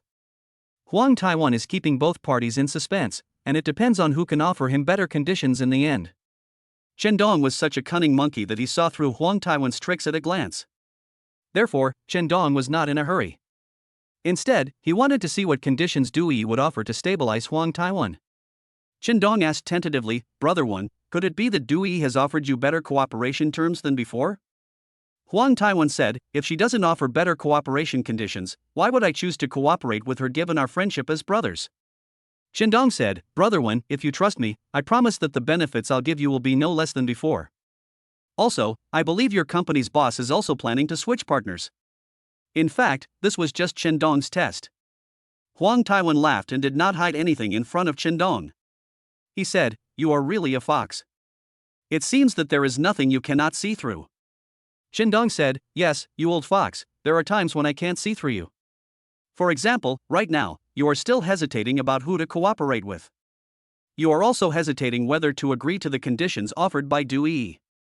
In the face of beauty, you began to hesitate." Huang Taiwan said, "Since you've guessed what I'm hesitating about, don't you have any better conditions to tempt me?" "Brother, under the same cooperation conditions, I will of course choose you. But if Miss Du gives me a more attractive condition, I will have no choice." "Okay, Brother One is indeed a straightforward person. I will definitely strive for greater benefits for this cooperation." The two of them tested each other and seemed to see through each other's thoughts. When it comes to interests, Huang Taiwan definitely values interests more. His brotherhood is based on interests. As long as Chen Dong can help him gain benefits, Chen Dong is his brother. However, Chen Dong could not guarantee how long a lustful man like Huang Taiwan could last in front of Dewey. Chapter 63. The female CEO is being pursued, who is secretly in love with her.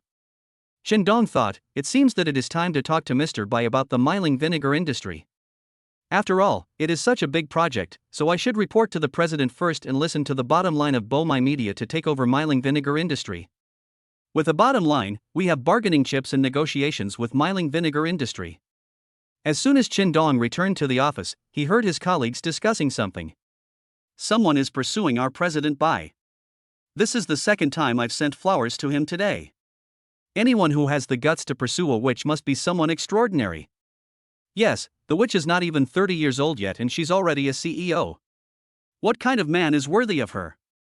I guess the two men who sent flowers to President Bai are either big bosses or some important figures. After hearing these words, Chen Dong asked curiously, how can you be so sure that anyone who likes President Bai must be a prominent figure? Apart from these influential figures pursuing President Bai, who else would have the guts to do that? She's the CEO of Bomai Media, a proud and cold beauty.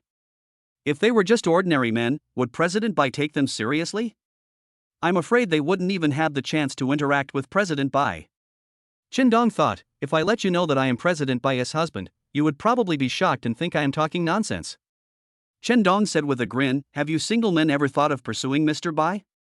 When these words came out, everyone in the office was stunned. Who has the courage to chase the witch? Even if someone wants to, no one has the guts to do it. A girl warned him, Chen Dong, you're courting death. If the CEO finds out, you'll be fired from Bomai Media tomorrow. You've forgotten about Xiaotian so quickly. CEO Bai's method is to kill without mercy. Chen Dong said, is it not even possible to even think about it? Just because she's the CEO, ordinary employees like us don't dare to pursue her?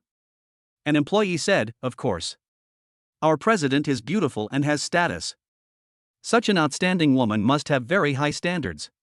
She would not take ordinary men seriously. Chen Dong smiled and said, I really want to give it a try and see if I dare to touch our CEO's love. My colleagues laughed and said, if you're not afraid of death, you can give it a try, but you have to be prepared to be fired. Chen Dong said, if I can marry a beautiful woman, I would rather give up this job. Marrying a woman as good as Ms. Bai is the dream of many men. At this time, a male colleague interrupted and said, who would dare to marry a cold and arrogant female CEO like President Bai? Marrying a woman like that is just asking for trouble. Chen Dong smiled and said, I bet you'll give me a big red envelope if I marry Mr. Bai one day. A group of colleagues said, Chen Dong, if you can marry Mr. Bai, we will all give him 1 month's salary as a gift. It's a deal. Don't go back on your word when the time comes. Chen Dong said with a smile. Chen Dong's colleagues only gave him one word, TSK. They simply would not believe that Chen Dong had the courage to pursue Bai Jing. Bai Jing is such a beautiful woman that all the men in the company, whether married or not, will probably have unrealistic thoughts about President Bai. However, Bai Jing is a notorious female devil in the company. Who would dare to provoke such a woman, let alone confess their feelings to her? Go confess your love to the female devil, and even if you don't die, you will be tortured by her until your skin is peeled off. This woman's methods are too cruel.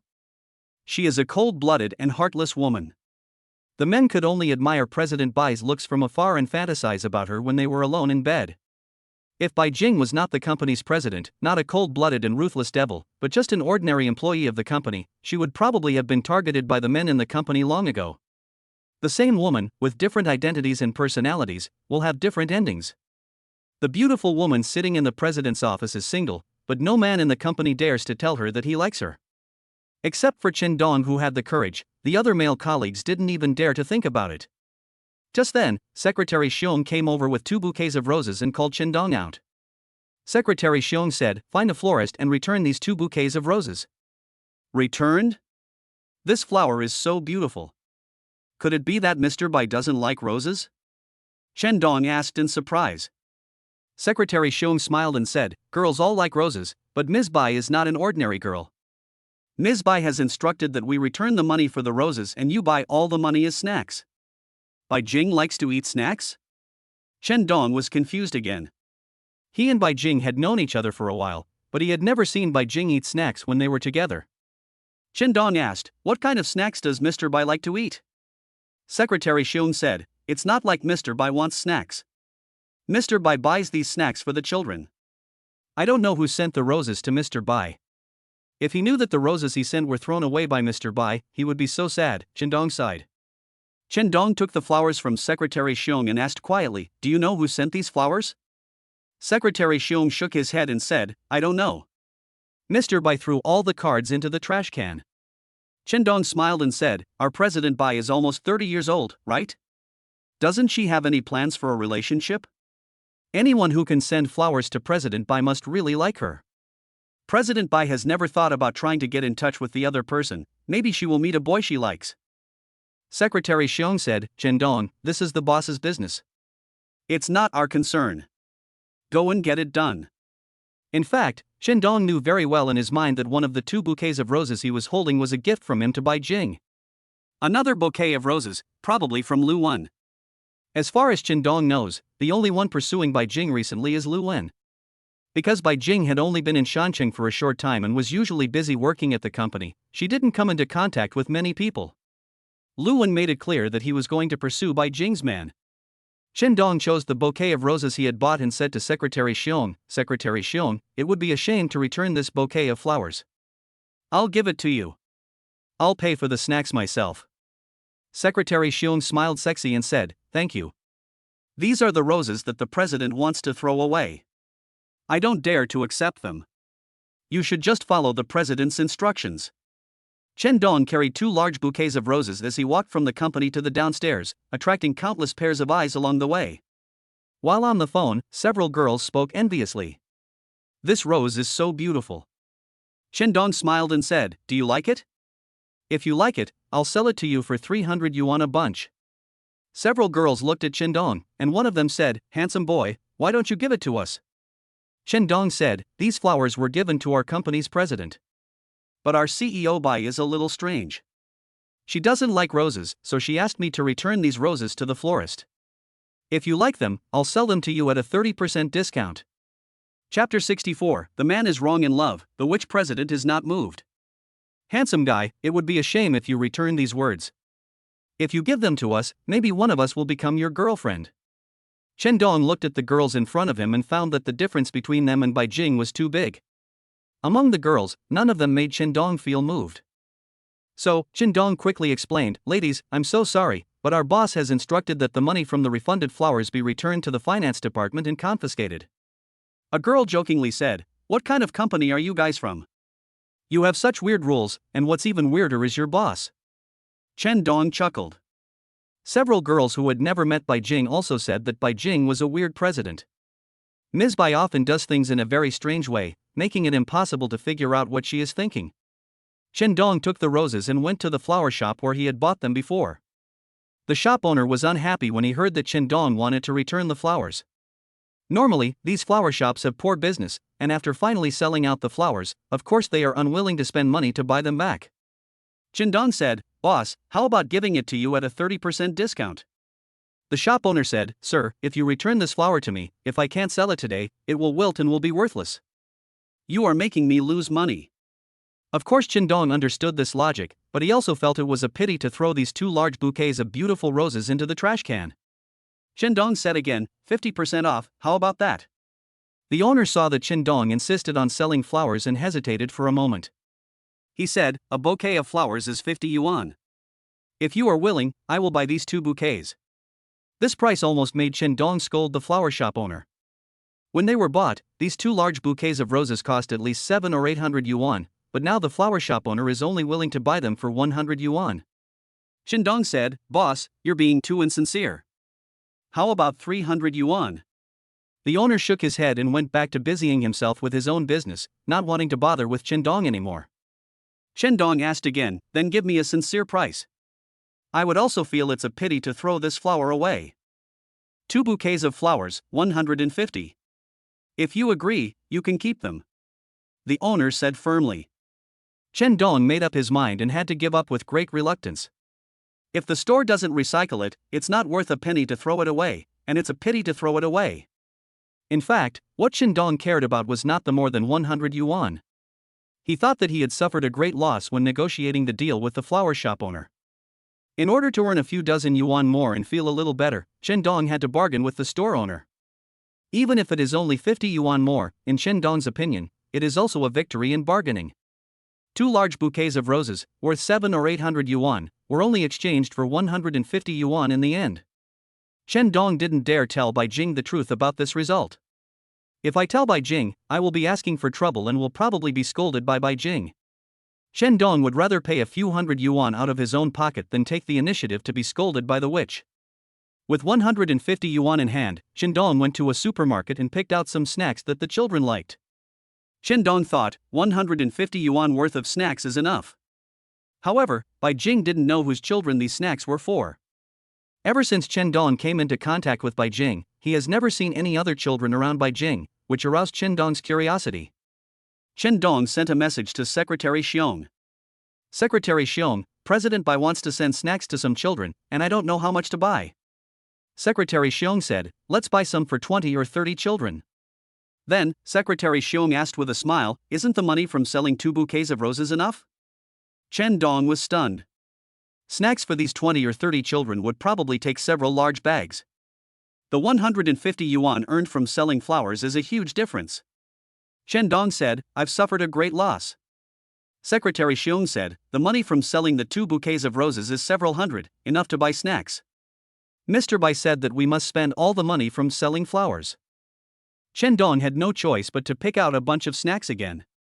He remembered that Bai Jing had told him in the morning that he would accompany her to a place after get off work.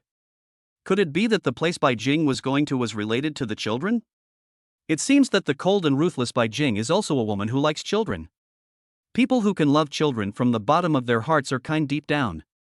Perhaps, this is the reason why Shindong is attracted to Bai Jing. Shindong saw a unique temperament in Bai Jing, a kind heart hidden beneath her noble and cold appearance. If we talk about the charm and femininity of women, Su Yingying is better, more sexy and charming. After preparing snacks and buying some supplements for the elderly, Shindong did not return to the company but went home. I have been busy these days and haven't spent enough time with my parents. Taking advantage of the free time he had to run some errands, Shindong decided to spend the afternoon with his parents. Spending time with family is kinship. After get off work, Shindong wants to spend time with his woman that's love. In Shindong's eyes, they are the most important people around him. When Shindong returned home, the question his mother asked him most was about his relationship with Bai Jing, which was also the issue that his mother cared about most. When the son gets married, the old man naturally looks forward to having a grandson. However, the couple had been separated for a long time, and even though they had been married for some time, there was still no news of Bai Jing's pregnancy, and the old man became anxious. The old man thought of a way, which was to force Shindong to move out and let Shindong live with his wife.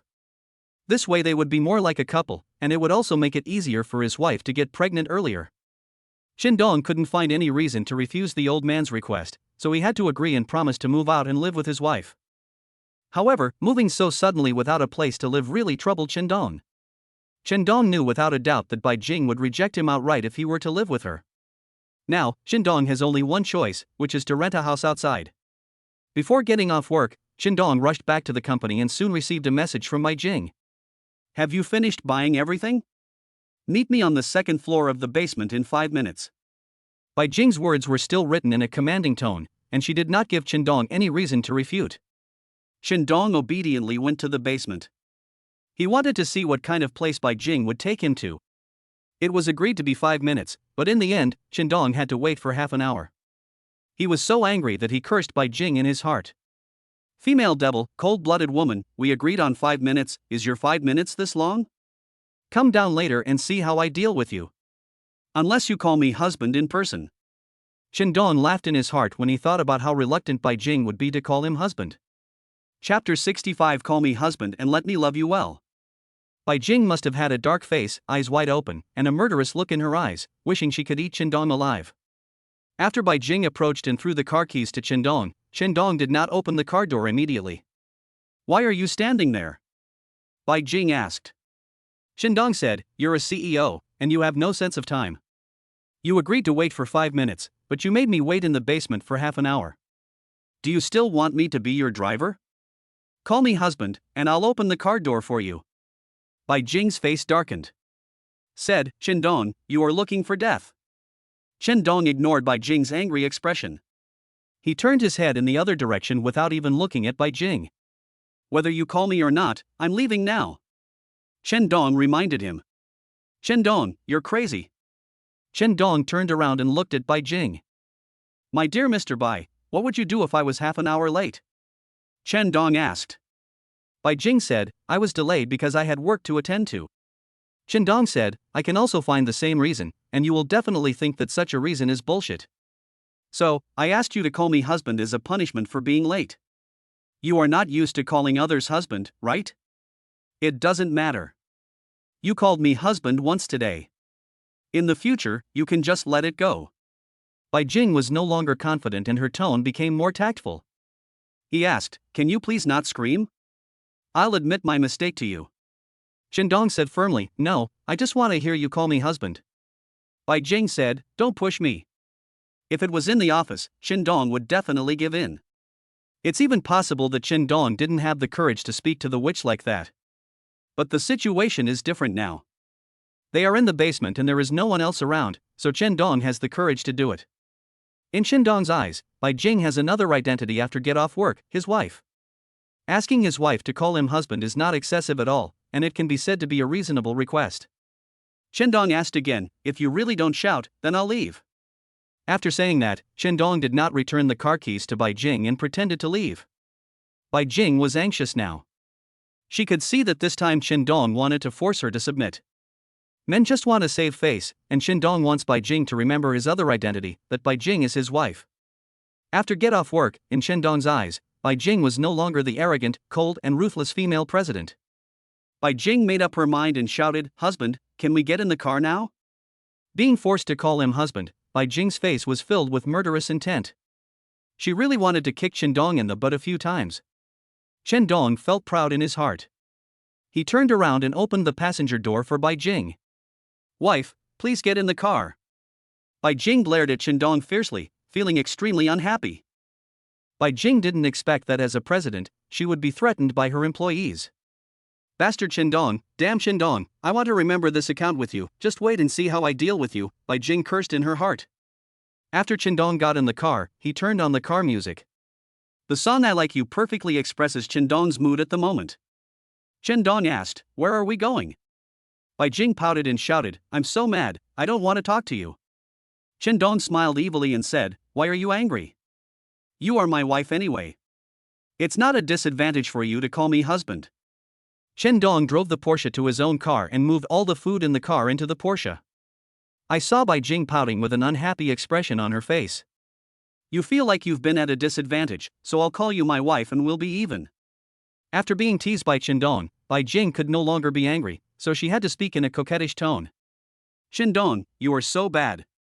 When did you become such a scoundrel? Chendong asked, wife, where are you going? Bai Jing warned with a stern face, don't yell at me like that in the future. I'm not your wife. Chendong said with a wicked smile, you will be one sooner or later. Now is just a probationary period. You will be officially hired in 2 years. Bai Jing said, you're daydreaming again. Let's drive to Kangmei Orphanage. A few days ago, Chendong donated all the 500,000 yuan he won in the competition to this orphanage. When Chendong heard Bai Jing say that they were going to Kangmei, he didn't say anything. He glanced at Bai Jing beside him. I thought to myself, this woman is actually still full of love in her heart. If a person does not have love in his heart, he will not care so much about a child in an orphanage.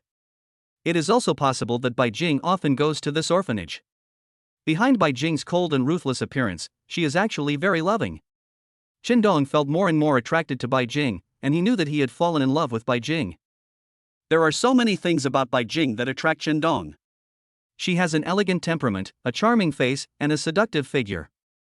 The key is that such a flawless woman also has a kind heart. Chendong couldn't help but want to pursue such a good woman. During this period of contact with Bai Jing, Chendong was gradually attracted to this woman and found that he had fallen in love with Bai Jing. No matter what, Chendong has to stay in Bomai Media Company and stay by Bai Jing's side. The one who is close to the water gets the moon first. As long as I have the opportunity to meet Bai Jing every day, I will fall in love with her over time.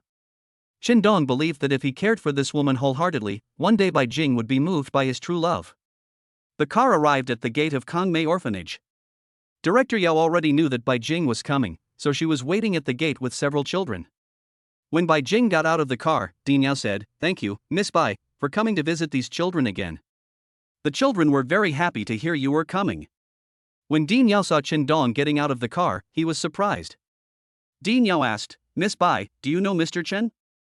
Bai Jing glanced at Dong and asked, "President Yao, do you know him too?" Dean Yao said, "Some time ago, Mr. Chen donated 500,000 yuan to our orphanage. Could it be that he is Miss Bai's lover?" Bai Jing was embarrassed for a moment and said, "We are friends." Bai Jing did not say that he was her employee. She answered that they were friends, and it was also to enhance Dong's image in Dean Yao's mind. After all, in the eyes of Dean Yao, Dong is considered a rich and successful man because he can donate 500,000 yuan to the orphanage.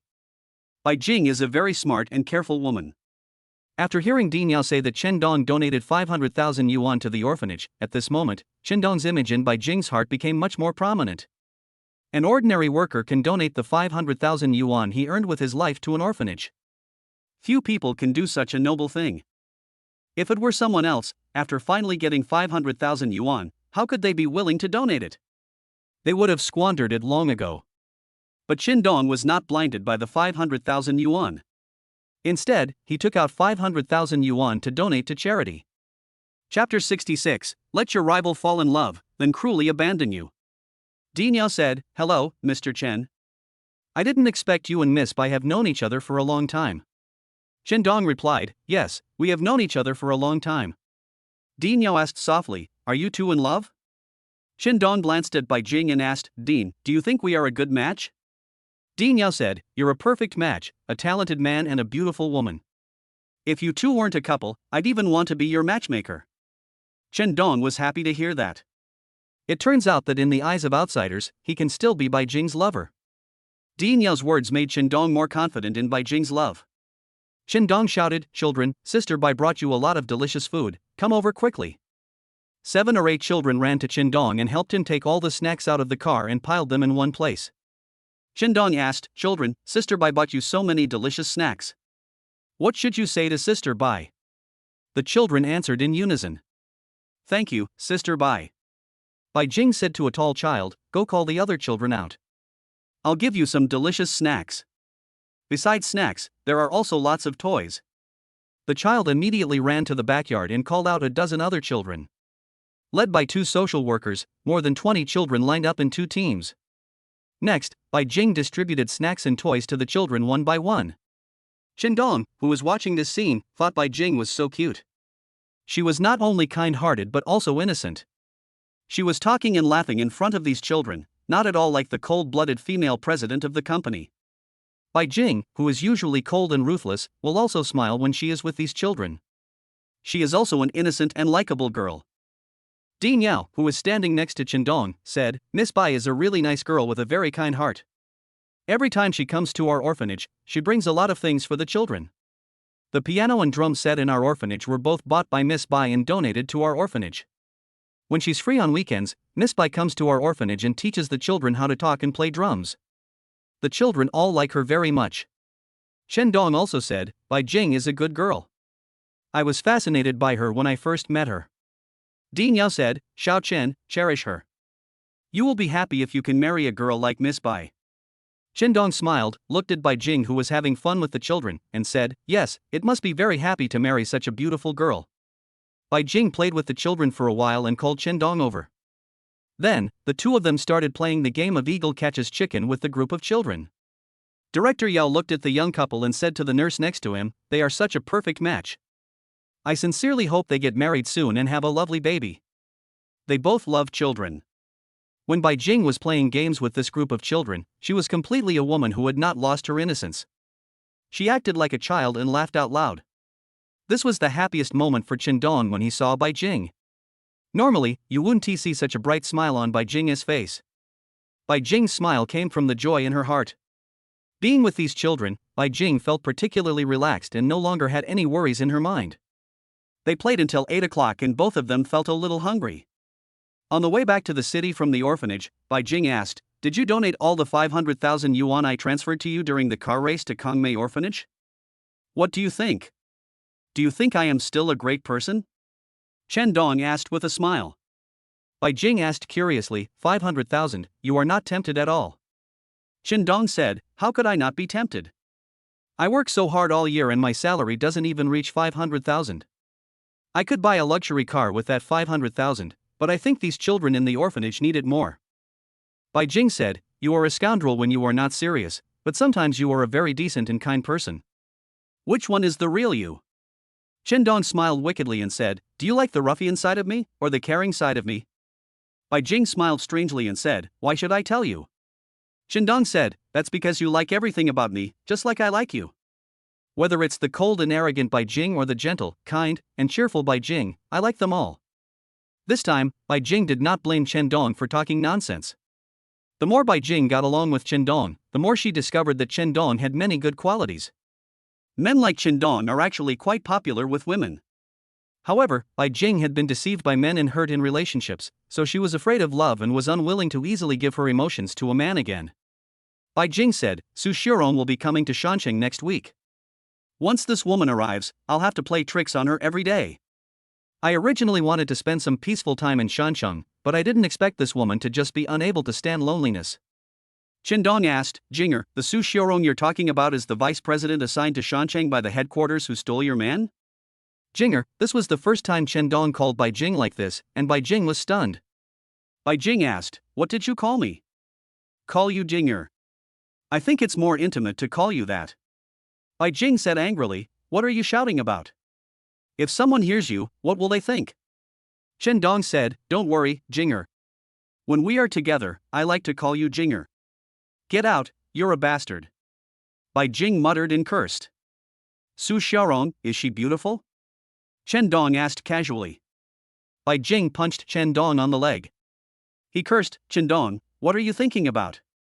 Does her beauty have anything to do with you? Chen Dong snorted coldly. Yes, if she is beautiful, I will pursue her and make her fall in love with me.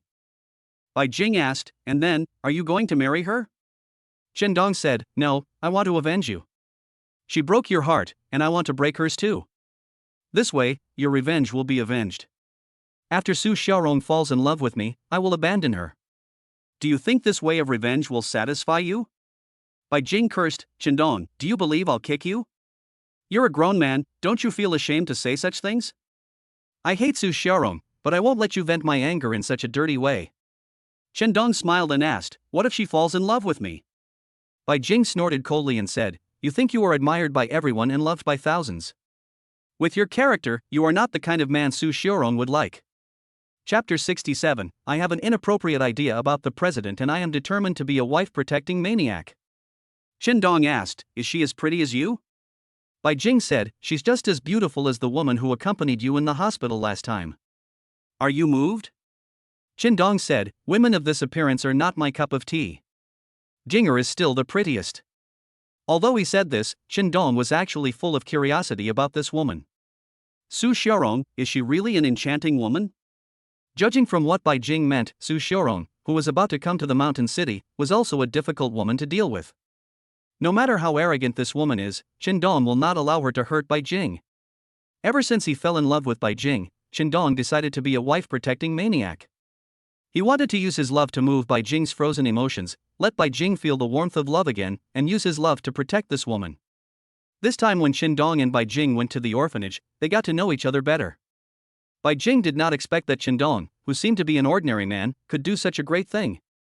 From these little details, we can see that Chen Dong is a man with social responsibility and a heart full of love. These shining points of Chen Dong began to attract Bai Jing, and Bai Jing also began to realize that she was a little moved by the man next to her. Bai Jing took the initiative to say, when it's convenient, bring your parents out for dinner. I'll treat them. Chen Dong thought he was hallucinating. Is this what Bai Jing would say? At this moment, Chen Dong was a little excited. Chen Dong thought, could it be that Bai Jing fell in love with him? Otherwise, why would Bai Jing care about his family? This is called loving the house and loving the dog. Bai Jing wants to actively integrate into his family. Are you serious? Chen Dong asked happily. Bai Jing glanced at Chendong and said, "Isn't it just treating your family to a meal? How can you be so happy?" Chendong said, "Of course I'm happy. This isn't just about a meal. It's about your concern for my family. It proves that I'm in your heart now." Bai Jing said, "I didn't think too much about it. I just think Auntie is a very good person and I want to get to know her more." In fact, Bai Jing's words were hypocritical and she was deceiving herself.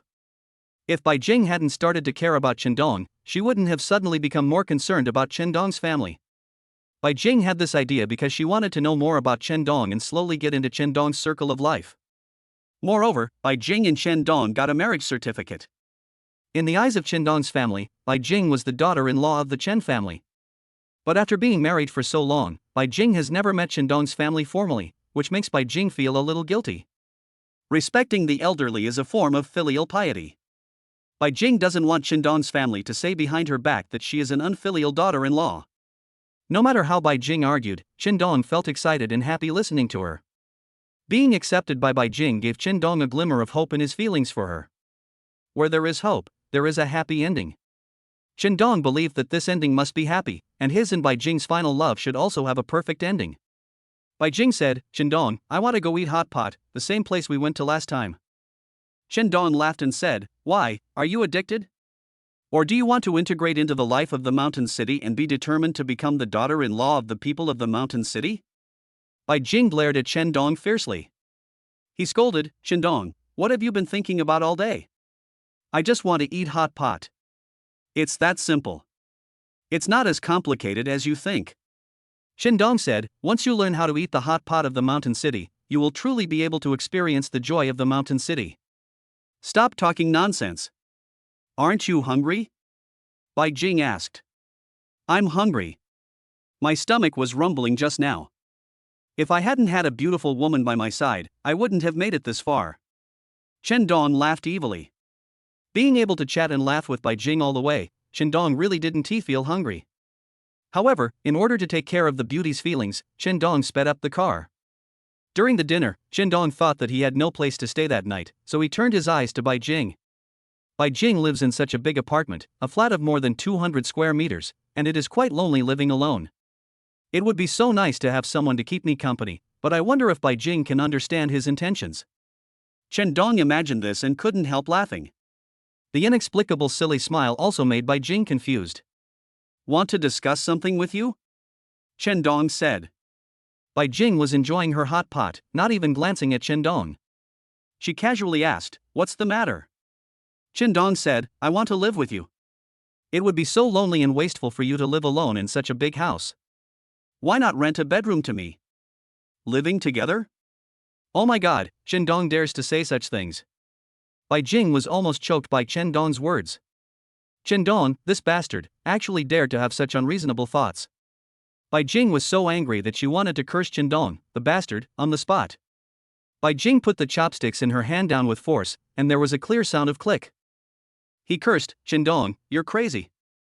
You can even think of such a ridiculous thing. Do you think I will agree to it?" Chendong said, "You've done even more ridiculous things. Compared to a fake marriage, our cohabitation is nothing. Besides, it's not really cohabitation. I just have no place to live, so I want to rent a bedroom from you." Bai Jing asked, "Why do you want to live outside if you don't live at home?" Chendong smiled bitterly, feeling depressed. "I thought to myself that the reason I was in this situation and couldn't go home was all because of this woman." Chendong said, "It's all because of you.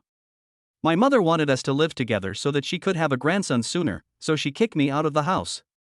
But where can I rent a suitable house in such a short time?" Then Chendong asked again, "Tell me, how much does a bedroom cost?" "I won't give you a penny less." Bai Jing looked at Chendong and felt a little sorry for the man's situation. If I hadn't tricked him into getting married, Chendong's situation wouldn't be so difficult. Now Chendong can't even go home. However, Bai Jing couldn't accept the reality that Chendong would move into her home and live with her for a while. Bai Jing said, "How about I book a room for you in the hotel and let you stay there for a few days, and then slowly rent a house?" Chendong said, "Don't think you're a CEO and your family is rich, so you can afford to waste money like this. If you save this money, you can buy a lot of necessities for the children in the orphanage." Bai Jing asked, "Do you really think so? Don't you have any other evil thoughts?" Chen Dong chuckled and said, "Of course I think so. What do you think? If you are not willing to rent me a bedroom, let me sleep on your sofa tonight. You wouldn't refuse such a small request, would you?" To Bai Jing, the tone sounded like a plea, a helpless act of a grown man. Yes, if Bai Jing had the heart to refuse such a small request, wouldn't he have hurt Chen Dong's feelings? Chapter 68, Living in the Goddess's House, Something is Going to Happen at Night. Bai Jing said, "You can only sleep on the sofa for one night. Tomorrow you should rent a house outside so that you can explain to your family." Chen Dong said, "Boss Bai, your house is so big, and usually there's no one to clean it or cook dinner for you. But if there's one more person at home, someone will do all these for you. Besides, it's so boring when you get home after get off work. If you have someone to talk to, you won't feel lonely anymore." Bai Jing said, "I'm not lonely. It's good to live alone. There are no constraints or shackles." Being able to stay at Bai Jing's house for a night, even if it was just sleeping on her sofa, was, in Chen Dong's opinion, a big step forward in the relationship between him and Bai Jing. At least, Bai Jing was willing to let Chen Dong into her home and stay there for one night. This was a good start. Chen Dong did not make any more requests. He thought about moving into Bai Jing's house first. Perhaps, Bai Jing felt sorry for him and moved him from sleeping on the sofa to sleeping in the bedroom. Thinking of such an ending, Chen Dong's heart was filled with excitement, as if he saw the happy times when he and Bai Jing lived together.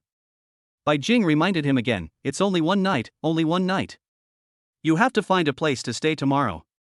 Chen Dong asked doubtfully, "What if we don't find a suitable house tomorrow? Can't we stay a few more nights?"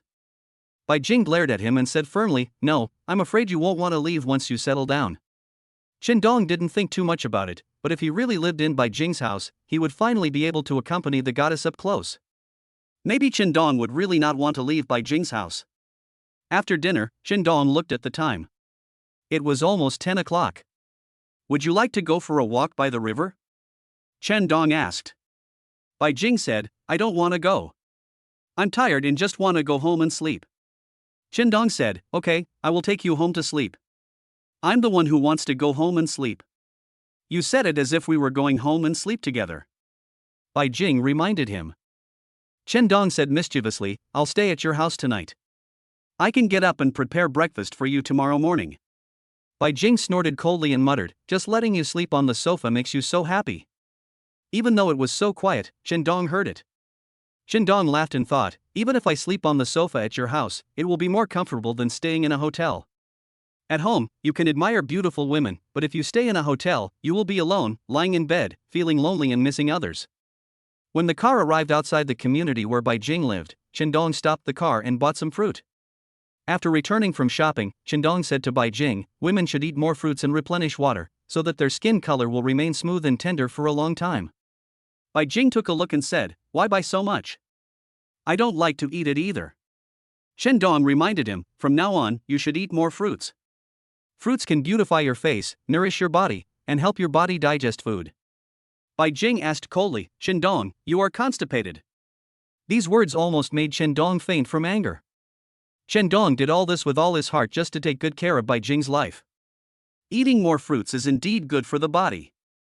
Unexpectedly, Bai Jing is such a straight woman and doesn't understand Chen Dong's feelings at all. When they arrived at the door, Bai Jing locked Chen Dong outside and did not let him enter the house immediately. Chen Dong thought Bai Jing had changed her mind and shouted outside the door, "Jinger, you didn't keep your word. You promised to let me stay at your house tonight."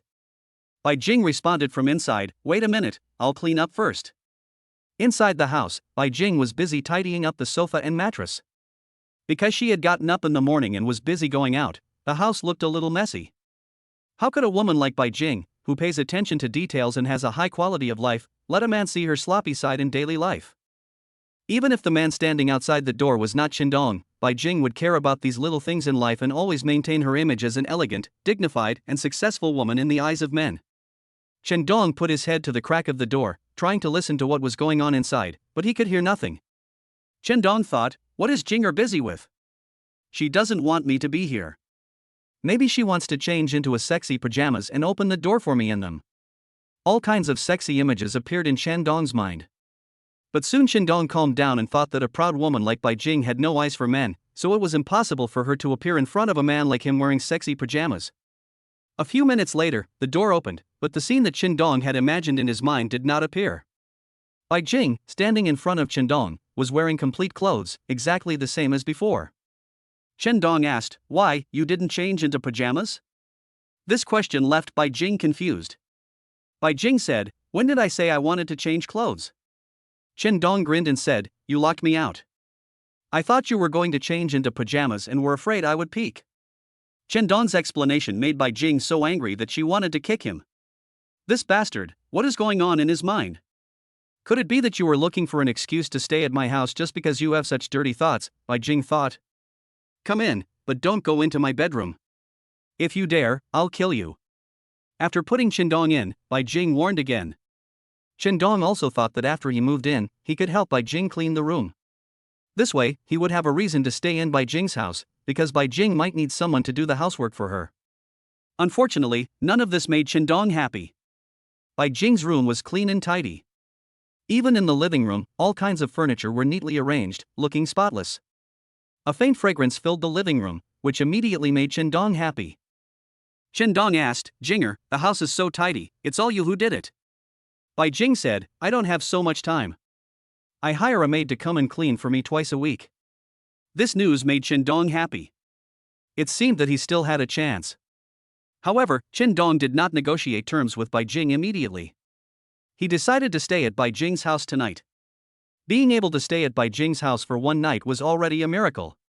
Chen Dong didn't want to be kicked out by Bai Jing just after entering her house and before he could even sit down. After Bai Jing returned home, she changed into yoga clothes and started practicing yoga on the balcony. There is a bedroom with an open door. "You will stay in that room tonight," Bai Jing said to Chen Dong while practicing yoga. Chen Dong glanced at the open door, which was next to Bai Jing's master bedroom. What surprised Chen Dong was that Bai Jing didn't let him sleep on the sofa. When Chen Dong told Bai Jing that he wanted to stay overnight, he was still thinking that being able to sleep on the sofa at Bai Jing's house for a night would also make him very satisfied. In the end, I was able to sleep in the bedroom. I was so overjoyed. Chapter 69, Being taken home by the female CEO late at night, can he withstand the test? Chen Dong was skeptical for a moment and asked, "You want me to stay in the bedroom?" "No need, I can just stay on the sofa for one night. Maybe I can rent a suitable house tomorrow. It's up to you. You can sleep wherever you feel comfortable." Chen Dong said, "Of course it's more comfortable to sleep in the bedroom, so I still choose to sleep in the bedroom." Chen Dong was so happy about this that he started to hum a little tune to himself. While Bai Jing was practicing yoga, Chen Dong didn't want to live in this house for free, so he had to do some housework to please Bai Jing. Maybe, if Bai Jing is happy, she will sublet this bedroom to him. Chen Dong found a used towel and started cleaning the living room, wiping the tables, chairs, sofas, and study. Chen Dong didn't dare to go anywhere except Bai Jing's bedroom. After practicing yoga, Bai Jing saw Chen Dong still busy and thought this guy was really funny. Sometimes she couldn't understand what this man was thinking. "Don't you want to sleep?" Bai Jing asked. Chen Dong said, "You haven't slept either, have you? I wanted to stay with you because I'm afraid you'd be too lonely. By the way, clean up the house." Bai Jing said, "I'm going to take a shower and go to bed. You should also go to bed early so as not to delay tomorrow's work." After saying that, Bai Jing ignored Chen Dong and left him in the living room to continue working. After a while, the sound of running water came from the bathroom. Now, Chen Dong's heart could no longer calm down. The sound of rushing water merged into a series of pictures, emerging in Chen Dong's mind. The beautiful figure and fair and tender skin made Chen Dong so nervous. It was the first time that Chen Dong was close to the goddess body, and in such an environment, how could he not fantasize? In this painting created by the sound of flowing water, a beauty is bathing, and Chen Dong in the living room is boiling with desire, unable to control his restless heart. Chen Dong tried hard not to listen to the sound of flowing water. However, a man's 20s is the prime period of his vitality, and he is still single. Facing his goddess in the bathroom, Chen Dong could not remain calm. "Damn the sound of running water, damn this bath," Chen Dong cursed in his heart. Don't think about it, it's useless to think about it," Chen Dong muttered. "Chen Dong, come here for a moment." Just as Chen Dong was trying to keep calm, Bai Jing's voice came from the bathroom. "Ah, what's the matter?" Chen Dong couldn't help but exclaimed. Hearing Bai Jing's screams made Chen Dong even more panicked. At this moment, countless questions popped up in Chen Dong's mind. Why did Bai Jing call him over? Could it be that Bai Jing is deliberately pretending to be aloof, but is actually a very lonely woman inside? Bai Jing brought a handsome guy home tonight. Is she planning to use her kung fu on Shendong? Shendong walked to the bathroom door, his heart pounding and his blood boiling. He suppressed the desire in his body and knocked on the door a few times. Asked, Jinger, is there something wrong? Bai Jing replied, I forgot to bring my panties, could you please get me a pair? Shendong's head was buzzing. What kind of operation was this? Bai Jing forgot to bring her panties when taking a bath. Could it be that she did it on purpose? What is Bai Jing's intention in doing this? Shendong immediately thought about it. Is Bai Jing doing this to test him? Or, did Bai Jing deliberately hint at it this way? Shendong felt a little confused and panicked. Seeing no response from outside, Bai Jing shouted again. Shendong, can you hear me? Shendong quickly replied, I heard it. I'll find it for you right away. Forgetting to bring panties to the bathroom, what's the big deal? Bai Jing could just come out in her pajamas. Shendong just couldn't understand why Bai Jing would tell him such a sensitive matter. Shendong had no choice but to bite the bullet and go to Bai Jing's multi-bedroom. He opened the wardrobe and found that it was very tidy. Clothes, pants, underwear, all are arranged according to categories. What shocked Shendong even more was that in this wardrobe, there were dozens of sets of Bai Jing's underwear, which dazzled Shendong. Shendong was in a dilemma. There were so many styles and colors, and he didn't know what color Bai Jing usually liked. In the end, Shendong could only follow his own preferences and thought that black was sexier, so he picked out a black set of underwear with edges from the dozens of sets. The texture is smooth and the style is trendy, so it's guaranteed to be liked by Bai Jing. Shendong took a look at the underwear and clothes inside.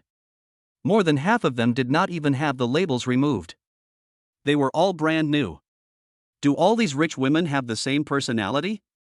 They like to buy a lot of clothes and put them in the closet, without even having a chance to try them on?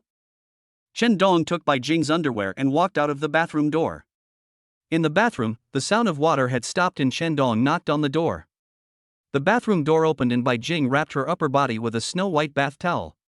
Shendong was stunned by the wet body and snow-white bathrobe, and his eyes were fixed on Bai Jing's firm chest. Shendong couldn't help but exclaim in admiration, it was so beautiful. Seeing Shendong in a daze, Bai Jing shouted, What are you standing there for? Give it to me quickly. Shendong smiled mischievously and said, Boss Bai, your figure is so great. To describe it in 2 words, perfect. Bai Jing just replied to Shendong with 1 word sternly. Roll. Then, with a bang, the bathroom door was closed, leaving Shendong standing at the door in shock.